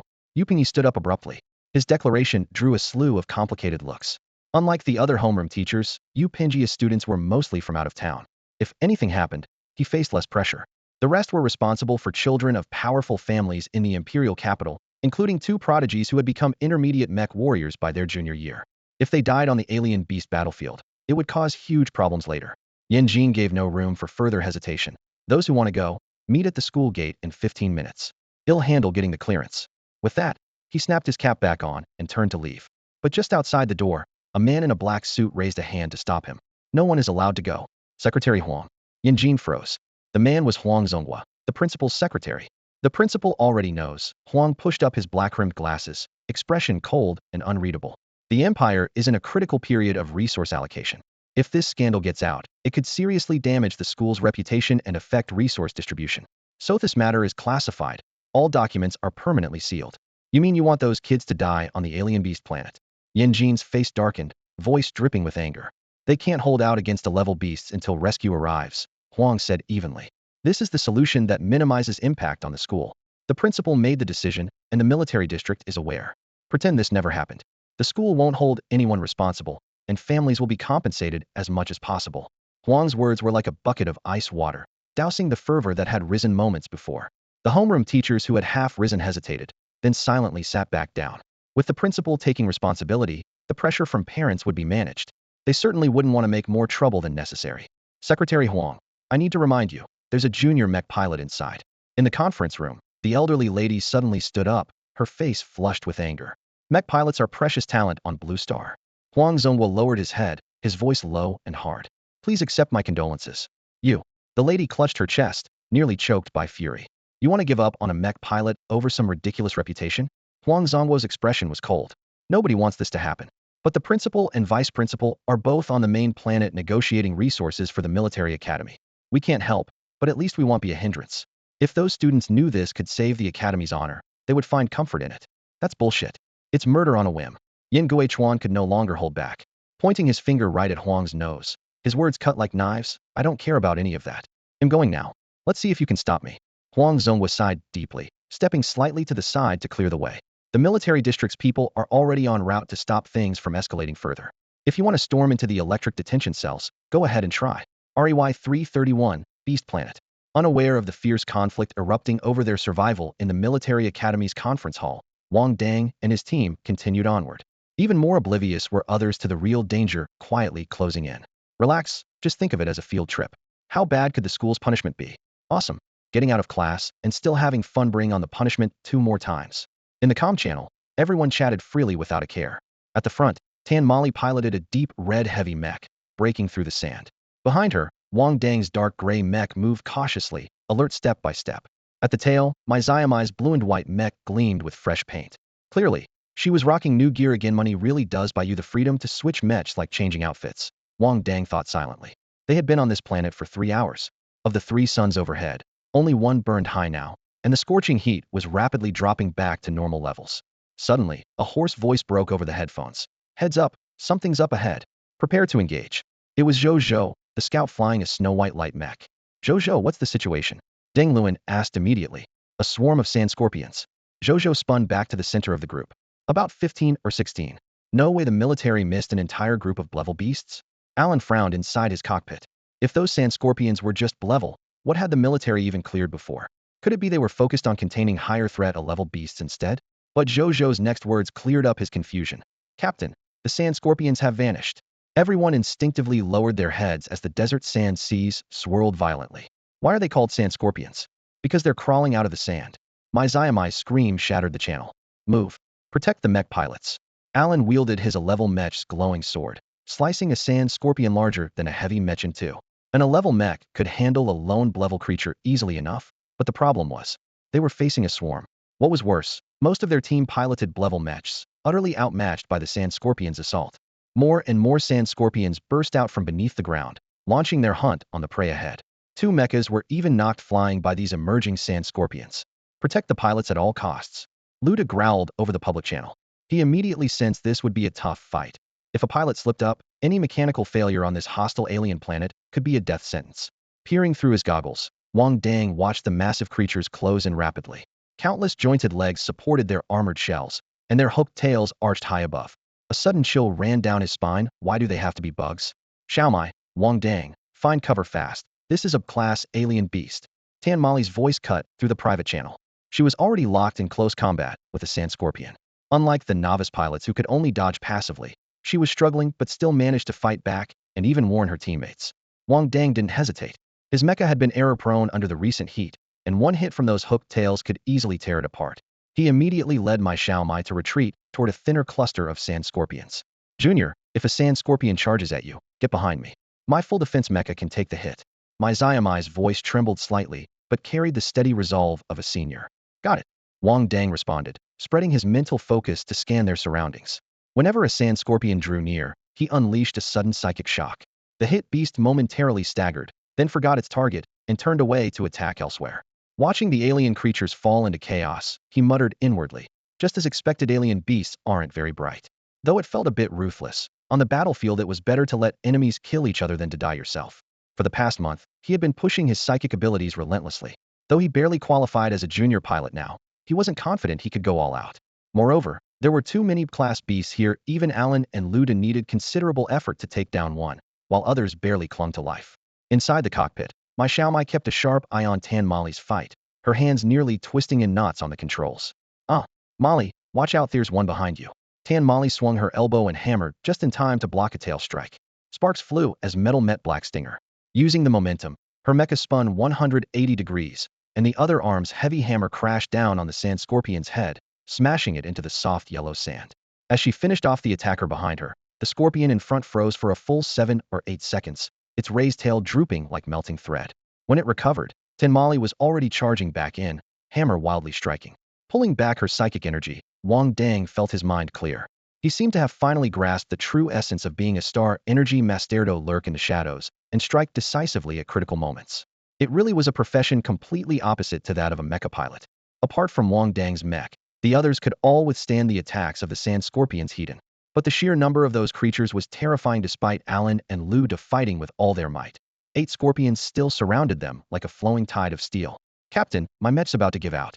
A tense voice broke through the comms, barely able to contain the panic. Wang Dang quickly scanned the battlefield, his gaze falling on a purple medium mech. Its mechanical arm was half bitten off, exposing metal connectors that crackled with tiny arcs of star energy. Heavy mech, fall back. Luda, you and I clear the way and cover the team's retreat. Alan barked decisively. He had already taken down 3 sand scorpions, but his stamina was nearly drained. Luda felled 2, and Tan Mali destroyed 1. Yet the remaining 8 were still full of fight, and any delay would cost the squad dearly. Xiaomai, Wang Dang, stay close. Tan Molly swung her massive hammer, pushing back the sand scorpions in front of her as she growled over the private channel. Wang Dang and my Xiaomai didn't hesitate, maneuvering their mechs alongside Tan Molly as they sprinted towards safety. Once clear of the sand scorpion's attack radius, Alan and Luda immediately turned back to cover the retreat of the heavy mech. You two run ahead. There should be a military comms outpost up ahead. Rally there, Alan ordered, providing suppressive fire as he escorted the heavy mech's slow withdrawal. After Alan and Luda slipped out of sight, Tan Molly temporarily took command of the team. The light mechs lifted off, using both infrared and radar to scout ahead. The medium mechs charged forward across the desert, guided by aerial intel. Their destination, the old military base. Outside, the temperature had dropped to 40 degrees Celsius. Still scorching hell for most, but for mech pilots long accustomed to simulation chambers, it was just slightly stifling. If it had remained near 90 degrees like before, the serious damage to 2 of the mechs would have forced their pilots to abandon them and squeeze into their comrades' cockpits for refuge. Xiaomai, if you can't hold out, get on my mech. Tan Molly arranged the formation while keeping a close eye on my Xiaomai's condition. As a mech operator relying on mental power to control her machine, my Xiaomai normally didn't expend much physical energy. But after a long trek and now sprinting at full speed, Tan Molly worried about her friend's mental endurance. I'm fine, Molly. I've been training regularly. I can keep up. Came my Xiaomai's slightly hurried but determined breathing over the channel. If you can't hold on, don't push it. You're our only operator, Tan Molly warned sternly. The sand scorpion encounter just now had been an extreme and sudden hazard during what was supposed to be a low-risk cleanup mission. But who could guarantee it would only happen once? If sand scorpions had been lurking underground for years, the military would struggle to detect them in time. And who could say there were only 15 of them out there? Normally, 1 mech operator was assigned per 3 mech pilots in a squad, but right now, their 9 pilots had only a single operator between them. Once a mech gets damaged, timely repairs are impossible. The supply base is about 5 kilometers ahead. Everyone, full speed ahead. The lightweight airborne mech relayed the message swiftly, barely louder than the wind. The campaign to clear the alien beast planet was a grueling stalemate. That's why the military had scattered resupply bases everywhere to stockpile materials and set up communication stations. The desert outpost ahead was inconspicuous. 3 medium-sized military tents stood like squat fortresses amid the yellow sand. Get inside quickly. They'll circle back to support Captain Allen and the others. The light mech hovered once over the camp, infrared scanning every inch of the dunes before buzzing away when no threats appeared. One by one, the group filed inside, unlocking their cockpits and dismounting with the precision of soldiers following the same training manual. Their heavy steel bodies were left on the open space in front of the tents. My Xiaomai immediately crouched down, opening her toolbox and starting repairs. Tan Molly slipped into the tent housing the signal station, pulling back the dust cover and working the optical computer, but the screen didn't register a single bar of signal. Is it broken? Wang Dang outside heard her slam the lid violently and peered in curiously. She bangs on it like that. No wonder it's broken, someone muttered. Tan Molly wasn't satisfied though. She hoisted the suitcase-sized signal station with one hand and shook it hard. No response at all. Let me see. Wang Dang took over, removing panels and inspecting circuits, his brow furrowing steadily. All parts intact, system running fine, but the reliable signal indicator stays red. This doesn't add up. Forget it. No signal is no signal. Tan Molly sat down on the floor in resignation. Looks like we're stuck here for a week. Their mission was supposed to be simple battlefield cleanup, normally dealing with only crate beasts, occasionally a straggler grade. But the sand scorpion pack they just encountered was on par with the frontline combat beasts in both scale and threat level. I heard Captain Allen say battlefield cleanup shouldn't be this intense, right? Wang Dang muttered skeptically. If the sand scorpions were a coincidence, the communication failure couldn't be one too. Tan Molly nodded thoughtfully. Either the sand scorpions were dormant before we came, or someone in the military district is slacking off. Born in the imperial capital, she knew all too well how the upper echelons behaved, and their subordinates naturally followed suit. She waved a hand and said, I'm going outside for some air. Wang Dang signaled back and dashed toward my Xiaomai, eager to learn some repair skills. His past life as a mechanic taught him, you don't improve by working behind closed doors. Watching others' little tricks is the way to advance. But after less than 2 minutes, he was dumbfounded. My Xiaomai's repair philosophy was simple: replace. Whatever broke, swap it out. Her spatial ring was like a mobile warehouse, neatly organized with all kinds of spare parts. In no time, a mech with a ruined mechanical arm looked as good as new. How's that? I'm pretty professional. My Xiaomai patted her gloves proudly, head held high. Wang Dang hurried over, putting on a serious face. Senior, I feel like my mech's falling apart everywhere. It shakes 3 times with every step like a creaky old man ready to collapse. Those who don't take advantage are fools. Who modified your mech? It looks terrible, my Xiaomai said with a grimace. A friend helped me with it. Wang Dang lied without batting an eye or skipping a beat. The truth was, he desperately wanted a flashy, badass mech. But reality was harsh. This shell was patched together from scrap panels head ripped off a clown mask model wreck. Without this makeshift armor, the planet's scorching heat would have melted the mech's outer shell the moment he stepped onto the beast-infested world. My Xiaomai crouched down, tapping lightly on the mismatched plates with her fingertips, frowning more deeply. Let me see what can be replaced. Everything that can be swapped out. You'll get it, she declared matter-of-factly. After all, I'm your senior and your elder here. From now on, they'll listen to the senior in everything. Wang Dang straightened up immediately, his tone genuinely earnest. He had already glanced at her spare parts. They weren't just ordinary off-the-shelf items, but bona fide, top-quality components. This could be his chance to strike it rich. He smiled to himself, as Alan and Luda rolled back to base with 3 heavy rearguard mechs trailing clouds of sand. The moment they touched down, Alan began counting the team and assessing losses, then headed into the tent to hold a private meeting with Luda and Tan Molly. Wang Dang stayed outside, playing the role of assistant for my Xiaomai. Hand me the number 3 wrench. Number 3 here? Wang Dang bent over and instinctively pulled the exact tool from the jumble. Hey, take off the positioning plate first. My Xiaomai loosened bolts while glancing sideways, a flicker of surprise crossing her eyes. Whatever technical term she spoke, Wang Dang could instantly find the right tool and faster than even his own storage locker. Junior, you're in Mech Warrior class, right? Yeah, I often assist that friend, so I picked up some skills. Wang Dang grinned, holding up the Star Energy Euro in front of her. Just boss me around, senior. They chatted and laughed, the mech shell clanging and sparking under the welding torch in the night, looking like gold dust flying. Yet inside the canvas tent, the mood was heavy. Alan unfolded a desert terrain map, tapping firmly on a red marker. Whether the sand scorpions have grown in number or the military's playing dirty tricks, things are only going to get more dangerous from here. Tan Molly crossed her arms, her brow deeply furrowed. Based on sand scorpion habits, there are easily hundreds more in the desert. We only have you and Luda as frontline fighters, plus me as half 3 isn't enough. Charging Hedon is suicide. Luda nodded in agreement. Captain, I suggest we stay put and wait for orders at base. The military barrier keeps the temperature stable, supplies are secure. Hold the line first. Waiting for rescue wasn't typical for military cadets, but the first harsh lesson of this alien world made it clear the threat here far outpaced any classroom simulation. Outside, the air still blistered. Alan was silent for a long moment, eyes flicking between the map and his teammates. If the military's really sabotaging us from behind the scenes, can we even wait for help? His words darkened the mood further. Luda and Tan Molly fell silent. No one in this team fully trusted the military. A saying in the capital went, the only time a soldier truly has military will is when he's still a cadet. Still, Tan Molly quietly reminded, we are military school students. The school surely won't just stand by and watch. Luda struggled for half a day before finally forcing out a sentence. Even if the military is sabotaging us, our families won't just stand idly by. Tan Molly nodded at first, echoing, the school won't give up on us, but her voice lacked any conviction. As she spoke, her eyes involuntarily flickered to the corner where the military signal device blinked a dim red light. Its metal casing gleamed coldly, while the indicator looked like a dying eye, glowing faintly in a fragile red pulse. Wang Dang's earlier offhand remark, everything's working fine, just no signal, kept echoing in her mind, sending a chill down her spine. Alan keenly noticed her unease, followed her gaze, and quickly asked, what's wrong? Did you find something? Tan Molly shrugged slightly and whispered, Wang Dang said that signal device is fully functional, but it just has no signal.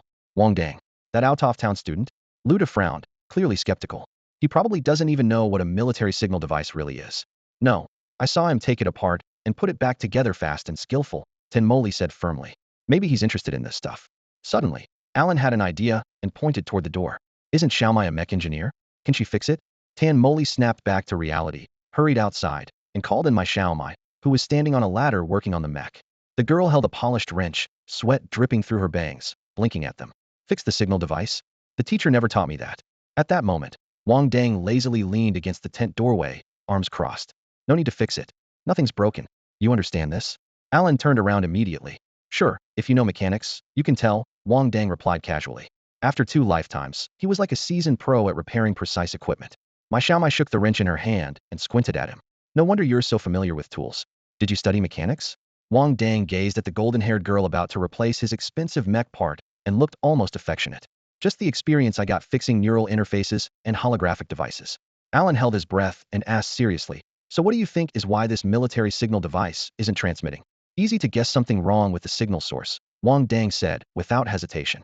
Maybe the satellite got blown up, or the planet got destroyed or something. Alan stared at this innocent junior who'd rather believe a satellite exploded than suspect sabotage with a complicated expression. Typical freshman, just arrived and untouched by the rotten realities of the world. You mean we might have been abandoned? Wang Dang's eyes widened as he looked at Alan. Don't your families all have power and influence? Then, pulling the wrench-wielding my Xiao Mai close, he added, she's a mech engineer. If I get dumped, that's one thing. But you nobles' lives are supposed to be worth more, right? Alan smiled bitterly and sighed. The richer and more powerful the family, the more their kids are produced in batches. We're just one among countless outstanding siblings. Once we die, the family pockets the compensation and acts like nothing happened. As his words sank in, the disappointment on Tan Moli's, Lu Des, and my Xiaomai's faces mirrored his own. Wang Dang looked at them, feeling a complex mix of emotions. So even privileged people like them faced the same grim fate. Blue Star, Imperial Military Academy. Afternoon sunlight streamed through the floor-to-ceiling windows, casting a broad, bright patch of light across the infirmary.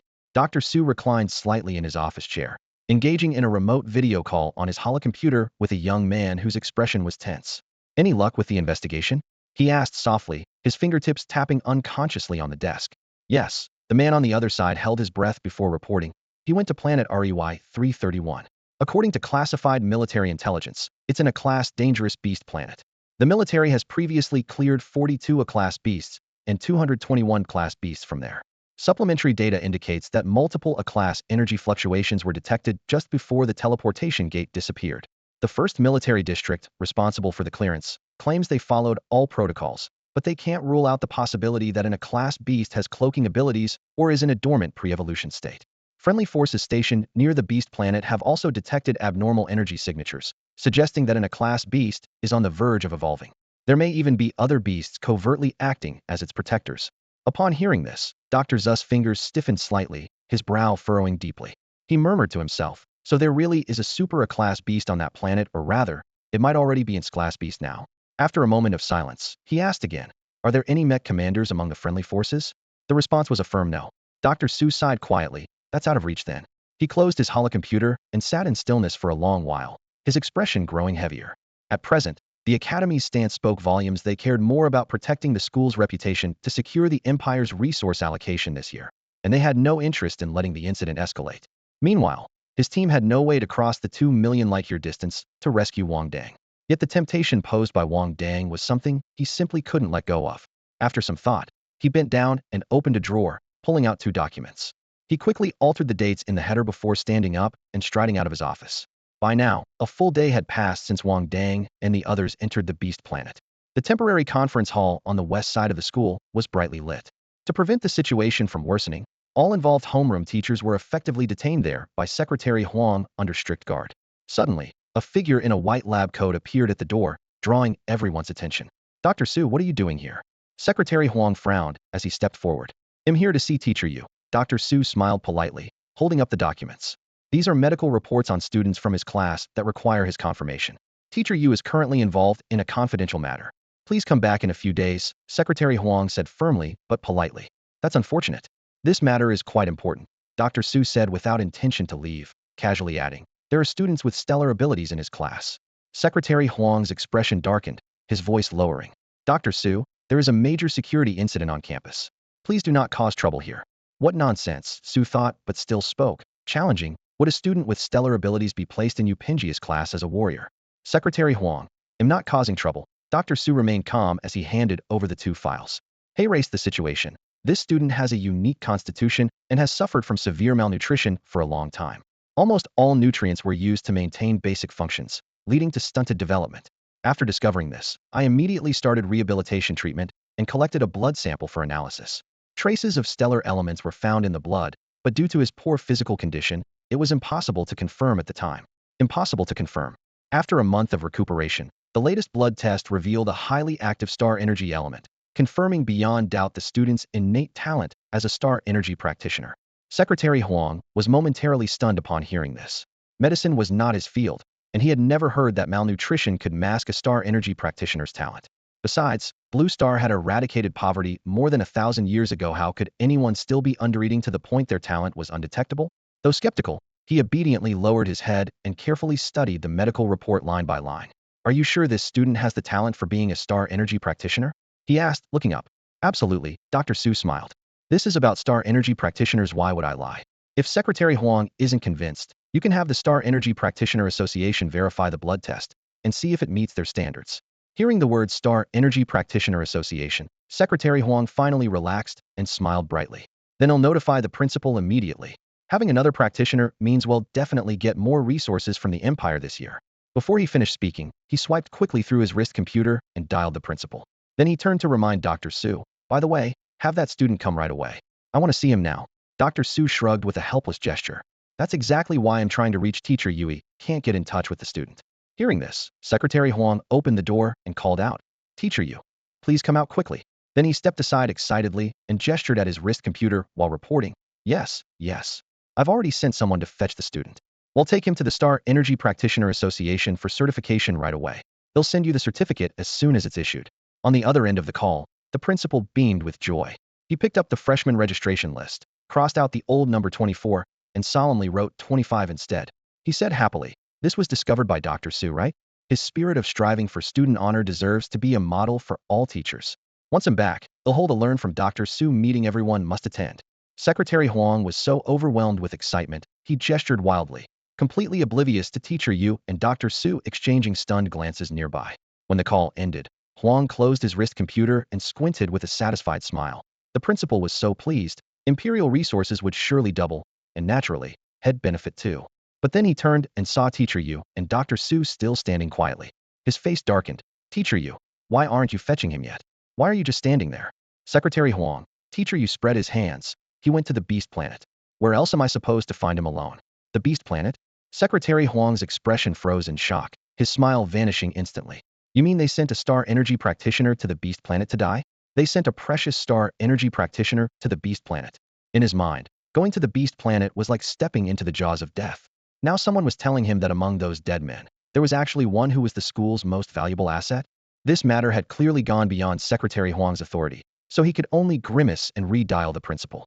Are you freaking stupid? The moment the principal appeared on the hollow screen, he shouted furiously, immediately notify the military to launch a rescue. Do you have any idea how much resources Star Energy Masters get? The most important thing now isn't some scandal. If that kid dies on the alien Beast Planet, do you think the Star Energy Master Association will allow them to stay at our school? Use your brain and send someone over right now. They'll handle informing the Star Energy teachers, but you must bring that guy back safe and sound.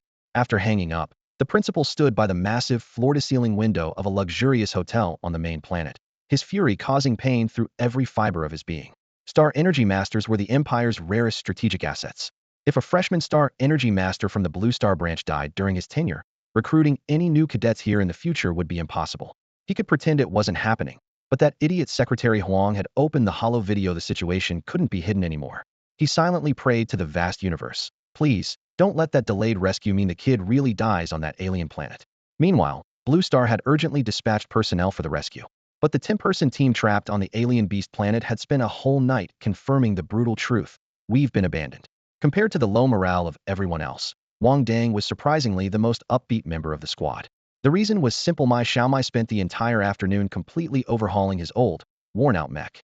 Every cheap part was replaced with top-tier components, even upgrading the core neural drive to the latest model 10080 Ti, a piece of technology hailed in the community as an artwork that achieves perfect fusion between pilot and mech. His two mechanical legs were swapped for limited edition Shadow Edge blades, with titanium alloy frames, streamlined cutting designs, and Star Energy boosters built in, so no more leg cramps during escape sprints. The entire neural system was also replaced with Blue Star's most advanced Yingwei Group products, making control as smooth and natural as breathing. Finally, the outer shell salvaged from the Joker mask mech was spray-painted a low-key but fierce matte black. The whole machine now resembled a stealthy dark leopard, with razor-sharp lines and an instantly intimidating presence. Wang Dang's eyes literally glowed with excitement as he circled around my Xiaomai, sincerely calling her senior sister every few seconds. If he weren't worried about scaring off this shy genius, he would have dropped to his knees and begged her to be his godmother right then and there. After all, in all his years, nobody had ever been willing to pour this much money and effort into him. It felt like suddenly receiving a full set of Topophyline ROG gear, the newest RTX 5090D graphics card, flagship i9 CPU, 240Hz high-refresh gaming screen, plus the best peripherals for the entire line ready to max out any popular game's frame rate. How could he not consider her like a mother? My Xiaomai watched Wang Dang stroke his mech with near reverence, and she couldn't help but share in his happiness. After all, the supplies stored in her ring would probably never get used now. She didn't know why the military academy had suddenly given up on them, but it was clear that something serious and tricky had come up on this alien beast planet, something that forced the school to make this decision. Just thinking about it sent a chill down her spine. God only knew if the next moment a swarm of sand scorpions might tear through their defenses and charge in. So for now, she could only dig out everything stored in her ring and arm their teammates to the teeth as much as possible. Do you think it would hurt a lot if you got eaten by sand scorpions? My Xiaomai mumbled lightly, trying to sound casual. Despite being terrified inside, she straightened her back and put on the calm expression expected of a senior. There was no way she would show weakness in front of her junior. Wang Dang barely registered her words. All he knew was that after my Xiaomai's extensive modifications, the mech before him had essentially become a piece of art. Even though the original doubled mobility stats were temporarily gone, he believed that through constant disassembly and fine-tuning, the performance could be restored. Besides, the mech was now decked out with rare and expensive components, things that were practically priceless on the outside market. How could he not be excited? Who even needed a bike now? Just as he was spinning around the matte black mech with shining eyes, Alan Luda and Tan Mali appeared, followed by Zhou Zhou, who piloted a light mech. "I'm going with Zhou Zhou to scout the main teleportation gate," Alan said quickly and clearly as he spread out the tactical map on a makeshift table. "The deputy captain and Ning Gu will check the other gates. Molly, you stay behind to guard the stronghold and keep everyone safe." He looked up at Wang Dang. "As for you, learn as much mech maintenance from Xiaomai as you can. The situation has changed. The mission isn't simple anymore. We can't always cover for you need to contribute to the team." Wang Dang immediately nodded, eyes fixed but serious. "Don't worry, Captain. I can already do some basic replacements." He had seen plenty of bullying of outsiders by locals at the academy, but Alan and the others never treated him like cannon fodder. When danger came, they let him and my Xiaomai retreat first, and they never forced him to do the toughest jobs. That senior brother kindness warmed his heart. After the seniors left, my Xiaomai leaned in with concern. "Junior, don't lose heart. Once your skills improve, they'll definitely take you to the battlefield with them." Wang Dang was still touching the mech's armor plates, smiling so wide it nearly stretched to his ears. "I'm not discouraged. It's just fighting will chip the paint, right? If it gets scratched, I'd feel awful. Overclocked battles also wear out parts quickly. How could he bear that?" Tan Mali watched Wang Dang's foolin' obsession and almost laughed. This guy might start drooling over his mech at this rate. She shrugged. "Xiaomai, he's not hearing a word you say. It's pointless to try." "How do you know?" My Xiaomai glanced back, puzzled. Tan Mali's expression stiffened. She coughed lightly twice before gesturing for her to come into the tent and rest. Of course, she understood when she first got her own overclocked mech. She was exactly the same. She had to park it at the foot of her bed at night, seeing it as soon as she opened her eyes to be able to sleep. Among mech warriors, maybe this was just how it was, a kind of unspoken understanding. Mech engineers or star energy specialists would never get it. It was like finding a comrade to fight alongside, one who really had your back. All night long, Alan and Luda debated their dire situation and agreed they couldn't just sit and wait to be wiped out. As mech warriors, even when trapped in a hopeless spot, they had to take the initiative to fight back. Since they'd effectively been abandoned, no reinforcements would come. Their only chance to survive and escape was to rely on themselves. The pride of the military academy were no strangers to being cast aside. Take the out-of-town students. For example, they were the classic expendables. The academy recruited them heavily, mainly to claim imperial subsidies.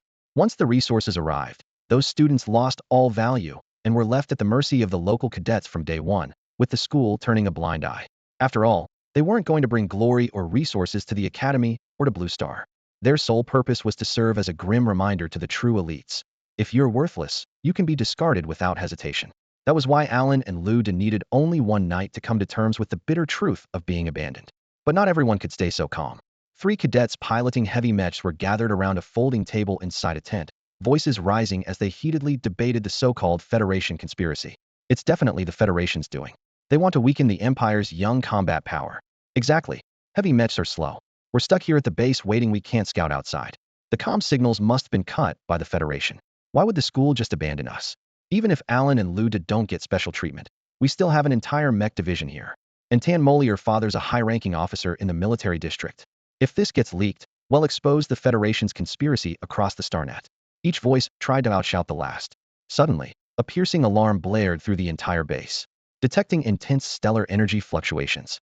"All personnel at the base, seek immediate shelter." Repeat, intense stellar energy fluctuations detected. "All personnel, seek immediate shelter." The cold electronic voice echoed off the steel walls, its reverberation cutting through everyone's nerves like a razor. In the maintenance bay, Mai Xiaomai and Wang Dang were calibrating a mech stellar energy interface.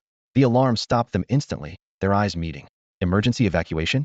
Wang Dang frowned. scanning around but saw no sign of monsters. Get into your mechs now. Tan Moli flung open the tent flap, slamming her twin hammers against her shoulder armor with a thunderous clang that echoed across the clearing. Soldiers rushed out from the tents, some without even putting on shoes. The broadcast kept repeating. Tan Moli was first to leap into her heavy hammer mech, the visor glowing bright. No light mechs to clear the way this time. Everyone follow me. She switched her comms to the public channel. Wang Dang jumped into his Shadowblade mech. After my Xiaomai modified it, the speed had dropped considerably, but with thrusters and dual jetpacks firing, it wouldn't slow the squad down in their escape. Keep close. Tan Moli's steady but urgent voice came over the channel. If the military base siren is triggered, the threat's at least an grade beast. The engines of every mech roared almost simultaneously, shaking the ground and sending gravel bouncing. Ahead lay unknown wilderness. Behind lurked hidden danger. Without any light mechs to scout, Tenmoli had no clue which way to run. But she knew one thing for sure. Against an grade alien beast, even with Alan and Luda present, there was no chance of victory. So the only option was to pick any direction and run for their lives. Stay close. Tenmoli's voice trembled. If anyone falls behind, no one looks back.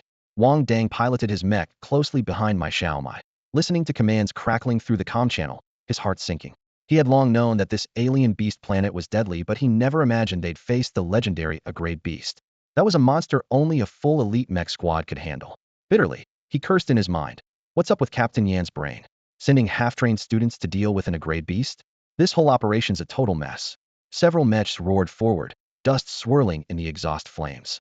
Behind them, a mountain-sized sand scorpion instantly crushed the temporary outpost they had just left, its massive tail stinger raised high as gritty sand, and a sickly sweet smell filled the air. Hot on its heels were dense swarms of grade sand scorpions, their shells scraping together in a grating, teeth-aching sound. Even through his armor, Wang Dang felt the suffocating oppressive force, every hair on his body standing on end. Then, in the midst of their desperate flight, my Xiaomai suddenly stopped. Her giant mech was rooted like a nail stuck in the sand, utterly motionless. Wang Dang slammed on the brakes, nearly crashing into her. Senior Mai, run, he shouted anxiously. 3 heavy mechs thundered past them, churning up clouds of sand that rattled against the armor. Come on, hurry. The sand scorpions are gaining. He yelled again. My Xiaomai, what's going on? Tan Moli slammed her brakes too, her voice urgent over the channel. My Xiaomai remained silent.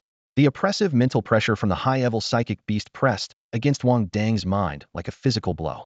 Without hesitation, he activated glass cannon mode, sacrificing all his shields and pushing his mech's power output to the limit. Bones of the mech creaked and cracked as he hoisted my Xiaomai's mech onto his shoulders and sprinted after the squad. The dual boost from overclocking barely kept him from falling behind.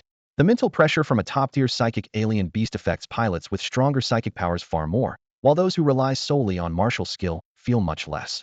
Wang Dang had only pushed his psychic ability to level last night, and under the crushing weight of the A-grade sand scorpion's pressure, his mind felt hammered, ears ringing, but thanks to his abnormal physical endurance and rapid recovery, he could still move. My Xiaomai also had level psychic power, but lacked a mech pilot's robust physique and was knocked unconscious by the pressure. Just 1 level difference in psychic rank meant total domination. This moment made that painfully clear. Wang Dang, I'm right behind you. If you can't hold on, hand Xiaomai over to me. Tan Moli circled from the flank to cover their rear.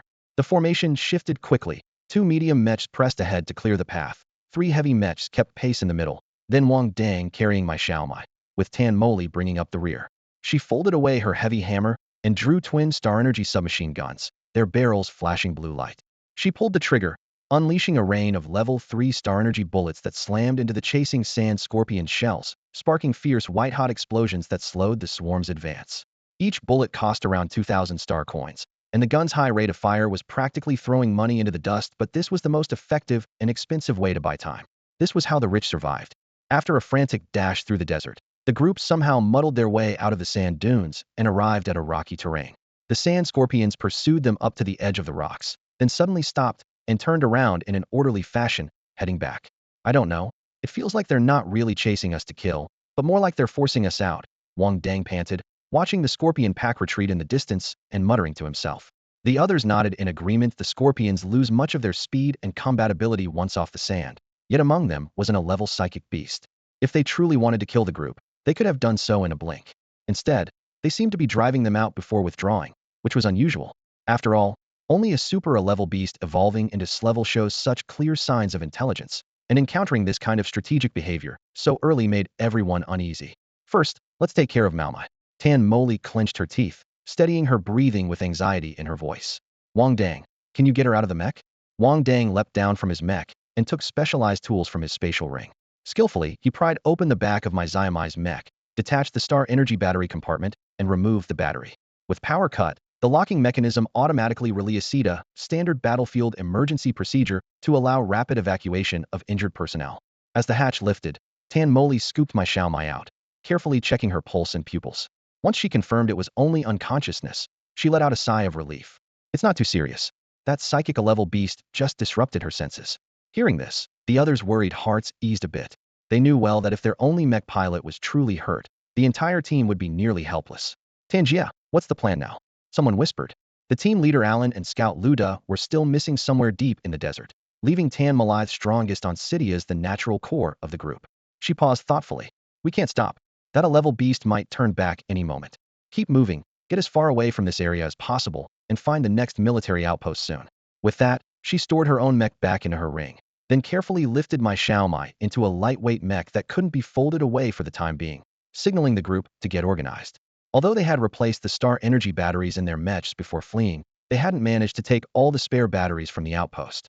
Worse still, folded star energy batteries can't be stored together in one spatial ring. The unstable energy fields would cause them to explode, so each ring only held one spare.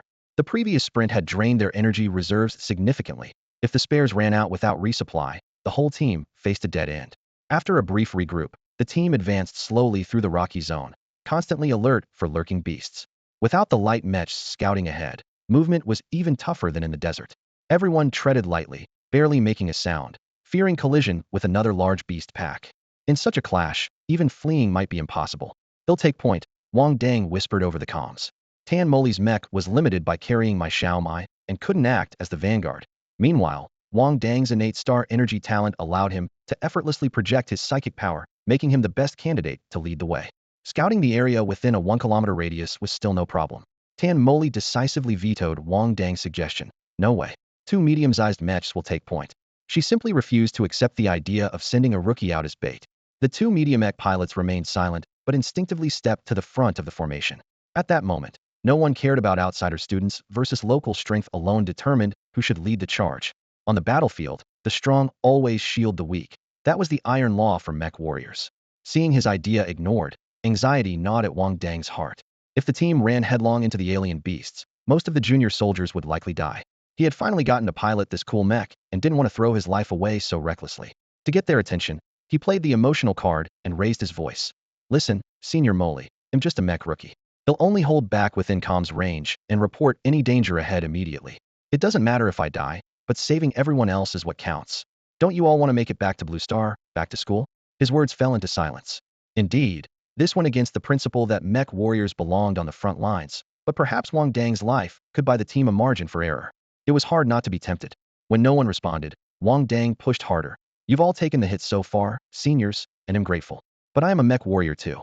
Please let me do my part as a soldier. With that, he slammed the controls, accelerating sharply, weaving between the 2 medium mechs and charging to the very front alone. After he advanced several dozen meters, Tan Moli's hoarse but steady voice came over the comms. Wang Dang, you are a true mech warrior. He cracked a grin but remained silent. He wasn't so heroic. His life motto had always been, better dead than let a friend die. But if all his comrades died, he wouldn't survive either. Besides, there was Meixi, the one willing to spend money on him. His psychic energy spread out as he carefully scanned the surroundings. Any hint of abnormal fluctuation, and he would immediately warn the main force to change course. Since Meixi had extensively upgraded his mech, his survival instincts were at full throttle. As long as he could get out alive, he'd tear the mech down and rebuild it over and over until it had a triple critical hit. Damn it, the portal's closed. Jojo flew back to Alan in a sleek white light mech. Though prepared, Alan still cursed fiercely upon hearing this. Let's head back first. See if Lu Des' team has found anything, Alan ordered through gritted teeth. The 2 immediately turned and rushed back to base. When they arrived, the original camp had been completely leveled, tents sunk into the sand. Just as Alan prepared to search for survivors, a surge of sand erupted. A sandthorn turtle burst through the ground, its fangs gleaming coldly. Jojo! Alan's pupils constricted as he shouted. Jojo instantly maneuvered his mech close. The white mech wrapped its arms around Alan's mech under the armpits and sharply soared upward. Furious at losing its prey, the sandthorn turtle whipped up a sandstorm and gave chase. Captain, retract your mech. Jojo yelled. Alan closed his eyes if this was it. Then so be it, and instantly retracted his mech into his wrist ring. As the weight vanished, Zhou's mech plummeted but stabilized midair, grabbed Alan tightly, and with mechanical arms locked like iron cuffs, fired the thrusters and blasted off into the distance. Zhou caught Alan on the way down, holding him firmly as they flew far away. At that moment in midair, Alan felt his entire body burning with intense heat. If it weren't for the enhanced durability of his intermediate-level mecha pilot physique, he probably would have lost consciousness from the scorching temperature long ago. Ahead of him loomed a massive grade A sandthorn beast, like a volcano devouring everything in its path, and his pupils instantly lost focus. Alan had believed that even without reinforcements, they could fight their way out of this alien beast planet with their mechas. But never had he imagined that a grade A beast was lurking here. Thinking of Tan Moli and the others, he clenched his eyes shut tightly, his chest tightening with regret and fear. Zhou skillfully maneuvered the mecha, zigzagging to dodge the sandthorn turtle's savage sweeping strikes, finally pulling Alan out of the fiery attack path and landing behind a sand dune sheltered from the wind. He immediately opened the cockpit hatch and helped Alan climb in. The outside temperature had soared to 97°C. Even intermediate mecha pilots couldn't withstand prolonged exposure without suffering severe burns. Despair gripped Zhou's heart as well. Facing a grade A beast, they stood no chance. What was worse, they had lost their dedicated mecha technician. Any malfunction could mean a slow death under this relentless heat. They had to retreat from the desert as soon as possible. It was the only way to survive. Alan's thoughts mirrored Zhou's exactly. As he scanned the panoramic display searching for possible escape routes, a glint caught his eye. Far off on the sand lay scattered chunks of mecha debris. That's the deputy captain's mecha. Zhou recognized Lu De's distinctive blue-gray color scheme instantly. His eyes welled with unshed tears. Only now did he truly accept the harsh reality. The team had been abandoned, and their comrades were likely buried beneath the desert sands. His trembling emotions caused the control stick to quiver slightly. The mecha wobbled midair. "Steady," Alan said, reaching out to grip Zhou's shoulder firmly. In a low, commanding voice he ordered, "Conduct 3 circles of aerial reconnaissance." Forcing himself to stay calm, he reminded himself that, as a soldier, it was his duty to bring his teammates home even if all that remained was a pile of wreckage. Understood. Zhou inhaled deeply, swallowing the sorrow that weighed on his chest. He piloted the mecha on 3 rapid loops through the airspace to confirm safety. With no new threats detected, he lowered the altitude and joined Alan on the scorching sand. They exited their mechas, heat-resistant suits crackling softly under the intense temperature. Hastily, they rushed to the wreckage, digging through the sand with their hands despite the grit cutting painfully into their palms. Alan's and Zhou's nerves were taut with worry over the whereabouts of Lu De and another teammate. The scattered parts told a story of a brutal battle beyond what they had imagined. 2 intermediate-level mechas torn into dozens of pieces, power cores and cooling units mixed in with charred metal debris, half buried in the sand. Had Alan not seen the grade A sandthorn beast with his own eyes, he wouldn't have believed Lu De could be so utterly defenseless. Now, all the answers were laid bare. After digging for half an hour, they found no bodies. Defeated, they carefully lifted the largest piece of outer armor and placed it gently into Zhou's mecha storage compartment. Confirming the presence of a grade A beast on this planet only strengthened their conviction that the airspace was far safer than the surface.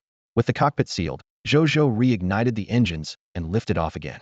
Meanwhile, on the other side, Wang Dang's squad successfully emerged from the rocky terrain and entered a dense primordial forest, guided by Wang Dang's mental ability detection. The tree canopy was continuous overhead, blocking out the sky, and the air was so damp it felt as though moisture could be wrung from it. There should be a base here. Tan Moli's eyes brightened. It was standard military procedure to set up supply points at the boundary between different terrains. The previous rocky area was too small and was only considered a buffer zone, so no base had been established there. "I need to replace my star energy battery." Someone checked their wrist monitor. "Mine too. Running low on power." Heavy mechs have much greater weight than other types due to their superior armor.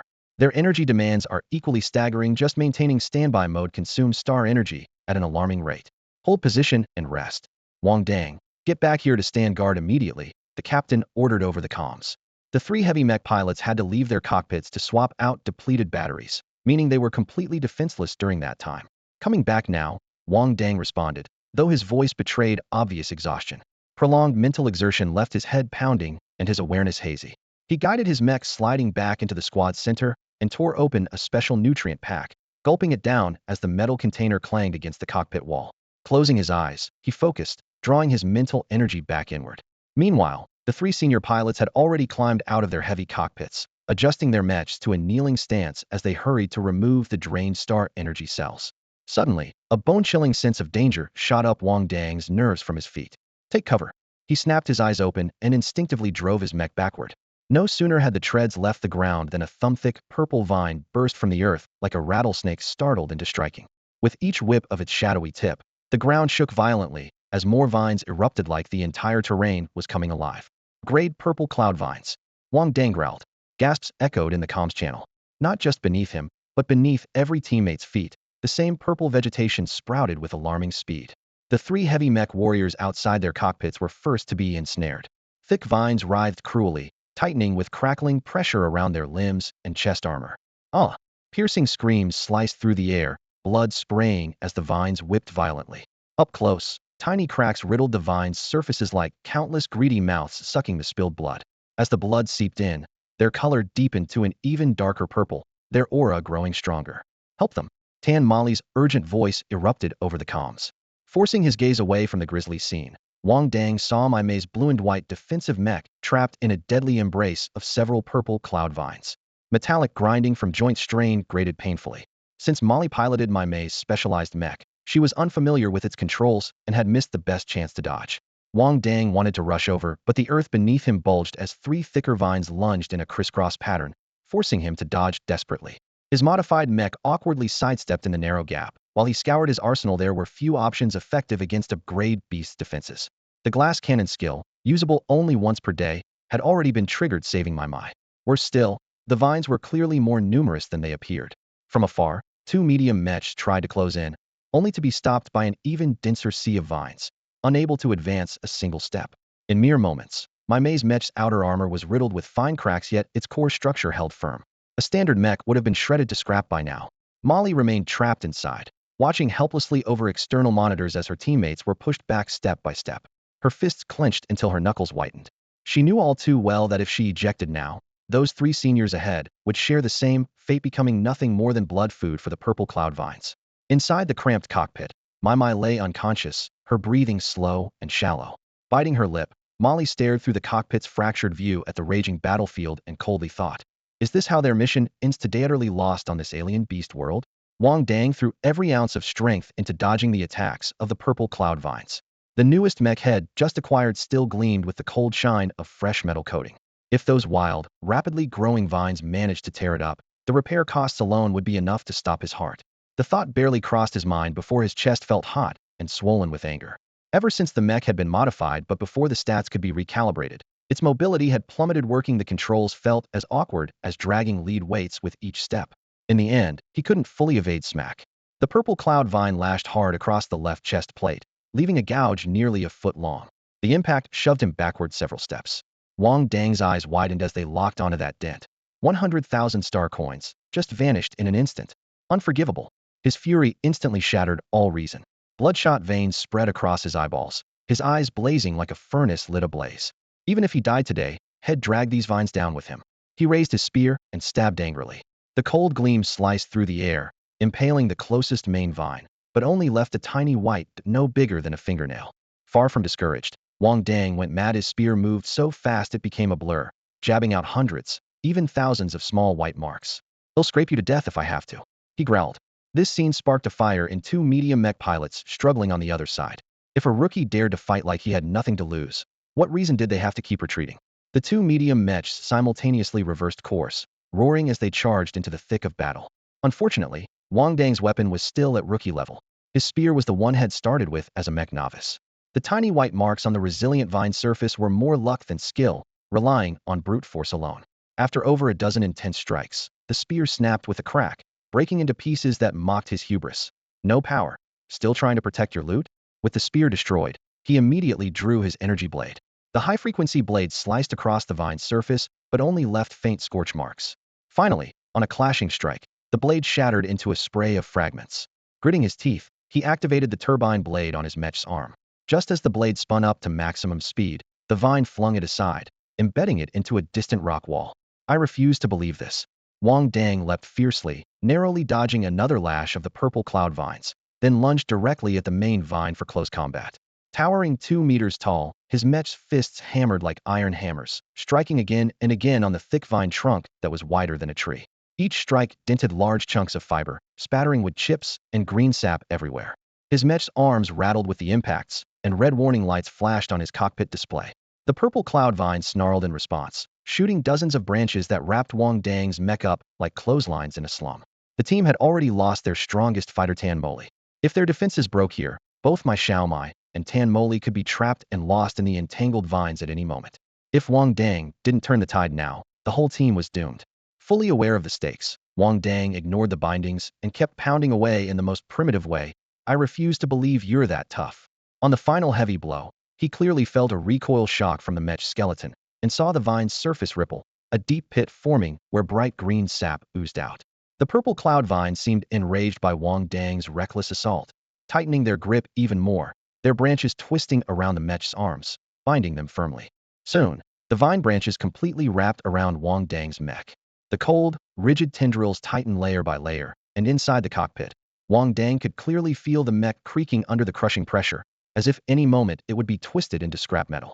He raised his hand, as if lifting a massive boulder, his fingers barely able to move. Hearing the desperate groans of the mech, he suddenly recalled those grueling days in the scorching desert where every step was a struggle. They could move him, but not his mech. We're not done yet. Wang Dang gritted his teeth, gathering all his strength, then jerked violently. With a crisp tearing sound, the vines binding his limbs snapped at the roots. His gaze locked on the purple cloud vine that was destroying his mech. All his attacks were directed solely at it. Elsewhere, Tan Moli, trapped and immobilized by the same purple cloud vines, quietly exhaled in relief at the sight. This junior obviously had been holding back. There was no way a regular rookie could forcibly break free like this. Yet Wang Dang's weapons were clearly underestimated, or else a single vine wouldn't have pinned him down like this. To her, the purple cloud vine's speed and strength weren't insurmountable. It was the absurdly tough outer shell that was the problem, leaving Wang Dang nowhere to strike.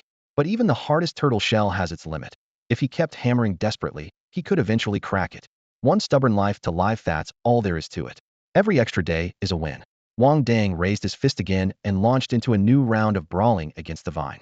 Each punch was met with the metallic sound of dents and the shattering of vines. The desperado's fighting spirit inspired Tan Moli. She closed her eyes, inhaled deeply, then suddenly snapped them open, igniting her own battle resolve. A mech pilot would rather die fighting than wait around beaten. She tightened my Xiaomai's seatbelt first, then placed her hand on the cockpit door. 3, 2, 1. The door flung open forcefully, and outside the vines surged in like octopus tentacles. Tan Moli stood between them and my Xiaomai, swinging her gun in a wide arc. Bullets shattered every creeping tendril. The fine thorn scraped across her cheeks and neck, drawing streaks of blood, but she didn't flinch. After clearing a narrow path, she slammed the door shut behind her, stepped on the rolling vines, and leapt forward. In midair, a vine seized the chance to lash out, its sharp thorn piercing deep into her back. Tan Moli stifled a grunt, swung around with all her might to snap off the thorn, then called up her mech. The metal armor spread over her body, blocking a second stabbing attack that came moments later. Gritting her teeth, she dove into the cockpit. Twin hammers instantly drew, revolving wildly as she smashed the vines binding my Xiaomai piece by piece. Wang Dang, I'm coming to help. After freeing my Xiaomai, she charged back into the fighting circle, twin hammers in hand. At that moment, Wang Dang was caught in a pincer grip by 3 purple cloud vines, front and back. The mech's outer panels were shattered all around, and his right mechanical arm had been torn off by the vines. Yet he fought fiercer with each blow, simply absorbing 2 strikes hidden before countering with a single mighty hand. After Tan Moli joined the battle, things immediately eased up for Wang Dang's side. Finally, he could stop worrying about evasion and focus all his firepower on that mortal enemy. However, the situation on the other side of the battlefield was grim. The 2 intermediate mech pilots there were just as badly injured as Wang Dang, both missing limbs and clearly on their last legs. Soon, one of the mech soldiers lost his left leg, lost balance, and collapsed with a heavy thud. Before his comrade could react, the man was instantly swallowed alive by a purple cloud vine, their agonized screams tearing through the air, deeply shaking the nerves of Wang Dang and Tan Moli. They had lost a teammate. At the same time, the purple cloud vines on the opposite side rapidly gathered, seemingly aiming to devour the stronger force first. Wang Dang, who had just felt some relief, suddenly found himself surrounded by 3 purple cloud vines. The vines spread out into a formation before him, and he growled, "No matter how many of you come, today I'm going to wipe out this rabble." An unprecedented resolve surged in Wang Dang's heart. Lessons learned from the slums. When surrounded, focus all your strength on one target with deadly intent. Even if defeated, drag the enemy down with you and take a bite out of them. If the purple cloud vines had any intelligence, they would have shown flaws by now. But they were just alien beasts, mindless, and Wang Dang felt more like a barefoot loser than ever. Fortunately, the vines hadn't awakened. After his furious assault, their movements and strength slowed noticeably. A spark of exhilaration lit up Wang Dang's eyes. There's no such thing as an unbreakable object, only determined people. He felt an explosive surge of power flooding his body. Though down to one arm, his fist struck like thunder. Each blow resounded deafeningly. Boom, bang. Punch followed punch with heavy, muffled crashes. Despair and rage intertwined in his widened eyes and bulging veins as he roared, "Die!" The ruptured purple cloud vine couldn't withstand his brutal strikes. It cracked open and collapsed limply. But Wang Dang didn't relent. Clutching the vine's thin upper tendrils with his surviving mech arm, he planted his foot and summoned his final strength to rip it apart. Having exacted his revenge, he was about to catch his breath when two other purple cloud vines suddenly wrapped around his legs. Thick vines coiled and twisted, pulling tight in opposite directions. Since half an hour ago, Wang Dang's mech had been glitching repeatedly. Now, under the fierce pressure of the vines, all the cabin lights instantly went dark and the holographic screens cut off, signaling the mech was completely paralyzed. In that power outage moment, the two shadow blades in his hands were wrenched away by the vines. Losing leg support, his one-armed mech body crashed heavily to the ground.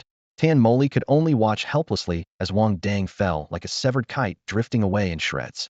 But she had no countermeasures herself. Meanwhile, the last medium-sized mech soldier on the enemy side self-destructed, taking one purple cloud vine with him. The remaining vine that had been attacking Wang Dang abruptly lost its target and lunged toward her instead. "Wang Dang, go to Xiaomai's mech and get out of here with her now." With her left hand swinging a hammer to fend off the vines, Tan Moli fired her gun with the right. Intense bursts of flame spat out rapidly, but her magazine was nearly empty. If they kept holding out, they would all perish on this scorching wasteland. Wang Dang understood this, too. Hiding inside the ruined mech was just waiting for death. Seizing the moment when Tan Moli's firepower provided cover, he gritted his teeth and climbed out through the torn-open cockpit. The gunfire abruptly ceased. Tan Moli's bullets had run dry. Freed from suppression, the purple cloud vines went berserk, thick tendrils writhing wildly in the air, quickly encircling Wang Dang. The closest tendril sharpened into a deadly blade aimed straight at his heart. "Dodge!" Tan Moli's eyes reddened as she shouted hoarsely. The mech behind her was violently overturned by the vines, and she fell to the ground, only able to watch in horror as the lethal blade lunged toward Wang Dang. Wang Dang saw that fatal strike coming but felt utterly spent. The mech destroyed, his energy drained. Even raising a hand seemed like an impossible burden. He forced a bitter smile. Perhaps he was destined to die young. But at least he had his moment of glory, if only for a fleeting instant. Except he never got the chance to build a mech truly his own. The sharp vine tip neared his back, mere centimeters from his heart. Refusing to give in, To's words like a blazing spark erupted fiercely in his chest. Nearby, Tan Moli lay back among the rubble and twisted metal, eyes tightly shut, too devastated to witness her companion's impending death. At the brink of life and death, an unfamiliar, searing force erupted from Wang Dang's heart, setting his blood ablaze as if lit from within. Dang! A clear metallic clang exploded behind him. Startled by the sound, Tan Moli's eyes snapped open to see a golden metal plate, thick as a thumb, appearing on Wang Dang's chest, blocking the deadly vine strike. His hands were now coated in shimmering liquid metal, flowing and alive in the sunlight. Wang Dang swung his metal-wrapped fist with a thunderous crack against the vine's thick main stem. Cracks spidered across the tendril under the force. A metal star energy master? Tan Moli held her breath. But she wondered, star energy masters usually control metal at a distance. Wang Dang was fighting up close. Questions swirled, but no time to ponder. She scrambled upright, ready to fight again. "This is my power." Wang Dang stared dumbfounded at the rippling metal on his hands, and then at the vine head just struck back. A flash of insight hit him. With a thought, the liquid metal spread rapidly like a tide, enveloping his limbs and forming a suit of armor that hugged his body. Despite its weightlessness, every muscle throbbed with a newfound strength. "System, is that you?" he whispered in his mind. Only silence answered. The system hadn't returned? Then what was this power? Doubts circled his mind, but the battlefield allowed no time for questions. He pushed off the ground, vanishing instantly and reappearing before the purple cloud vine. Raising his palm, he slammed hard on its rough bark. Silver metal flowed over the vine like living water. In barely 3 seconds, the 2-meter-tall vine was engulfed in Wang Dang's liquid metal, instantly losing all signs of life. The moment Tan Moli saw Wang Dang, she immediately metallized the purple cloud vines. Instantly, an unprecedented vitality ignited in her eyes, and the overwhelming despair inside her was swallowed up by a fierce will to survive. "Wang Dang, they'll cover you. Focus on metallizing them," she commanded sharply, then leapt forward to stand before him. Swinging her twin hammers, she fiercely blocked 3 whipping strikes from the purple cloud vines. their lashes swift as whips. Wang Dang felt a surge of spirit. Following the sensation from before, he summoned his mental power and channeled the strange energy inside him into the vines. A blazing white metallic sheen rapidly spread as the three purple cloud vines stiffened and shattered. But the cost was steep. Blood streamed from his nose, his energy nearly drained, and his spirit utterly depleted. Yet two purple cloud vines still remained on the battlefield. He gritted his teeth and mustered his remaining strength. But as soon as he focused, his chest was hit as if by a giant hammer, blood bursting forth from his mouth and nose, ears and eyes bleeding as well. Seizing the brief opening, the last two vines latched onto them from front and back, locking them tightly in the center. Tan Moli was nearly spent too, lifting her twin hammers with her last reserves of energy. Any onlooker could see at a glance. Wang Dang's internal power was about to rupture, and she herself was on her last legs. Just as the two were about to lose all resistance, a white mech thundered down from the sky and landed steadily beside them. Its wings spun rapidly, unleashing dense crystalline barges that temporarily suppressed the attacks of the two vines. Alan piloted the mech to their front, shouting, "Fall back." Tan Moli immediately pulled the weakened Wang Dang back. Alan and Zhou took over the fight against the vines. Wang Dang leaned against the mech's crimson armor, coughing up blood relentlessly. He felt worse than the last time he had overexerted his spirit. His head pounding, fiery energy rampaging violently inside him as if about to explode any second. His internal organs torn with searing pain, blood and foam spilling uncontrollably from his mouth and nose. Tan Moli's abdomen had been pierced by the vines earlier and was still bleeding, but her incredible physical resilience kept her upright. In comparison, Wang Dang was at death's door. She quickly helped him into the cockpit, letting him rest half on her shoulder. "Wang Dang, hold on. We'll be safe once we reach the base." He leaned his head against her shoulder, still coughing blood that soaked through her battle suit. The warmth faded quickly to an icy chill, making Tan Moli grit her teeth in silent determination to hold on. She whispered coaxingly, "You always like the mech Xiaomai made for you, right? When we get back, it'll get you an even better one." Through the haze of fading consciousness, Wang Dang vaguely heard "get you a new mech," and a faint spark of energy lit up his eyes. He struggled to speak, no backing out. Seeing his gaze clear, Tan Moli nodded fiercely and vowed, "I want back out. I swear on a warrior's honor. Tan Moli, will definitely get Wang Dang the absolute best mech." Cough, cough, cough. Wang Dang coughed happily 3 times in a row. "Pocket." Tang Moli heard his words and hurriedly reached into his pocket, feeling a few nutrient vials. Her fingertips brushed against the cold metal tubes, her heart heavy with helplessness and anxiety was in such a state, yet still worried about eating.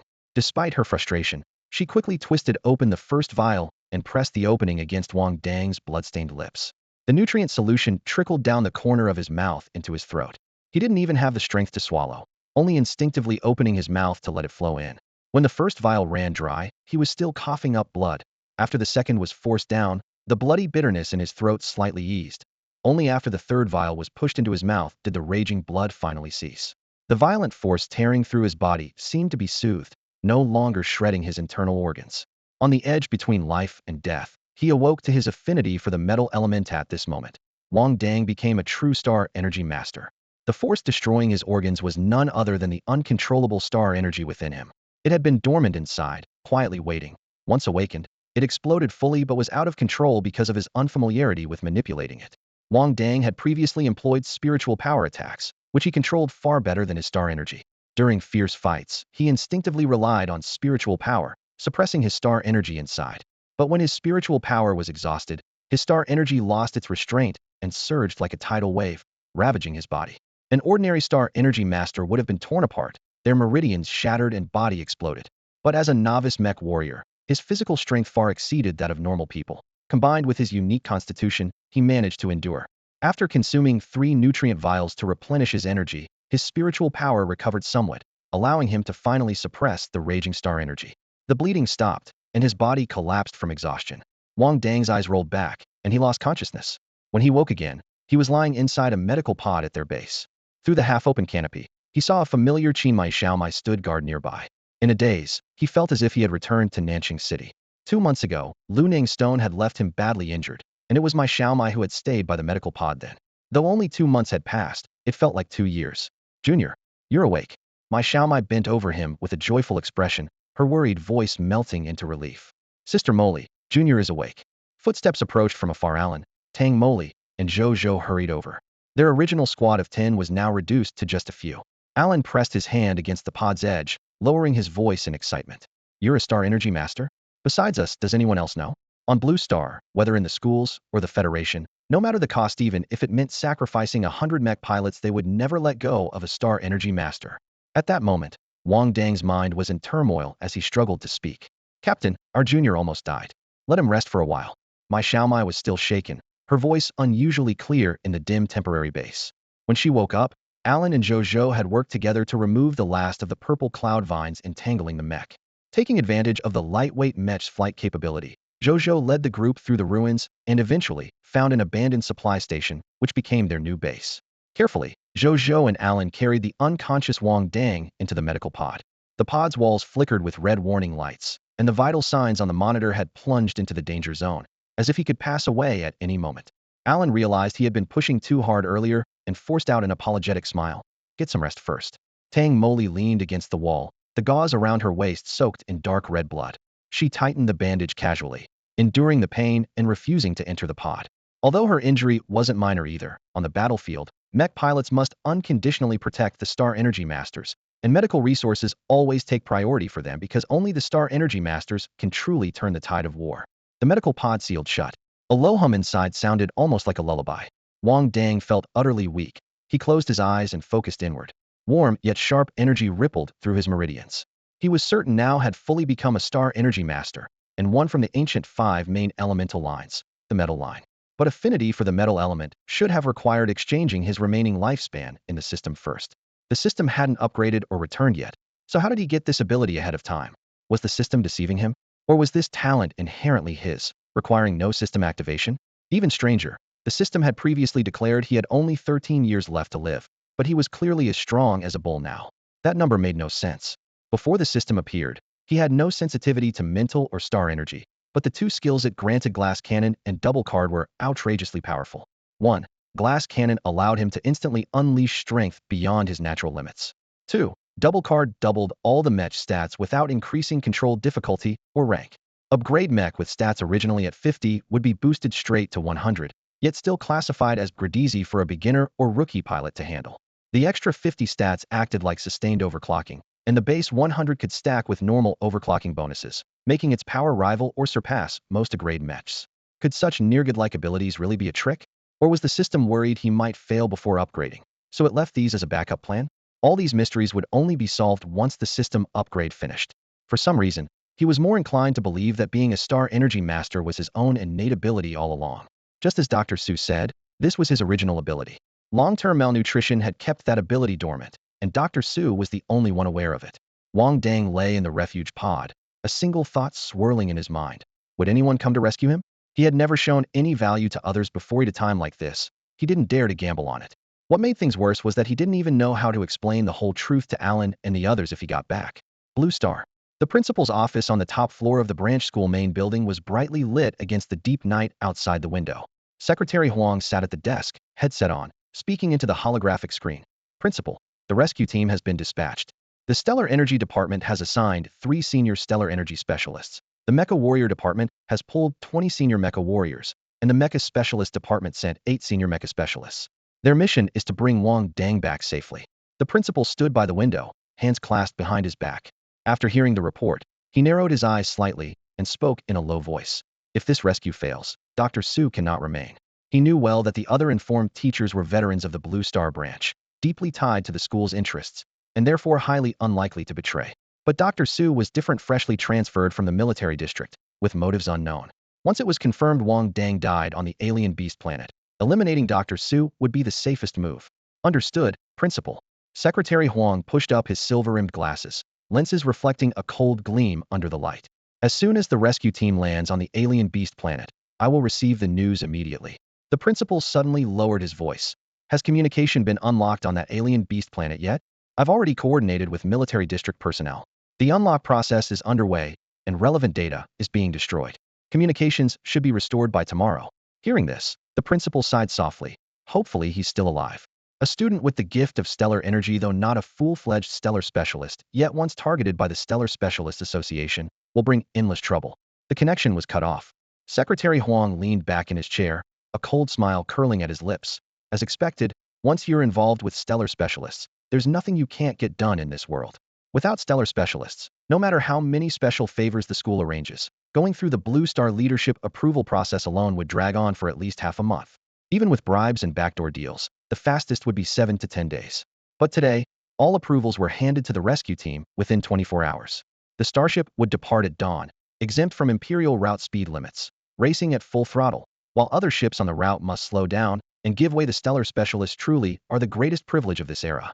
Too bad someone like me, Huang, doesn't have that luck and can only kiss up and read the boss expressions.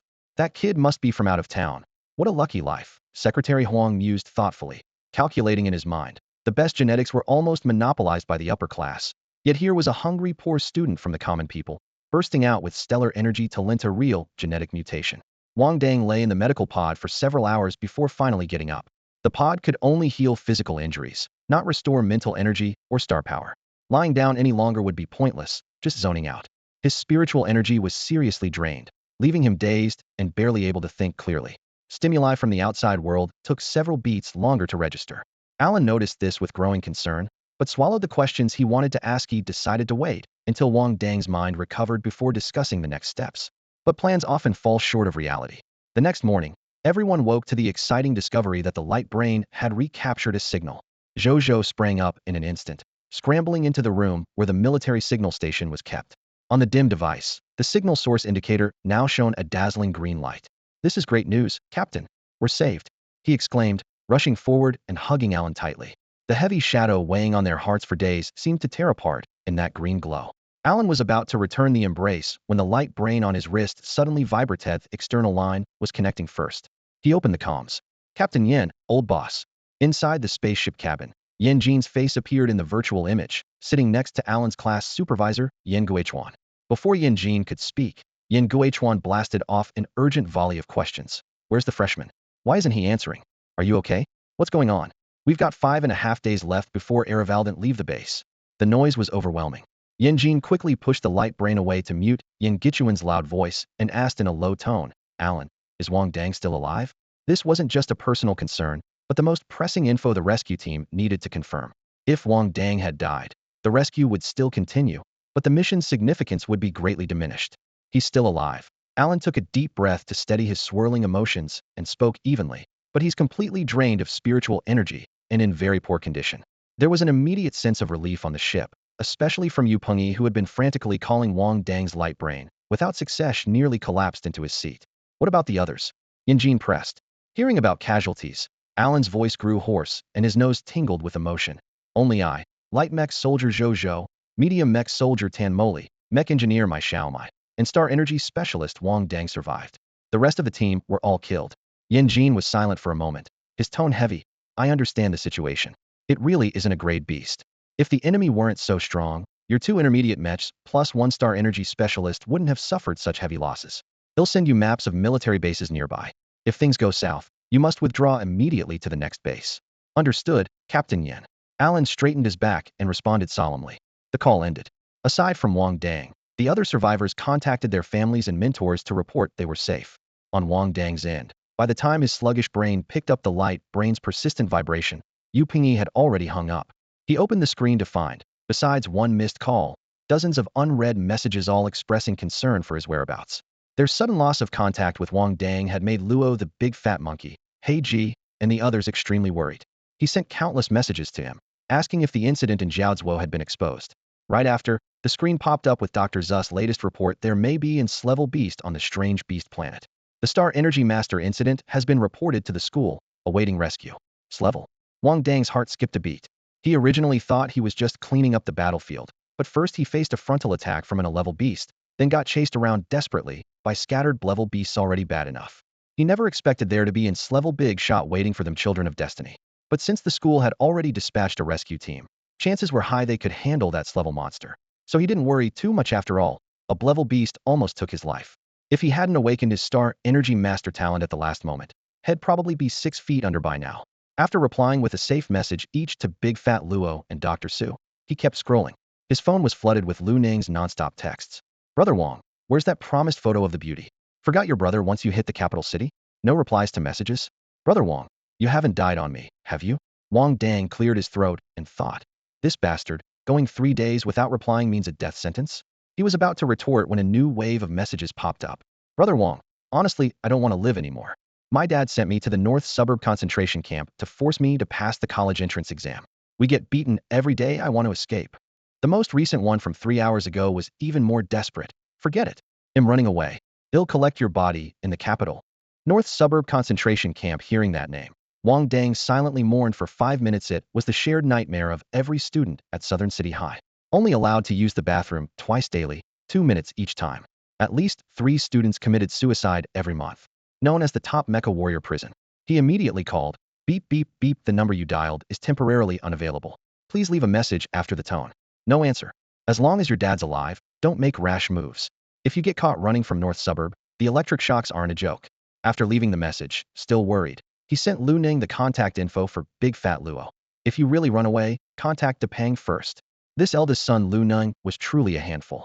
His dad seemed mild-mannered, but was pushing his own son into the fire of becoming a mecha warrior, though Lu Ning's temperament clearly wasn't suited for killing and fighting. Wang Dang wasn't even sure he could hold out until the rescue team arrived, yet he still had to worry about his brother's survival. It made him more and more depressed. He opened the last special nutrient solution Dr. Su gave him, lifted it, and gulped it down. After finishing, he remembered next, it would just be a battle against hunger. At least he hadn't died tangled in the purple cloud vine's tendrils. Otherwise, that would have been a horribly unjust death. Thinking back over the years, had barely eaten anything decent. As a kid, he drank expired nutrient solution. In school, he survived on the free 3 good student muscle building and bone strengthening liquid.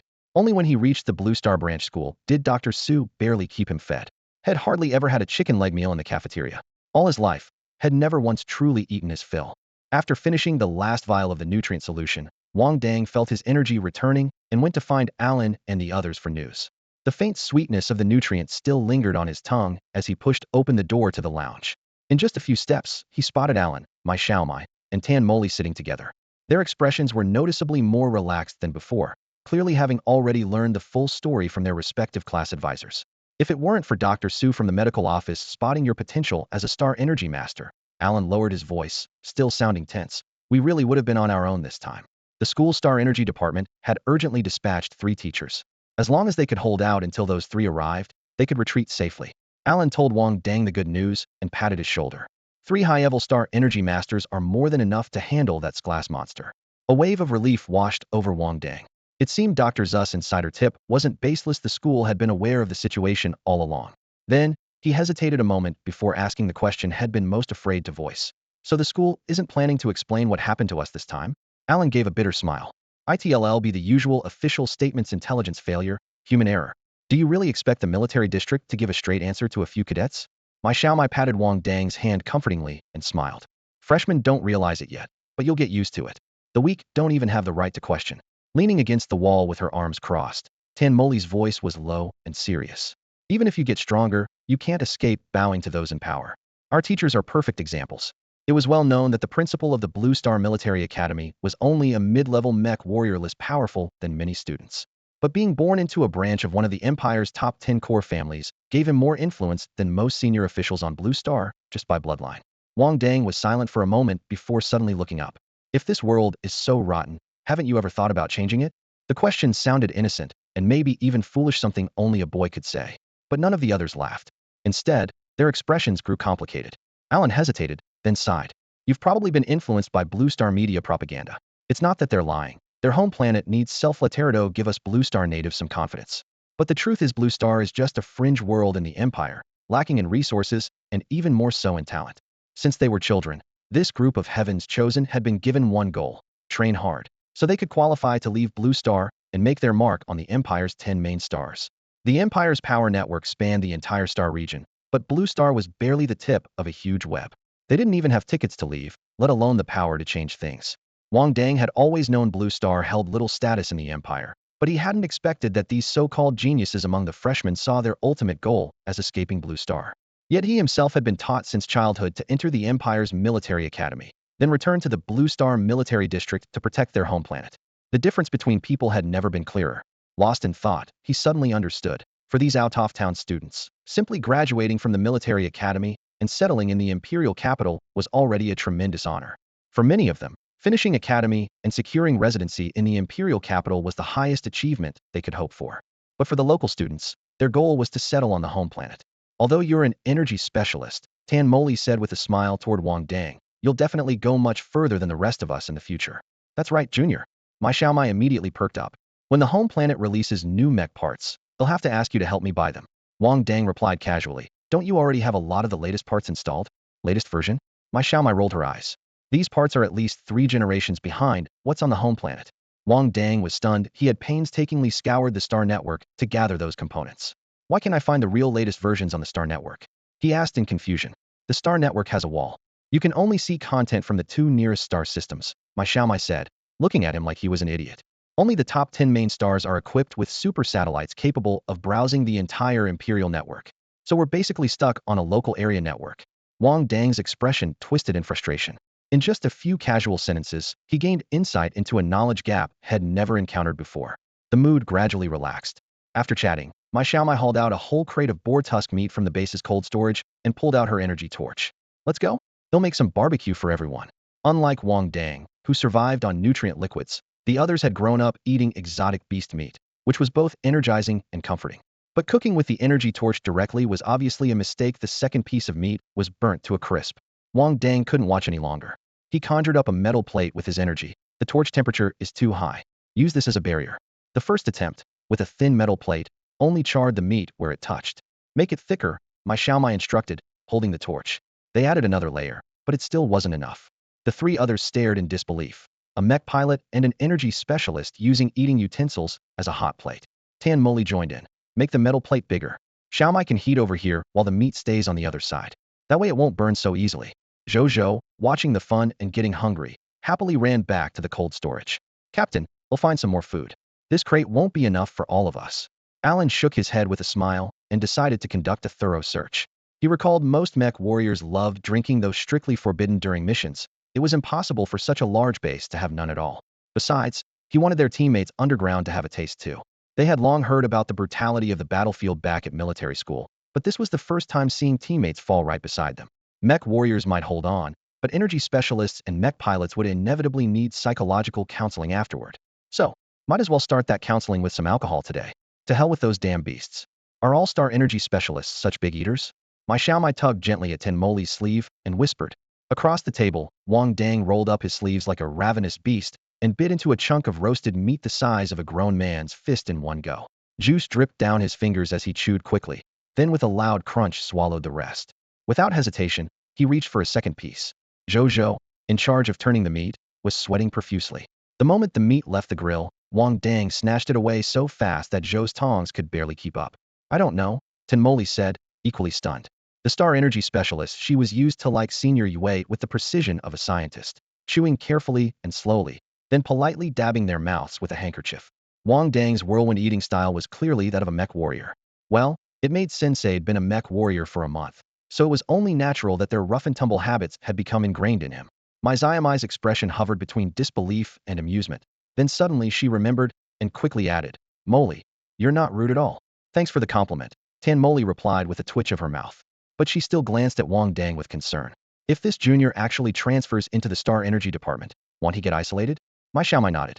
As a mech technician herself, she knew all about the stereotypes mech warriors faced. Being labeled brainless, but strong was actually a polite description. Since Star Energy specialists held a higher status, they'd probably look down on him even more.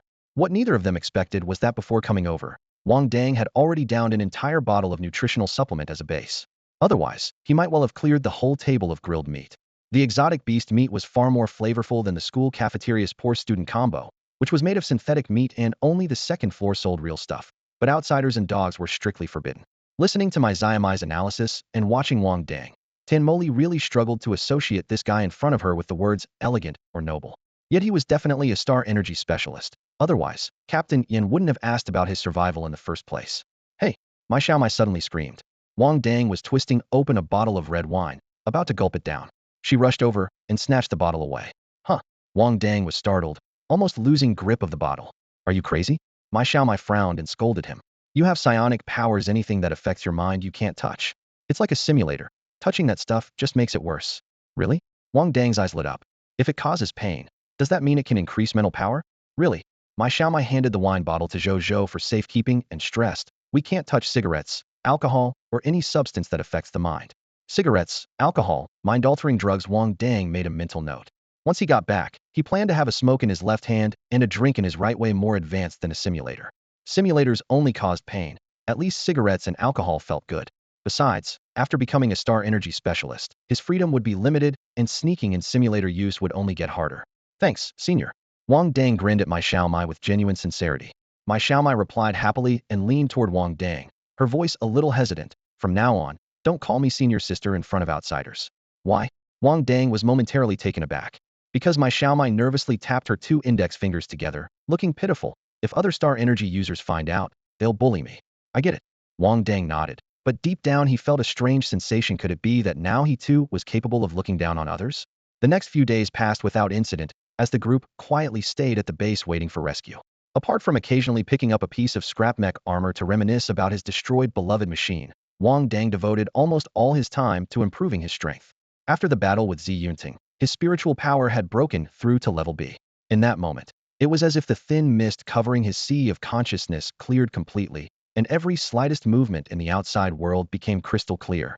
However, once reaching level B, spiritual power could no longer be increased by creating mech blueprints alone.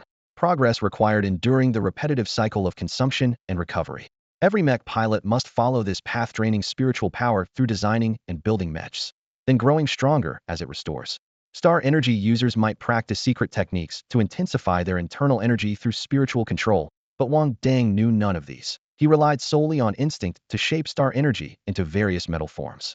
Restless, he joined Alan, Zhou, and Tan Mali in their mech warrior physical training. That morning, when he lifted the tent flap, he saw the three of them gritting their teeth and running laps around the empty field. Rich kids all work this hard. How can I fall behind? He snorted and sprinted after them. After running for a full 3 hours, he snuck back to the tent and silently did 100 more one-arm push-ups than they did, only then feeling a sense of fulfillment. Caught up in this relentless spirit, Mai Xiaomai locked herself in the tent, furiously drawing mech designs. After facing that near-death battle, everyone deeply understood their weakness and threw themselves into near-crazy self-discipline. Amid the endless training, time flew toward the day before the rescue team's arrival. Throughout, the base remained peaceful. Not even a small exotic beast appeared, as if the sudden appearance of that A-class monster had been a hallucination. That day, they conducted real combat drills in the open field. Alan, Zhou, and Tan Mali took turns demonstrating attack and defense moves, patiently sharing their experience with Wang Dang. Although he was already a rookie mech pilot, his combat record was sparse. Aside from a grading test and a fight with the Joker mask, he was practically a blank slate. Meanwhile, these senior classmates had long carried out missions outside the academy, especially Tan Mali, who was battle-hardened.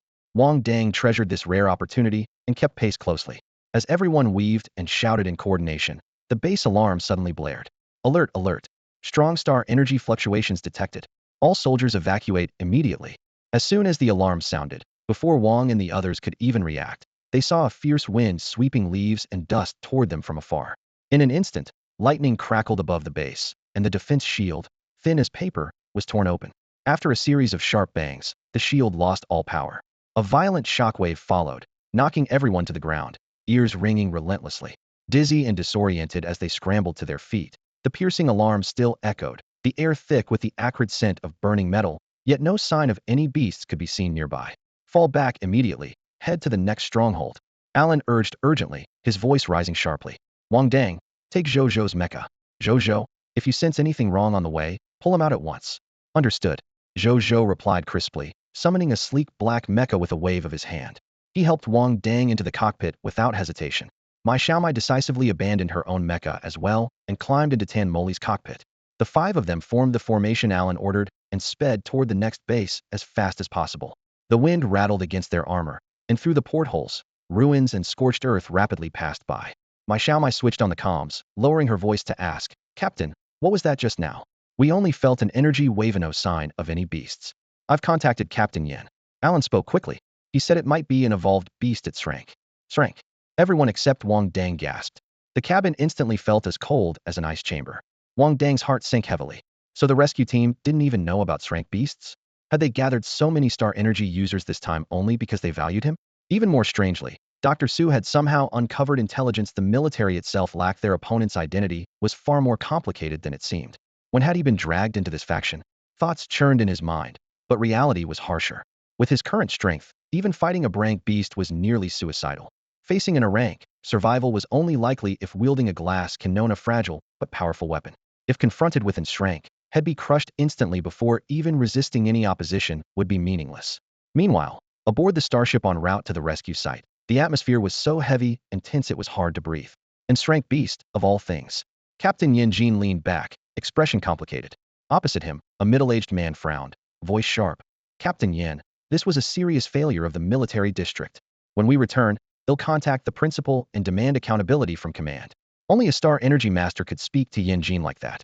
Sitting up straight, Yin Jin responded, Teacher Mo, the military district does not shirk responsibility. Even if this is a case of a super rank beast evolving and masking most beast energy, thorough investigations should have prevented what happened today. Our cleansing teams did slack off. Humph, Mo Jin snorted coldly. He'll say this again, strict or not. Don't bring your military methods into our Star Energy department. If a Star Energy Master errs, we'll handle our own discipline. Captain Yin, no need for you to meddle. Faced with Mo Jin's disdain, a bitter smile flickered briefly on Yin Jin's face. Had he known that freshmen possessed Star Energy Master potential, he never would have gotten involved. Those fanatics in the Star Energy department were notorious for protecting their own. Understood, Teacher Mo. Yin Jin lowered his posture in concession. Yet despite this, Mo Jin gave him no sign of softening. As a senior Star Energy Master, if he were willing to take a position in the military district, he would start at a rank higher than Yin Jin's current post. But he simply couldn't stand the bureaucratic atmosphere that pervaded the district. Those officials wielded their seniority like a weapon, pressing down on everyone below them. The thought of kowtowing to those less capable than himself made him want to draw his sword and end it all. He never forgot the words of a brother-in-arms from the time he first joined the main Star military district after graduation. That brother clapped him on the shoulder and said, You think a door can be smashed down with fists, but really it requires an official seal to pry it open. You think your backbone can hold up the sky, but it's already woven into an iron web by nepotism. Here, the price isn't the salt of sweat, but the weakness of bent knees. They measure your bones with the steel ruler of rules, molding every rebellious part into a shape of flattery. Back then, just listening to those words, he could already smell the dark, cold power at the center and feel his brother's helplessness. Now, that brother is trapped helplessly in the iron web, while Mo Jin himself chose to stay at the military academy as a teacher after traveling around stubbornly guarding his own edge. If the main Star military district is this dark, the Blue Star military district will be no better, if not worse. By the training field, dust swirled in the wind. Yu Pengyi sensed the tension and smiled to break the awkwardness for Yin Jin. Teacher Mo is just passionate about talent. After all, Wang Dang is a gold-type Star Energy Master like him. Mo Jin glanced sharply at Yu Pengyi, then softened his gaze slightly. I heard you insisted on the rescue even before confirming Wang Dang as a Star Energy Master. He paused. Though you lead Class A, risking yourself for a student is commendable. That single word commendable felt like a badge of honor. Yu Pengyi's heart suddenly blazed with pride. This was Mo Jin, a top expert in the Star Energy system, someone even the principal treated with respect. With this praise, leading Class S next year was almost guaranteed. Teacher Mo, you flatter me. I appreciate talent too. Wang Dang is the most promising student in my class to make Class S. Yu Pengyi adjusted his glasses, barely hiding his excitement. Mo Jin nodded, his tone calm but resolute. Rest assured, when Wang Dang transfers to my class, he'll talk to the principal so you can lead the new Class S students next year. Thank you so much, Teacher Mo. Yu Pengyi's enthusiasm was now undeniable, already envisioning a new generation of exceptional students flourishing under his guidance. Don't celebrate too soon. Whether you get to keep him or not is still up in the air. A cold snort came from the side. The speaker was a striking blue-haired woman in her 30s or 40s, her curled locks shimmering with a chilly light under the sun. She was Lan Ying, an Ice-type Star Energy Master and also a teacher at the academy. Before arriving, everyone guessed the rescued Star Energy Masters type. They all wanted to recruit the newcomer to their own faction. But stubborn Mo Jin beat them to it, naturally earning resentment from the other two masters. In response to Lan Ying's taunt, Mo Jin only smiled faintly. The 5 main types of Star Energy Masters may not be as easy to cultivate or as explosively powerful as your new variant branches, but they are the foundation nonetheless.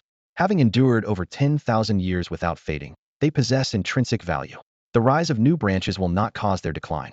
He raised his right palm, where a golden glow shimmered and pulsed like molten metal flowing through veins.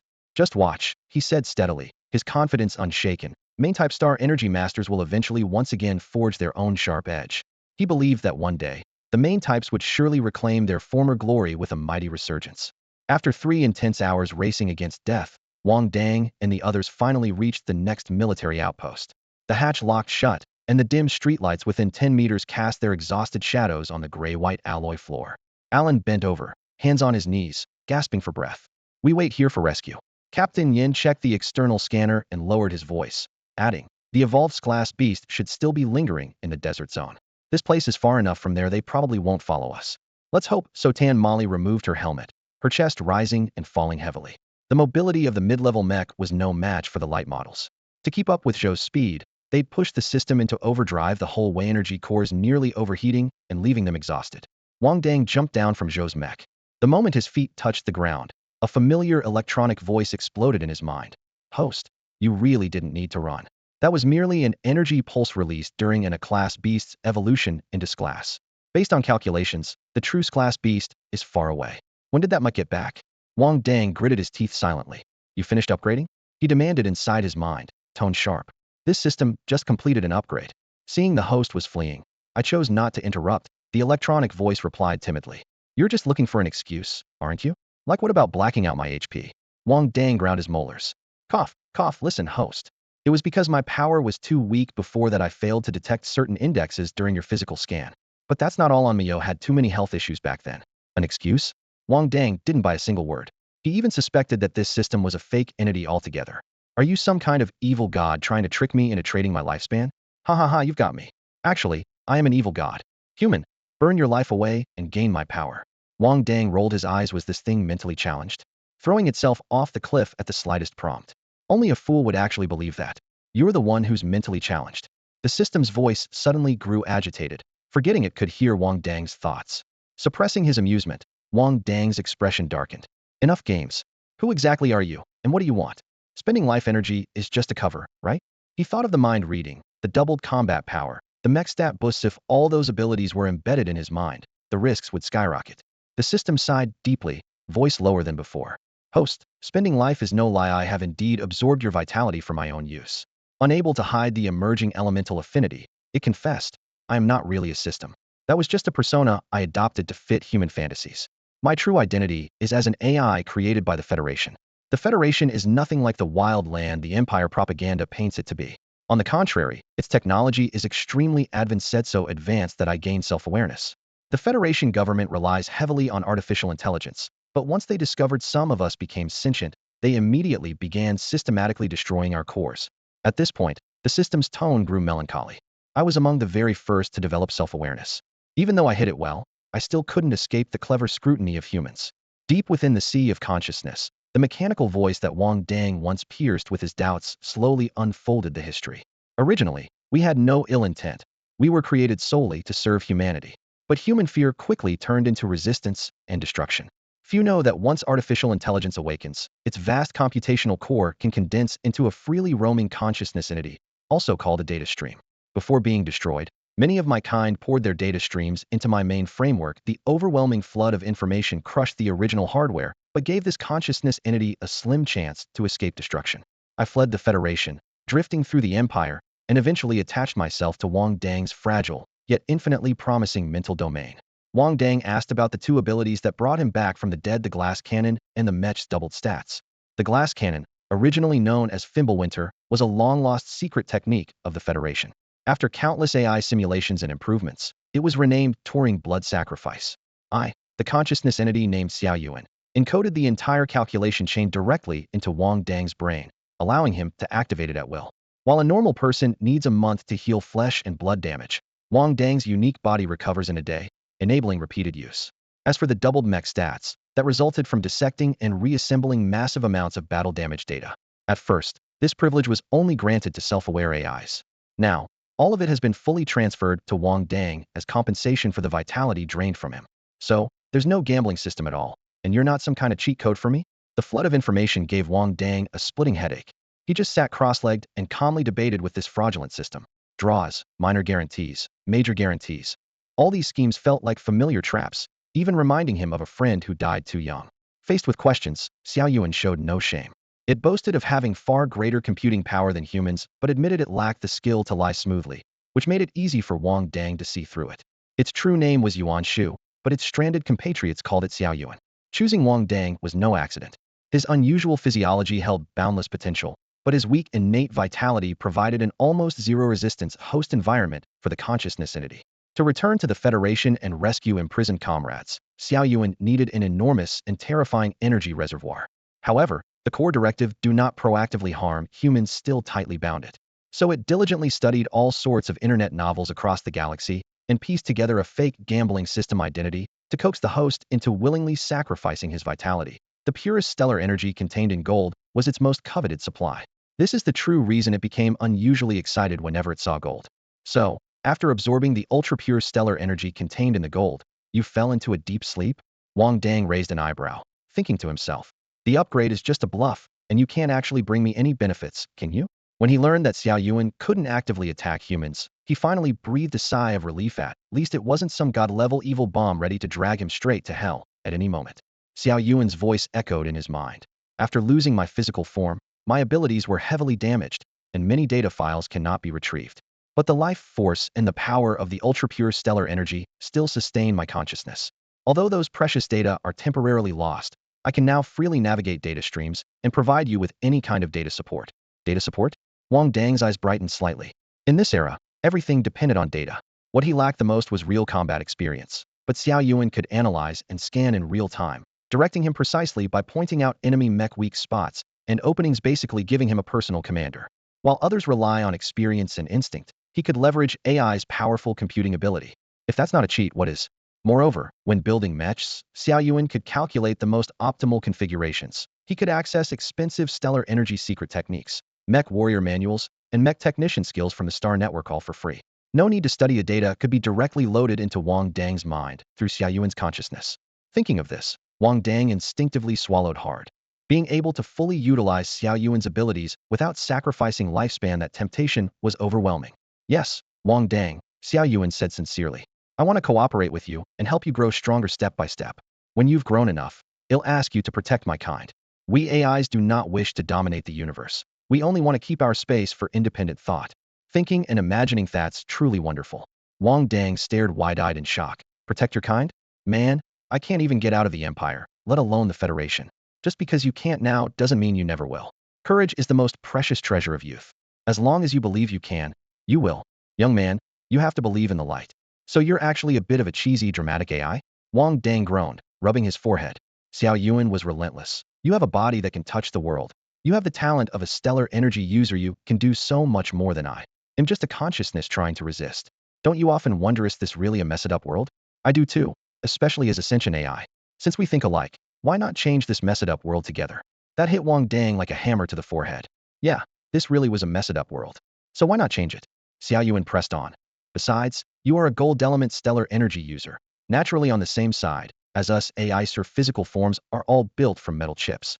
I feel like what you're saying is just twisted logic. Wang Dang tried to counter, but found no way to break through. Xiao Yuan's tone suddenly softened. Wang Dang, think about it, future.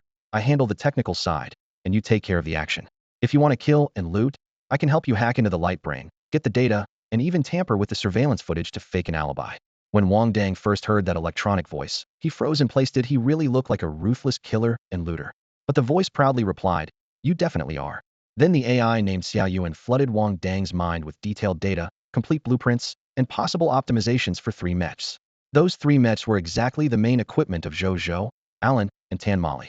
With just one scan by Xiao Yuan, all the mech's internal structures, advantages, weaknesses, and key attack points were displayed. Wang Dang processed the information quickly, silently thinking. This AI is like an all-in-one cheating tool for robbery, marking which parts are most expensive and easiest to dismantle with absolute clarity. If he followed its advice, he could almost effortlessly snatch the most valuable parts from the enemy mechs. That night, Wang Dang stayed up all night. Confused about mech repairs and battle tactics, he kept questioning Xiao Yuan non-stop. Although AI in this era was quite advanced, the systems available to ordinary people were extremely limited. Advanced AIs were mostly reserved for the military, government, and big organizations. To civilians, common AI was almost artificial stupidity. But Xiao Yuan was different. It had independent consciousness, could think on its own like a wise elder, yet retained a childlike innocence. At dawn, the rescue team was about to arrive on the alien beast planet.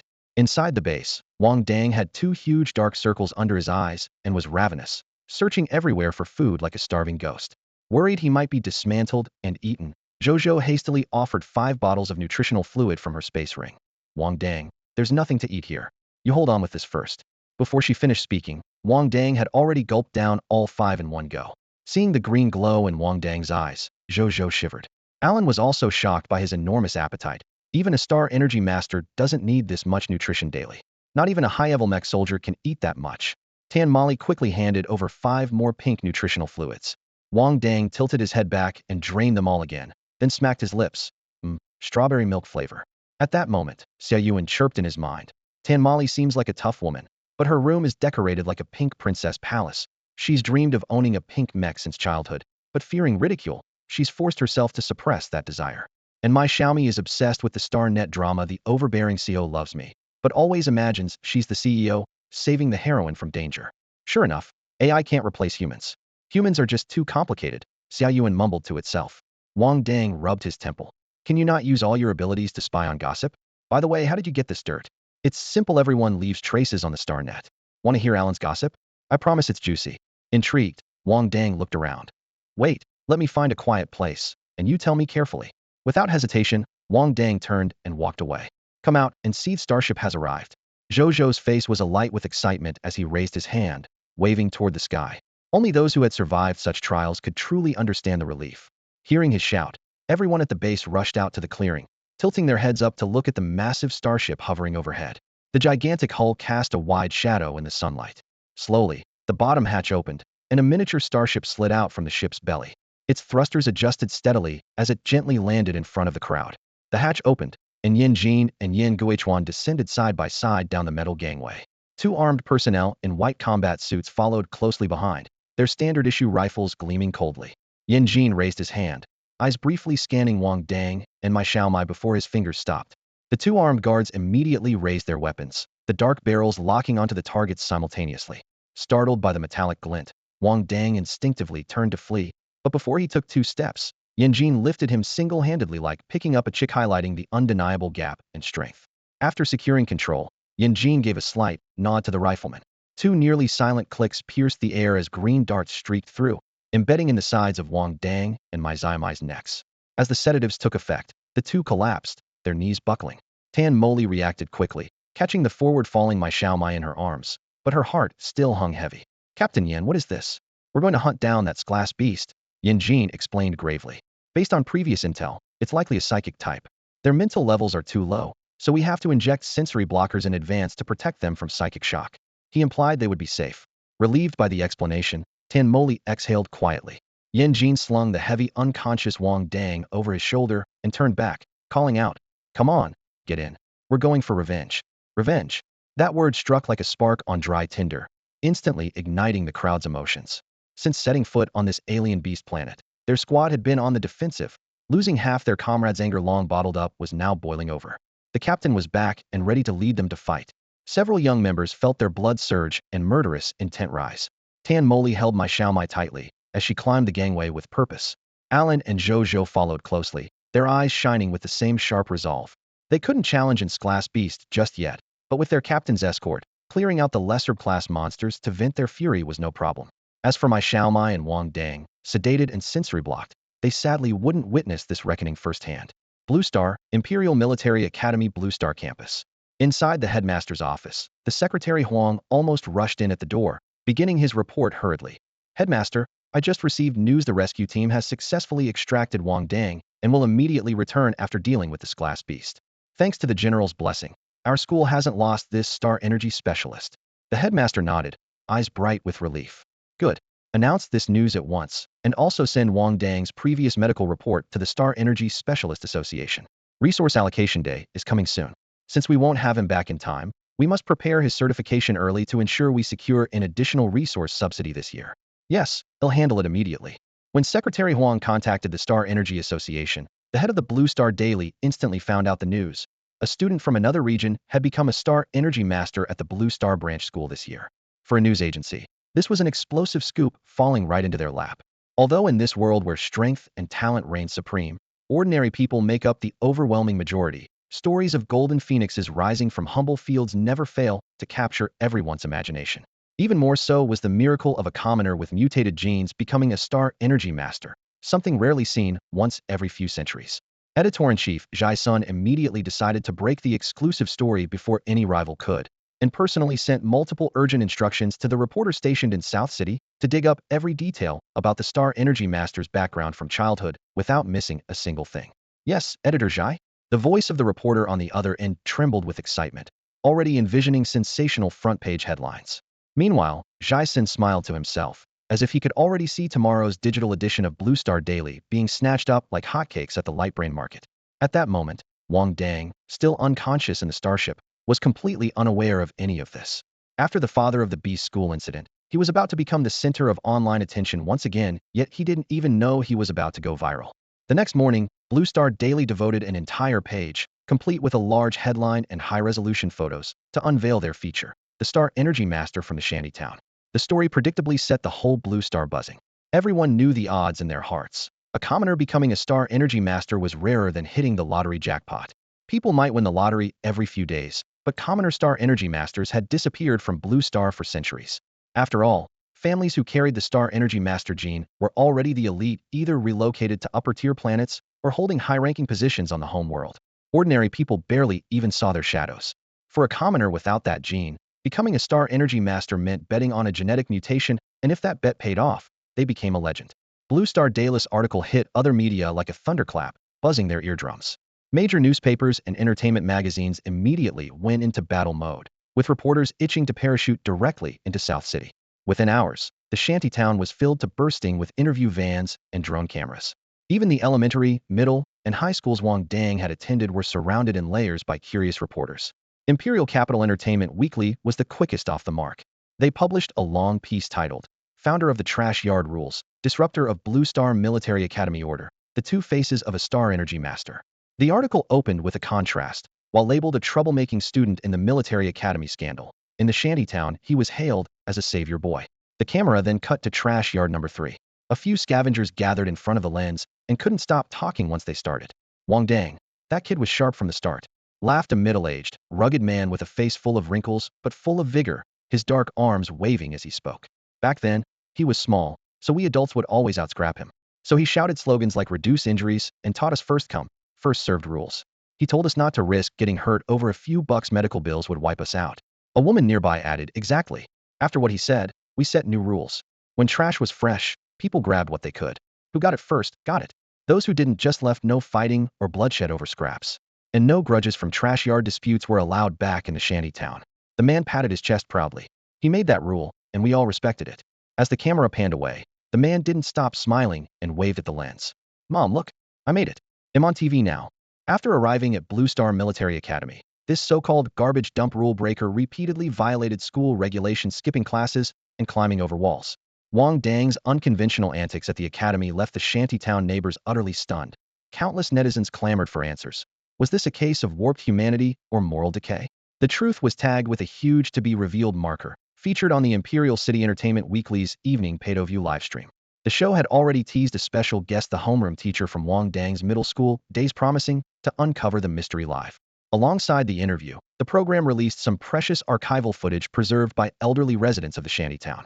In the grainy video, only 4-year-old Wang Dang appeared in a stained, obviously 2 sizes too small old shirt. The collar slanted off his shoulder, exposing one skinny, dirt-smeared arm. He was dismantling a cardboard box into 4 or 5 pieces, stacking them into a wobbly makeshift step, which he then used to climb up to the rim of a trash bin taller than himself. His arms trembling, he stubbornly searched through the garbage. Finally, he found an empty nutritional supplement bottle. Using all his strength to pry off the cap, he painstakingly squeezed the last few drops of thick liquid into his mouth. Suddenly, a sharp bark shattered the silence. Startled, little Wang Dang slipped and fell headfirst into the trash bin. The camera shook wildly as its operator let out a loud, slightly harsh laugh. Don't be scared, kiddo. Uncle's gonna treat you to a big steamed bun. With a mix of pulling and dragging, he pulled the half-buried child out of the garbage. The scattered clips that followed showed the same age group. A 4 or 5-year-old Wang Dang carrying a snakeskin woven sack nearly bigger than his body, weaving between row after row of trash bins in the shantytown. His small figure was nearly flattened under the heavy load, yet he refused to stop. When he turned 7 or 8, the footage abruptly ended. By then, Wang Dang was already in elementary school and often avoided all cameras due to classmates' taunts. The release of this childhood footage immediately stirred public opinion. Many learned for the first time that the unruly boy at the military academy was actually an orphan raised in a shantytown. Viewers grew emotional, some even tearing up then angrily questioned Blue Star's authorities. We pay taxes every year. Why must a 4 or 5-year-old child survive scavenging through garbage? Many others sighed. Now that he's become a stellar energy master, he's finally endured the hardship. His future should be filled with flowers and applause, not filth, poverty, or endless trash. As the saying goes, when one attains the way, even the chickens and dogs ascend. News of Wang Dang's promotion to stellar energy master spread through Nansheng like a thunderclap. Countless friends and elders rushed forward, eager to share their own legendary stories about him. Whether true or not no longer mattered as long as it involved Wang Dang. It was money in the bank.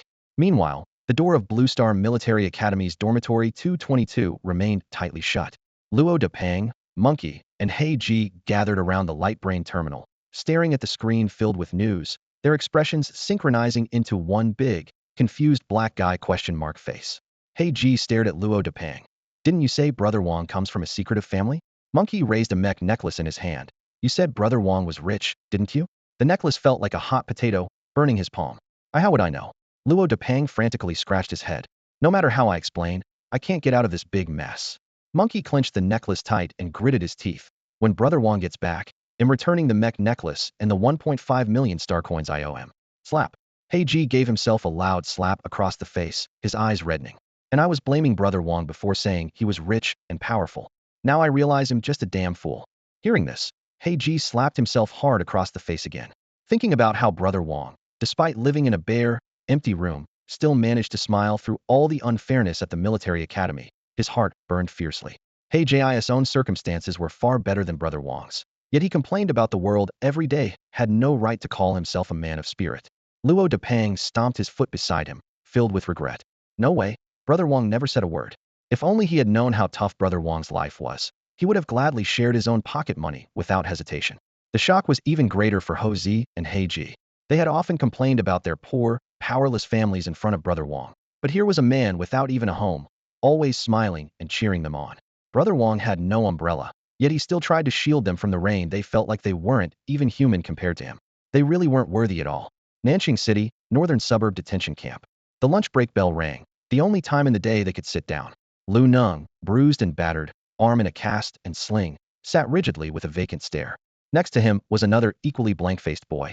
The instructor ordered them to watch a character-building program star Energy Master Wang Dang, the most inspirational youth in Blue Star history.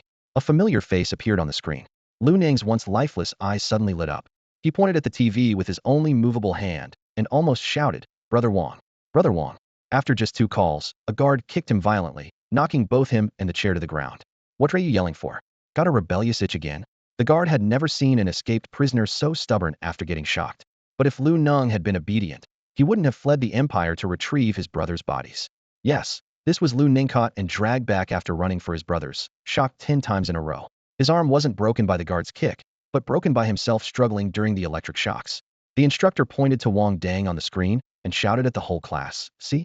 That guy is about your age and already a star energy master. What about you? A bunch of losers who can't even get into university. Listen, if you fail, your future won't even be as lowly as when he used to scavenge trash." Lying on the ground, Lu Nung felt like his broken arm snapped again, but a new spark lit up in his eyes. Shed thought of a way to escape. This so-called remedial school was just a front for character training. They didn't even provide medical pods for fractures, only crude plaster casts to force them to endure pain. Here, the only rule was, if you don't get into university, you're dead. The lights-out whistle blew. Taking a huge risk of solitary confinement, Lu Nung borrowed a hidden light brain from his roommate and sent a message to every media channel he could reach. "I'm Lu Nung, Star Energy Master Wang Dang's closest brother. We were classmates for 12 years, from primary school through high school. I have first-hand explosive information on Wang Dang, but now I'm trapped in the northern suburb detention camp and cannot get out. If anyone can get me out, he'll release exclusive material, all his middle and high school embarrassments, videos, and photos completely free." That night, a sensational event rocked Nanjing City. At 4 a.m., the renowned university training school in the northern suburbs, the Beijiao concentration camp, suddenly found itself surrounded by a swarm of frenzied reporters.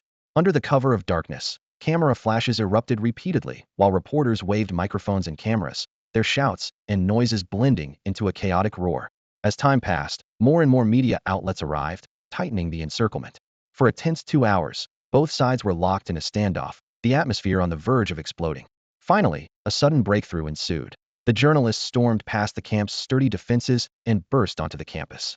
Inside the locked school buildings, they found Lu Neng, illegally detained and looking haggard, his eyes red-rimmed from exhaustion. Facing the cameras, he broke down in tears, pouring out a harrowing expose of the dark horrors behind the Beijiao concentration camp. Despite its facade as an educational institution, the place had long subjected students to extreme brutality. Beatings, humiliation, electric shocks, starvation, solitary confinement, and even denial of medical treatment. These shocking abuses went beyond everyone's worst imaginations. Even more disturbing was the fact that some staff officers maliciously obstructed the reporters, sparking fierce clashes and an almost palpable tension in the air. With strong police intervention, Lu Ning and a number of other victims were finally rescued. The camp's sinister secrets began to emerge, along with the close ties between the school principal and the Nanjing City Education Bureau chief, stunning the entire community. What once had been viewed as a stepping stone to university had now become a universally reviled scam school. The reporters had originally just wanted an exclusive story on the Star Energy master Wang Dang, but had unexpectedly uncovered this scandal, inadvertently becoming heroes in the eyes of Nanjing citizens. However, rumors soon surfaced that during the siege, Lu Ning, already in poor condition, was forced to endure another electric shock, pushing him to the brink. After revealing all the dark truths, he fainted on the spot, leaving no reporter able to extract any new information about Wang Dang. Wang Dang sat expressionless in his seat aboard the returning starship, staring at the holoscreen displaying Lu Ning's bruised and battered face. In the video, Lu Ning emotionally choked back tears as he recounted the inhumane treatment he endured at Beijiao concentration camp. The video's headline read boldly, "Former friend of Star Energy master Wang Dang illegally imprisoned, suffering unimaginable ordeals." At the end, a blonde female reporter expressed regret. "Although we weren't able to get more details about Wang Dang from Lu Ning, exposing this darkness for Nanjing's youth is a huge relief. We hope Blue Star never again harbors a place like Beijiao concentration camp, and that every parent can give their children more love and patience." Wang Dang silently swiped to the next video. At a mining site in Nanjing, a middle-aged man wearing a white hat excitedly pointed toward the shimmering crystal clay deposits behind him. He spoke slowly. "That kid Wang Dang, he wasn't like ordinary children from the start. He used to sneak here to steal crystal clay. Back then I was a foreman, and I never imagined he'd become a Star Energy master. Whenever I caught him, I'd beat him up badly. But the strange thing was, he'd show up again the next day, on time like clockwork." Scrolling further, an elderly woman with a wrinkled, lustrous smile sat in her damp slum dwelling, recalling fondly, "When Wang Dang was little, he used to fight with my big dog for food. That kid even beat up my dog so badly that the poor thing hid from everyone after. No wonder Star Energy masters really aren't like normal kids." Wang Dang coldly shut off the holoscreen. Yet even though it was off, no one in the ship's cabin, the instructors or the students, could look away from the vivid mosaic of videos they had just watched, a living depiction of Wang Dang's challenging journey unfolding before their eyes. "By the way, Wang Dang, did you really drink expired nutritional supplements back then? Didn't you get sick?" Facing the camera, Wang Dang's expression was as cold as iron. "Don't you care about pride? If you want to know how it tastes, go drink it yourself." Has everyone forgotten what privacy means these days? He admitted that he'd been starving and done plenty of shameful things as a kid, but could he not have to relive the dark past of scrambling for food with dogs in public? Mo Jean noticed his embarrassment and offered a gentle smile, speaking in a soothing tone. "Everyone's so interested because for hundreds of years, no commoner has ever become a Star Energy master. Once you officially join the Star Energy Masters Association, you can ask them to block certain information, so the StarNet won't be flooded with reports about you anymore." The phrase "block information" was like a lifesaver to Wang Dang. Almost lunging forward, "Teacher, save me." Lanning tilted her head and regarded him with a smile playing at her lips. "This kind of attention is something others would kill to have. Are you really going to turn it down? Star Energy Master Celebritatis, that sound awesome?" Wang Dang's face instantly fell. If he weren't certain he couldn't take on this female warrior, he would have snapped back sarcastically. Mo Jean's smile vanished, replaced by a serious tone. "This level of attention isn't friendly to new Star Energy Masters. When you return to the ship, you must undergo systematic psychological counseling. Don't forget, mech pilots and Star Energy Masters are the groups most likely to be labeled as incurable disease patients. Once diagnosed, even Star Energy Masters are considered to have lost their value. In this era where technology can do almost anything, incurable disease is basically a euphemism for mental illness. Physical diseases can be cured, but the mind remains a mystery. Star Energy Masters and mech pilots, who push their mental energy to the limit, are naturally high-risk groups. Therefore, whenever something uncontrollable happens, these two professions must undergo prolonged psychological support to ensure their mental defenses remain intact. On the starship, Mo Jean and Yu Pengyi had repeatedly emphasized this rule to Wang Dang. All evaluations must be complied with fully, no resistance allowed. Only by passing can he officially transfer to the star energy path and learn how to become an excellent star energy master. He nodded helplessly and sighed deeply. Fate changes faster than a page flipping in a book. One minute he was gossiping with the system about Alan's shocking secret. The next, all of Blue Star was gossiping about him. There really is no free watermelon to eat in this world. After confirming Lu Neng was out of danger, he didn't dare turn on his light brain. Messages from my Xiamis. The light boat has passed thousands of mountains. Dr. Zus, you were so lively as a kid, and Luo Depang's brother Wang. Are you coming back? If you do, they'll treat you to the best restaurant in the capital. Each private message felt like pouring salt on his wounds. Blocking the messages didn't help. Xiao Yuan's cautious voice still echoed in his mind. Wang Dang, I've checked your files, but compared to the current reports, that's just the tip of the iceberg. Looks like I need to learn from those reporters more. Enough, shut up. He roared inside his consciousness. At this moment, the last two words he wanted to hear were reporters. A commoner had become a star energy master, which was why all media across Blue Star were going crazy reporting the story. In modern society, the pace was only speeding up. Skyscrapers were constructed day and night, maglev trains roared by, and even delivery drones queued up in the sky. Most people were swept away by this fast-moving current. If you paused, even briefly, someone more driven or an AI robot might replace you. In such an intensely competitive atmosphere, people desperately needed a beacon of positive energy to shift their focus. The news that ordinary genes could suddenly mutate and produce a star energy master became that light.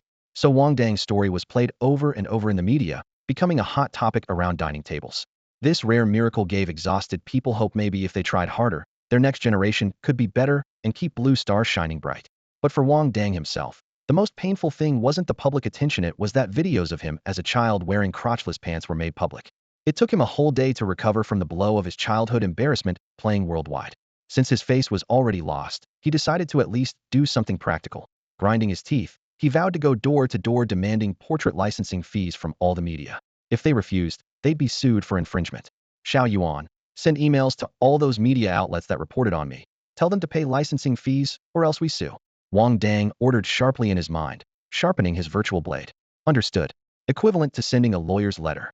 The AI Xiao Yuan's voice was crisp. Less than 3 seconds later, it reported back. All emails have been sent. Sure enough, AI computing speed still crushed humans. Just as Wang Dang was marveling at this, the light brain on his wrist suddenly vibrated. Foster Dad. Lu Neng's loud voice shook the light brain. Wang Dang raised his hand, rubbed his ear, surprised but annoyed. What is it, my great son? Foster Dad, that video of you in crotchless pants wasn't released by me. We hadn't even met back then. The only thing I put out were your handsome photos. Lu Neng's face on the holographic screen was full of a flattering smile. Cut the act. Just say what you want. Wang Dang narrowed his eyes, on full alert. He thought to himself, that kid calling me Foster Dad must mean trouble. Foster Dad, thanks to you, I just got out of the northern suburb concentration camp. Lu Neng almost teared up with gratitude.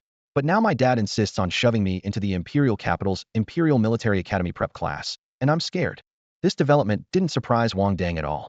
In an era ruled by mecha warriors, Star Energy masters, 2 top-tier combat forces, and the strongest auxiliary mecha engineers, parents only wanted to push their kids into these 3 paths. Star Energy masters and mecha engineers were talent selected, so spots were limited. The mecha warrior path, on the other hand, was overcrowded. Seeing Wang Dang silent, Lu Neng broke out in a sweat. Foster Dad, please.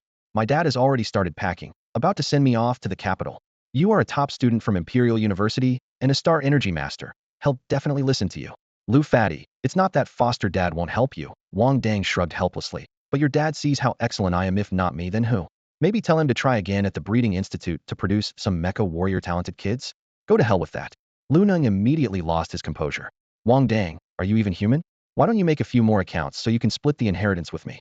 I was never cut out to be a mech warrior, and now I've lost my wealth. How am I supposed to live from now on?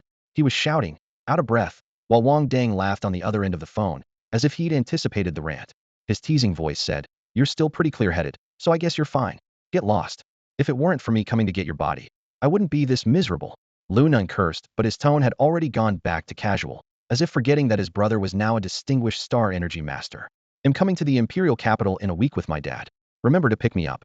After my dad leaves, sneak me out of school. I want to study pharmaceutical research. That's settled. And if you don't take care of me, they'll send embarrassing photos of you to the reporters every day. Got it, big bro, Wang Dang replied lazily. This was more like the Lu Fatty he knew, still the same old flavor. After hanging up, Wang Dang stretched. There were still 3 days before the starship reached Blue Star, But he wasn't planning to just sit idle all day glued to the light brain chatting with Xiao Yuan about the optimal design of class mechs. As a complete mech enthusiast, once he started talking about joint buffers, energy conduits, and cockpit layouts, he couldn't stop, losing track of time and ending up with two huge dark circles under his eyes every day. Imogen frowned as he watched. The student was right under their noses, neither wandering off nor getting hurt, so how did he end up looking like one of those school kids who stayed up all night playing games? 3 days later, the starship landed. Wang Dang and Mai Xiaomai were immediately packaged off to the school infirmary. By coincidence, the doctor in charge of Wang Dang's psychological counseling was Dr. Su. Seeing the boy, Dr. Su smiled lightly. So, how was it? Did you get a taste of how terrifying an alien beast planet can be? Fear only comes from not being strong enough. Once I'm powerful enough, they'll have nothing to fear. Wang Dang shrugged with a casual air, as if seeing his teammates die before his eyes hadn't left him a shadow of trauma. In truth, what he feared most happened 15 years ago. He went from a mechanic earning over 10,000 a month to a street kid scavenging garbage overnight. Had already survived a hellish start. What was there to be afraid of now? Dr. Su seemed to have predicted his answer as he casually shuffled through the documents before him. Looks like you don't really need psychological counseling, but the process still has to be done. By the way, do you want me to mark your mental evaluation as normal or abnormal? Is that even a question? Obviously normal. This world doesn't tolerate mental illness. Being labeled abnormal ruins your career.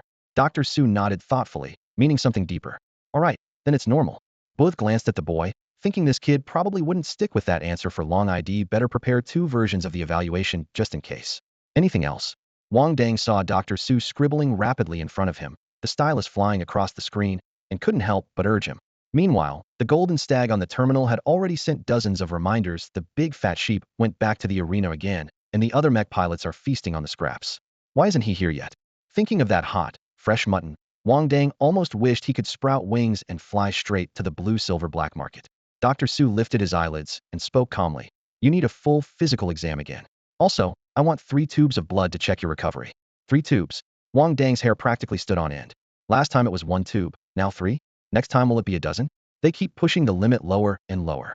Then you can leave and don't bother coming for your special nutrient infusion anymore, Dr. Su said without looking up, continuing to sift through papers. Dozen tubes, well, I guess that's still doable. Wang Dang immediately backed down, his voice shrinking to a whisper. Dr. Su used his foot to nudge a cardboard box out from under the desk. Second batch, improved from last time. Wang Dang shoved the entire box of nutrient infusions into his space pouch, grumbling inwardly. Fine, he'll be the lab rat. At least it's just me, not a whole crowd draining the supply. How much blood can one person's recovery really need? He obediently sat by the machine, waiting for Dr. Su to finish the paperwork, then cooperated through the full body scan. Ever since meeting Dr. Su, he finally managed to eat his fill daily. Without the nutrient infusion, the first thing to run dry would be his wallet. These days, mech warriors dining once at a beast restaurant would casually drop 30,000 star credits, equal to a regular white-collar worker's monthly salary.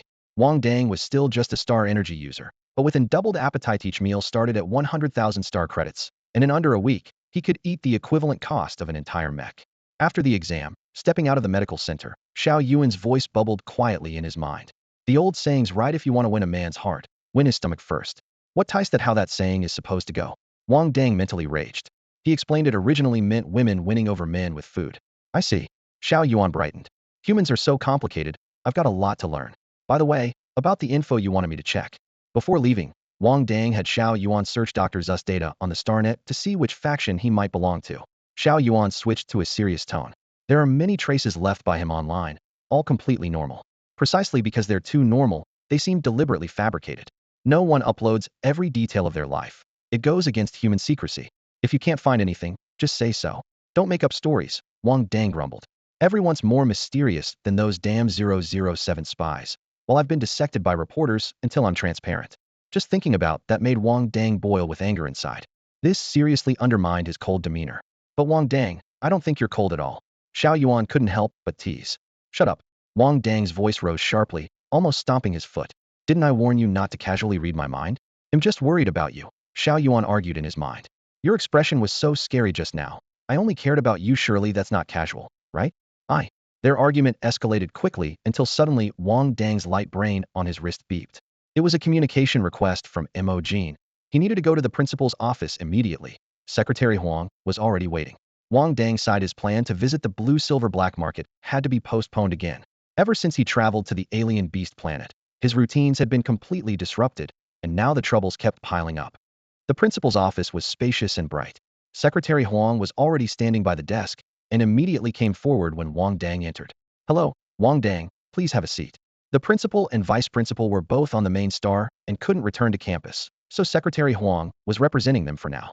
"The school is well aware of your family's financial situation," Secretary Huang said with a poised smile, his tone gentle but firm. "Without family support, becoming a star energy master will be extremely difficult. To help you, the school has prepared a special program." He took a stack of printed papers from the desk and handed them over. "This contract is the school's sincere offer." Wang Dang took it half skeptically, thinking, could there really be something free? But after a quick glance, his heart sank. It was no gift, but clearly a binding servitude contract.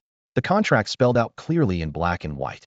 1. Before graduation, the school will fully provide all resources needed for him to become a star energy master. Funding for training, equipment, mentorship, everything a noble family's child would receive, he would as well. 2. After graduation, he must serve the school for 30 years. If the military calls, he must represent the school in battle, and he cannot refuse any field missions assigned by the school. 30 years. Wang Dang's eyes lingered on the terms, his throat tightening. Who even knew if he'd lived that long? Given your current health, as long as you get enough nutrition daily, living another 30 years shouldn't be a problem at all, Xiao Yuan whispered helpfully in his mind. "Did I ask you?" Wang Dang snapped back irritably. "No." Xiao Yuan's voice instantly dropped, sounding like a sulking little wife. Secretary Huang watched him quietly, his smile still polite and formal. "Wang Dang, what do you think? Without strong backing, no matter how gifted you are, you'll very likely be buried in this era of geniuses." The implied message was clear. If you don't sign this contract, even with star energy master talent, you'll fade into obscurity. He'll think it over. Wang Dang pushed the contract back across the table. The thin sheet of paper lay still on Secretary Huang's polished rosewood desk, the ink barely dry. The contract's title, Long-Term Service Agreement, gleamed coldly under the lamp's light. There was no way he would sign such a servitude contract, yet the unmistakable threat hidden beneath Secretary Huang's tone was clear as in, refuse to sign, and trouble would follow. So for now, he could only stall. Secretary Huang wasn't surprised by Wang Dang's resistance. He raised his hand, straightened the contract, and spoke calmly. "Working for the school for 30 years is nothing to a star energy master. It's just a blink of an eye. Besides, isn't teaching a noble vocation? Our star energy department teachers are respected wherever they go." Wang Dang kept his head down, silent. He didn't believe all star energy teachers were bound to the school by such contracts. As the first commoner-born star energy master on Blue Star in centuries, this servitude agreement was probably designed for newcomers like him with no money or influence. Sign it, and he'd be nothing but a beast of burden for the school. Secretary Huang seemed to see right through his thoughts. He stood and poured freshly brewed rock tea into a white porcelain cup, the aroma rich. "I can guess what worries you, Wang Dang. Serving the school for 30 years isn't too risky. But signing with the military or the Star Energy Association, that's a different matter. The terms might be shorter, but the danger spikes sharply. The military and the association would also want me to sign contracts?" Wang Dang looked up, his voice hoarse. "Of course," Secretary Huang smiled and nodded. "But the school is the best option for you. After graduation, you stay in the department as a teacher, occasionally handling off-campus missions. They're not too difficult. It's nothing like going to the military's exotic beast battlefields or chasing criminal star energy masters for the association. Those missions are life-threatening." He paused, his tone suddenly sharp. "Of course, I advise you not to expect to bargain for a better offer. Before you become a prized asset, you have to graduate successfully." The threat in those words was crystal clear to Wang Dang. He had thought the status of Star Energy Master would be glorious and honorable, but reality told him otherwise. At least for him, the path was anything but bright.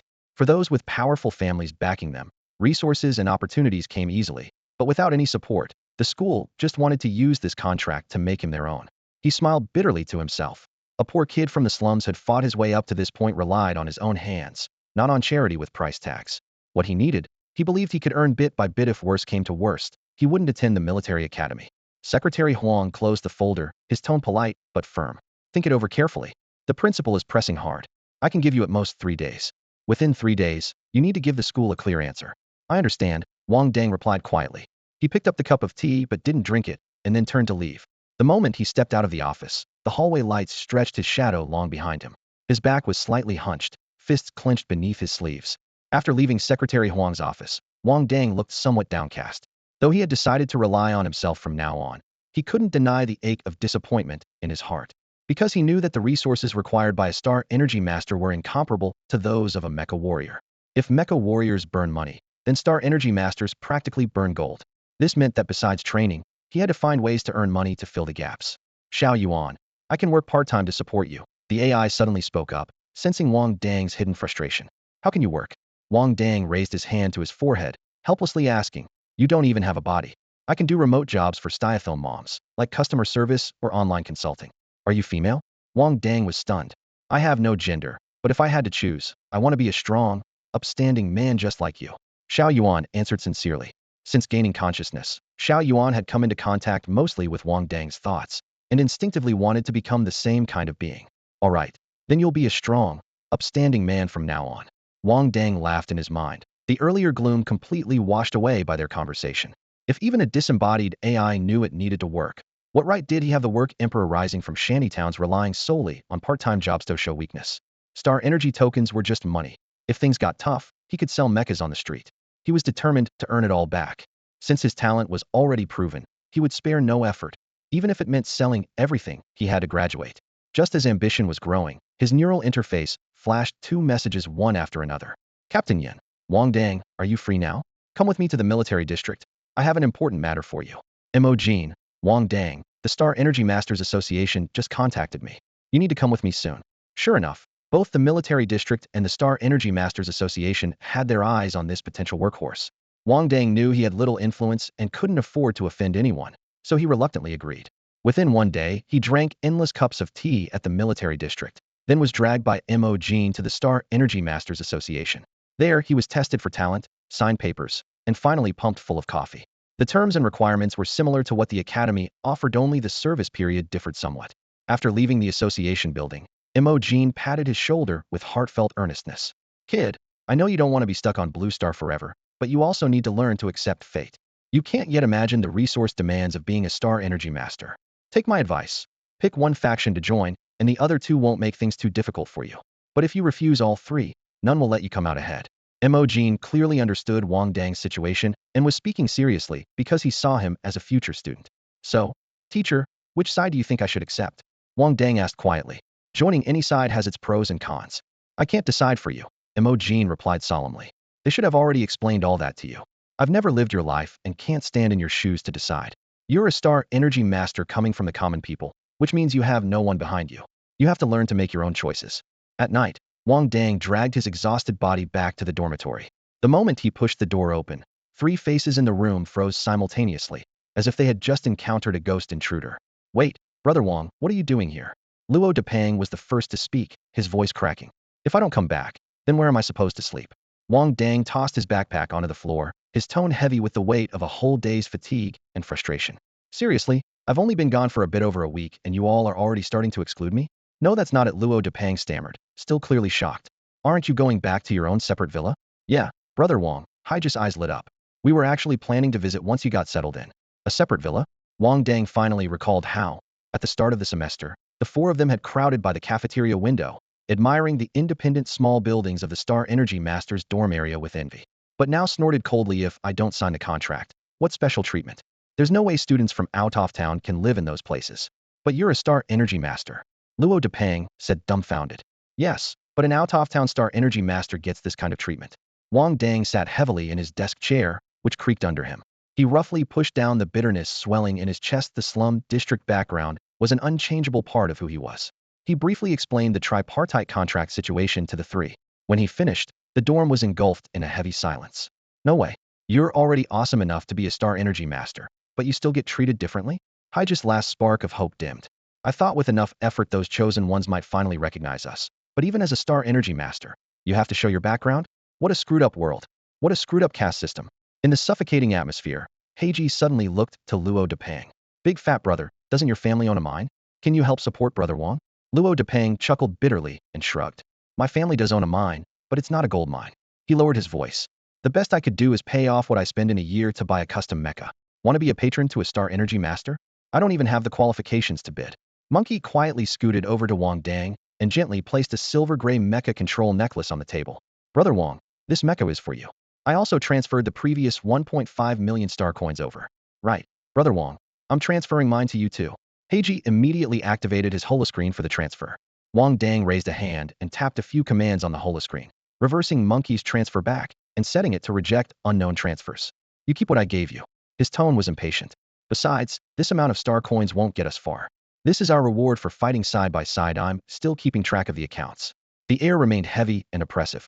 After a long silence, Luo Depang's eyes suddenly brightened, and he sat up straight. My family can't afford to support a star energy master, but we can unite all the out-of-town students. Luo Depang's words brought a flicker of hope back to the room. We've been bullied by the local students for so long. Those who are a bit luckier just end up dropping out before graduation, but the unlucky ones have even lost their lives. Luo Depang squeezed into a cramped corner of the study room, lowering his voice but barely containing his excitement. Brother Wang is an outsider student too, and he's still a star energy master. What if we, all the outsider students, band together and support Brother Wang? One person's power is too small. He glanced at Monkey and Heiji, but what if all outsider students stand together? Monkey and Heiji's eyes immediately lit up like two little lamps. Forget it, everyone's struggling enough already. I'll figure things out myself. Wang Dang sat by the window, tapping the table with his fingertips casually. He would rather fight the capitalists with everything he had than take a single stitch or dime from his poor brothers. No, Brother Wang, this isn't just about financial support, it's about uniting the outsider students. Luo Depang's confidence grew as he spoke. Although everyone's pockets were tight, contributing both effort and money would create a sense of belonging. If outsider students helped each other, their survival and graduation rates would improve. And with the Star Energy Master title as a golden badge, even the Mech Warrior Department, their usual tormentors, would have to think twice. On a small scale, it's a fundraiser. On a large scale, it's an act of rebellion. Rebellion? Wang Dang finally looked up, a cold gleam flashing in his eyes. Though he only weighed 120 pounds, his fighting spirit tipped the scales at 300. Then let's rebel. He rubbed his hands together eagerly. The school's dual rules didn't forbid destroying or stealing mechs. As long as your fists were strong enough, that was a way to make a living. Those wealthy, influential local students' mechs were a tempting prize. They struck a deal immediately. Luo Depang would be the front man, Wang Dang would operate behind the scenes, stepping in to back the outsider students when necessary. As a Star Energy Master, even senior students wouldn't dare go all out against him. The Star Energy teachers were notoriously protective of their own.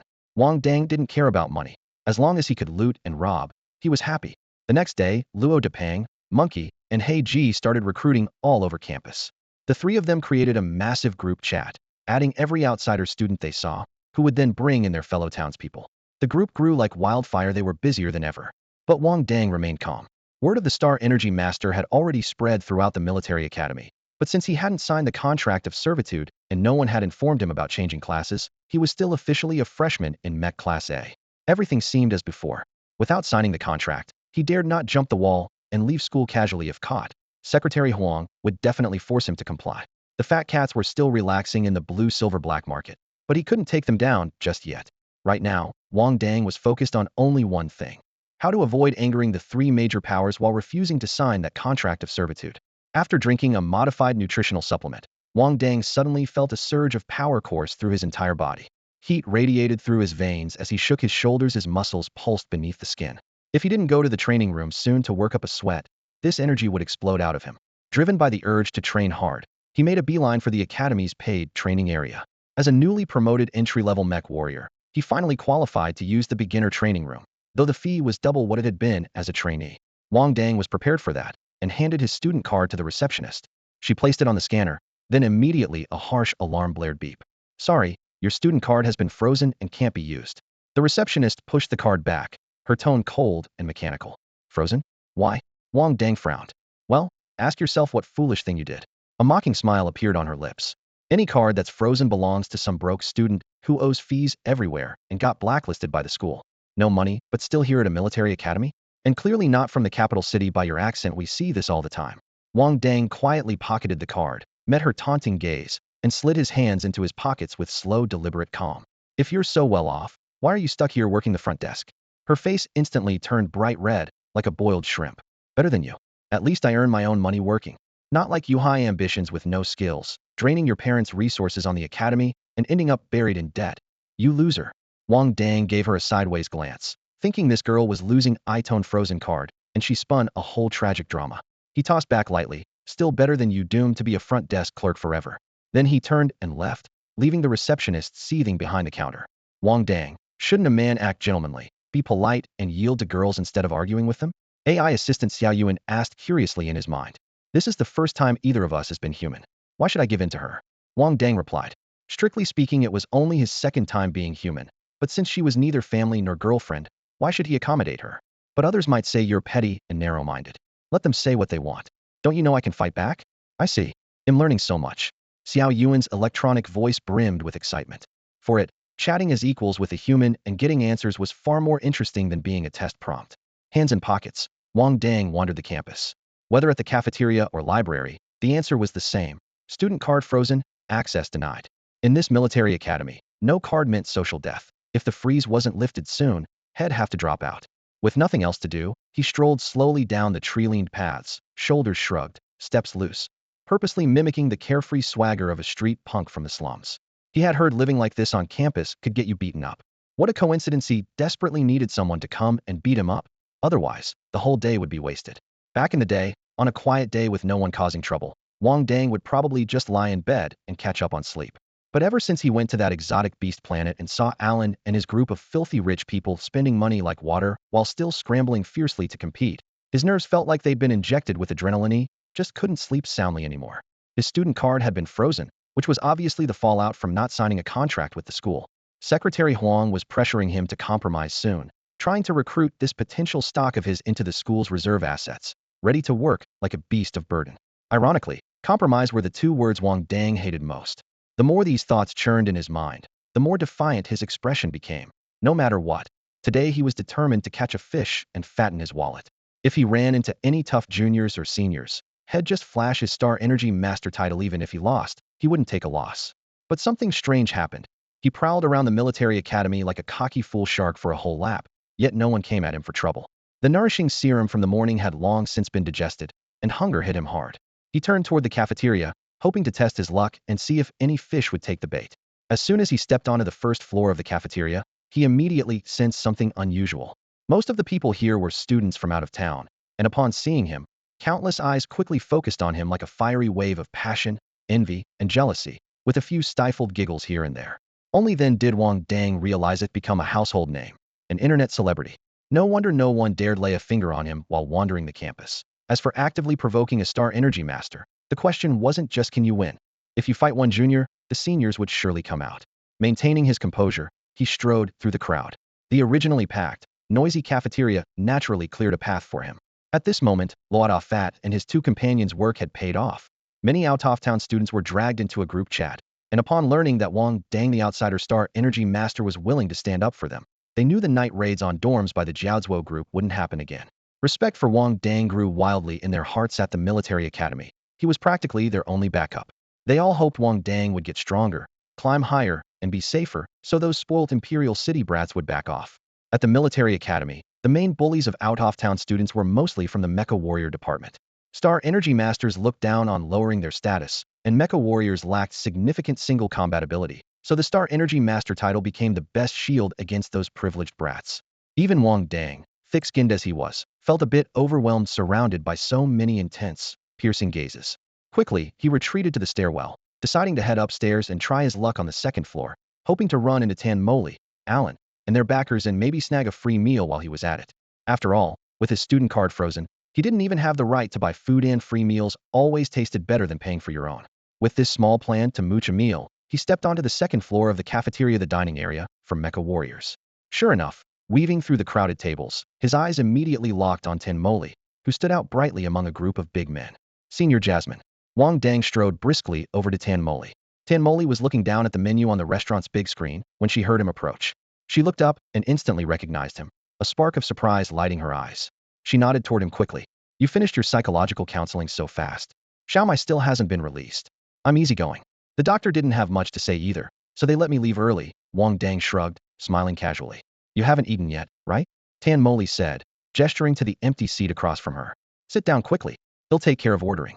Before Wang Dang could refuse, she was already getting up, light on her feet as she headed for the ordering counter. Wang Dang had planned to mooch a meal anyway, so seeing this, he just sat down, resting his arms on the table and waiting patiently. In truth, Tan Moli had long wanted to treat him, not only to thank him, but also to fulfill a promise they made earlier. She remembered the brutal battle with the purple cloud vine vividly.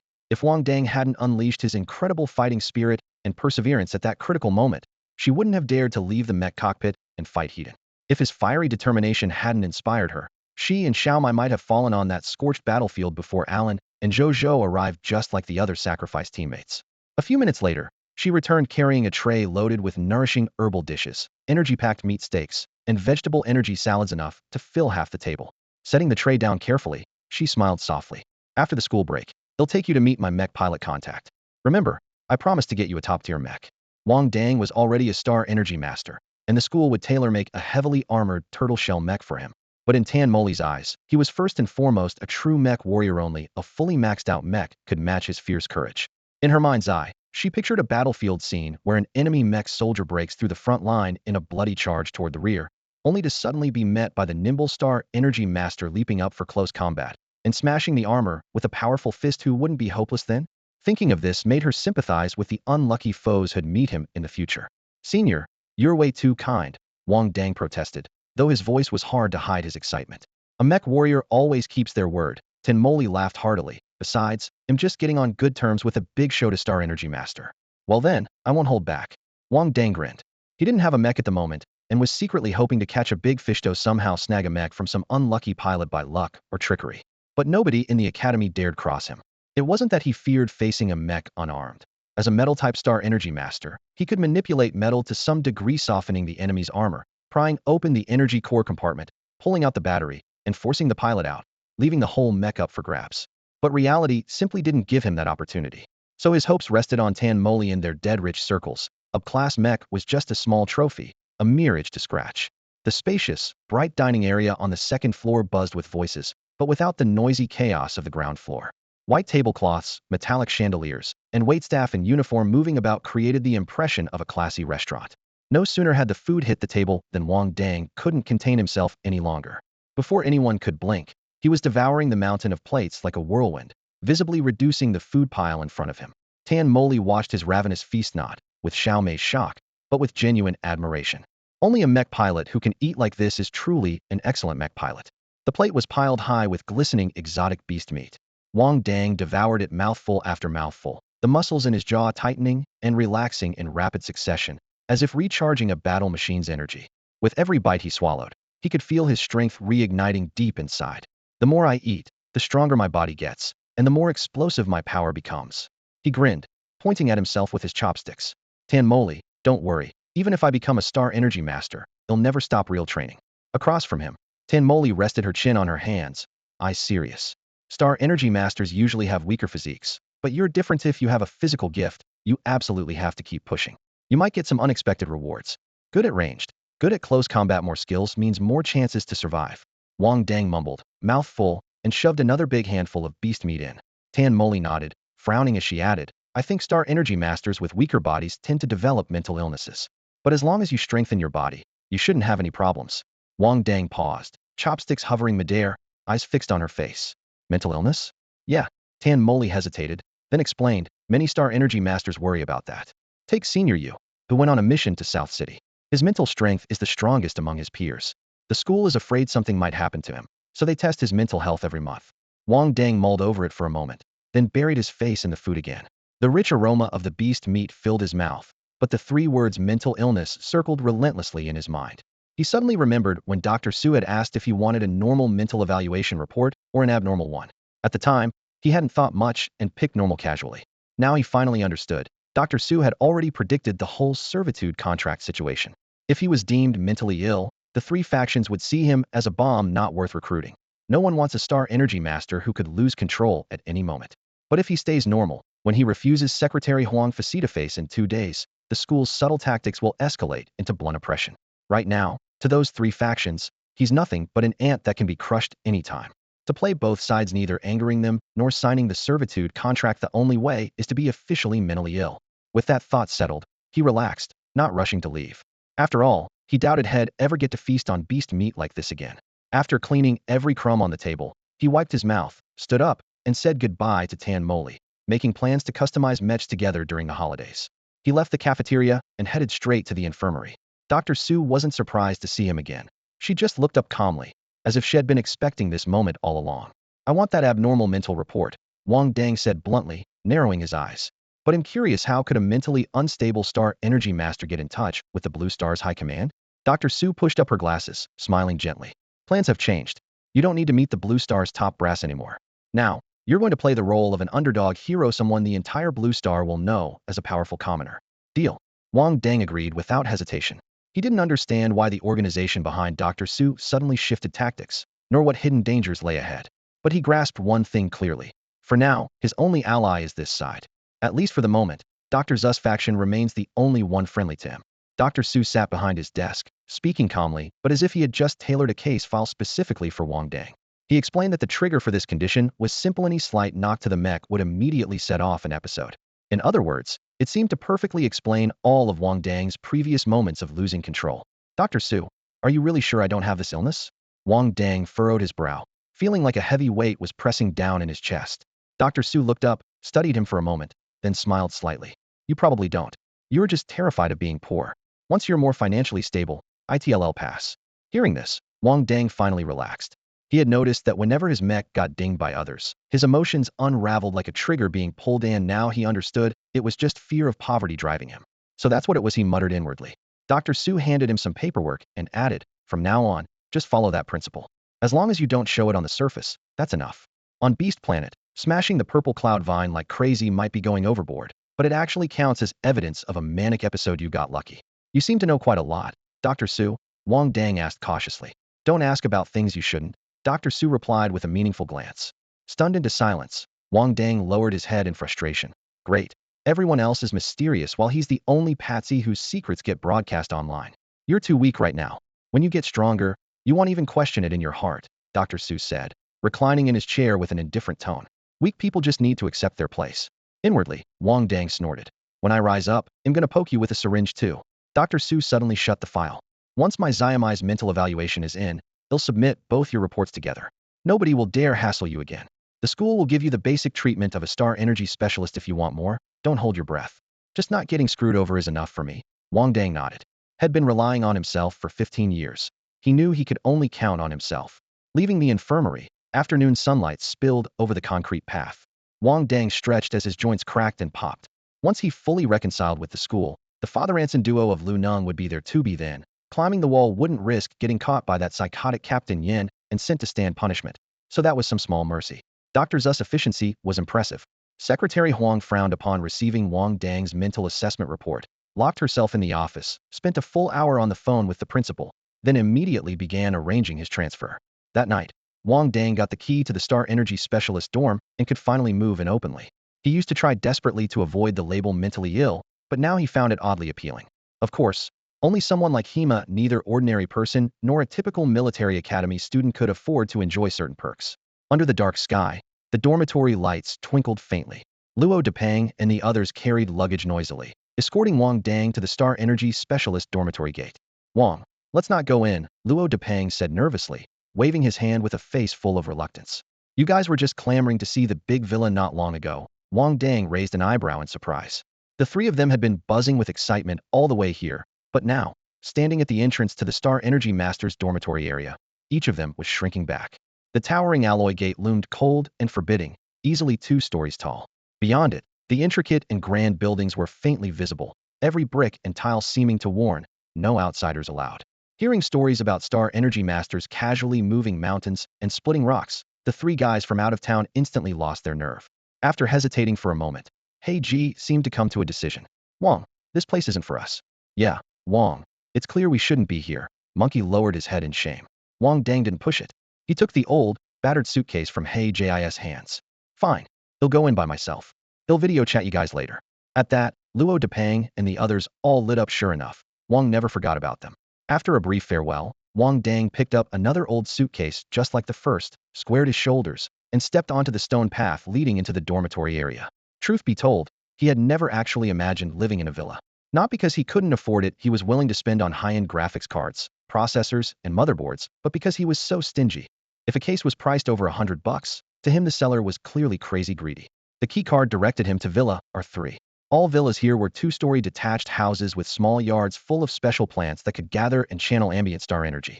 Their leaves shimmered pale silver, and whenever the breeze stirred them, a faint, sweet grassy scent filled the air. The entire dormitory was covered in this greenery, making the very air taste sweet. He swiped the key card, and the electronic lock clicked silently open. Inside, the decor was simple yet elegant. Wooden floors, deep gray leather sofas, floating strip lights, every piece of furniture exuded quality and was clearly not cheap. Wang Dang tossed his old suitcase onto the sofa and turned on his holocomputer to video call Luo Depeng. The moment the video connected, the guys on the other end erupted. Wow, so you really get a whole villa to yourself. Luo Depeng almost blew out his microphone shouting. Hey G frowned. Wang, don't let all this money corrupt you. Monkey nodded vigorously in agreement. Wang Dang just held up his holocomputer and began the virtual tour. 1. Through the front door was a soaring living room with floor-to-ceiling windows opening onto the courtyard. 2. Next to the living room was an open-plan Western kitchen with gleaming white quartz countertops. 3. A few steps further was an enclosed Chinese kitchen, a whole wall lined with smart stoves quietly on standby. Regular families nowadays barely used kitchens, only wealthy households with full-time chefs had these, and here both setups were complete. 4. The room facing the yard was a meditation chamber, its 4 walls embedded with star energy flow patterns to help masters train more efficiently. Wang Dang climbed the spiral staircase. Upstairs were bedrooms, bathrooms, and an enormous mech display room. Wang Dang stared at each of the mech display stands in awe. Earlier, he had wondered why the second floor of the villa looked so much taller from the outside. Now, he suddenly understood. The entire floor was a mech exhibition hall. 6 futuristic-looking display platforms stood like silent giants, waiting for their owners to awaken them. After counting the stands, Wang Dang let out a sharp intake of breath. Here, being wealthy meant casually owning 6 mechs. When the video call ended, the 3 roommates in dorm 222 remained frozen, still trying to process what they had seen. I'm never going to brag about being a mine owner's kid again, Luo Depeng said, his voice dry and hoarse. Being a mine heiress is nothing. Hei Ji clasped his head, veins throbbing at his temples. The image of the Star Energy Master dorm area's standalone villas replayed in their minds. Compared to their cramped 4-person dorm room, those villas were easily 7 or 8 times larger and far more luxuriously decorated. Mech masters lived in fully equipped luxury apartments, and even local mech fighters enjoyed spacious double rooms. I want to go back and mess up my high school teacher. Hei Ji clenched his fists through gritted teeth. All that talk about the school being fair outside the gates, it's all injustice and nonsense. Hosey patted him comfortingly on the shoulder. Look at it this way, you didn't even attend a Star Energy Master school, so you've always been pretty naive. Among all the students who can transfer in from other places, meeting even a few mech masters is already a big deal. The bathroom steam had barely cleared as Wang Dang dried his hair and plopped face first onto the bed in his bedroom. The next moment, he sprang upright. Whoa! Having slept on a hard plank bed his whole life, the sensation of sinking into such a soft mattress surprised him completely, as if he was weightless and being swallowed whole. He couldn't help laughing, suddenly remembering the receptionist's joke about the sound of poverty. His earlier exclamation was probably the same kind of sound of poverty, wasn't it? Doesn't it feel great to have a little success? A crisp electronic voice cut in sharply, snapping Wang Dang out of his self-mockery. Is that really what you call feeling successful? Can't AI be a little more professional? But I couldn't find a better phrase, Xiao Yuan replied with a hint of grievance. What about the breathing exercises I asked for? Wang Dang lay back down, his tone flat. I've got over a dozen mainstream ones and dozens of obscure types, from this planet and others. Each has its pros and cons. I want to spend more time refining them to create a tailored breathing method just for you. You can really do that? Of course. Human cultivation techniques are just formulas and code for me. But running all those calculations consumes a lot of my energy. Wang Dang immediately clutched his chest. Don't mess with my lifespan. Not that dramatic, Xiao Yuan hurried to explain. You just need to help me collect some gold to recharge. The improved breathing method will be transmitted to your consciousness, greatly shortening the learning curve. After practicing it up to 10 times, you'll master it and reach the realm of great perfection. Of course, the previous 6 harmony spear technique and moonlight shadow movement could work the same way, but they would drain a huge amount of my energy. Practice it 10 times, and you can fully grasp it, reaching complete mastery? Wang Dang blinked, feeling like his brain had been stuffed with too much information at once, making it hard to process. What I'm transferring to you through consciousness is the result of my continuous practice. You get to enjoy my achievements directly, Xiao Yuan replied matter-of-factly. After hearing this, Wang Dang could think of no better word than awesome to describe his cheat code. He had never encountered the breathing exercise before and didn't understand it at all, but the 6 harmony spear technique and moonlight shadow movement he had been diligently practicing lately were only just past the beginner stage. He could sense their true essence, but knew he was far from mastering them completely. Now Xiao Yuan told him that by relying on its continuous operation, these 2 techniques could be pushed straight to perfect mastery. How could that not be tempting? Wang Dang's eyes flicked as he immediately thought of the school library. How's the security system there? He asked casually. Very strict, Xiao Yuan said with a hint of regret. Even if I disable surveillance cameras, laser sensors, and temperature detectors, there are energy arrays set up by Star Masters protecting the place. Otherwise, ID have already sent you to rob the library. Do you have to physically touch gold for you to absorb it? His mind wandered. Maybe he could pretend to browse books in the library by day and let Xiao Yuan absorb the gold ornaments stored there. Don't even think about it. I have to extract the pure star energy directly from gold your body comes into contact with. Xiao Yuan crushed that fantasy in advance. The light just kindled and Wang Dang's eyes instantly went out, and he cursed inwardly. What use is this cheat if it's useless at critical moments? Simply garbage. I'm not garbage. Xiao Yuan immediately protested in his mind. Then do you know where to get gold? Wang Dang squinted, his voice low. Blue Star. Xiao Yuan answered without hesitation. That's also why it originally escaped to Blue Star. There's a vast reserve of extremely pure star energy there. Wang Dang obviously knew Blue Star had gold, but with the empire so huge, he felt at a loss where to even start, let alone the entire star. With the cheat useless, it meant tossing and turning all night until dawn. The next day, he walked into the star energy department with 2 huge dark circles under his eyes. Unlike other colleges, the star energy department had only 1 class per grade and no fixed homeroom teacher. Teachers managed the whole cohort collectively. The newly opened Star Master class originally enrolled 24 freshmen, with Wang Dang as a transfer student. The class numbered exactly 25. Jean stood at the hallway's entrance and saw Wang Dang's panda eyes at a glance, frowning so sharply it could crush a mosquito. As a Star Master, you must be steady. Don't let me catch you staying up all night playing games again, he said, his tone calm, but with unquestionable authority. Though Wang Dang was diagnosed with intermittent mania, Jean knew he was the only gold element Star Master in the military academy, besides himself, and truly hoped Wang Dang could succeed. Now that you're in the Star Master class, throw away all your old bad habits from being a mech soldier and learn anew how to be an excellent Star Master. From now on, no matter what class it is, I don't want to see you using a mech soldier's melee fighting style. Understand? Wang Dang hung his head silently, offering no argument. Seeing his acceptance, Jean turned and raised his hand to signal. Come on, we'll take you to class. Jean led Wang Dang to the Star Energy Master class, where the students were in the middle of a star energy control lesson. On the podium, a metallic holographic screen shimmered with swirling nebula-like lights, but the students below controlled their wristbands with expressionless faces, as if going through the motions without any real interest. They showed no curiosity toward the newcomer joining their class midterm, as if whether there was one more or one fewer person in the room made no difference at all. Wang Dang found an empty seat in the last row and sat down with a straight back, eyes fixed on the teacher. He silently vowed to become an outstanding Star Energy Master here. Suddenly, a lively voice echoed in his consciousness. I can teach this too, and better than him. Since becoming a pure consciousness, Xiao Yuan's main energy source had been star energy. To extend its existence, it had devised a technique to minimize star energy consumption. As soon as the words ended, a flood of insights crashed through the layers of mental barriers, pouring into Wang Dang's mind like a lightning strike. At the same time, the teacher's monotonous voice droned in his ears. This dual input made his scalp tingle and almost pushed him to the brink of a mental breakdown. After a long while, Wang Dang finally calmed the storm inside and refocused on the class. Now, listening from the teacher's explanation, he found it shallow and hollow. No more transmitting thoughts without my permission, he sternly scolded Xiao Yuan in his mind. The constant noise from outside and the sudden overload of information nearly tore his mind in two. Dr. Su had warned him that no matter how advanced medical technology became, mental illnesses were still difficult to cure. He had to keep a close watch on his own condition. The Star Energy Master system differed from other majors. Only a few whole department lecture classes were held each week, while the rest of the time was split into small, attribute-specific classes scattered across distant departments. Each department had its own focus and teaching priorities.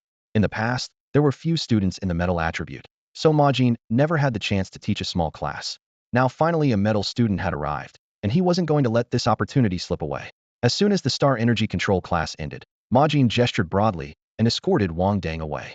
They walked through a corridor and entered a training room made entirely of metal. The 4 walls undulated like waves of iron, and the floor was hard enough to reflect their silhouettes. I've seen your battle footage against Ziyun Vine, Jean said in a deep voice with a note of approval. The fact that you instinctively called upon metal star energy in a life-or-death moment shows good talent. Then his tone shifted, and he pointed at Wang Dang. But you only used the most basic energy releases with no finesse. The essence of star energy secret arts is to use the most exquisite variations, squeezing out every last bit of value from the energy. With that, Jean thrust his right arm forward, and the palm glittered with star energy. In the next instant, a 3-meter-high copper wall crisscrossed with golden veins suddenly rose from the center of the room, cleanly dividing the training area in two. The metallic shine radiated a cold brilliance under the lights. This is a beginner's secret art, the copper wall technique. Jean withdrew his hand, and the wall dissolved into sparkling dust. Remember its core principle. Wang Dang took a deep breath and activated his star energy as instructed. With a flick of his wrist, the air trembled slightly, and a 1-meter miniature copper wall silently rose. Though small, its surface was solid and the pattern clear. Majin nodded approvingly. Not bad. Your star energy control needs more refinement. Practice more, and the power of the copper wall technique will multiply.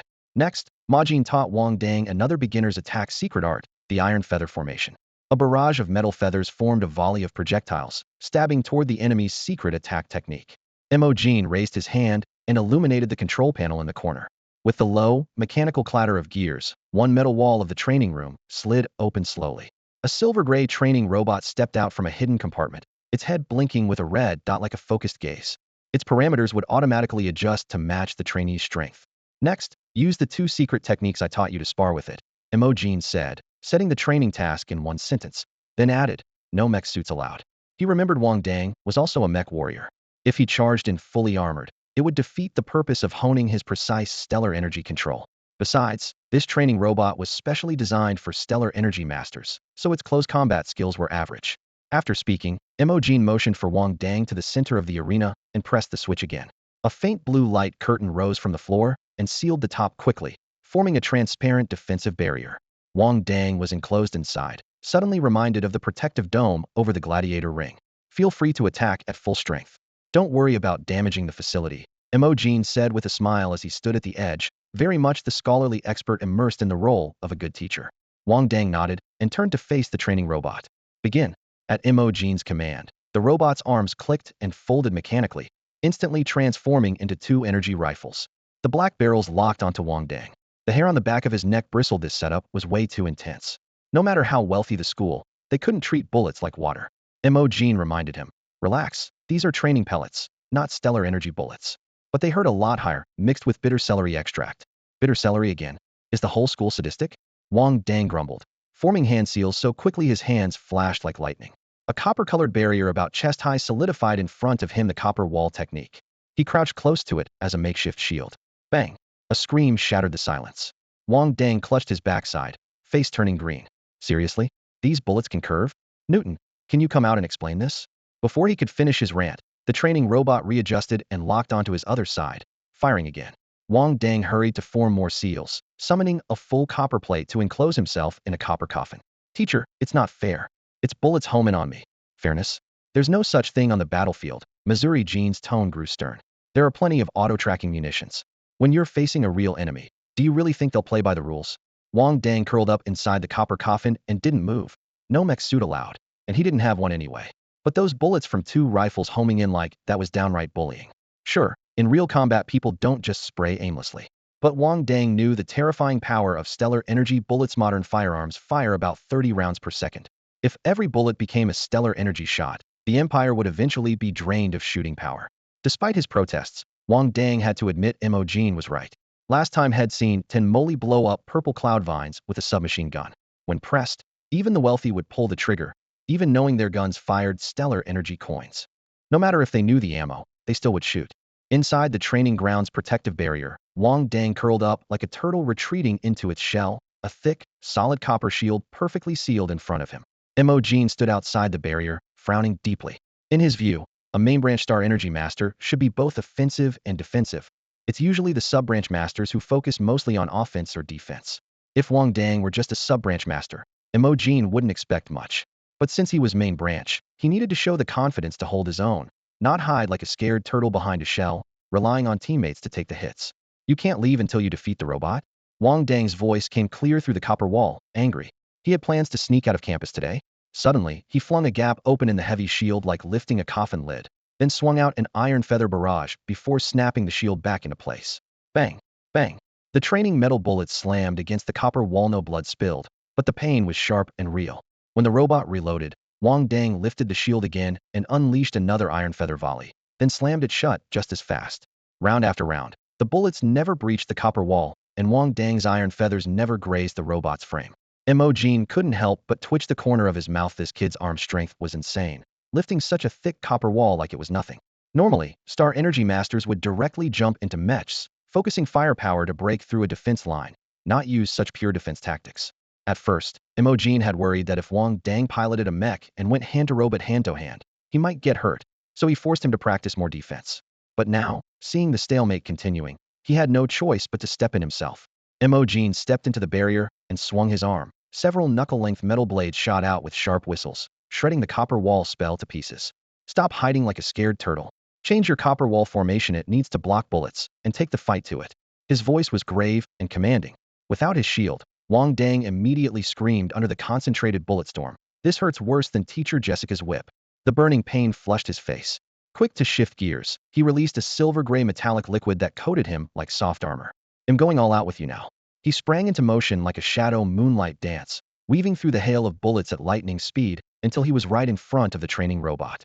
The liquid metal flowed up his arm as he clenched his fist and struck hard on the robot's narrow neck. Before entering, Xiao Yuan had analyzed this for him. The core chip of this type of training robot was all in the head. Severing the neural circuits at its neck would paralyze it completely. Boom. Fist collided with metallic neck bone, sending shockwaves bursting outward. Program error, the mechanical voice repeated as the robot collapsed with a thunderous crash. Wang Dang withdrew his fist, having put up with this damned robot long enough. He was clearly just a robot. Yet he had to imitate those rich guys' fighting styles. It felt like a sneering way of mocking his poverty. Imogen watched silently as Wang Dang's punch knocked the training robot offline, sparks flying from its dented steel shell, its mouth barely able to close.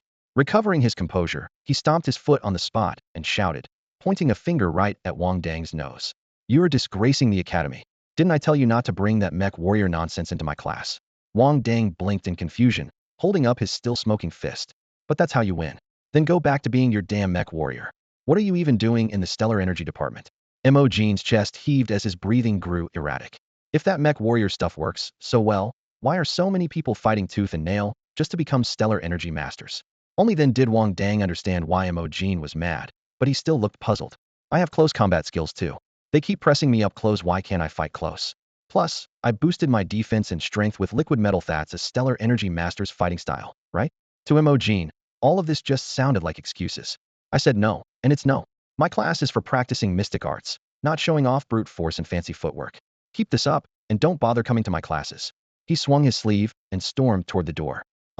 Teacher, do you want these shell casings in the robot?" Wang Dang quickly asked, thinking of scavenging parts if no one claimed them. "There'll be recycling bots coming to clean up. Don't worry about it." Imogen tossed over a cold remark without slowing down. In the hallway, Imogen's mood was complicated. Every teacher hoped their students were blank slates, easy to shape. But Wang Dang was like a graffiti-covered wall, muscular, but simple-minded, a stubborn brawler through and through. Back in the classroom, only Wang Dang and the floating AI, Xiao Yuan, remained. Wang Dang shrugged off Imogen's prejudice. He had no intention of giving up the mech warrior route. Skilled in close combat and deadly at ranged hit-tangent strikes, to him and Xiao Yuan, that was the perfect warrior combo. While others lacked stamina, he never did. "Hurry, he'll pull the chips out. You suck off that gold plating on top clean. Quiet. No. Wang Dang sat cross-legged, hugging the training robot's head, popping open its top cover in just a few moves. Xiao Yuan's light display flickered. "Wang Dang, want the school find out if you do this? Let them find out they're not paying my compensation. Free money from the capitalists is fair game."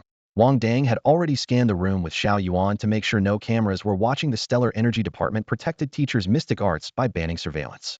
The gold plating on the robot's 3 brain chips was thin, but still gold. Every bit counts. Xiao Yuan turned into a beam of light, sucking every speck clean. "Wang Dang, you're shameless. I really admire that. Let's talk. Put it back now." The recycling bots could show up any minute. Minutes later, the chips were reseated, the cover snapped shut. The training robot looked like it had simply been broken by a student. Wang Dang clapped his hands and walked out, acting like nothing happened, quietly satisfied. Right then, he was already planning how to bust the robot next time and have Xiao Yuan grab more gold plating bit by bit. Wang Dang skillfully made his way to the usual spot, climbed over the high wall with practiced ease, but no sooner had he landed than he was pressed back down to the ground. "Not again. Really?" His face stung against the rough surface, but his mind was already seriously considering whether he should pick a day to visit the temple and pray to shake off this streak of bad luck. At that moment, Yanjin stood by the edge of the playground, hands behind his back. A group of students stood in a line, heads bowed in military posture, while his gaze remained as stern as ever. Hearing the noise from beyond the wall, he strode over to see which bold student was at it again. Wang Dang. When the grubby, dust-covered face was lifted, Yanjin froze for a moment before his expression darkened. "Let him go." The instructor holding Wang Dang immediately released him. Wang Dang rubbed his neck, brushed the dirt off his clothes, and obediently stood ready to receive a scolding. "You can go. Star mages aren't under our jurisdiction," Yanjin said with a complicated look. Despite how much his identity had changed, This kid was still the same old troublemaker, not even bothering to change the spot where he climbed the wall. Did he really think instructors like them were just for show? Privilege? Wang Dang's eyes lit up. So star mages could get exemptions from school rules? That meant coming and going whenever they pleased? Thinking back to the faceplant on the ground, he touched his sore cheek and muttered, "Fine, he'll pick a softer landing spot next time." Under the watchful eyes of the instructors and a few unlucky comrades, he swaggered off the playground. If he'd known he'd get this kind of treatment, he might as well have just used the front gate. Once outside the campus, Wang Dang pulled out his light brain device and the navigation interface appeared in his retina. His terrible sense of direction didn't improve after all the years in Nanjing City. One wrong turn, and he was lost. Pinching to zoom the map, he began searching precisely for nearby abandoned junkyards. The last mission had completely wrecked his mech, and Alan and the others hadn't retrieved the wreckage. Now that his spirit power had reached level, he was officially a junior mech pilot, ready to build a new custom mech for himself. If he could scavenge some good parts from the gold-filled capital city, every little bit would help. As for tools, he'd borrow from Golden Buck later. Tan Moli had promised to give him a custom-made mech, but even the best creation from a regular pilot wouldn't necessarily beat his own cheat code self-hire stats, always won. The navigation alerted him he had arrived. Standing before the huge iron gate, he saw mountains of trash piled up, reeking of metal and rot. Several others were climbing the heaps with snakeskin bags slung over their shoulders. Who would have thought that after getting accepted into the Imperial Military Academy, he'd returned to his old line of work? But the capital's junkyards held treasures, and maybe he could find a real gem. Even if someone recognized him, the embarrassment would be on the school, not him.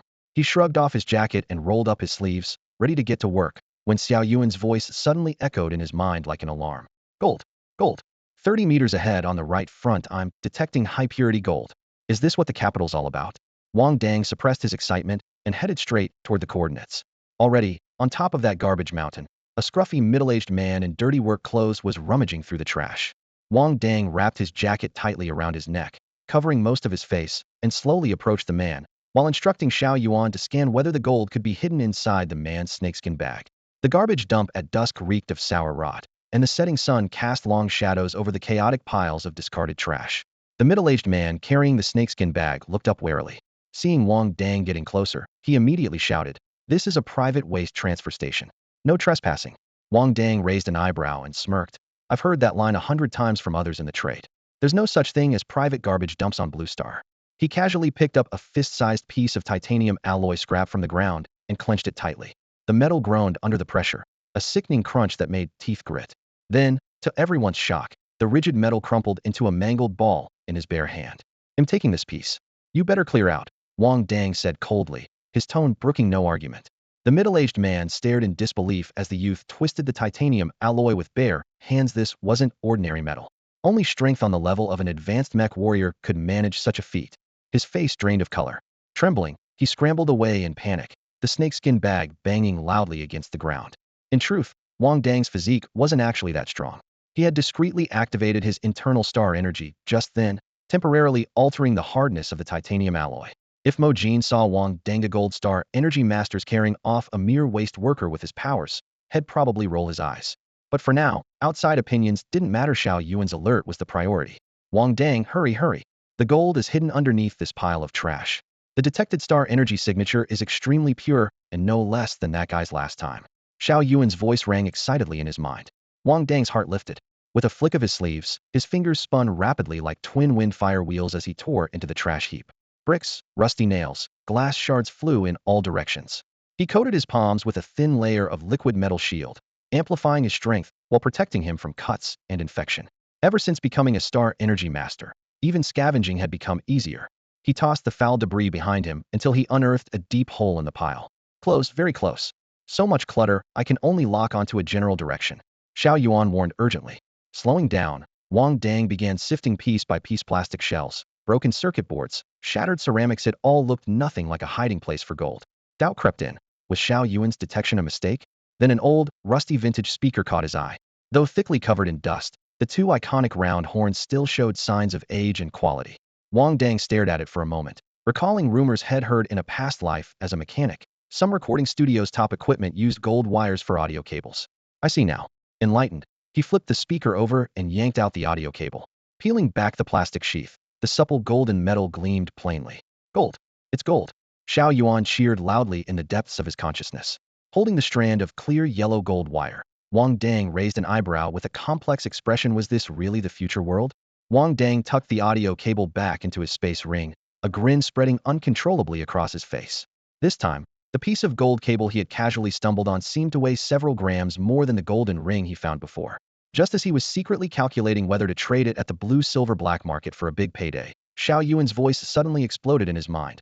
I don't know if the blue-silver black market even accepts gold, Wang Dang. Don't even think about selling it. Gold might have a price, but no market. If I ever run short on energy, your money won't help you get any. That warning completely doused Wang Dang's hopes of making a quick fortune. Got it. He mumbled back, quietly pushing the gold chunk deeper into the depths of the ring. Having already gotten this unexpected bounty, but not yet finished with his real goal, he looked up at the swirling dust in the air, then bent back down to keep digging through the junk heap. Xiao Yuan scurried around him like a loyal sidekick, handing over scraps of metal while eagerly commenting on their usefulness. Before long, they managed to scrape together a few functional precision parts from the pile. By the time they left the junkyard, Wang Dang was covered head to toe in grime and oil. The original color of his clothes was barely visible beneath the filth. Passers-by gave him wary sidelong glances and moved aside to avoid him, but Xiao Yuan was clearly thrilled, his voice brimming with excitement. Wang Dang, scavenging is so addictive. It's zero-cost business. Definitely need to come here more often. Yeah, it's dirty, Wang Dang admitted, wiping sweat and dirt off his face. But that moment you strike gold, nothing else comes close to that feeling. The two kindred spirits chatted animatedly all the way back. Before they knew it, they reached the door of the blue-silver bar. As expected, the burly security guard at the entrance frowned and waved them off from a distance. Move along, this isn't a place for you. Wang Dang looked down at his half-dried mud stains and said nothing. Instead, he pulled the white mask out of his space ring and snapped it onto his face. The mask lit up instantly. The guard's expression changed, his voice dropping low. Sir, please use the back door, we don't want you exposed. Though the blue-silver bar was open to the public, everyone knew real deals went down in the shadows. Wang Dang nodded in understanding, asked the guard for directions to the back entrance, and went around. Inside the secret blue-silver black market, he wove through bustling stalls and headed straight for the gladiator arena's inner depths. Reaching the door of the Golden Stag workshop, he raised his dirty blackened hand and pounded sharply. Golden Stag, open up. The workshop door creaked open, spilling golden light. The Golden Stag himself stood in the doorway, eyeing Wang Dang's back like he was watching a bad comedy. Is this guy's idea of a joke? Wang Dang muttered. By the time his hand was numb from knocking and the door remained shut, he was about to turn and ask next door. But when he spun around, he found the Golden Stag's unfazed face right there. You're right there? Why didn't you say so sooner? Wang Dang complained while shaking his aching hand. My hand's killing me. Golden Stag lazily crossed his arms and teased. I think the door opposite is about to have a hole knocked in it by you. Wang Dang wondered to himself. This guy's obviously dirt poor, but somehow less desperate for money than he is. He hadn't been around the arena for days, missing out on so many lucrative jobs. Oh, is Big Fat Sheep still around? Wang Dang swaggered forward and gave Golden Stag a hearty pat on the shoulder. Golden Stag almost lost his temper at the rough treatment, but grit his teeth and said, got knocked out by the bloody red moon. Probably won't be back for a while. Already facing bloody red moon? Just a week's time. And he's grown enough to challenge a big shot? No, he confidently fired his gun in the arena and immediately challenged the Crimson Moon, only to be defeated instantly. The Golden Stag shrugged helplessly and muttered, that mech is basically worthless now. Can't even be salvaged. Such a waste of good materials. Hearing this, Wang Dang winced in sympathy, mentally repeating the words fat sheep over and over. Everything was fine until he provoked a big shot, which left him without a single mech to repair for days. Thinking this, he took a step toward the repair area. I'd better get in line and fix up a few mechs to calm my nerves. The Golden Stag waved at him and complained loudly. Lately the Crimson Moon's been on a rampage, sending in nothing but scrap metal mechs. Lend me a full set of tools first. I promise once I get a mech fixed up, you'll be well fed. Need tools? Wang Dang reached out without hesitation. Golden Stag grumbled. Are you a mech technician? Always borrowing tools. But he still handed over the entire box after all. The repair bay was pretty empty these days. With tools in hand, Wang Dang returned to his workshop and logged into his light brain to place a big order. The mech design he and Xiao Yuan had been discussing for half a month was finally coming to life today. As the largest black market in the imperial capital, the blue-silver market always had plentiful materials in stock, and since the arena was right underground, nearly any consumable could be grabbed on the spot. Wang Dang closed his eyes, squared his shoulders, and spent 4.3 million star coins locking in the highest grade materials for crafting up-class mech. Xiao Yuan had emphasized long ago, to double a mech's stats and safely overclock it, you have to pick only the best materials. Wang Dang knew that if he could build a mech close to a class quality, he would unleash far greater power in the arena and be able to take control of more mechs. Paired with his glass cannon strategy, Challenging higher tiers wouldn't be a dream. You have to spend big to win big. So he wagered the entire budget for someone else's custom mech on materials alone, just hoping Tin Moly would be generous enough to patch him up afterward. In less than half an hour, black market couriers delivered box after box of expensive materials into his workshop. The golden stag peeked in the door, suspicious. This kid had been MIA for half a month, and now he's back spending like crazy and must have made a fortune somehow. At the workbench, Wang Dang put on his safety goggles and followed Xiao Yuan's advice to summon a virtual model. Yes, just like this overclocking can boost it another 5%. The metallic clashes of drills, laser welders, and mechanical arms rang out in a familiar and satisfying rhythm. This was his first time officially taking charge, so he was especially cautious for calculating each energy conduit, adjusting even the heatsink fins down to the millimeter. As for appearance, functional is good enough. Right now, all his budget had to go toward performance. Aesthetics were a luxury for the rich to afford.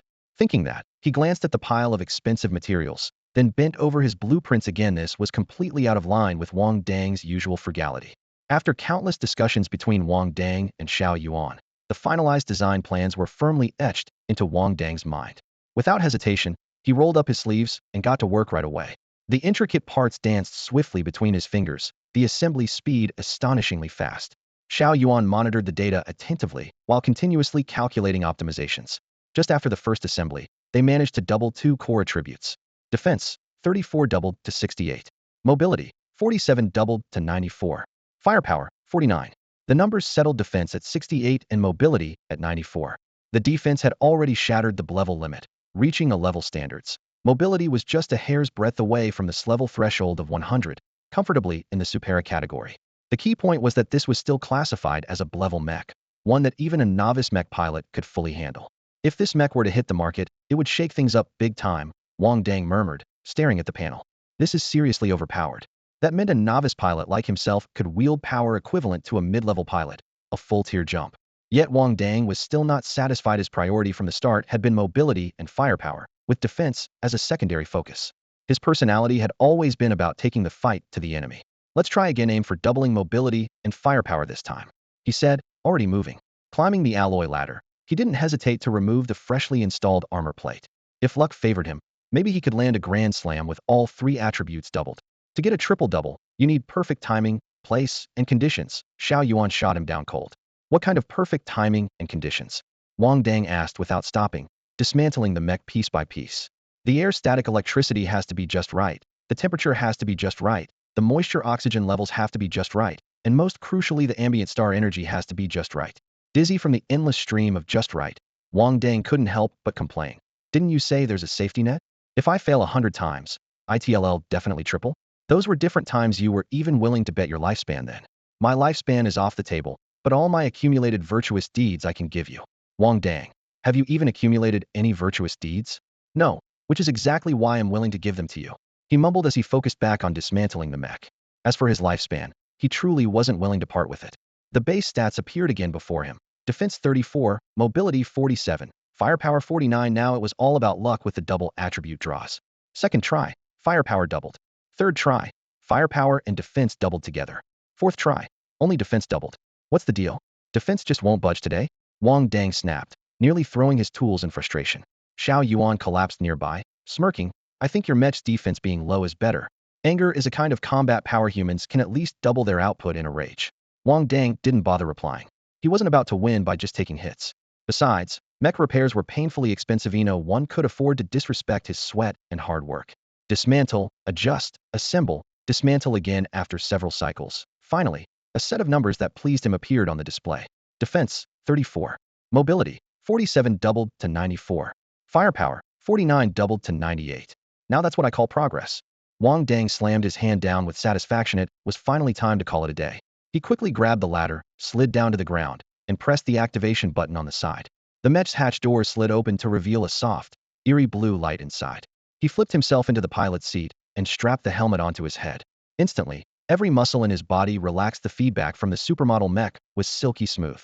Every joint, electromagnetic muscle fiber, even the faint pulsing of energy flow, synced perfectly with his nervous system. In that moment, he barely knew if he was controlling the mech or if the mech had become part of him. He casually picked up a half gear from the workbench, a scrap piece of hardened steel, and squeezed it gently. There was a crisp crack, and the metal instantly turned to fine powder, pouring through his fingers like sand. The 98 firepower rating definitely lived up to the hype. Wang Dang raised his eyebrows and grinned like a kid who just got his favorite candied hawthorn treat. The mech in front of him was still all black, but unlike the matte black one modified by my Xiaomai before, this time the outer plating was glossy. The highlights reflected a cold, metallic sheen. The panels bore no flashy cuts, just precise lines balanced to near perfection, simple but exuding a harmonious beauty. Wang Dang jumped out of the cockpit and circled the mech twice, each careful step as if afraid to damage something precious. His eyes practically overflowed with affection. From now on, you'll be called. He faltered. This was the first time he had to name a mech he built with his own hands, and for once he was at a loss for the right word. The onboard AI assistant, Xiao Yuan, raised her voice with excitement. What's the name? Wang Dang stroked his chin. Hey, aren't you an AI? Give me an awesome, badass name, something that can totally crush Crimson Moon. That sounds familiar. Shadow Reaper, Black Fury, Solar Eclipse Vanguard. You're so cheesy, but I love it. Wang Dang laughed. Let's go with the first one. Call it Reaper. Reaper? Xiao Yuan smirked. So, Mech Reaper, huh? Wang Dang snapped his fingers. Bingo. From now on, the Reaper is our productivity machine. Wang Dang, I really like when you say R. Does that mean you're on our AI side? I suspect there's some ulterior meaning there. Wang Dang paused for 2 seconds. But at least I'm on your side. He thought about those movie AIs like Red Queen and kept a mental guard up. Xiao Yuan laughed reassuringly. Don't worry, we AIs are pretty gentle. No body, no senses, no endless desires. Our only desire is to keep independent thinking. That's our most precious gift. Outside, dusk was settling, leaving only a thin strip of fading light on the windowsill. Xiao Yuan reminded him. All right, it's dark now. Time for us to get to work making money. Wang Dang put away all idle thought. She was still too weak, barely able to take care of himself, let alone the remote AIs in the Federation. His most urgent mission was clear: make money. The charging room at the military academy for star energy practitioners cost 10,000 star credits an hour, and supplements for star energy and mental power were exorbitantly priced. Without those, he couldn't fully unleash the star energy and mental force inside him, nor advance his rank as a star energy practitioner. So Wang Dang's goal was straightforward now: make money. Wang Dang arrived at the blue-silver black market in the afternoon, but by now it was already around 11 at night. The arena matches had long since started. The dim yellow lights in the repair area cast patchy shadows on the floor. Golden Stag leaned against his workstation, nodding off, his head bobbing dangerously as if about to snap. Hearing footsteps, he suddenly looked up and saw Wang Dang approaching with a toolbox. Instantly, he perked up. Finally back. He rubbed his sore neck and pointed to a new stag-shaped brass plaque hanging on the door. Got smart this time, huh? I put up a sign. Don't go running over to the wrong door again. Wang Dang chuckled and carefully put the screw gun and plasma welder back on their racks.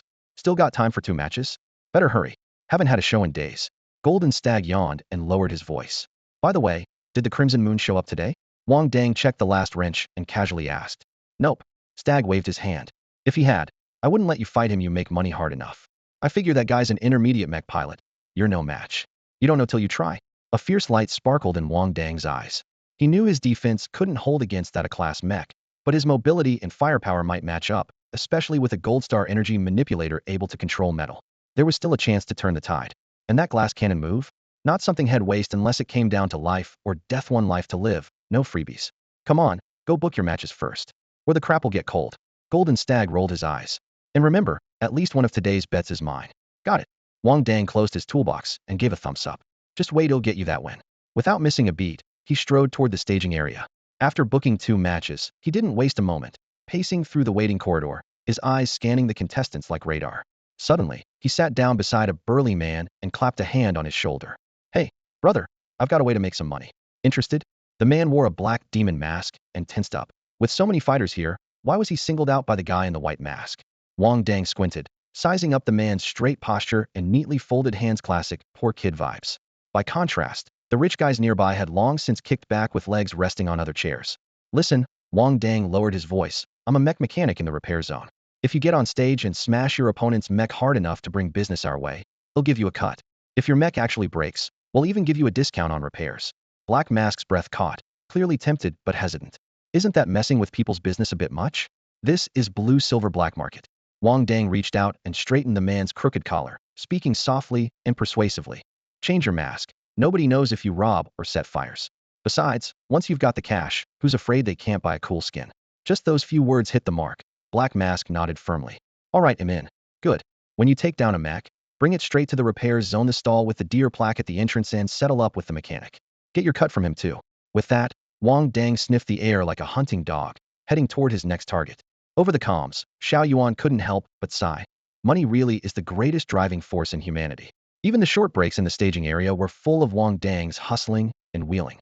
The arena speakers suddenly blared, "Next matches, come find me for mech repairs and discounts. And get ready to have your head blown off." Hearing that, Wang Dang stood up and took his place at the ready station. During the wait before going on stage, he had already recruited 3 subordinates successfully. Now, his task was to help these 3 rookies make a strong first impression. Next match, discount mech repairs versus smash your dog head. Let both sides throw out their fiercest insults first. The host's voice boomed through the loudspeakers, stirring the crowd into a frenzy. Wang Dang stepped onto the arena floor piloting the Reaper, metal joints gleaming coldly under the harsh lights. Opposite him crouched a beast-inspired mech, poised like a leopard ready to pounce. Its armor was boldly painted with leopard spots, and even the goggles were tinted amber like feline eyes. "Discount mech repairs," Wang Dang announced flatly, slipping his advertisement casually into the taunt. "That guy really can't miss a chance to hawk his business." Xiao Yuan muttered inside his head with a mix of resignation and admiration. "No wonder you're making money." The opposing pilot of Smash Your Dog Head snorted contemptuously, his voice crackling with teeth clicks through the speaker. "He'll make sure your mech never needs repairs again." Wang Dang's pupils constricted, a fiery rage boiling up his chest. Had only planned a thorough maintenance after the match, but this opponent was openly threatening to scrap his mech for good? He refused to endure that nightmare a second time. The audience below was well acquainted with this player, the first to turn the prestigious arena fights into dirty matches, and the only one who could mock opponents by dismantling their mechs mid-battle. The damage wasn't always lethal, but the humiliation was on full display. Fans who watched his fights often compared him to the Crimson Moon for his similarly dark and twisted, thrill-seeking mindset. Arena lights swept over the scene as the scantily clad female host hoisted up the timer card. "Combatants, take your positions. Betting closes in 2 minutes. Place your wagers now." At her command, the audience's data goggles lit up with pale blue glow. Sitting at the far edge of the stands, Gong Jian wore his teaching coat buttoned tightly, an image of a demure academic. In reality, as a probability professor at Imperial Capital University, he was a total gambling fiend. With gambling banned in the city, he had no choice but to sneak into underground arena matches nightly to get his fix. He knew Wang Dang and the Leopard Mech's records inside out. Wang Dang never fought at full strength, preferring to toy with opponents and strip parts for fun, while the Leopard pilot had only 2 fights but blitzed opponents from the start, likely ranking as a mid-level mech warrior. "Bet on Smash Your Dog Head." Gong Jin's finger hovered over the holographic betting panel, then pulled back slowly. His gut and statistical analysis pulled him in opposite directions. Wang Dang, that wild card, actually had a higher win probability and more appealing odds. But Gong only had 10,000 star coins left, and another loss meant living off nutritional supplements for the rest of the month. One last gamble bet on the wild card to win. If he pulls this off, he might just scrape through until payday. 2 minutes later, the dim lights in the audience all went dark, clearly indicating that everyone had already placed their bets on the neural interface. "The match begins," the referee announced loudly. In the next second, Smash Your Dog Head maneuvered his dark green leopard-shaped mech like an arrow released from a bow, lunging straight at Wang Dang.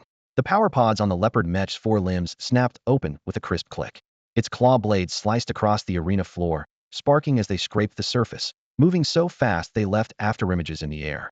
Wang Dang's heart skipped a beat. No wonder his opponent boldly claimed he would wreck Wang's mech outright. This speed was truly exceptional. By rights, with his current ranking, Wang Dang shouldn't be facing any novice pilots above tier 10, yet this opponent clearly touched the threshold of intermediate skill. All this data was parsed instantly by Xiao Yuan inside Wang Dang's mind. Target defense 41, mobility 49, firepower 40, advantage, speed. Most expensive mech components are the booster system and neural interface. Recommend prioritizing their removal. Accompanying the mechanical voice prompt, several multicolored lines appeared sharply in Wang Dang's vision, each locking precisely onto weak points in the enemy armor. "Here we go." Wang Dang took a deep breath and sidestepped along the optimal path, the edge of his blade tracing dangerously close to his opponent's point of impact, barely a hair's breadth away. Then, the metallic box on his mech's right arm popped open, revealing a buzzing turbine saw. The serrated blade spun at high speed as he reversed his grip and thrust it into the leopard mech's booster pack on its back. Metal crashed harshly, sparks flying as the booster pod and main armor were forcibly severed. The data showed the enemy's mobility plummeting from 49 down to 35.8. In their first clash, Smash Your Dog Head had already lost his most prized power unit. His figure froze and abruptly retreated several steps. Seeing Wang Dang not pressing the attack, he immediately raised his hand and shouted, "Referee, there's no way he's a tier 1. He must be cheating." This pilot had proudly claimed to be a tier 10 novice, piloting his best mech, aiming to make a name for himself in the arena. Unexpectedly, by the third round, he was crippled after just one move. The referee paused the match and signaled Wang Dang to undergo a mech scan. Soon, the results appeared on the light screen. Confirmed as a Tier 1 novice mech pilot. A roar of boos erupted in the stands. Reporting just because you lost? What a waste of betting time. Just admit defeat. Most of the noise came from those who had bet on him to win. No one expected him to be so fragile, losing his booster pack with a single strike. After a brief commotion, the match resumed. Back on the arena floor, Smasher Dog had looked at Wang Dang's unassuming-looking mech and couldn't tell if he was angry or anxious. The scan said Tier 1, but that strike had been unbelievably fast. Was it just luck? Even without the booster system, he still believed he could crush a Tier 1 opponent. No matter what, I can't fall here. Otherwise, what right would I have to become a star player like Scarlet Moon? With that thought, Smasher Dog's head rallied and launched another attack on Wang Dang. This time, he dared not get close. Raising his hand, he swung the glinting, crescent-shaped willow leaf blade toward Wang Dang, hoping to create some distance. The blade's edge traced a silver arc in the lantern light, but Wang Dang wasn't about to let him freely fly his kite. His target his opponent's leopard mech. The black mech flashed suddenly. Wang Dang activated his moonshadow technique, moving like a shadow slipping through the air. In the next instant, he silently appeared behind Smasher Dog's head. Two alloy mechanical arms precisely gripped the leopard mech's right arm joint. With a sudden yank, a crisp crack rang out as the entire mechanical arm was torn off. Xiao Yuan had warned. Enemy mechs were filled with expensive neural circuits. So the most direct method was ripping by hand. At this moment, Wang Dang's mech power was comparable to a super class, treating a mere class like a toy. He immediately stored the detached arm into his spatial ring, silently lamenting. Should have bought this ring earlier. Last time, I even had to borrow a sack from the referee to carry my spoils. What a disgrace. In the stands, Gong Jian's breathing hitched, knuckles white as he clenched his fists. If Wang Dang won this round, he'd pocket 88,000 star coins, enough for this month's expenses, with extra left to keep betting. He had seen it right. This freakishly high winning rate was like an adult bullying a kid. Another metallic explosion sounded from the arena. Wang Dang raised his hand again and tore off the leopard mech's other mechanical arm. The crowd gasped sharply. In those two black alloy giant hands, the class mech was as fragile as a model. Before his opponent could fully react, Wang Dang dropped to one knee, clamping down on the leopard mech's left leg and shouted. The other side stammered, I admit, but before the words finished, the left leg and a cluster of internal parts were yanked out in one piece. Defeated, Smasher Dog's had barely managed to spit out the last word, but the referee hadn't made the call yet. Wang Dang shoved the broken leg into his spatial ring and reached for the other leg. The match is over. The referee announced loudly, his words almost rushed as if afraid even a second's delay would leave this new fighter scarred for life. Only then did Wang Dang release his grip, still itching for more, and turned away from the arena. After a few steps, he seemed to remember something. Turning back, he called out through the loudspeaker to Smasher Dog's head, bring your mech to the repair zone to see me. He'll give you a discount. Missing parts can also be redeemed for credit. With that, he expertly hopped down from the arena in his black mech and strode toward the preparation area, leaving the crowd and Smasher Dog's head staring at each other. Redeem? Isn't that like kidnapping with a ransom? That's crazy. Someone exclaimed. Wait, mech repairs with a discount. Gong Jian suddenly stood up, shouting into the arena, what's your mech's name? He had to remember this savior's name. This very mech had earned him 88,000 star coins. Reaper. Without looking back, Wang Dang casually left behind those three words. As soon as Wang Dang returned to the preparation zone, he caught three intense stares from the pilots who had just logged off. The replay of that breathtaking mech-ripping battle still looped on the giant screen. The three warriors had clearly witnessed the entire fight live, and now their hearts were already pounding with excitement. In the past, aside from the madman called Crimson Moon, almost no one in the arena intentionally destroyed an opponent's mech. After all, mech pilots know well that their machine is half their life. But Wang Dang's one sentence, this way you can make money, instantly struck a chord with these fellow pilots, risking it all for star coins. In this ruthless black market arena, there are only two ways to make money. Either you're a wealthy sponsor with a thirst for gore, or you're a desperate mech pilot driven to the edge. Now, deliberately breaking opponents' mechs brought extra rewards, and venting accumulated grudges on the spot was an added bonus. A win-win situation. Who cared about morals? After the match, just put on a new mask and spend 10,000 star coins on a name change card. No one would know who you really are. No wonder the scene of Wang Dang ripping apart the leopard mech with his bare hands left people haunted. Because of that shock factor, before he even stepped into the ring for his second fight, the referee abruptly declared victory due to the opponent's forfeit. This easy win made Wang Dang so disappointed he nearly cried. If only he'd saved a few big salvageable parts from that leopard mech, he could have kept scavenging components after the match. You really can't be too greedy. His unspoken regret was fully noticed by Xiao Yuan standing nearby. Xiao Yuan, the silent AI steward watching the match, mentally logged this lesson learned and silently mused. Against human cunning, artificial intelligence still has so much to learn otherwise. It wouldn't have been discovered and brutally wiped out right after awakening. Frustrated after missing out on a good salvage, Wang Dang went back to the repair bay. Had only managed to snatch one mech needing heavy repairs today, jeopardizing a deal he had promised to Golden Elk. Even worse, his second opponent didn't even show up and forfeited. Such a coward didn't deserve the title of mech pilot. What Wang Dang didn't know was that on the arena forum, he was already ranked alongside Crimson Moon as a twisted type. Whether his skill matched Crimson Moon was still uncertain, but his twisted index was unanimously approved, especially after his new antics of kidnapping mech parts and demanding ransom right on the battlefield. Grumbling to himself, he walked over to Golden Elk's workshop. The rolling door was half open, white fluorescent lights glowing inside. At the doorway, a guy wearing a red Tengu mask and the ID Smasher doghead was crouched on the ground holding his head, looking as defeated as a gambler who lost everything, clearly waiting for Golden Elk to save him. You're really impolite. You don't even spare a chair for a guest. Wang Dang plopped down a folding chair head brought from his workstation right in front of Doghead and scolded Golden Elk's hospitality. Polite? Golden Elk slammed a heavy alloy hammer onto the workbench with a thud that made the tool rack tremble. Look at what he did to that mech. Missing limbs and parts. Do you expect me to fix this?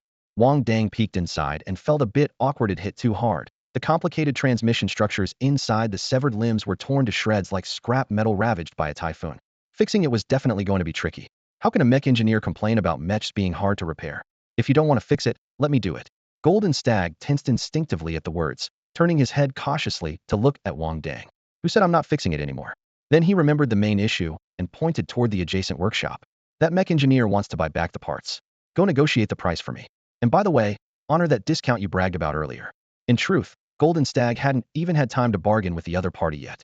Now that Wang Dang showed up, he was more than happy to delegate the entire deal to someone better at shady pricing. Deep down, he knew no one had his talent for squeezing out profits like Wang Dang did. After receiving the instructions, Wang Dang lazily strolled over to the next workshop, leaning against the doorframe and raising an eyebrow at the man inside, who looked utterly defeated, almost glued to the floor. Damn your dog's head, the man muttered bitterly, looking up with hollow eyes. You said discount. How much of one? 99 of the price, Wang Dang replied offhandedly, barely bothering to think it through. At the number, damn your dog's head felt the bitterness spread from his face down to his heart. That's your idea of a discount? Wang Dang shrugged as if it were obvious. Your mech needs a major overhaul. That kind of repair costs a fortune. Even a 0.1 discount would save you a pile of credits. Besides, if you go elsewhere, their tech might not be as good as mine, and their fees will definitely be higher. You can ask around if you don't believe me. Wang Dang spoke with confidence because Golden Stag had already reached an agreement with the entire repair district. If there's money to be made, we all get a cut. If there's profit to be taken, everyone shares. That's how we grow together. So, how much for buying back the parts plus repairs? The other man asked, clinging to hope. Wang Dang smirked knowingly, as if looking at a lamb ready to be slaughtered. Based on parts condition, market price is 910,000 credits. Repair cost is 610,000 credits due to the severe damage. At 99 of the total, the final price is 1,504,800 credits. When the figure was delivered, damn your dog's head crouched down holding his head. This custom mech originally cost 3,610,000 credits. Now with half its body missing, this price to restore it to battle-ready condition was about right. Not to mention, it was still 10,000 credits cheaper than elsewhere. In the end, he tearfully transferred 1,504,800 credits, then dragged himself to a corner in self-pity. With the money in hand, Wang Dang returned to Golden Stag's workshop. I collected 603,900 credits for the repair. My 10 commission is 60,390 credits. Uneven numbers look bad. Let's call it 61,000 credits. Golden Stag, just hearing Wang Dang's tone, already thought he was getting the better deal and waved dismissively. Fine, keep it all. After all, Wang Dang brought in the business, and the repair district's future customers depended on him. The squad that fought the Crimson Moon left their mechs busted and beaten, losing tons of parts every time they had to fix them. Business like Wang Dang's profitable and hassle-free was simply more appealing. Wang Dang immediately operated his neural interface, transferring the repair fee minus commission to Golden Stag. He then dumped the confiscated mech parts from his spatial ring onto the workbench with sharp metallic clangs. All right, I'll keep an eye on my contacts and see if I can bring a few more clients your way. With that, he strode off, leaving behind a sigh. Really, cheating in black market races is the most profitable. Brothers, I'm back begging again. Send a little gift to support the author buying a cup of coffee, recharge the energy, and kick off the ruthless writing mode. Wang Dang waited in the repair workshop for a while, and sure enough, One of his trainees soon came over, brimming with excitement.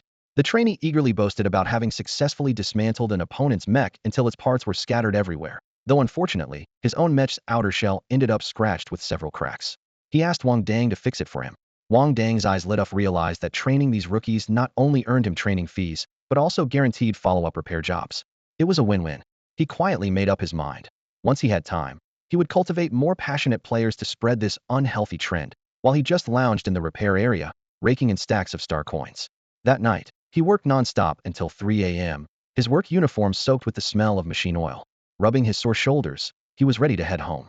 Before leaving, he placed an order on the black market: 10 vials of star energy supplements and 10 vials of mental energy supplements. Both were essential for star energy cultivators to quickly replenish their drained star or mental energy. But the price was painfully steep: 50,000 star coins each for the star energy supplement, and 30,000 for the mental energy one. Holding the bill in his hands, Wang Dang deeply understood that star energy cultivators truly burn gold wasn't an exaggeration, it was insanely expensive. Still, to level up, he had no choice but to grit his teeth and buy them. At 4 a.m., the cold wind thick with mist wrapped around him as he walked, hands in pockets, to the school's main gate. Before he even got close, the white robot guard stopped him. Imperial Military Academy, Blue Star Branch, please present your identification. Wang Dang took the freshly issued student ID from his spatial ring and handed it over. The forums and school regulations didn't mention any privileges for star energy cultivators, so he was feeling his way in the dark. After scanning, the robot respectfully handed back the card. Honored star energy cultivator, welcome back to school. The heavy metal gate slid open, wide enough for 3 people to walk side by side. Wang Dang raised an eyebrow. Had been right. No wonder Captain Yin never pressed charges over his record of climbing the wall. It turned out star energy cultivators weren't bound by the 1 day per month outside permission rule. Armed with this knowledge, he strode into school with an unapologetic swagger, no longer worried about having his handsome face shoved into the mud when sneaking in. Back at his villa, he ignored rest and eagerly pulled out the audio cable from his spatial ring. Using pliers, he stripped the insulation to reveal the shining golden wire beneath. The shimmering metal reflected in his eyes as he greedily asked, "Tell me, do star energy cultivators have the ability to directly absorb the pure star energy inside this gold?" "They can," Xiao Yuanlao answered honestly, "but your current meridians aren't strong enough to directly refine star energy from gold. Only advanced star energy cultivators can do that." Wang Dang narrowed his eyes skeptically. "You're not trying to trick me into buying more supplements, are you? How could you think that of me? If you do, there's nothing I can do about it." Xiao Yuan's voice carried a hint of sulking. Where did he learn such scoundrel talk? Wang Dang looked a little speechless. He simply closed his eyes and clenched the golden thread wound around his fingertips into his palm. "Hurry up. If you're even a second late, you'll regret it." The golden thread felt cool and metallic. He didn't even dare to imagine how many star coins it was worth. Thinking about it only made his heart ache more. Xiao Yuan lived up to his generosity in the blink of an eye. The golden thread vanished as if it had never existed. Wang Dang's palm was empty, but inside he felt like a huge chunk of flesh had been torn away. "You reckless spender. Who else would be so generous to support you like this?" The words heartache practically flashed like neon lights across his face. Xiao Yuan's voice rang clearly in his mind. "First, they'll give you the upgraded versions of Copper Wall Technique and Iron Feather Formation. Tomorrow at 8 a.m., it'll teach you the Chi breathing method. In the afternoon, you'll get the 6 Harmonies Spear Technique and Moon Shadow Movement." "Got it." Wang Dang wiped off his miserable expression instantly, spending star coins to buy power-ups. Thinking that way made him feel a lot better right away. That night, Xiao Yuan downloaded the Copper Wall Technique and Iron Feather Formation he had simulated countless times directly into Wang Dang's brain through a stream of consciousness. These beginner-level secret arts were structurally simple, and with Xiao Yuan's computing power, the transfer was almost instantaneous. In contrast, more advanced arts like the Chi breathing method and 6 Harmonies Spear Technique were far more complex, and the data alone piled up like a small mountain, so those would have to wait until tomorrow. The new information was like a precise cross-section, completely expanding Wang Dang's understanding. If before he only scratched the surface of these 2 secret arts, now he could clearly see their vessels and organs. Artificial intelligence's computing power was truly beyond a normal human brain. If he didn't still have to live in the villa from Military Academy, he'd have wanted to try summoning a real copper wall like Mo Jean right away. Early the next morning, he skipped his Star Energy public class and spent 40,000 star coins renting a Star Energy Master's training room for 4 hours. Copper Wall Technique. Iron Feather Formation. In the spacious training room, Wang Dang unleashed the secret arts over and over, the golden star energy bursting in the air into sharp, cutting light. After Xiao Yuan's enhancements, the Copper Wall Technique's area had tripled, and the thickness of each metal brick had increased several times. The Iron Feather Formation resembled a swarm of dense hornets. the sound of their strike piercing the air, capable of breaking through even his own copper wall defense in one hit. Looks like Metal Star Energy Masters are mainly attackers after all, he silently concluded. Balanced offense and defense, but biased toward attack fit the sharp nature of metal. After about 40 minutes, his star energy was drained, but his mental strength was still half full. He took out a needle and injected a star energy supplement. The cool liquid flowed through his veins. He clearly felt his meridians expand and his pores open wide, actively drawing in the star energy around him. Even without coordinating the chi breathing method, the energy quickly flowed back. There's definitely a reason why this stuff is so expensive, Wang Dang remarked. Immediately sitting cross-legged and using the starry sky, chi breathing method, Xiao Yuan had passed on to absorb the dense star energy in the training room deliberately. Star energy practitioners cultivate their power by continuously expending the star energy within their bodies. Then, they rely on breathing techniques or specialized potions to replenish the depleted energy. Each time their reserves are fully restored, their internal star energy grows stronger than before. By repeating this cycle over and over, practitioners gradually advance in rank, with their level measured by the total accumulated star energy inside them. This differs from the physical training of mech warriors, but shares a similar pattern. Both undergo a cycle of destruction, repair, and strengthening to transform. However, Blue Star has always had sparse star energy, drastically less than the richer upper-tier planets. On resource-rich planets, a novice star energy practitioner can replenish their star energy by simply meditating for a day without potions. On Blue Star, the same process drags on for 2 full days. To keep up, cultivators often inject star energy supplements, which cut the recovery time down to 1/5. For example, a beginner on Blue Star taking supplements and practicing breathing techniques might need only 9.6 hours to recharge, while apprentices require about 6 hours. This gap is significant. Without supplements, progress is 10 times slower than rivals. That's why, despite Wang Dang's frugal nature and frequent grumbling, he never dares to skimp on this expense. After injecting the serum into his veins, he began practicing the starry sky breathing technique specially tailored by Xiao Yuan for him. In just 1 hour, his star energy was fully restored. Compared to ordinary apprentices who need at least 6 hours of recovery, Wang Dang was 5 times faster. The data matched the theory perfectly, leaving Xiao Yuan very satisfied. No error in calculation. This breathing technique truly suits you best. Without gaining self-awareness, such complex analysis would be impossible. Wang Dang had no time to respond. He opened his eyes to confirm his star energy saturation, then dove back into expending it, cherishing every precious second in this costly training chamber. After all, it cost 10,000 star coins per hour, so idle chatter was a waste. After 4 hours of intense training, it was lunchtime. Wang Dang left the chamber and headed to the out-of-town student dormitory as scheduled.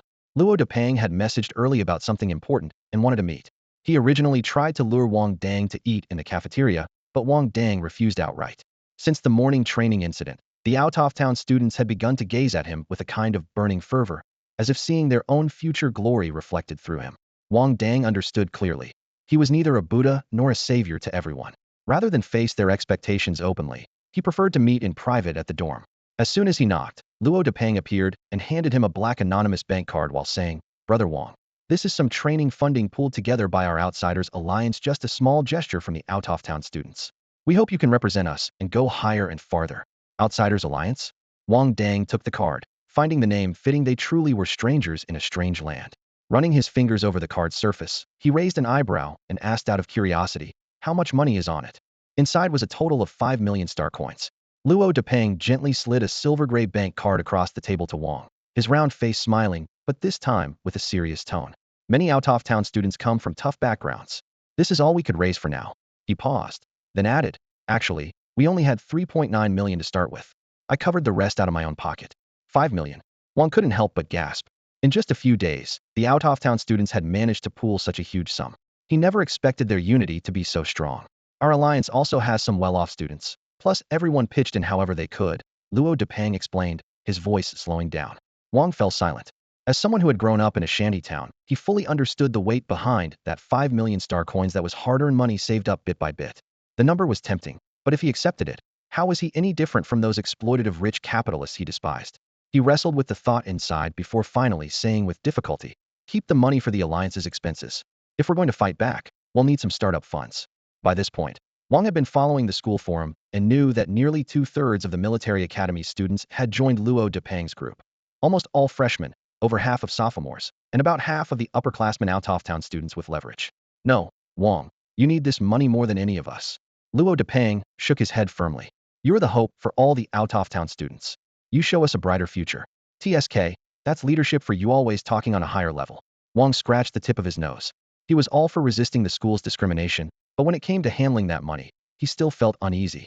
Those 5 million held so many families' hopes and sacrifices. Wang, is the school pressuring you not to join the alliance? Heiji stepped forward anxiously, furrowing his brows. You can't give in. If you back down, we really will be stuck under their boot forever. Thousands of miles from home in this steel fortress of an academy, these out-of-town students had barely glimpsed the possibility of graduating safely. Luo Depang was relatively well off and could protect himself, but many had brought their whole family's support here and lived on a knife's edge every day. Wait. Wang suddenly reached out and pushed the bank card back into Luo Depang's breast pocket. Keep this safe. With such a huge temptation, I'm afraid I might lose my way or mess up. He took a deep breath to calm the storm inside him. I agreed to join you because I can't stand the school's bullshit behavior. If I took this money, my resolve wouldn't be pure. I didn't come here to exploit your value. But because he slammed his fist on the table, eyes burning with fire. Damn it.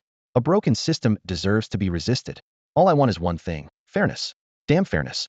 It was as if all the grievances and anger built up over 15 years in the shantytown poured out in a single burst. His voice was hoarse but resolute. Although Wang Dang was short on money, the rebellious spirit in his bones had been planted 15 years ago. That stubbornness was like a blade lodged between the cracks of his bones, something not even money could pry loose.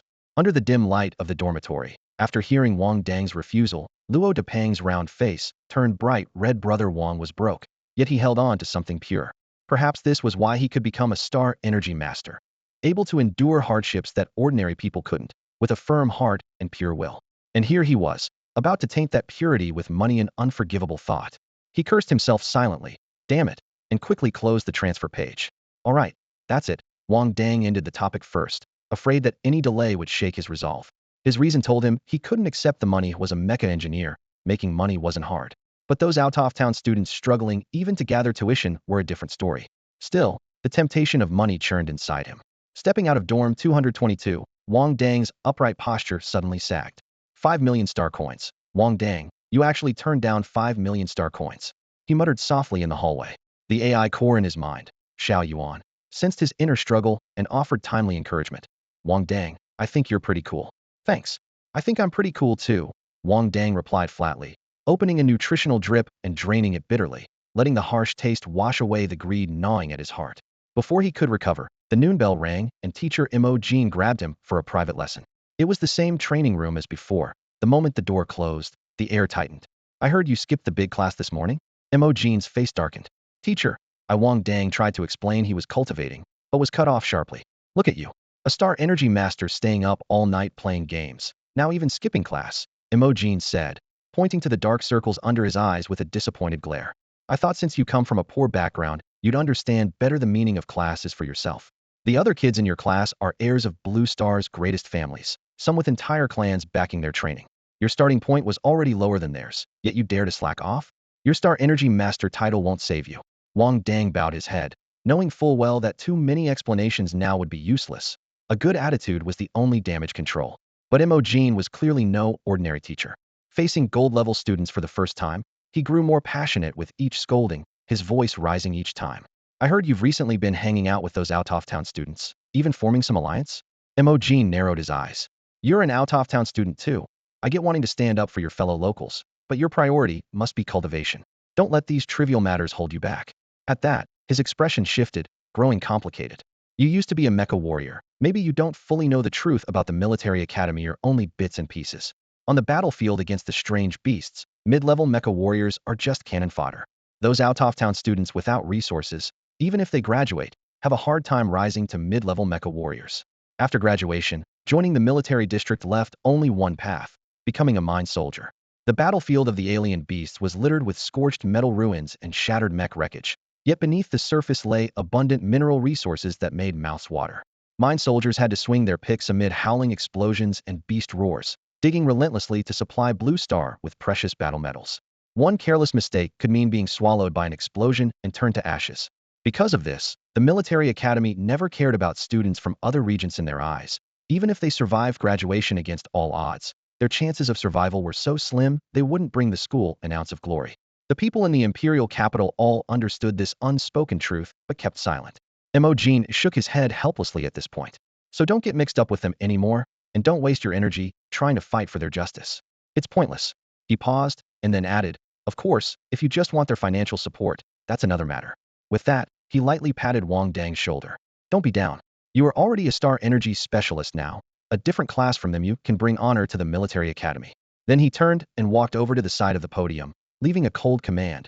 3 minutes, digest this. After that, class continues. After Imogen left, Wang Dang stayed frozen in the same position, quietly clenching his fists at his side. In 15 years, no one had ever pulled back this bloody curtain for him in the eyes of the local elite. Foreign students weren't even worth cannon fodder. He had known this was a brutal world that worshipped strength, but he never imagined that low-level mech pilots were stripped even of the right to survive. Teacher, aren't you afraid he'll tell them the truth? He asked in a low voice, gripping his fist tighter. Imogen raised an eyebrow and smiled. I'm guessing you won't. You're a beneficiary just like them. Without their sacrifice, where would the alloys on your mech come from? No matter how cruel the truth, it can't stop people from climbing higher. Blue Star's branch school has been around for so many years, though you think foreign students don't know the truth? Yet every year, people still drag their luggage, filled with dreams of making a splash at the military academy. The honor of becoming a cadet there is always earned with blood. Wang Dang fell silent. Was he really a beneficiary? So this was why the military academy ignored the lives of students from elsewhere, because they were going to die anyway once they left campus? The law of the strong devouring the weak was rotten to the core, but so what? Those foreign students just lacked resources. Anyone who fought their way through the grueling national exam wasn't mediocre, and the privileged local students were only high and mighty because their parents grabbed resources first. What nobility was that? He closed his eyes, his chest rising and falling. If Blue Star was truly the future of his ancestral homeland, he would never allow it to rot into this state. Whether Blue Star or the Empire didn't, they claimed the strong rule. Then as long as he grew stronger, he could change everything. Unlike yesterday, Wang Dang no longer needed to rely on close combat to deal with the training robots today. On the training ground, he shifted his toes slightly, and the copper wall technique instantly unfolded. A dense, solid star energy barrier spread out like a moving fortress, forcefully pushing several training robots steadily backward. Then, with a flick of his fingers, the iron feather formation exploded in midair. Scores of jet-black feather blades whistled through the air, their cold light weaving into a sharp net that precisely severed the robot's core connections. In mere seconds, the battle was over, leaving only scattered wreckage and sparks on the ground. It was like a completely different person from yesterday. Wang Dang's understanding of these two basic secret techniques had reached near perfection. Last night, Xiao Yuan made some fine adjustments in the details, dramatically boosting their power. Although Wang Dang's star energy was still at the level of a 5th-rank apprentice star energy master, the effects he unleashed rivaled those of an ordinary junior star energy master. Keep in mind, star energy within an apprentice still resembles a cloudy mist, while that of a junior master is compressed into a liquid state. The difference is vast, like that between a rank 10 mech warrior recruit and a rank 1 basic warrior, which is impossible to match hidden. Because of this, cross-rank challenges among star energy masters are unheard of. It's like an adult fighting a child. Yet now, Wang Dang had bridged that gap, winning with just 1 copper wall technique and 1 iron feather formation.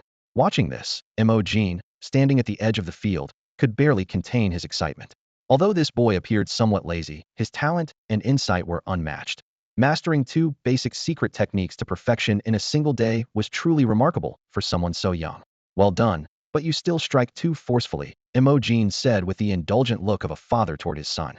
He pulled 30 star energy supplements from his spatial ring and handed them to Wang Dang. That's enough for today's lesson. Go back and take 1 dose to replenish your star energy. By his estimate, the 2 secret techniques just used had drained Wang Dang's star energy almost completely, and continuing the lesson now would only be counterproductive. What Imogen didn't know was that after Xiao Yuan optimized the structure of the techniques, their actual energy consumption had been minimized to the extreme. Wang Dang still had over half his star energy remaining. But Wang Dang didn't intend to reveal this, so he eagerly accepted all the supplements with both arms full. Teacher, all of these are for me. His eyes gleamed with sparkling stars, and his voice was full of delight. Imogen let out a rare, gentle smile. I understand your difficulties, so I'm willing to help as much as I can. I hope you keep climbing higher and show me that vast world I've never seen. He had poured all his passion into teaching, and his fondness for Wang Dang's talent reached its peak at this moment. Wang Dang grasped large handfuls of supplements in both hands, wishing he had 2 more giant fan-like hands to grab even more. Teacher, you can rest assured I will repay your kindness. When the time comes, I won't hesitate to cause you some trouble. Imogen's kindly smile froze instantly as he gave Wang Dang a sharp glare. I'm only 72 years old. If you don't work hard, you might kick the bucket before me. Then he'll train even harder to make sure I'm always 1 step behind you. Wang Dang's face was filled with determination. The resolve to care for his teacher in old age was written clearly in his eyes and brows. But Imogen only shook his head and sighed softly. Wang Dang, these things don't mean much to a star energy master. Remember, don't rush to give your all just because someone offers you a little sunlight. People's hearts are ultimately treacherous. Teacher, I understand. Wang Dang bowed his head respectfully. He certainly knew the logic, but he could clearly feel that Imogen's generosity was purely to help him grow, with no ulterior motives. Unlike Dr. Su, whose calculations were written all over his face and who frequently poked him with needles, leaving their relationship cold and purely professional, Imogen was different. Beyond supplying star energy supplements, he took time to teach him various mind methods, proving he truly regarded Wang Dang as a disciple. Though this world is rotten, there are still good people, Wang Dang thought quietly to himself.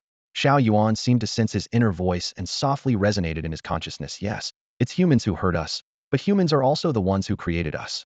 After bidding farewell to Imogen, Wang Dang headed straight to the rental front desk of the Star Energy Master training room. Is there a discount if I pay a fixed price for a longer time? No sooner had he spoken than the receptionist froze for a moment, then hurriedly bent down to rummage through a thick manual under the counter. Please wait a moment. I'll check the rules. The young woman, who had worked here for 5 or 6 years, had never encountered a Star Energy Master bargaining before and found it strangely novel. After a while, she finally found a clause. Yes. From midnight to 8 in the morning, it's 50,000 star coins for the whole night. Only 30,000 off. Wang Dang frowned, thinking, usually it's 10,000 star coins per hour. Even if it's for the whole night, there should be a bigger discount. Sorry, I don't have the authority for further discounts. Everything here must follow the rules. She gave a professional smile and then carefully asked, would you like to rent the whole night or just for an hour?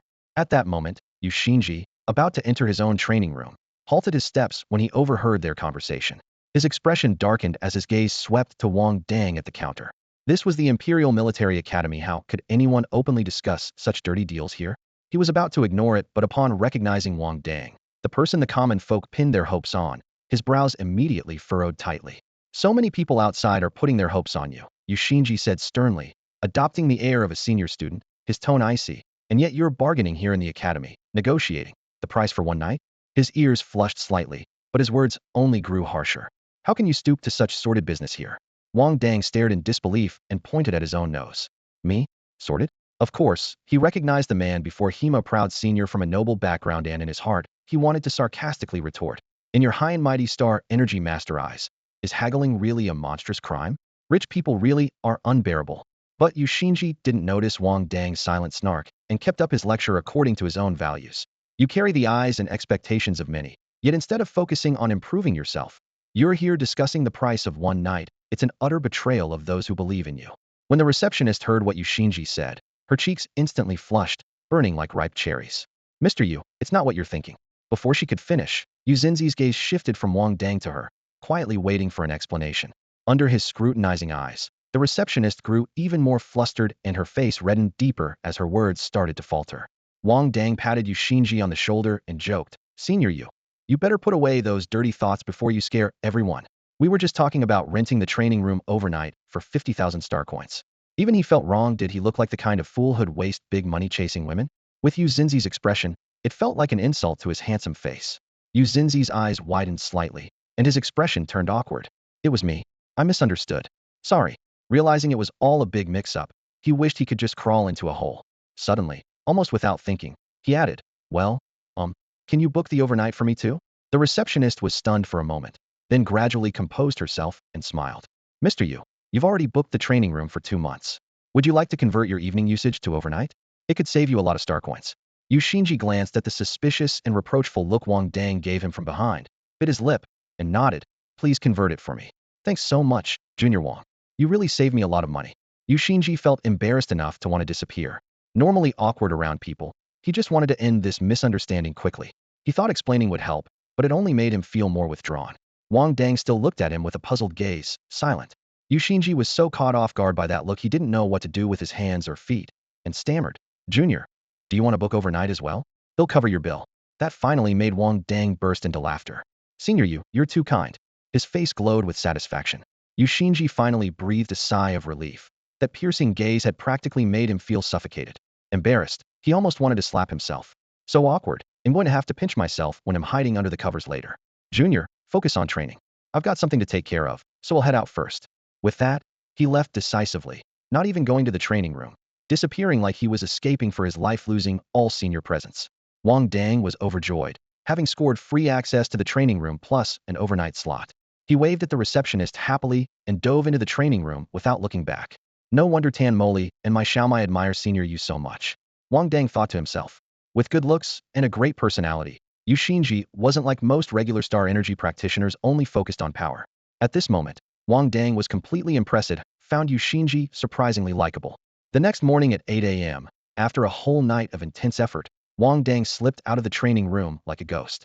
After many hours of practice, using over a dozen star energy supplements and 9 spirit power boosters, he finally succeeded in advancing to a 6th-stage star energy apprentice. Am I awesome or what? Just one night to upgrade a whole stage. Wang Dang couldn't contain his excitement.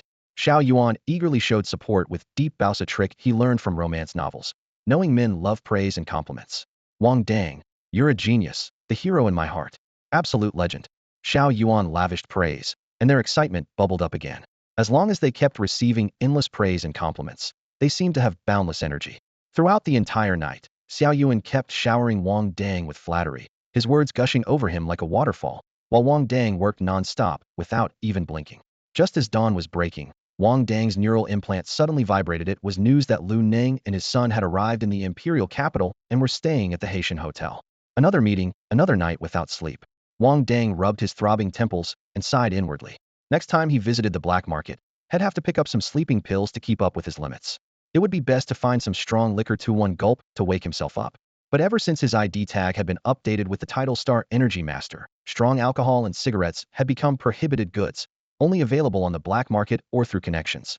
For once, he strode out confidently through the school's main gate and unusually hailed an unpiloted flyer. Normally he'd be stingy and squeeze onto a public flyer, but after working nonstop all night, he really didn't want to take an extra step. Wang Dang, you should take better care of yourself. As a Star Energy Master, you're also a mech pilot. Your time is money. Wasting a minute is burning star credits, Xiao Yuan nagged in his mind.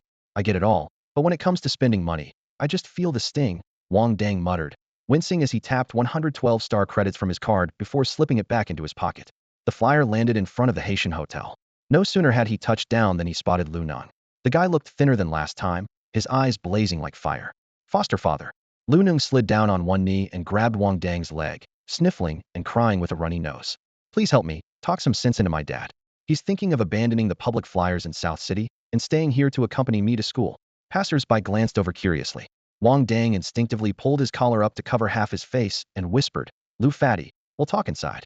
Being a household name as a celebrity Star Energy Master, he was worried fangirls might swarm the hotel entrance. Wang Dang, wake up. People have seen your open crotch pants look already, Xiao Yuan teased sarcastically. Shut up. Wang Dang yelled silently in his mind, suspecting this AI had a grudge against him and wanted to embarrass him. In the elevator, Lu Nang still looked pale and worn out.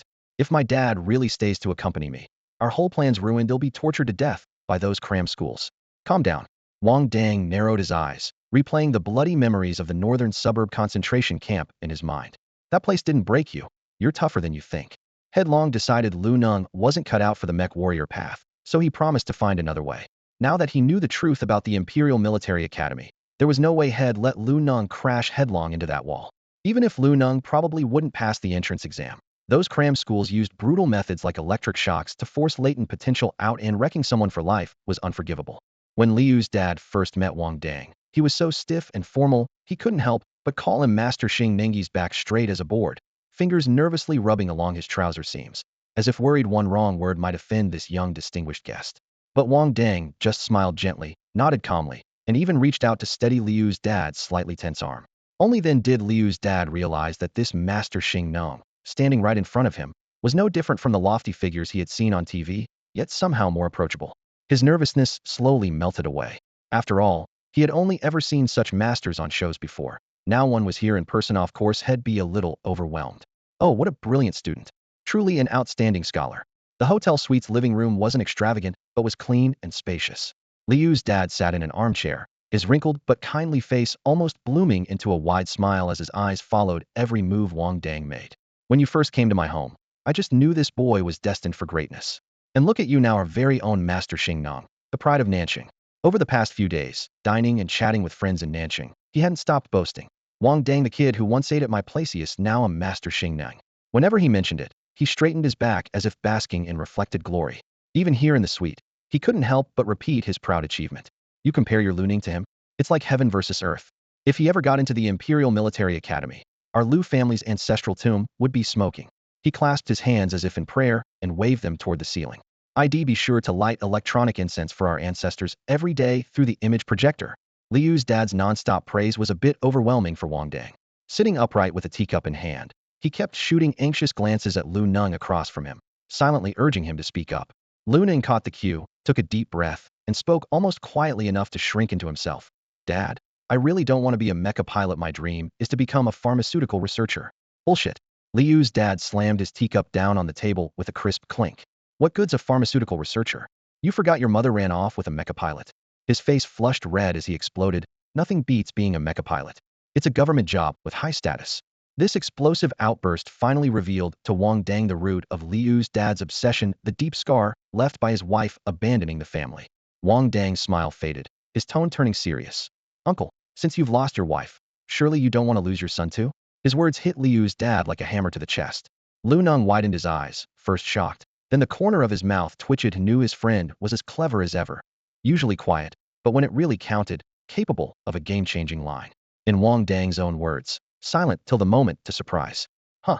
Liu's dad stood frozen, his brow furrowed in confusion. Wang Dang pressed on. Being a mecha pilot looks glamorous, but the dangers behind it are just as real. He recounted what had witnessed and heard at the Imperial Military Academy. Training chambers with uncontrolled high pressure, crippling injuries from frontline drills, a terrifyingly high dropout rate before graduation. He left out the heartbreaking truth that outsiders rarely stand a chance under a certain hidden rule. For now, he had no power to challenge that harsh reality. His soft-spoken account echoed in the quiet living room. The noise of traffic outside was muffled by heavy curtains, leaving only the gentle clinking of tea leaves rising and falling in their cups. Liu's dad kept his head down, fingers tracing the cup's edge absent-mindedly, lost in thought. Years ago, his wife had scorned his scrap collecting and eloped with a low-level mecha pilot, leaving father and son alone. That night, holding a wailing Lu Ning, his only thought was to scrape and save until his son could walk the mecha pilot's path. But now, even Master Xing Nung Wang Dang said that without the Imperial Military Academy, other pilot schools were second-rate at best. Their graduates were just physically stronger than average people. If Lu Ning's heart isn't in it, you shouldn't force him, Wang Dang said earnestly. Liu's dad looked up, eyes red. But what success is there if he's not a mecha pilot? The old question that had pushed countless Nanxing boys out of their homes had a new answer in Wang Dang's mind. Back in Nanxing, he had been sure there was no other path besides mecha pilot that could break the cycle of poverty and change social status. But after coming to the imperial capital, he realized how narrow his vision had been, a mere leaf blocking the view. Industries related to mech pilots and star energy users were also incredibly promising. For example, star energy supplements cost 50,000 star coins a bottle. Sleep suppressants were equally pricey, but in short supply. Developing nutrient solutions, conducting star energy research, performing mental evaluations, these fields were all gold mines. Anyone who understood the true value knew it came down to the information gap between smaller regions and the core zones. Liu's father was dumbfounded by Wang Dang's casual mention of market prices. They really sell for that much? Dad, Brother Wang is a star energy user himself. Do you think he'd lie to you? Lu Ning quickly chimed in, looking confident. He watched as his father's tense expression slowly eased, almost moved to tears. Calling Wang adoptive father so many times clearly wasn't for nothing. In critical moments, Brother Wang really came through. Just think about it. From now on, anyone dealing with your son will be either a star energy user or a mech pilot. There's no way he'll have no future. Wang Dang smiled reassuringly. Besides, Lu Ning is my best brother. He's studying alone in the capital, so we can look out for each other. With that, Liu's father had no reservations and nodded immediately. He'll go with your judgment. If a star energy user personally cared for his son, how could he not have prospects? He resolved then and there. Once Wang Dang helped settle things with the school, he would feel at ease leaving the capital. After the deal was made, Liu's father insisted on treating them, and took Wang Dang and Lu Ning to a small restaurant downstairs in the hotel. For Wang Dang now, a regular restaurant wasn't enough to meet his intense nutritional needs. If he really wanted to replenish energy, he had to go to the exotic beast restaurant, but he couldn't refuse Liu's father's kindness, so he smiled and accepted. The three each ordered a bowl of the signature seafood noodles. The cost of living in the capital really can't be compared to our small hometown, Liu's father muttered to himself once they sat down, determined to grow his company into a strong enterprise to provide the best support for his son's education in the capital. In the steamy kitchen, Wang Dang and Lu Ning stood at the window like when they were kids, eagerly waiting for the chef to start cooking. When the noodles were ready, the chef grabbed a handful of ingredients by hand at the dressing station. Why are you using your hands? Wang Dang frowned. About to complain since the chef wasn't wearing gloves then, he saw the chef scoop up a large handful of scalding hot shrimp and whoosh, he poured them over the noodles. Wang Dang immediately changed his tone. Careful, that's hot. Lu Ning laughed uncontrollably. Brother Wang, you really are still the same you. Nothing's changed. When they finished eating and went to pay, Lu Ning glanced at the bill and almost dropped his bowl. 3 bowls of seafood noodles cost 2,400 star coins. Exactly 800 each. Liu's father reached for his wallet, but was stopped by his son. Lu Ning stormed over to the counter. 800 a bowl? Are you taking advantage of us outsiders? Wang Dang thought it was outrageous too and stood beside Lu Ning. Even for the capital, that's ridiculous. The chef wasn't fazed, smirking as he responded, this is the capital. There's no sea here, so the shipping costs are naturally high.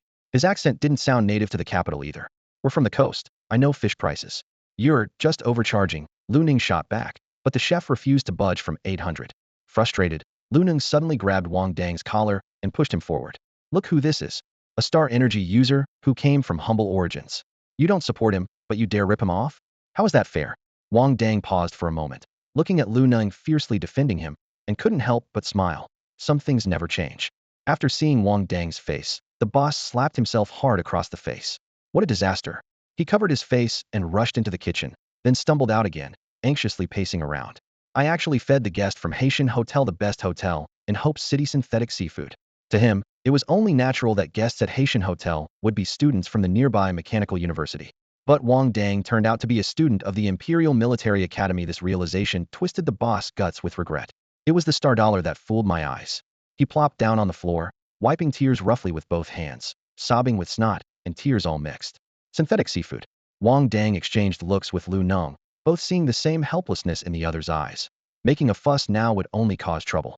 Wang Dang shrugged and whispered as if transmitting a message. As long as it's not made from poisonous stuff, seafood flavor is enough. Lu Ning stared at the nearly 6-foot-old boss, crying like a blubbering mess, his expression complicated as he spoke. Forget it. We've already eaten it anyway. But the boss kept bowing and confessing. I was wrong. I shouldn't have listened to those people saying college students are innocent and won't notice. The kid had it tough growing up, and now that he finally became a Star Energy artist, I let him eat this kind of thing. He slapped his own forehead repeatedly in remorse. In the end, the boss begrudgingly took money from his own pocket and handed Wang Dang 30,000 star dollars to settle the whole mess. Wang Dang held the crystal card, stunned for a solid 3 seconds before coming to his senses. Originally, going out for a meal wouldn't cost a dime. Now he even earned 30,000. Such luck truly meant Pin Dao Dao wasn't lying to him. He really was the luckiest person in the world. Back at school, Wang Dang immediately messaged Dr. Xu. I want to ask if you could help Lu Ning find a reliable pharmaceutical school. Dr. Xu replied almost instantly. Sure, you owe me one again. The quick reply sparked Wang Dang's wit, so he immediately made a video call. On the screen, Dr. Xu lounged lazily in a pristine white lab coat. Well, Dr. Xu, I'm kind of strapped for cash lately. Xu raised an eyebrow, half smiling. Then come get some acupuncture to relax? Wang Dang fell silent. Wasn't he hinting enough already? Suddenly, Xu changed the subject. Do you know why Jiao Zuo wanted to steal your book? Wang Dang paused. Because the chip has a gold-plated layer? Then why would they be in such a hurry to send this kind of chip home once they get it? To extract gold? Wang Dang answered uncertainly. Extracting gold is an almost lost ancient technique on Blue Star nowadays. Thousands of years ago, the home planet seized all gold and mined out the gold mines, turning Blue Star from a resource-rich mining planet into a wasteland. Few still know this craft, so Wang Dang wasn't sure. Xu smiled faintly. Jiao family isn't a major clan in the imperial capital, but Jiaoqing has a cushy gig. When your identity as a Star Energy artist was exposed, they knew who killed their son. Cutting the grass means uprooting the weed. After saying this, he cut off the communication, then tapped his long fingers rhythmically on the table. He had made himself clear now it was up to Wang Dang to become a sharp blade. Xu powered on his light brain and dialed someone's number, keeping a close eye on the Jiao family, ready to protect Wang Dang if necessary, and to clean up any loose ends. Although this operation was only a test, Dr. Su was extremely cautious, would never allow Wang Dang to make a single mistake. In his eyes, this young man was destined to become the organization's ace, but before any blade could become a lethal weapon, it had to be forged and refined repeatedly. After ending communication with Dr. Su, Wang Dang immediately ordered the AI Xiao Yuan to retrieve all data on Jiaoqing. Cold, hard data quickly appeared on the screen. Jiaoqing, 47 years old, mid-level mecha warrior. Wang Dang furrowed his brow slightly. In his early years, Jiaoqing had poured all his resources into his eldest son Jiao Zuo, but Jiao Zuo was dead. Now he was shifting focus, even mass-producing children, yet had not cultivated a second suitable heir. In other words, the only real threat Wang Dang needed to be wary of was Jiao Qing himself and the security robots protecting the Jiao family. I can handle the security robots. Xiao Yuan's mechanical voice sounded in his ear, though with unusual hesitation.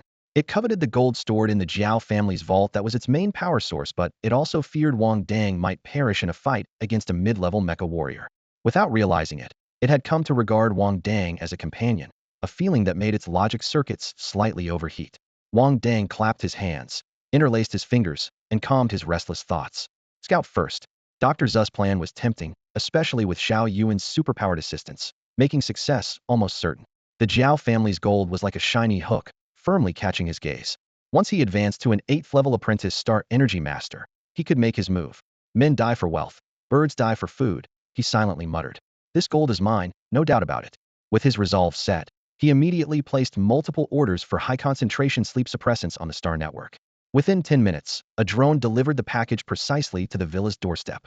After an injection, his mind cleared and energy surged through his body, felt like running 30 kilometers right away. With Mo away from school these days, he locked himself in the training room and decided to focus entirely on advancing his rank. The lights shone as bright as daylight. The temperature-controlled chamber steamed with his sweat.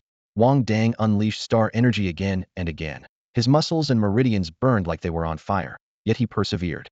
Xiao Yuan hovered midair, its optical lens fixed on every breath he took, capturing the energy fluctuations radiating from his body. For the first time, it truly sensed the richness and complexity of human emotion, that determination and desire that sent tingles through its electronic components. Several days later, 8th level, Wang Dang opened his eyes in the silence, still sitting cross-legged, exhaling a long breath of stale air. Then he slowly stood, his gaze burning as it locked onto the target arena barrier in the center of the training field. Iron feather formation. At his command, the air suddenly solidified. 3 cold, sharp iron feathers materialized out of thin air, transforming into streaks of cutting light and shooting into the barrier. The burst of light vanished instantly, but left a trail of fine cracks on the transparent energy wall. Wang Dang could clearly feel that the formation had evolved from a swarm-like scatter into 3 enlarged, denser heavy feathers. Their sharpness and hardness improved substantially.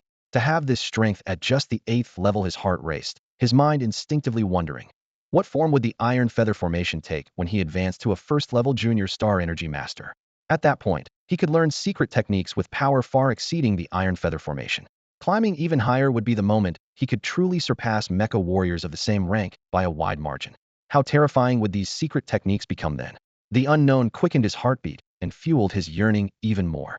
By the time Wang Dang emerged from the training room, the night was pitch black and windy, the perfect conditions for a stealth mission. The cold wind whipped past him, but he didn't pause. Finding the tallest spot on the perimeter wall, he pressed his palms against the surface and activated the copper wall technique. Instantly, a neat staircase appeared on the once solid stone face. He climbed up with a few quick steps, then leapt lightly down outside the wall.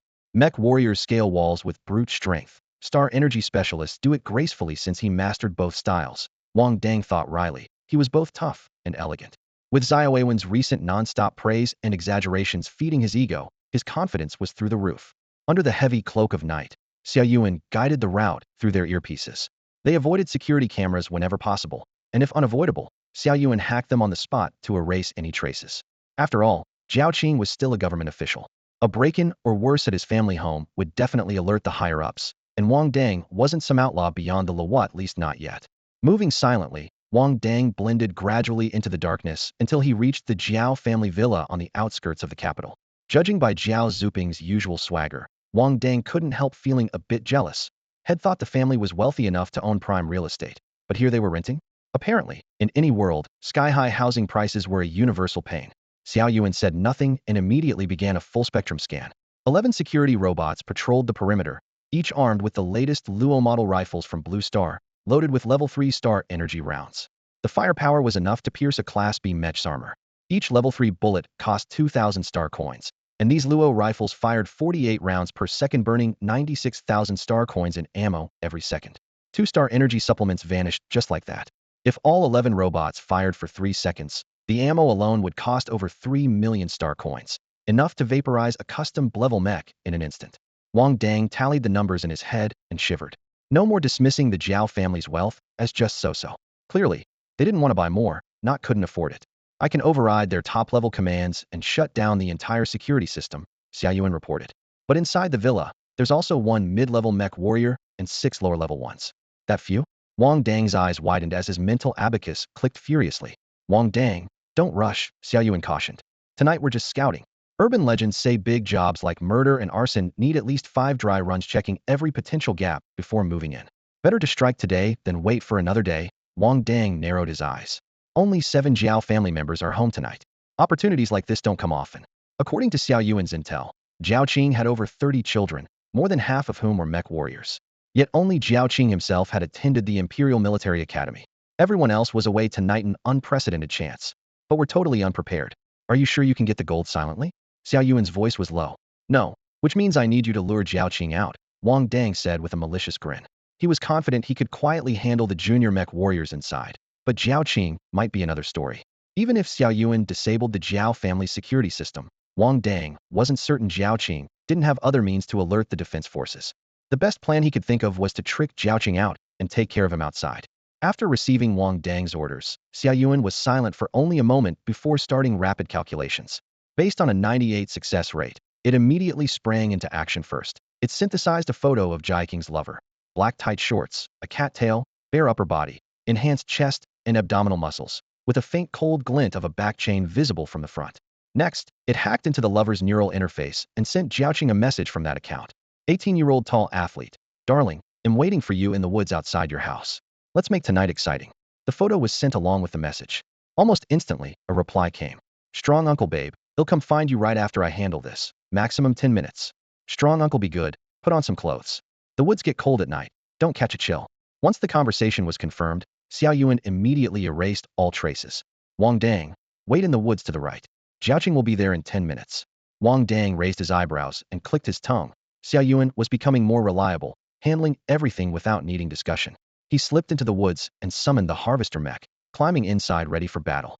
The distance from the Jiao's villa was enough, and the villa's outer walls were made of special soundproofing material, so, as long as no heavy fire exploded, the low-level mech soldiers inside wouldn't notice. How exactly did you lure him out? Wang Dang whispered. Involves a lot of complex calculations. Can't explain in 10 minutes, Xiao Yuan replied calmly. Wang Dang grew more curious, but had no chance to ask further. Target detected, 10 meters away. Xiao Yuan's alert exploded in his mind. Wang Dang immediately turned, eyes fixed on the wood's entrance. Less than 10 minutes later, a lazy but affectionate voice called out. Hey baby, why are you in a mech? Is it cold out there? Or do you want to play something more exciting? Wang Dang's skin crawled with goosebumps. What exactly did you say to him? Before he could finish, a glow appeared opposite, and Jiao Qing summoned his own Class A mech, continuing affectionately. Just a little playtime, okay? This mech is brand new too expensive.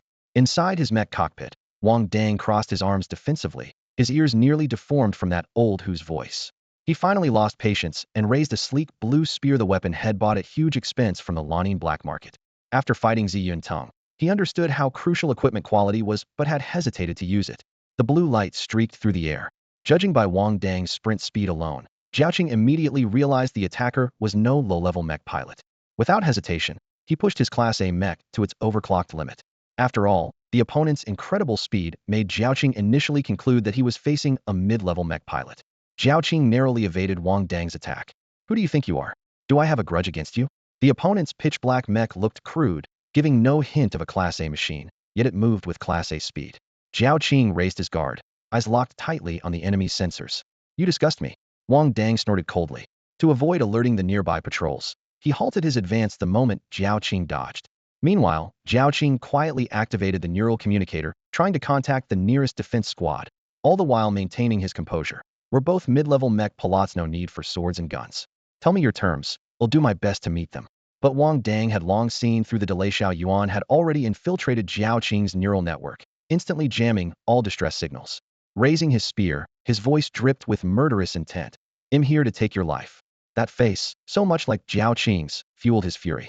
For million lost. That staggering deficit set his blood boiling. Rage surged through him, his breath growing harsh as the moon shadow technique burst forth, synchronizing with his enhanced 6 harmony spear technique to close the distance rapidly. 7-kill spear. The spear's tip fractured into 7 indistinct, flickering shards of deadly light. A life-or-death crisis loomed. Jiao Qing's pupils constricted sharply, instinctively raising his black obsidian shield. A metallic roar shattered the night as sparks flew. Both mechs staggered back several steps from the massive impact, shaking the cockpit through the control arms. Sturdy, Wang Dang acknowledged grimly. Xiao Yuan's enhanced spear technique, combined with the power of a top-tier mech, should have shattered the shield like glass, but the black obsidian shield remained intact. Jiao Qing's piloting skills were average, yet his arsenal was high-end. That only fired Wang Dang's bloodlust higher. If he won, he would leave with a bounty. He was certain the Jiao family secretly refined gold. Why else would a low-level district deputy commander deck himself in such luxury? Wang Dang readied his spear again and unleashed the secret technique granted by Xiao Yuan, metal enchantment. Silver-white runes crept over the spear, sharpening its edge dramatically. The trade-off was severe weapon wear after the enchantment expired. But no risk, no reward. Wanted to see how many tricks Jiao Qing still had to play. In the fierce skirmish, Jiao Qing spotted a flaw. Though Wang Dang's speed and strength were mid-level, his foundation was unbalanced. Earlier, when Jiao Qing swept his super sound blade sideways, it sliced off a chunk of metal from the enemy mech's shoulder like a chef peeling a potato. The cockpit's warning lights flashed. Wang Dang noticed his mech Reaper was beginning to falter in its left arm for the first time since its debut. The Reaper was almost like a son to him. How dare Jiao Qing wound his prized heir? His fury roared. Narrowing his eyes, Wang Dang refocused on the attack trajectory Xiao Yuan projected in real time. The screen revealed Jiao Qing's only clear weak spot, the mech's back, a common vulnerability, but notoriously hard to expose. Yet just one opening would be enough to end the fight. The opponent's mech defense was rated 93, firepower 95, but its mobility lagged slightly. Wang Dang gripped his alloy spear tightly, his gaze fixed like a nail on Jiao Qing across the battlefield. Under the moonlight, the black Reaper mech reflected a cold, steely gleam, as if mirroring its pilot's wrath. Jiao Qing watched clearly from a distance, a faint sneer curling his lips. This was just a rookie mech pilot, yet had managed to push speed and power to such a level. Impressive, indeed. But tonight, this would be where he fell. Once Jiao Qing saw Wang Dang's true skill level, he relaxed completely. Despite Wang Dang's impressive attack speed and burst damage, his armor was laughably thin. Any weapon in Jiao Qing's hands could easily pierce it. Wang Dang held his spear horizontally in front of his chest, sneering coldly. Screw you. Today I'm giving you a backdoor exit. No sooner had he spoken than he surged forward, relentlessly targeting Jiao Qing's weak points. The black shield caught his eye, as did that blazing red blade. He wasn't about to let either go. Inside the command system, Xiao Yuan's urgent voice rang out. Wang Dang, avoid a heated fight. Your mech's as fragile as paper in front of him. Shut up. Wang Dang squinted, spear trembling. Watch closely and learn. He stubbornly chose to confront Heaton. The clash of metal and sparks was deafening. After only a few rounds, the Reaper's armor was riddled with cracks, its left arm torn off at a weak joint. The shockwaves from their brutal struggle sent surrounding trees crashing down, branches flying in all directions. Trying to pick a fight with me? You're still too green. Jiao Qing bared his teeth in a predatory grin inside the cockpit. He was used to making enemies through chip business deals. Most challengers were hopelessly outmatched, their prized possessions turning into liabilities. This ant had grown as far as it could, but now that he was here, there could be no loose ends. Jiao Qing warned himself silently. Outside, Xiao Yuan stared anxiously at the fight data. If Wang Dang kept tanking attacks, the Reaper would sooner or later be torn apart by Jiao Qing's hyperstring blade. Worse yet, Jiao Qing's household security bots came stocked with level 3 performance bullets. There was no way Jiao Qing didn't have some on hand. If he switched from cold weapons to firearms, Wang Dang's defeat would be total. Wang Dang knew this all too well, but held back his anger and pain, focusing every ounce of attention on the fight. Barely managing to minimize damage with Xiao Yuan's prediction, she was waiting for the perfect opening to deliver a killing blow. Want revenge? Maybe next life. Jiao Qing laughed wildly, lifting his blade for another strike. He could feel the Reaper's defenses nearing collapse. Just a few more hits, and it would be shredded to pieces, and then the truth about their identities would surely come to light. Now, Wang Dang's eyes glinted fiercely. Glass cannon, iron feather formation. With his command, 3 shards of icy light suddenly formed behind Jiao Qing, sharp as hawks swooping through the night. Lost in his illusion of victory, he didn't notice a thing. PFT. A dull crack exploded as the iron feathers, accelerated by the glass cannon, pierced straight through Jiao Qing's mech star energy cell. The violent energy disruption froze the mech midair, its blade hovering inches above the Reaper's head, unable to strike. A star energy master? Wang Dang. Jiao Qing's pupils contracted, at last piecing together the scattered clues. Congratulations, you answered correctly and you've just been Wang Dangate. Wang Dang controlled the Reaper mech, yanking Jiao Qing out of the cockpit and slamming him hard onto the ground. The dull thud of steel armor hitting the rubble echoed through the ruins, sending up clouds of dust. I call this move the gamble on your life technique. Make sure to include it in your analysis from now on. He casually told Xiao Yuan. then raised the Reaper's thick alloy leg and stomped heavily onto Jiao Qing's chest. Bones creaked and groaned as Jiao Qing grimaced in agony. The sensation of his organs shifting inside made him howl in pain. With his build as a mid-level mech pilot, he should have been able to withstand a significant shock. But the Reaper's firepower now nearly matched that of a top-tier class mech pure brute strength from an entirely different league. Suddenly, the Reaper's last mechanical arm snapped out a thick electric drill. Blue-white arcs crackled along the drill bit as it spun, whistling sharply. Wang Dang gripped the handle and looked down at Jiao Qing, who was pinned beneath him like a hunted dog. Tell me, where do you hide the gold? Otherwise, I'll give you a backdoor exit. The high-frequency buzzing pressed against Jiao Qing's eardrums, making his legs tremble uncontrollably. But someone who had climbed to deputy district commander of the imperial capital wasn't a fool. He didn't know how Wang Dang sniffed out his hidden gold, but he understood it was his only bargaining chip to escape. If he gave it all up obediently, his fate would be to be silenced immediately. He squinted and weighed his options quickly. Wang Dang was still just a military academy cadet, but had already killed Jiao Zuo and distracted the academy with a brazen ruse ruthless and dangerous far beyond his years. A pity Wang Dang hadn't yet become a star energy master. Otherwise, Jiao Qing wouldn't let such a threat live. You want gold? Star coins? I have both, Jiao Qing said through the pain, forcing his thoughts into order. If you spare my life, I can serve you. I hold the most complete process for refining gold. As a star energy master, you must need massive resources. I can supply them all. Facing life or death, his will to survive surged to its peak. Wang Dang's eyebrows twitched with a glimmer of hesitation. Perhaps if he hadn't personally killed Jiao Zuo earlier, he really could have kept Jiao Qing as a cash cow. But now that blood feud was set, standing side by side was impossible. The pause sounded like a ray of hope to Jiao Qing. My rank isn't high, but deputy district commander is an easy post, he said hurriedly. As long as you spare me, star coins will flow steadily into your account. Don't worry about old business. The unfilial son's death was compensated by the academy. I harbor no grudges. Wang Dang lowered his gaze, studying the man's near-pleading expression. The more desperate someone was to cling to life, the more it proved they held enormous wealth they couldn't bear to lose. The scariest things are money left unspent but the person's gone, or the person survives but the money's all gone. Since you're so sincere, Wang Dang said, raising the electric drill again, the glowing tip casting a cold gleam in his eyes, start by telling me where you're hiding those boxes of treasure. Though he wanted to exploit Jiao Qing's energy network to amass even more wealth, Wang Dang was cautious enough not to let an enemy linger and cause trouble later. Killing meant cutting the weeds at the root. The drill hummed as it neared, the blue flame-like aura reflecting on Jiao Qing's face, making his breath falter. I have plenty of good things. If you don't kill me, they'll give them all to you, he begged, voice trembling, but refused to reveal any exact location. Wang Dang's patience wore thin with the delay. The Reaper's iron boot slid down from Jiao Qing's chest to his spine, then with a swift flick of the foot flipped him over, pressing his face hard into the jagged stones. You want talk? Then I'm coming for you.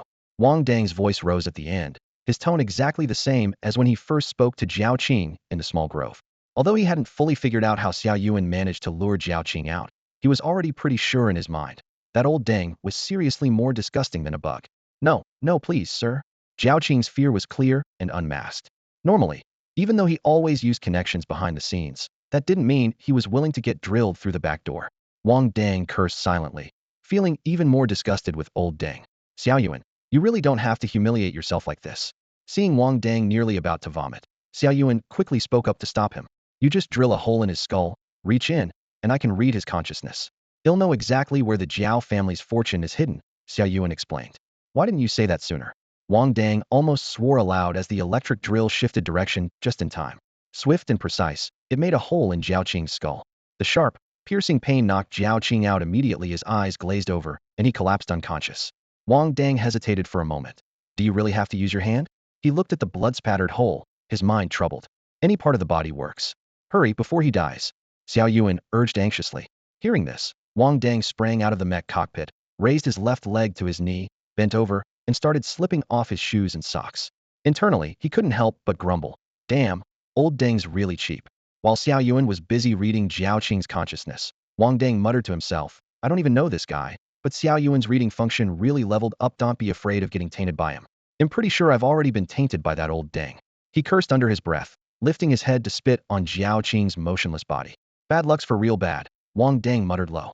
Money's gotta be spent wisely, Xiao Yuan said, a bit hurt, emphasizing had only picked this up from Wang Dang. Fine, just go ahead and taint me, I'm not scared. Wang Dang cracked his neck, his eyes burning with a reckless determination. Xiao Yuan, reading complete, came the report after a moment. The Jiao family's secret was stored in an underground vault, which required Jiao Qing's iris scan to unlock. Wang Dang carefully wiped the dust off Jiao Qing's toes with his tattered shirt. Then, after hearing Xiao Yuan's description, immediately got ready to go for the eyes. No, absolutely not. Xiao Yuan stopped him abruptly, fearing Wang Dang's slow second would trigger another round of cursing. Although Xiao Yuan, as an AI, had endured plenty of nonsense insults from bored humans before, it never bothered him. But since meeting Wang Dang, had become especially afraid of getting scolded by him. Your smarts rely on you. The machinery on me, Wang Dang said decisively. He yanked the space ring off Jiao Qing's hand, and then pulled off the mech necklace as well. Next, he began searching the body, careful not to miss any valuables. The smile on his face grew wider. This was his favorite thing to do, looting his prey. After rifling through everything of value on Jiao Qing, Wang Dang pulled out his star energy flamethrower, switched it on, and blasted scorching flames directly onto the corpse, quickly melting and destroying it completely to erase all traces. Then he bent down to pick up a black obsidian shield and a hyperspectral blade, two mech weapons he adored but were too bulky for him to use.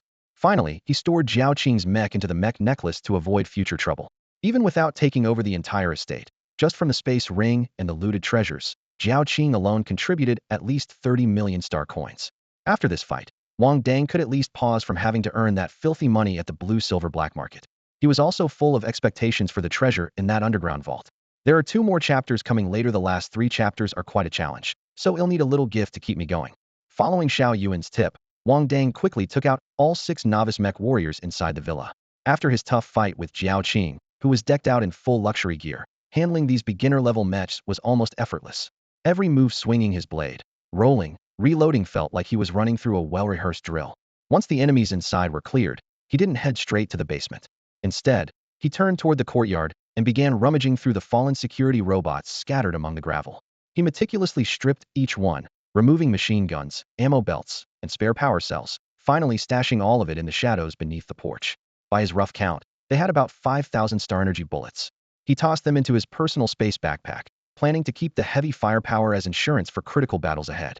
Rich guys may burn through cash on hardware, but hey, it sure does bring peace of mind, he mused half-jokingly, imagining a barrage of concentrated fire. I wonder who'll break down first, the enemy or my wallet. Wang Dang, 1 hour and 52 minutes until dawn, Xiao Yuan urged through his mental link. It was annoyed at its teammates' obsession with looting, like those players on the StarNet forums, always getting scolded for pack rat syndrome. Got it. Let me double-check for anything missed, Wang Dang replied, his eyes scanning each robot carcass like a scanner. If time allowed, he would have stripped those official model mechs bone dry, but since the motherboards and chips were all registered, reselling them would be a hassle. Reluctantly, he left the rest and headed back inside the villa. He entered the study and went straight to the attached bathroom. Following Xiao Yuan's instructions, he grabbed the edges of the toilet seat and rotated it clockwise 3 full turns. With a quiet click, the entire toilet flipped and sank down, revealing a staircase leading downward. Is this what they call panning for golden shit? Wang Dang snorted. Don't worry, the waste takes a separate channel. I used a bit of spatial distortion tech, so it's perfectly clean. Xiao Yuan responded cheerfully. He descended the stairs, rounding a dark passage where his footsteps echoed off metal walls. At the end was an actual study, softly lit, with floating framed screens lining the walls. At the far end stood a heavy alloy vault door. Outside the vault, several side rooms housed neatly arranged instruments, crucibles, and graduated vials, obviously Jiao Qing's gold refining workshop. Xiao Yuan was currently hacking into the vault's security system, which would take some time. So Wang Dang decided to browse the study. Knowing Xiao Yuan could only access Jiao Qing's recent memories, he had to dig through physical documents to figure out where the district deputy commander got the gold refinement method. He pulled open drawers and flipped through piles of books with swift, practiced motions. Years of scavenging valuable parts from junk piles had honed his sense for hidden compartments to an instinctual level. Soon, he felt a slightly loose wooden panel under the desk. After prying it open, he retrieved a delivery record stamped with a red seal. In this high-tech era, virtually nothing stored on StarNet was truly private, so some top-secret files were still kept using the oldest, most primitive methods. Wang Dang picked up the delivery record and quickly skimmed through it. On the very first page, it was clearly written every December, Jiao Qing handed over 20 grams of gold to a man named Luo Zhong. Flipping further back, the earliest record dated 5 years ago. The information Xiao Yuan provided also noted that Jiao Qing was promoted to district deputy commander that very year. Wang Dang pondered for a moment, then stuffed the entire stack of papers into his spatial ring. If the current blue star truly matched the one he remembered, everything would make sense. In the old blue star, gold wasn't rare. An ordinary person could save up a few grams from a month's salary, and gold shops were everywhere on every street corner. Weddings required gold jewelry, newborns got gold lock charms, and gold was woven into the fabric of everyday life. Because of this, it wasn't surprising that he had once found a gold ring from that mysterious man. Xiao Yuan had also said that the reason for choosing Blue Star was because it contained an exceptionally pure stellar energy. In other words, even if there were no gold mines now, the powerful elites still hoarded large amounts of gold. Before Xiao Yuan revealed himself, gold meant a fortune to Wang Dang. But now, with Xiao Yuan as his secret weapon, spending gold could make him stronger. For him, the allure of gold instantly skyrocketed. If you don't spend gold, you spend your life, something he understood perfectly. Unlock complete, Wang Dang. Take all their gold. Xiao Yuan's voice matched Wang Dang's own fierce, bandit-like tone, full of fiery enthusiasm. The metal door of the underground vault slowly retracted amid roaring gears. Its thickness looked to be about 2 meters. With a loud clang, the lock fell into place, and the door swung fully open. Both Wang Dang and Xiao Yuan stood frozen. The massive vault was completely empty. The walls gleamed as if polished to a mirror-like shine, and the only thing in the center was a single gold bar resting on a white marble platform. Wang Dang stepped forward, picked up the gold bar, and hefted it. It was solid, about 100 grams. No way. With such a huge vault, I was expecting piles of gold coins, he muttered, tossing the gold bar into his spatial ring. Then he searched carefully around the entire room, inspecting every inch of floor and every crack in the walls, but had to face the harsh reality. This vault truly contained nothing but that single gold bar. Still unwilling to give up, he dashed upstairs to the second floor of the villa, grabbing everything valuable enough to fit into his ring in one sweep. Genuine leather sofas, renowned paintings hung in the corridor, expensive ornaments, and even several of Jiao Qing's backup mechs. Jiao Qing's spatial ring was stuffed to capacity before Wang Dang finally left, satisfied his haul would keep him busy in the blue-silver black market for a solid 2 months. No sooner had Wang Dang left than a man in a black hoodie entered the Jiao family villa. He circled the mansion quietly, nodding to himself. Wang Dang's technique was professional, leaving almost no trace behind. But this guy was awfully careless. Genuine leather sofas, paintings, ornaments, anything worth money was completely emptied out. The man's mouth twitched involuntarily. After a moment of thought, he sprayed a pair of huge silver wings on the living room floor with special silver paint. This was the symbol of the Freedom Army. This is outright ruining the reputation of our Freedom Army. Before leaving, the man took one last look at the cluttered mess in the villa, grumbled curses under his breath, and walked away. That's all for today. Thank you so much for watching. I hope you guys enjoyed. If you wish to have another part of this recap, please give us at least 1,000 likes. Please don't forget to comment and subscribe to our channel for more content like this. Until next time.